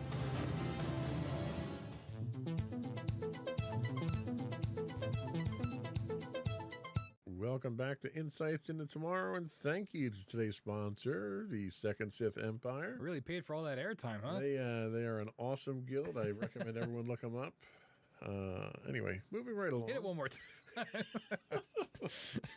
Anyway, so let's look at what the impact of AI on the world today. So some quick figures I dug up here from simplylearn.com. So the revenue from artificial intelligence software market worldwide is expected to reach $126 billion by 2025. That's significant. Not huge, but significant. Gartner predicts 37% of organizations have implemented AI in some form. I thought they'd be higher. I would have too. The percentage of enterprises employing AI grew 270% over the last 4 years. And according to Servion Global Solutions, by 2025, 95% of customer interactions will be powered by AI. So we got 2 years to figure that out. That's right. And a recent 2020 report from Statista reveals the global AI software market is expected to grow approximately 54% year over year and is expected to reach a forecast size of $22.6 billion. Which doesn't really make sense because the other one was 126. Sure does. Hey man, data's weird. They all got different conclusions. It's numbers, right? Don't worry about it. I think the conclusion here is that AI is very much embedded in our lives now. Are we better off for that, or are we worse off for that? Oh, that's a good question. We've looked at like every aspect of AI, and I think it's good in some aspects, right? We're taking the load off of humans if we can run things with an AI just to make our lives a little bit easier. I think that's a good thing because at a certain point, when we're talking about things on a global scale, it's just not practical to expect humans to be able to run all that 24/7. But then when you get into the more dangerous aspects of social manipulation, we're about to get into the discussion of how it affects creative endeavors. I think that's when you start getting into the dangerous territory, and it's really going to be a question of where does this go in the next 5 to 10 years? Are we getting that full on AI integration in every day of our lives, or is it still like it is now, where it's more in the background? It's not necessarily as prominent. And I agree. I think we're very, very much on the cusp of something significant here. I think we're kind of nipping around the edges right now until we get deeper into it. Some of the special projects that I did want to talk about, one that's in the news now, is ChatGPT.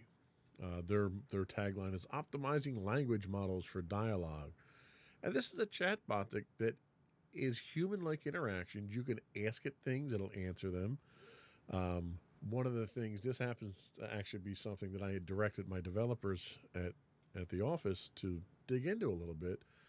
One of the functions that I see with this is helping to automate and personalize communication for our sales force. So the concept that we had come up with a few years back, and the technology wasn't there yet, was our salespeople know their customers. So the salespeople can go in and drop in notes. Tom likes the Phillies. His wife's name is this. His kids' names are this, and they're going to these college. They can put in this metadata about the person. And eventually, the idea was to have this technology that could take this metadata and write a monthly email to each one of your customers that's personalized, that might have specific information as far as offers that we might have, but it looks like it's coming from you. And we want to write these, hand them off to the salesperson, let the salesperson read it and okay it, and then send it out. And we're literally within months of being able to have the system start writing emails like that. Is that, in your opinion, is that a viable, good way of using AI, or are we stealing some of the human element there? Are we muddying the waters? I mean, it depends on how much you care about these handwritten or emails, these personalized emails. If you're okay sacrificing the human element of it, then it's fine. It still has the human element, right? The salespeople still have to know their customers. They still have to know exactly the things that make it personal, and they still okay before it's sent off. I think that's fine. I don't really have any issues with that. But if I have a salesperson who doesn't compose emails very well, mm-hmm. Is it ethical for them to use this system to compose their emails for them, or is it the same as having an assistant doing it for you, or is it different because it's AI? That's a good question. It's like cheating on homework, kind of. Right. But I mean, in the real world, you're not like, I don't know. It's cheating on homework in the real world isn't as big of a deal as it is in high school. Ultimately, at the end of the day, you got to make these sales, right? So if you're not good at writing emails, first off, I don't know how far you would have gotten as a salesperson. But second, it's like a tool. I think in this instance, it's like another tool to use. If emails aren't your thing, but when you're in one-on-one interactions, you can make the sale. Good for you. You can use this as a tool. If you are relying on this to do your job for you, that's a little bit different, right? If you're relying on it to make sales pitches for you and to reach out to customers, and you're kind of just sitting back and maybe putting in a few inputs, then you're relying on it too much, and it's becoming an issue because you're not doing the work. So it's just a matter of pacing how much you use the tool. Yeah, and implementation. So the next one I wanted to talk about was Canva. So Canva is a AI-based image generating software out there, and there's a number of them out there now. And you basically give it text input and say, give me a picture done up like Van Gogh of a horse in a rainbow.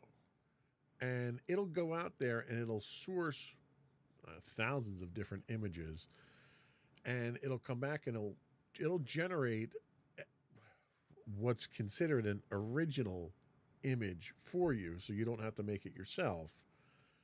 But that image itself is a compilation of all these other works. Is that something that is going too far, or are there any moral implications to that we have to worry about? Yeah, this is actually the whole reason I wanted to do this episode was things like this. I know we covered the doom and gloom of AI taking over the world, but this is where I think it really is. It strikes a chord with me of it's essentially making like art sausage, but like if you didn't make any of the components of the sausage to begin with, you kind of just put it in the blender and called it your own. It's really devaluing art and the human element of it. And when people feel that they can get this app and make art like with no effort, it kind of defeats the purpose of it in general. There's also Lensa, which is similar to it. And I had an article linked here where there was cases where you could see artist signatures on the final product what Lensa would create because it was just stealing artwork from other people. And that's how a lot of these AI work, is that you put in what you want and it scours the internet and will take from other artists' pages, usually without permission. It just kind of steals it and then, incorporates it back into itself and spits it out for you, but you feel like you've made this and you really haven't. You didn't do any, you don't know how to do digital art or anything like that. It's like putting it on easy mode, but also the bigger thing is stealing from the people that did make something. And I really think it's an issue.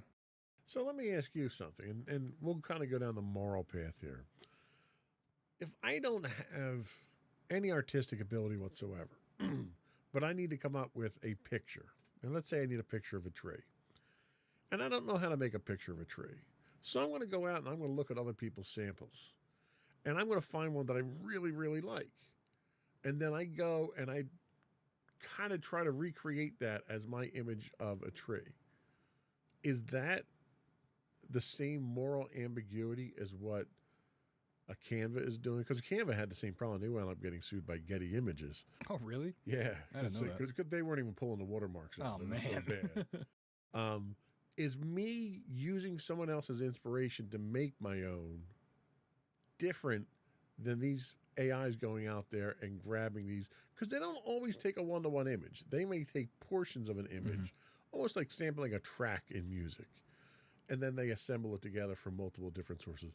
What's the difference in the two of those? Well, I think, in your example, I'm assuming you're like drawing it yourself. Exactly. Right? Yeah. That's the thing. That's where I think the line is. With the AI generated art, you're just typing in what you want and it just appears, and it's compiled from other images.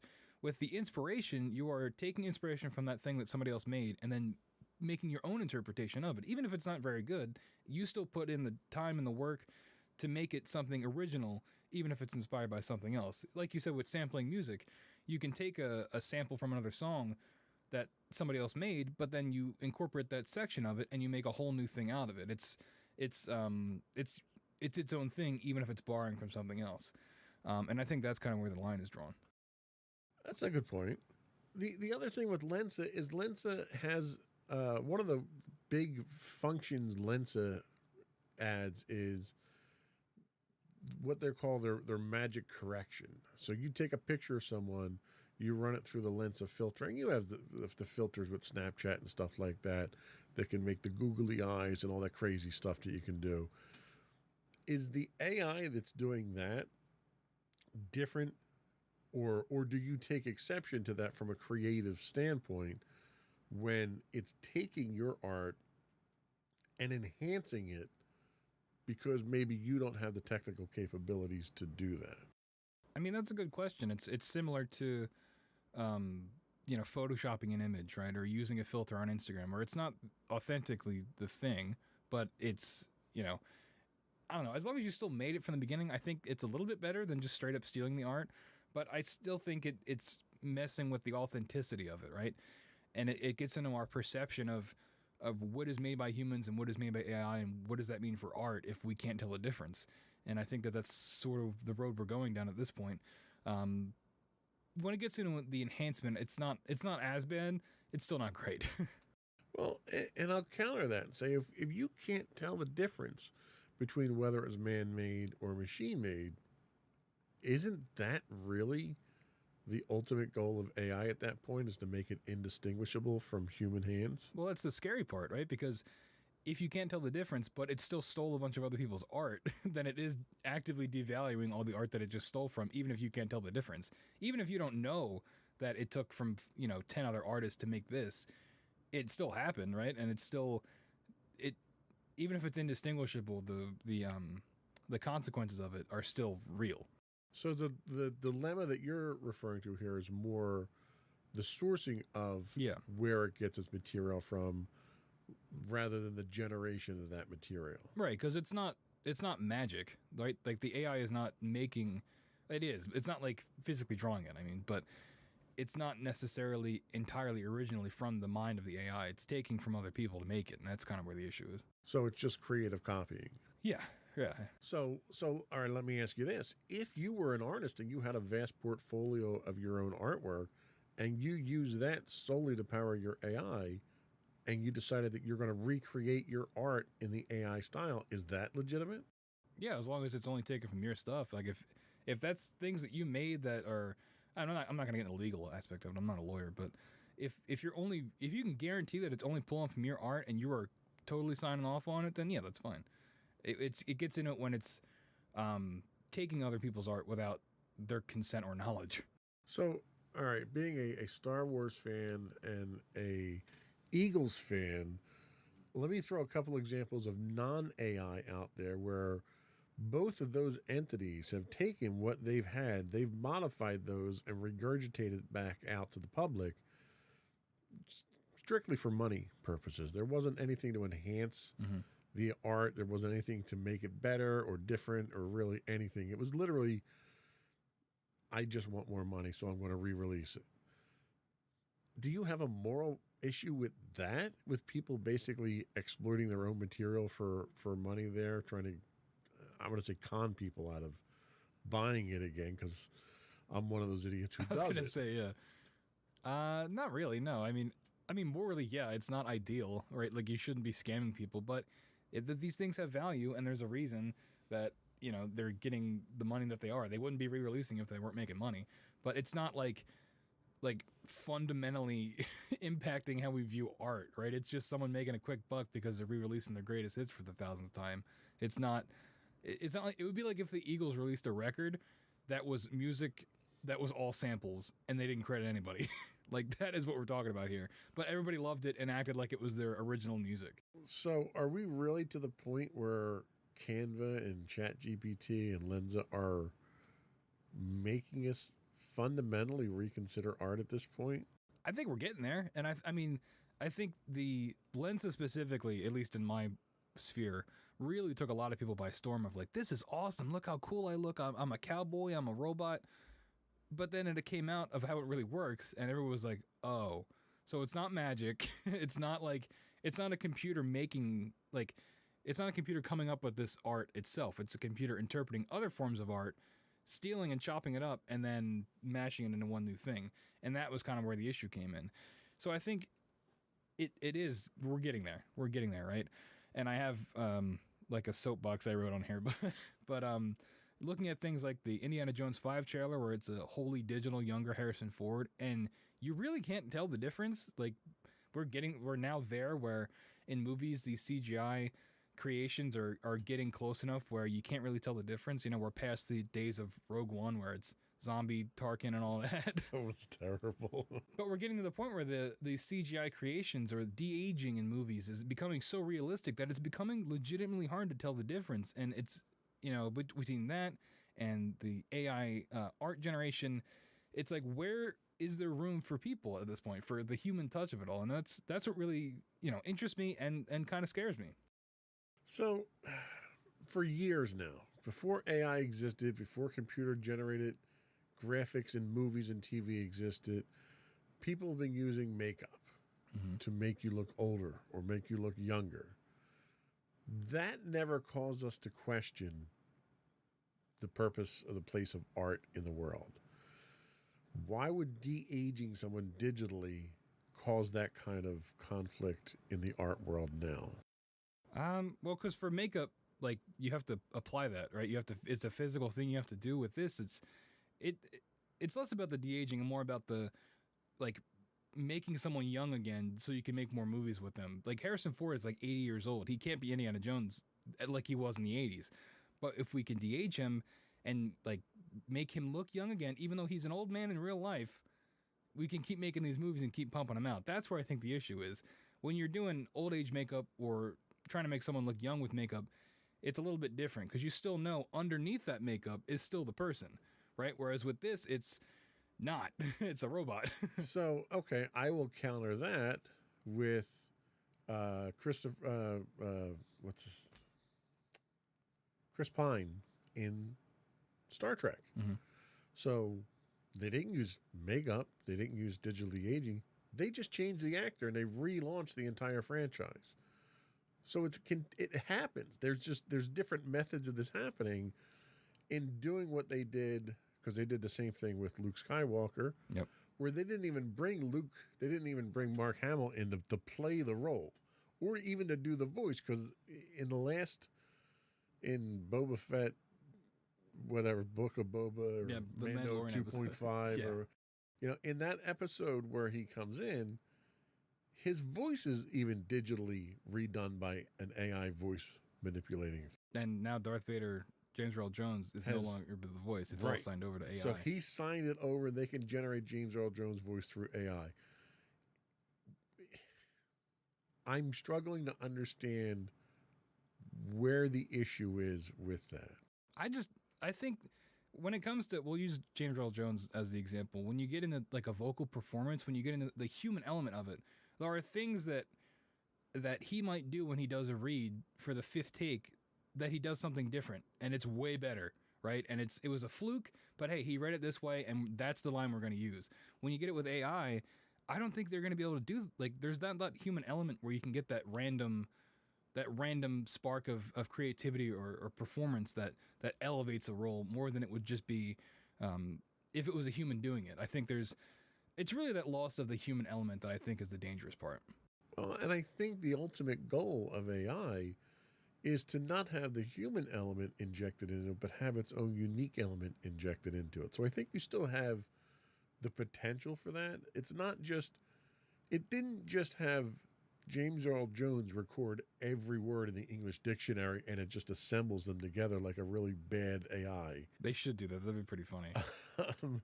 It basically recorded his inflections and his ability to say certain syllables. It was a much more sophisticated thing than just recording words. And then the AI assembles those sounds, but it doesn't do it the same way every time. But, like, isn't that weird? Like, James Earl Jones is still alive, right? And unfortunately, he's going to die one day.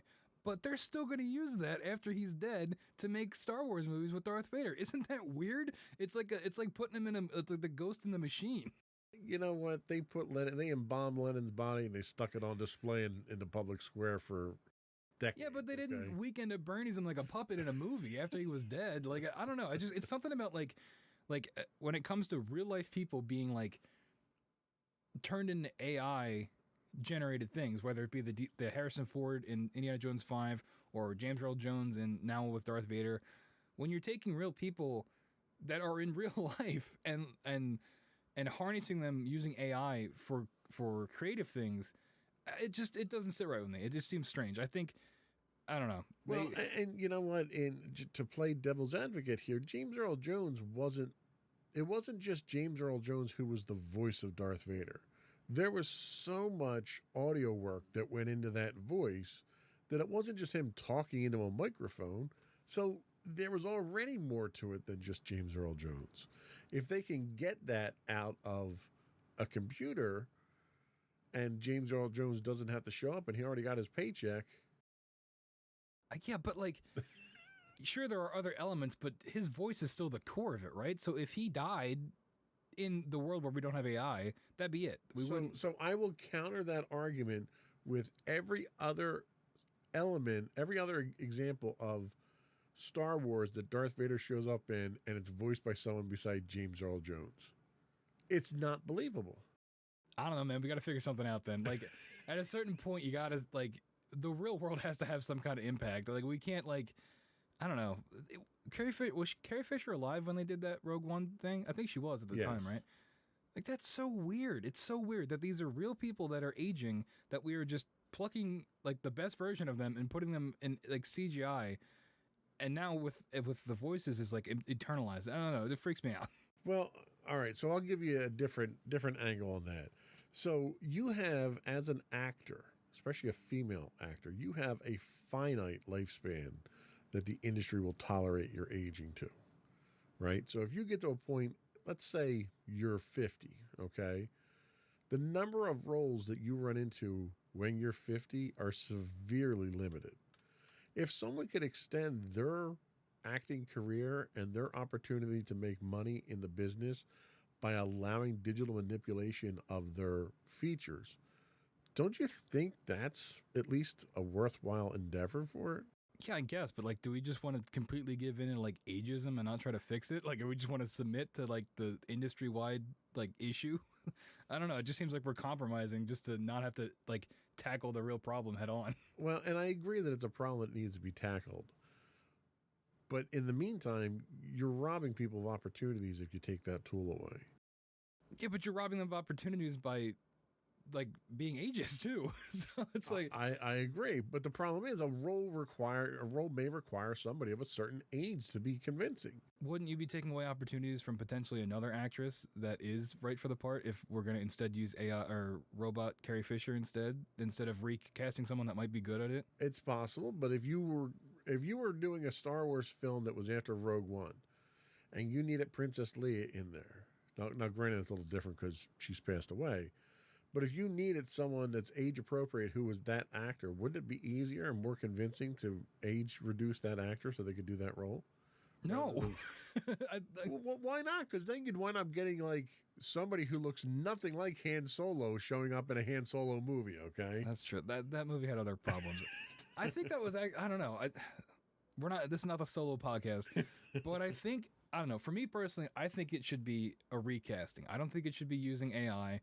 People cling, especially when it comes to Star Wars and properties like it, people cling to that past so hard. The past, what did Kylo Ren say? Kill it if you have to. Like, I think, I don't know, we're getting like, it's like the metatextual level of this, but I think like we can't just like keep digging up these people and putting them into computers and like Indiana Jones. But you can. That's the point. That's the beauty of it. We can. We never have to move on. Nobody has to die now. No one's ever really gone. I don't know, man. I guess we'll see when Indiana Jones 5 comes out and they just make a whole movie with CGI Harrison Ford and call it a day. Okay. So Hey, man, support your local artist, all right, before the robots come for us all. So that's really what you're getting at here. The risk that you're seeing here is that it could severely negatively impact actual artists with what. Yeah, it's like the old auto factories, right? Once they figured out how to automate all that stuff, all those people got fired. If we can automate writing a script for a movie, the people that are in the movie, their voices, the effects, if we can automate all that stuff, we don't even need people anymore. And at a certain point, so that's a twisted idea of what history is. When they automated factories, people, instead of doing menial, repetitive tasks, were trained to do better tasks. What killed auto factories were unions that kept trying to get more and more money for people. Okay, so let's just put history aside for a second there and not distort it that much. it would still be the same outcome, though. With if we found a way to automate all this stuff where people couldn't tell the difference, we wouldn't need people to do it anymore. And I think, but instead of being a makeup artist, you become a digital effects artist. what if they don't want to do that? What if they like makeup? They shouldn't be forced to change because of. So then you work in stage, okay? They go work at Walmart. They're not digitally enhancing anybody on the stage in a play, okay? Not yet. We have holograms. You're killing me.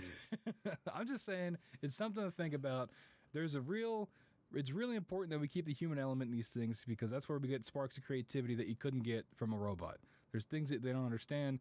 There's ways to perform, ways to say things, ways to create that AI will never know. Until we get to the self-aware AI, and then you got to worry about other things. Yeah, then they're coming here and they're going to get me first. They're going to turn me into AI sausage. You picked over most of your soapbox here. Was there anything else that you wanted to sum up there? No, that's pretty much it.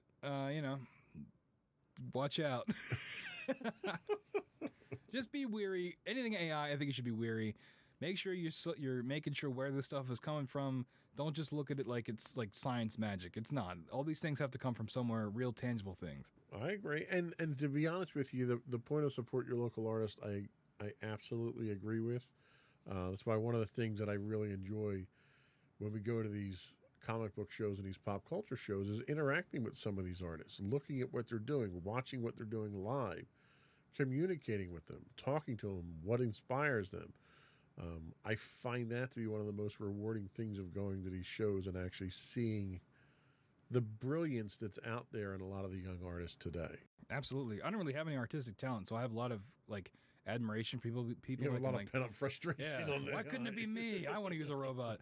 No, but people that can just pick up a pen and just make something brilliant. Like it's incredible, and I just think that we need to make sure that sticks around.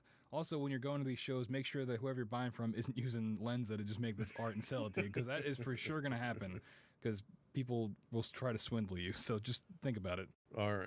I think that was all we had today, unless you were... No, that was it. You still worked up? You get all off your chest? Hey, man, I think we fixed it. Okay. As with every show, we've solved all the problems. You know what? We didn't end with doom and gloom. That's true. We though. led with it, and then we worked our way back. There you go. A little reverse psychology there.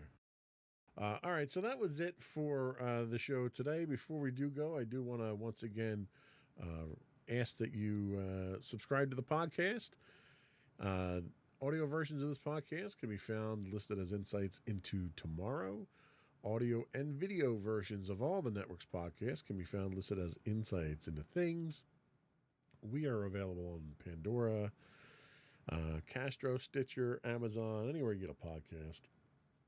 I would also ask you to write in, give us your feedback. You can email us at comments@insightsintothings.com.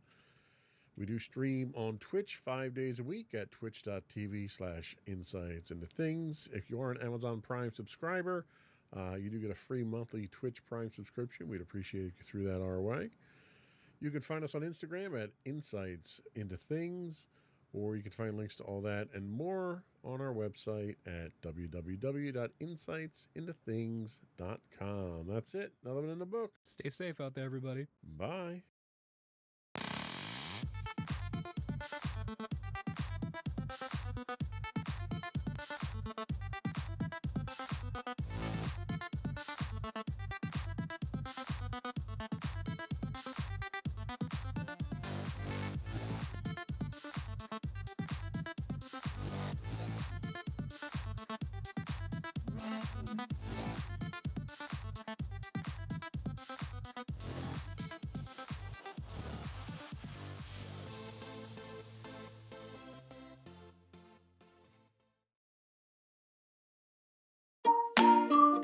Insightful podcasts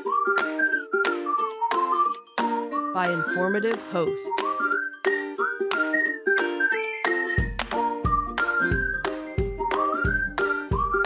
Insights into Things, a podcast network.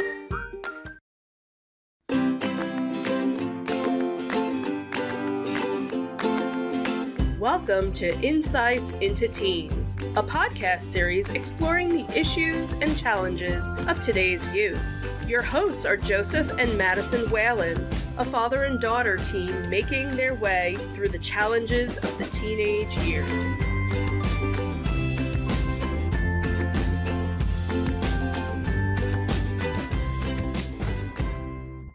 Welcome to Insights into Teens. This is episode 184, Helping Teens Avoid FOMO, or Fear of Missing Out. I'm your host, Joseph Whalen, and my active and involved co-host, Madison Whalen. Hi everyone, interesting adjectives for today. Are you active and involved, or no? Probably not today, but you know. Not so much, huh? Well, I know you're not feeling so good today. How was the rest of the week so far for you, though? Not terrible, I guess. That's good, I guess. I mean, you know, just trying to get back into the swing of things after Thanksgiving break, so. Anything exciting? I know you missed a few quizzes today because of absent teachers. Yeah, we're going to be doing all that tomorrow, so fun. Right. So one exciting thing we did have to report today, we just got the first sample in here, a piece of original artwork that you did that was, let me see the cup here. So this was original artwork that you did for Baldur's Gate, because we've been playing the game quite religiously now. Yep. And we just got some new, what are these, tumblers or mugs, or what are these things called? Well, they're not mugs. I'm assuming they're called tumblers. Tumblers, maybe they're tumblers.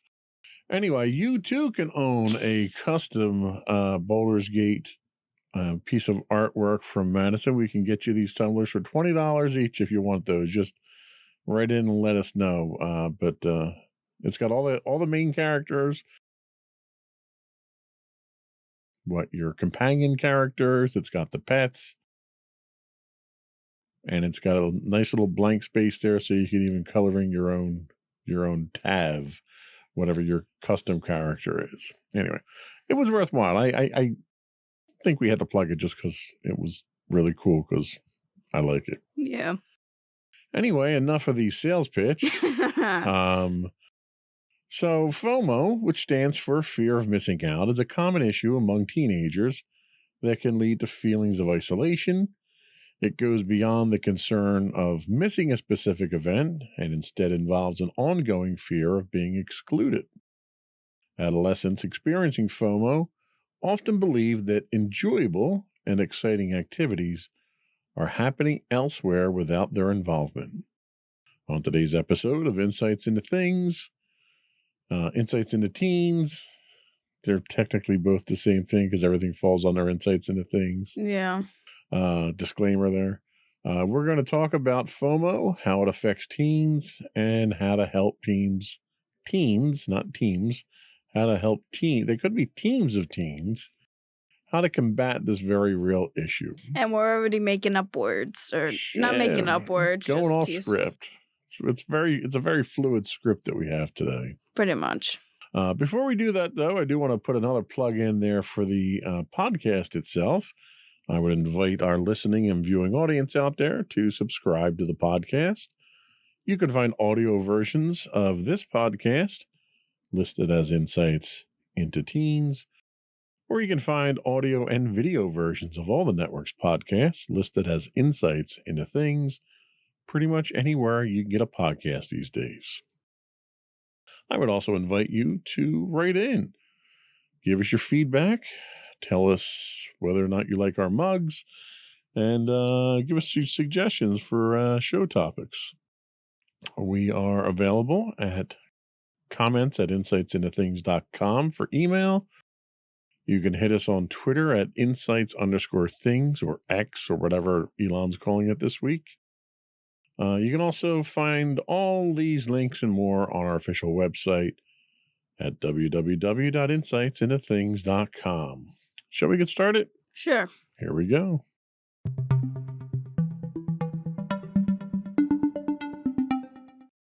So our friends at Newport Academy once again enlighten us for today's topic.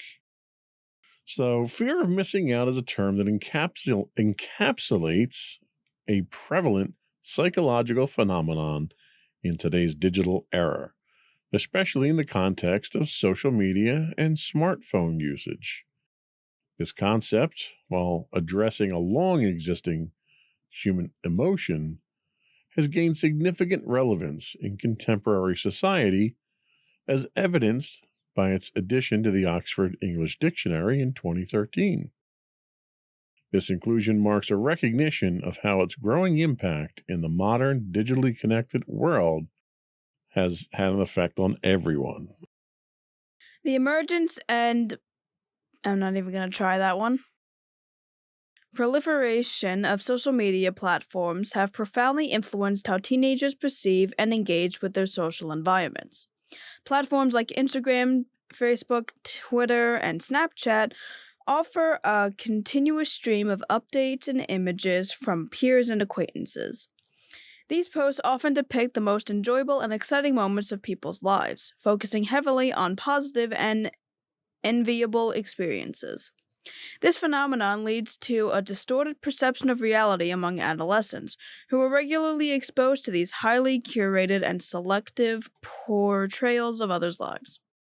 The constant exposure to idealized representations on social media can make teenagers feel that their own lives are comparatively dull or unfulfilling. The contrast between the exciting lives they perceive online and their own daily experiences can create a sense of dissatisfaction or longing.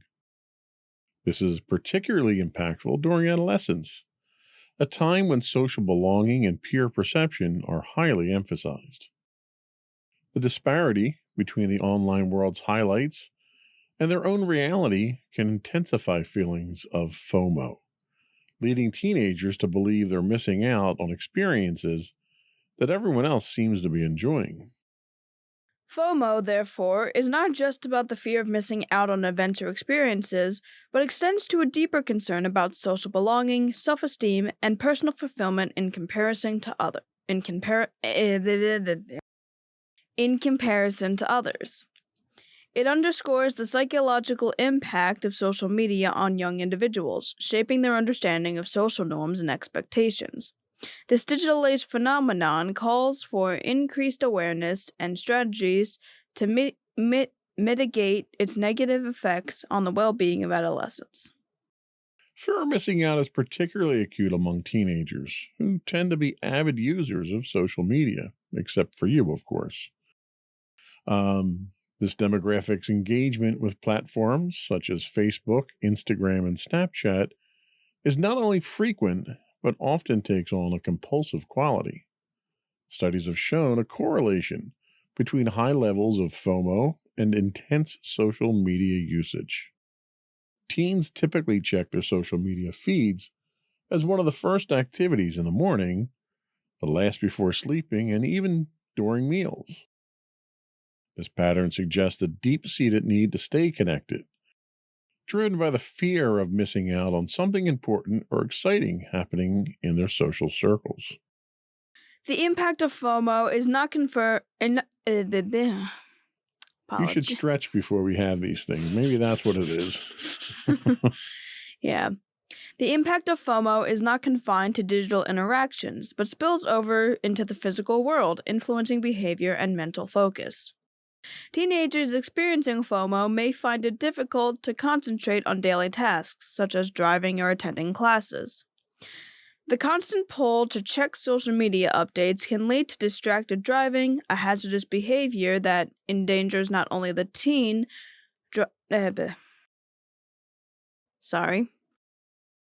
The constant pull to check social media updates can lead to distracted driving, a hazardous behavior that endangers not only the teen drivers, but also others on the road. In educational settings, the distraction can diminish their ability to engage with and absorb critical learning materials, impacting their academic performance. The pervasive nature of social media exacerbates FOMO, as these platforms are designed to showcase a polished, idealized version of life. Constant exposure to such portrayals can foster feelings of inadequacy and isolation among teens as they compare their everyday lives to the highlight reels of their peers. The comparison can create a sense of being left out or falling behind, which in turn can impact their self-esteem and overall emotional well-being. Addressing and managing FOMO is crucial for the mental health of teenagers in today's digital world. It involves cultivating an understanding of the curated nature of social media content and developing strategies to balance online engagement with real-world experiences. Encouraging healthy digital habits, promoting real-life interactions, and fostering an environment where teenagers can discuss and navigate these challenges are essential steps in mitigating the negative effects of FOMO.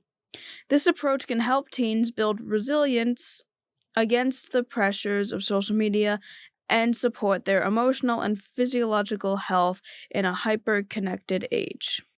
So they make an interesting point here, drawing the parallels between FOMO and social media, in that what we see on social media really is not an accurate representation of reality.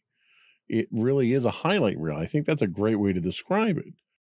How do you, and I know you don't regularly use social media, But how would you differentiate the highlight reels that people put up there for their statuses and what they're doing and their influencer stuff and all that stuff? How do you differentiate that from reality and what their lives really are like?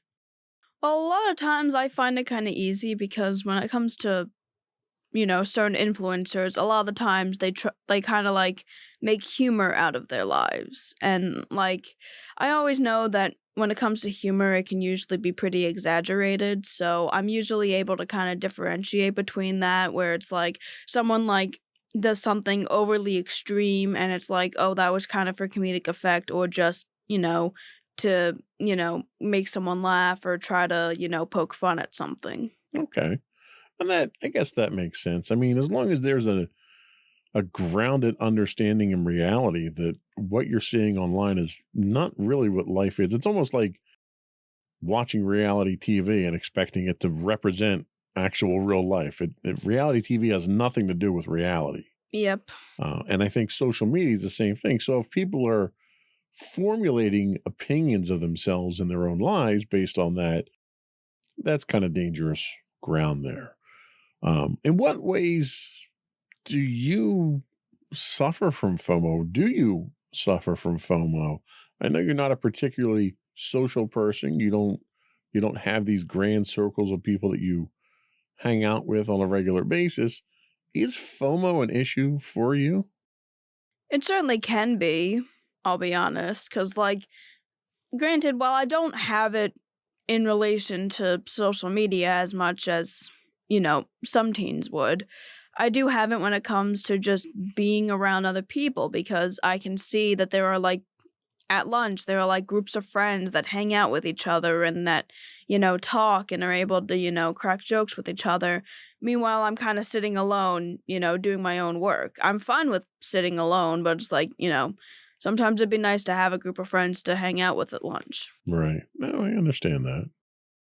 Do you notice people in your class or people in your age range, are they as hooked on social media and have this burning need to be updated on a regular basis like the article seems to suggest? I mean, yeah, there's a lot of kids that I know in my school who are either on their phones for, like, trying to check out what's been going on, or they're on their phone to play some sort of game, or they use their phone to talk to, their friends. Now, obviously, I don't really know if all of them are, like, if it's always social media, but I do know it's kind of something that, like, a decent amount of people in my school are known for. Okay. Have you ever felt the need or the pressure to make your life seem more exciting for other people? Are you trying, like, if you're trying to impress somebody or something where having a very positive looking social media feed would kind of feed into that? Have you ever been in a situation like that? I don't think I've ever really been in a situation where I've, like, tried to make my life seem better than it is, at least in, like, my average everyday life. Because, like, the people that know my average everyday life, I don't feel like I need to impress. And when it comes to other people, I really don't even share much about that. So as someone that really doesn't talk to people or really try to engage with anybody that I, don't already know, I don't think I've really had that issue. Yeah, that makes a lot of sense. I mean, not being on social media certainly helps, I'm sure. That's part of it.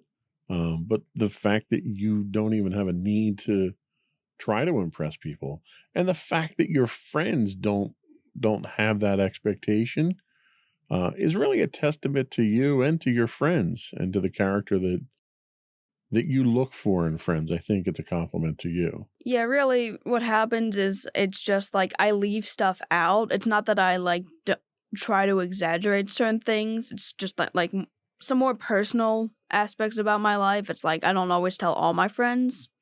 So that's the only thing I can think of, really. That makes sense. All right. I think we're going to take a quick break. And when we come back, you can tell us how FOMO impacts mental health. Sure. We'll be right back.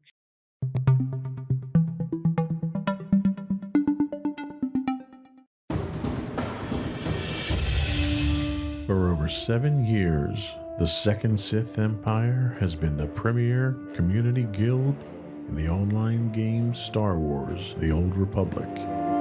With hundreds of friendly and helpful active members, a weekly schedule of nightly events, annual guild meet and greets, and an active community both on the web and on Discord.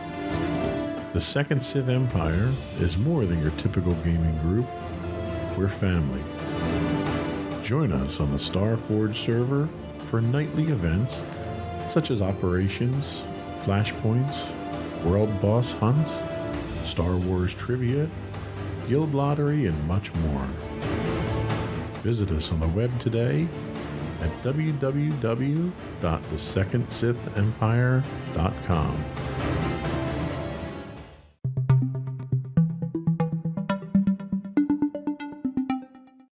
Welcome back to Insights into Teens. Today we're talking about helping teens avoid FOMO. And now we're going to talk about how FOMO impacts mental health. The impact of FOMO, or fear of missing out, on adolescent mental health in the digital age is a growing concern, especially given the ubiquity of social media. FOMO, while not a classified mental health condition, can contribute to increased feelings of anxiety and depression among teens, often leading to detrimental effects on their overall well-being. Studies have shown that teenagers who experience high levels of FOMO often report lower life satisfaction and more frequent negative moods. This link is particularly evident in the way FOMO interacts with social media usage, creating a cycle that can lead to stress, disrupted sleep patterns, and an overall increase in negative emotion. One insightful study involving college freshmen used daily diaries and questionnaires to explore the participants' well-being and life satisfaction, revealing several crucial aspects of how FOMO affects adolescents. The timing and occurrence of FOMO were noted to vary throughout the day, with an increase later in the day and towards the end of the week. This pattern suggests that the anticipation of missing out on social events or activities grows as the weekend, a prime time for socializing, draws near. Importantly, FOMO is not confined to any specific personality type. It affects a wide range of individuals, including both introverted and extroverted teens. This broad impact highlights FOMO's pervasive nature in the adolescent experience. Another key finding is the impact of FOMO on everyday activities. Teens often feel heightened levels of FOMO when they are engaged in necessary activities like studying or working, as they might perceive these responsibilities as barriers to participating in desirable social events. This conflict between obligation and the desire to be socially involved can exacerbate feelings of FOMO. The study also revealed that FOMO can lead to significant negative outcomes. It not only triggers negative emotions, but also serves as a major distraction. Adolescents preoccupied with what they might be missing out on can experience considerable emotional turmoil. This preoccupation can detract from their ability to enjoy present moments and engage fully in their current activities. Understanding and addressing the impact of FOMO is therefore crucial for supporting the mental health and emotional development of adolescents in our increasingly digital world. The correlation between FOMO and spending behaviors, particularly among millennials, sheds light on its broader societal implications. A recent study revealed that a significant portion of millennials, nearly 40%, have incurred expenses beyond their financial capacity, motivated by the urge to keep pace with their peers. This trend reflects how FOMO influences spending choices, pushing individuals towards purchasing experiences, events, and material goods to counteract the feeling of being left out.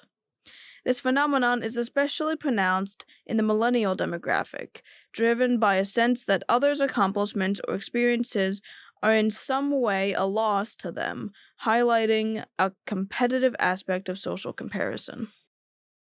The impact of social media on mental health is significantly magnified by the phenomenon of FOMO. In today's digital age, the urge to remain continuously connected and keep up with peers can lead to increased levels of anxiety, stress, and dissatisfaction. This persistent state of mental strain is not just an individual concern, but also a societal one, emphasizing the need for parents, caregivers, and the community to understand and address these dynamics. Recognizing how FOMO influences young people's financial decisions and mental well being is crucial. It's not only about the immediate feelings of missing out, but also about the long term effects on life satisfaction and emotional health. Young individuals, consistently bombarded with images and updates from their peers, can develop a distorted view of what is normal or desirable, leading them to make financial choices that are unsustainable or detrimental to their long-term goals. To counteract these effects, it's imperative to develop and implement effective strategies that encourage healthier social media habits.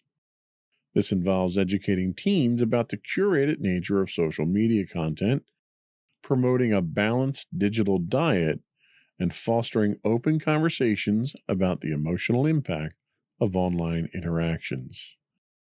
Encouraging activities that are offline and focusing on personal interests and skills can also help to build a sense of self worth that is not reliant on social validation.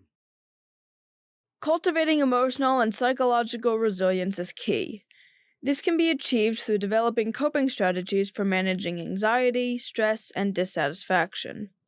Teaching young people mindfulness, digital literacy, and critical thinking skills can empower them to navigate the complexities of a digitally dominated world with greater confidence and well-being. Addressing the pervasive effects of FOMO in the context of social media requires a concerted effort from all stakeholders in society. By fostering awareness, promoting healthy habits, and building resilience, we can support the younger generation in achieving a more balanced and satisfying digital and real life experience. Now, it's worth noting that was a lot of material that we went through there, and a lot of it sort of kind of nags on social media. This is not a problem that is caused by social media. It is not unique to social media, nor is it solved by getting off of social media. Fear of missing out is a legitimate emotional feeling that has long existed well before even the internet was around. I could say as a young teen, I fell victim to this numerous times. And they make a point of saying that it happens a lot on the weekends. There's not a lot of socialization that happens for teenagers during the week under normal circumstances. So most of that, dances or going to the mall or movies or hanging out with friends, most of that happens on the weekend. And that's usually when most of this sort of creeps up. For me, it was funny because I found it, back when I was your age, the internet didn't exist. Yes, that's how old I am. We had BBSs, bulletin board services, where you would dial into computers over the phone line, and that was essentially what social media was for us back then. And what I found, there were times that when you tried to do that and get online with other people, you couldn't because the phone would be busy. And I found that's where I had my fear of missing out. When I couldn't get online and I couldn't get to these social areas that I would hang out with friends, that's when I would feel it. Have you ever experienced a fear of missing out under any circumstance? I mean, I guess. Thing is, when it came to the school dances, I know for a while a lot of my friends have been wanting me to go to the school dances, and I only ever really went to one, and that was like kind of an informal dance. ever since 6th grade, I haven't gone to another one. And I know a lot of my friends, particularly one, is very keen on me trying to go to, another one of the dances. And I guess there was certainly like I don't want to like let them down sort of thing. But it wasn't enough to make me go to the dance. Nice. Okay. So if you don't really experience FOMO the way it's defined here, have you ever been in situations where maybe you felt left out of something and that might be kind of contributing to this? I mean, yeah. Like, one thing I can say that it's not as big, but certain social trends that, people like, let's just say buzzwords, I guess. Like, there's there's slang that people my age use and use it on a daily basis. And for a while, I'm like, what the heck does that mean? I don't get it. And, I'll kind of feel left out in that way, or left out in like the new social trend of like, oh, there's this thing that everybody really likes and everyone's really into it. And I'm like, what is this? Right. So, I gotcha. yeah, I guess in a way, I feel that's kind of where I kind of feel left out. It's not like an extreme thing, but it's still like, okay, I really don't get this. I gotcha. So you're not, addicted or married to your social media, but you still keep up with your friends. What are some of the methods that you typically use to keep in touch with your friends and keep up on things? Just texting, saying, hey, how you doing? Occasionally calling, and then with some of them, I've been hanging out with them. Okay. So ironically enough, it's more traditional methods that you have. Granted, texting's not traditional, but texting's kind of the equivalent of a phone call these days. Since most people who have cell phones don't actually know you can actually talk to people on them. They use it for everything but phone conversations.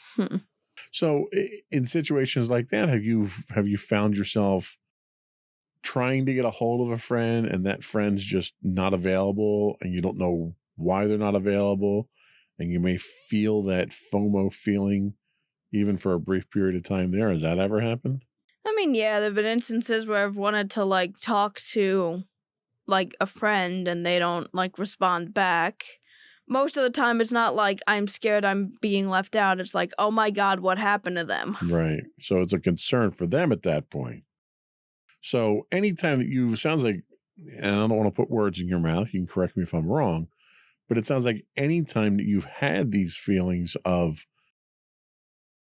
perhaps being left out, it hasn't had a traumatic effect on you. Not really.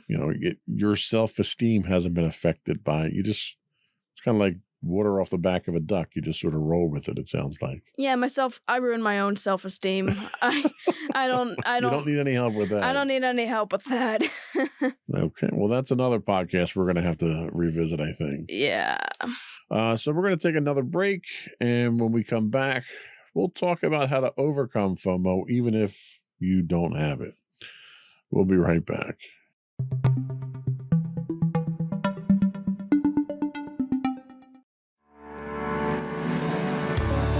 Insights into Entertainment, a podcast series taking a deeper look into entertainment and media. Our husband and wife team of pop culture fanatics are exploring all things from music and movies to television and fandom. We'll look at the interesting and obscure entertainment news of the week. We'll talk about theme park and pop culture news. We'll give you the latest and greatest on pop culture conventions. We'll give you a deep dive into Disney, Star Wars, and much more. Check out our video episodes at youtube.com/insightsintothings. Our audio episodes at podcast.insightsintoentertainment.com, or check us out on the web at insightsintothings.com.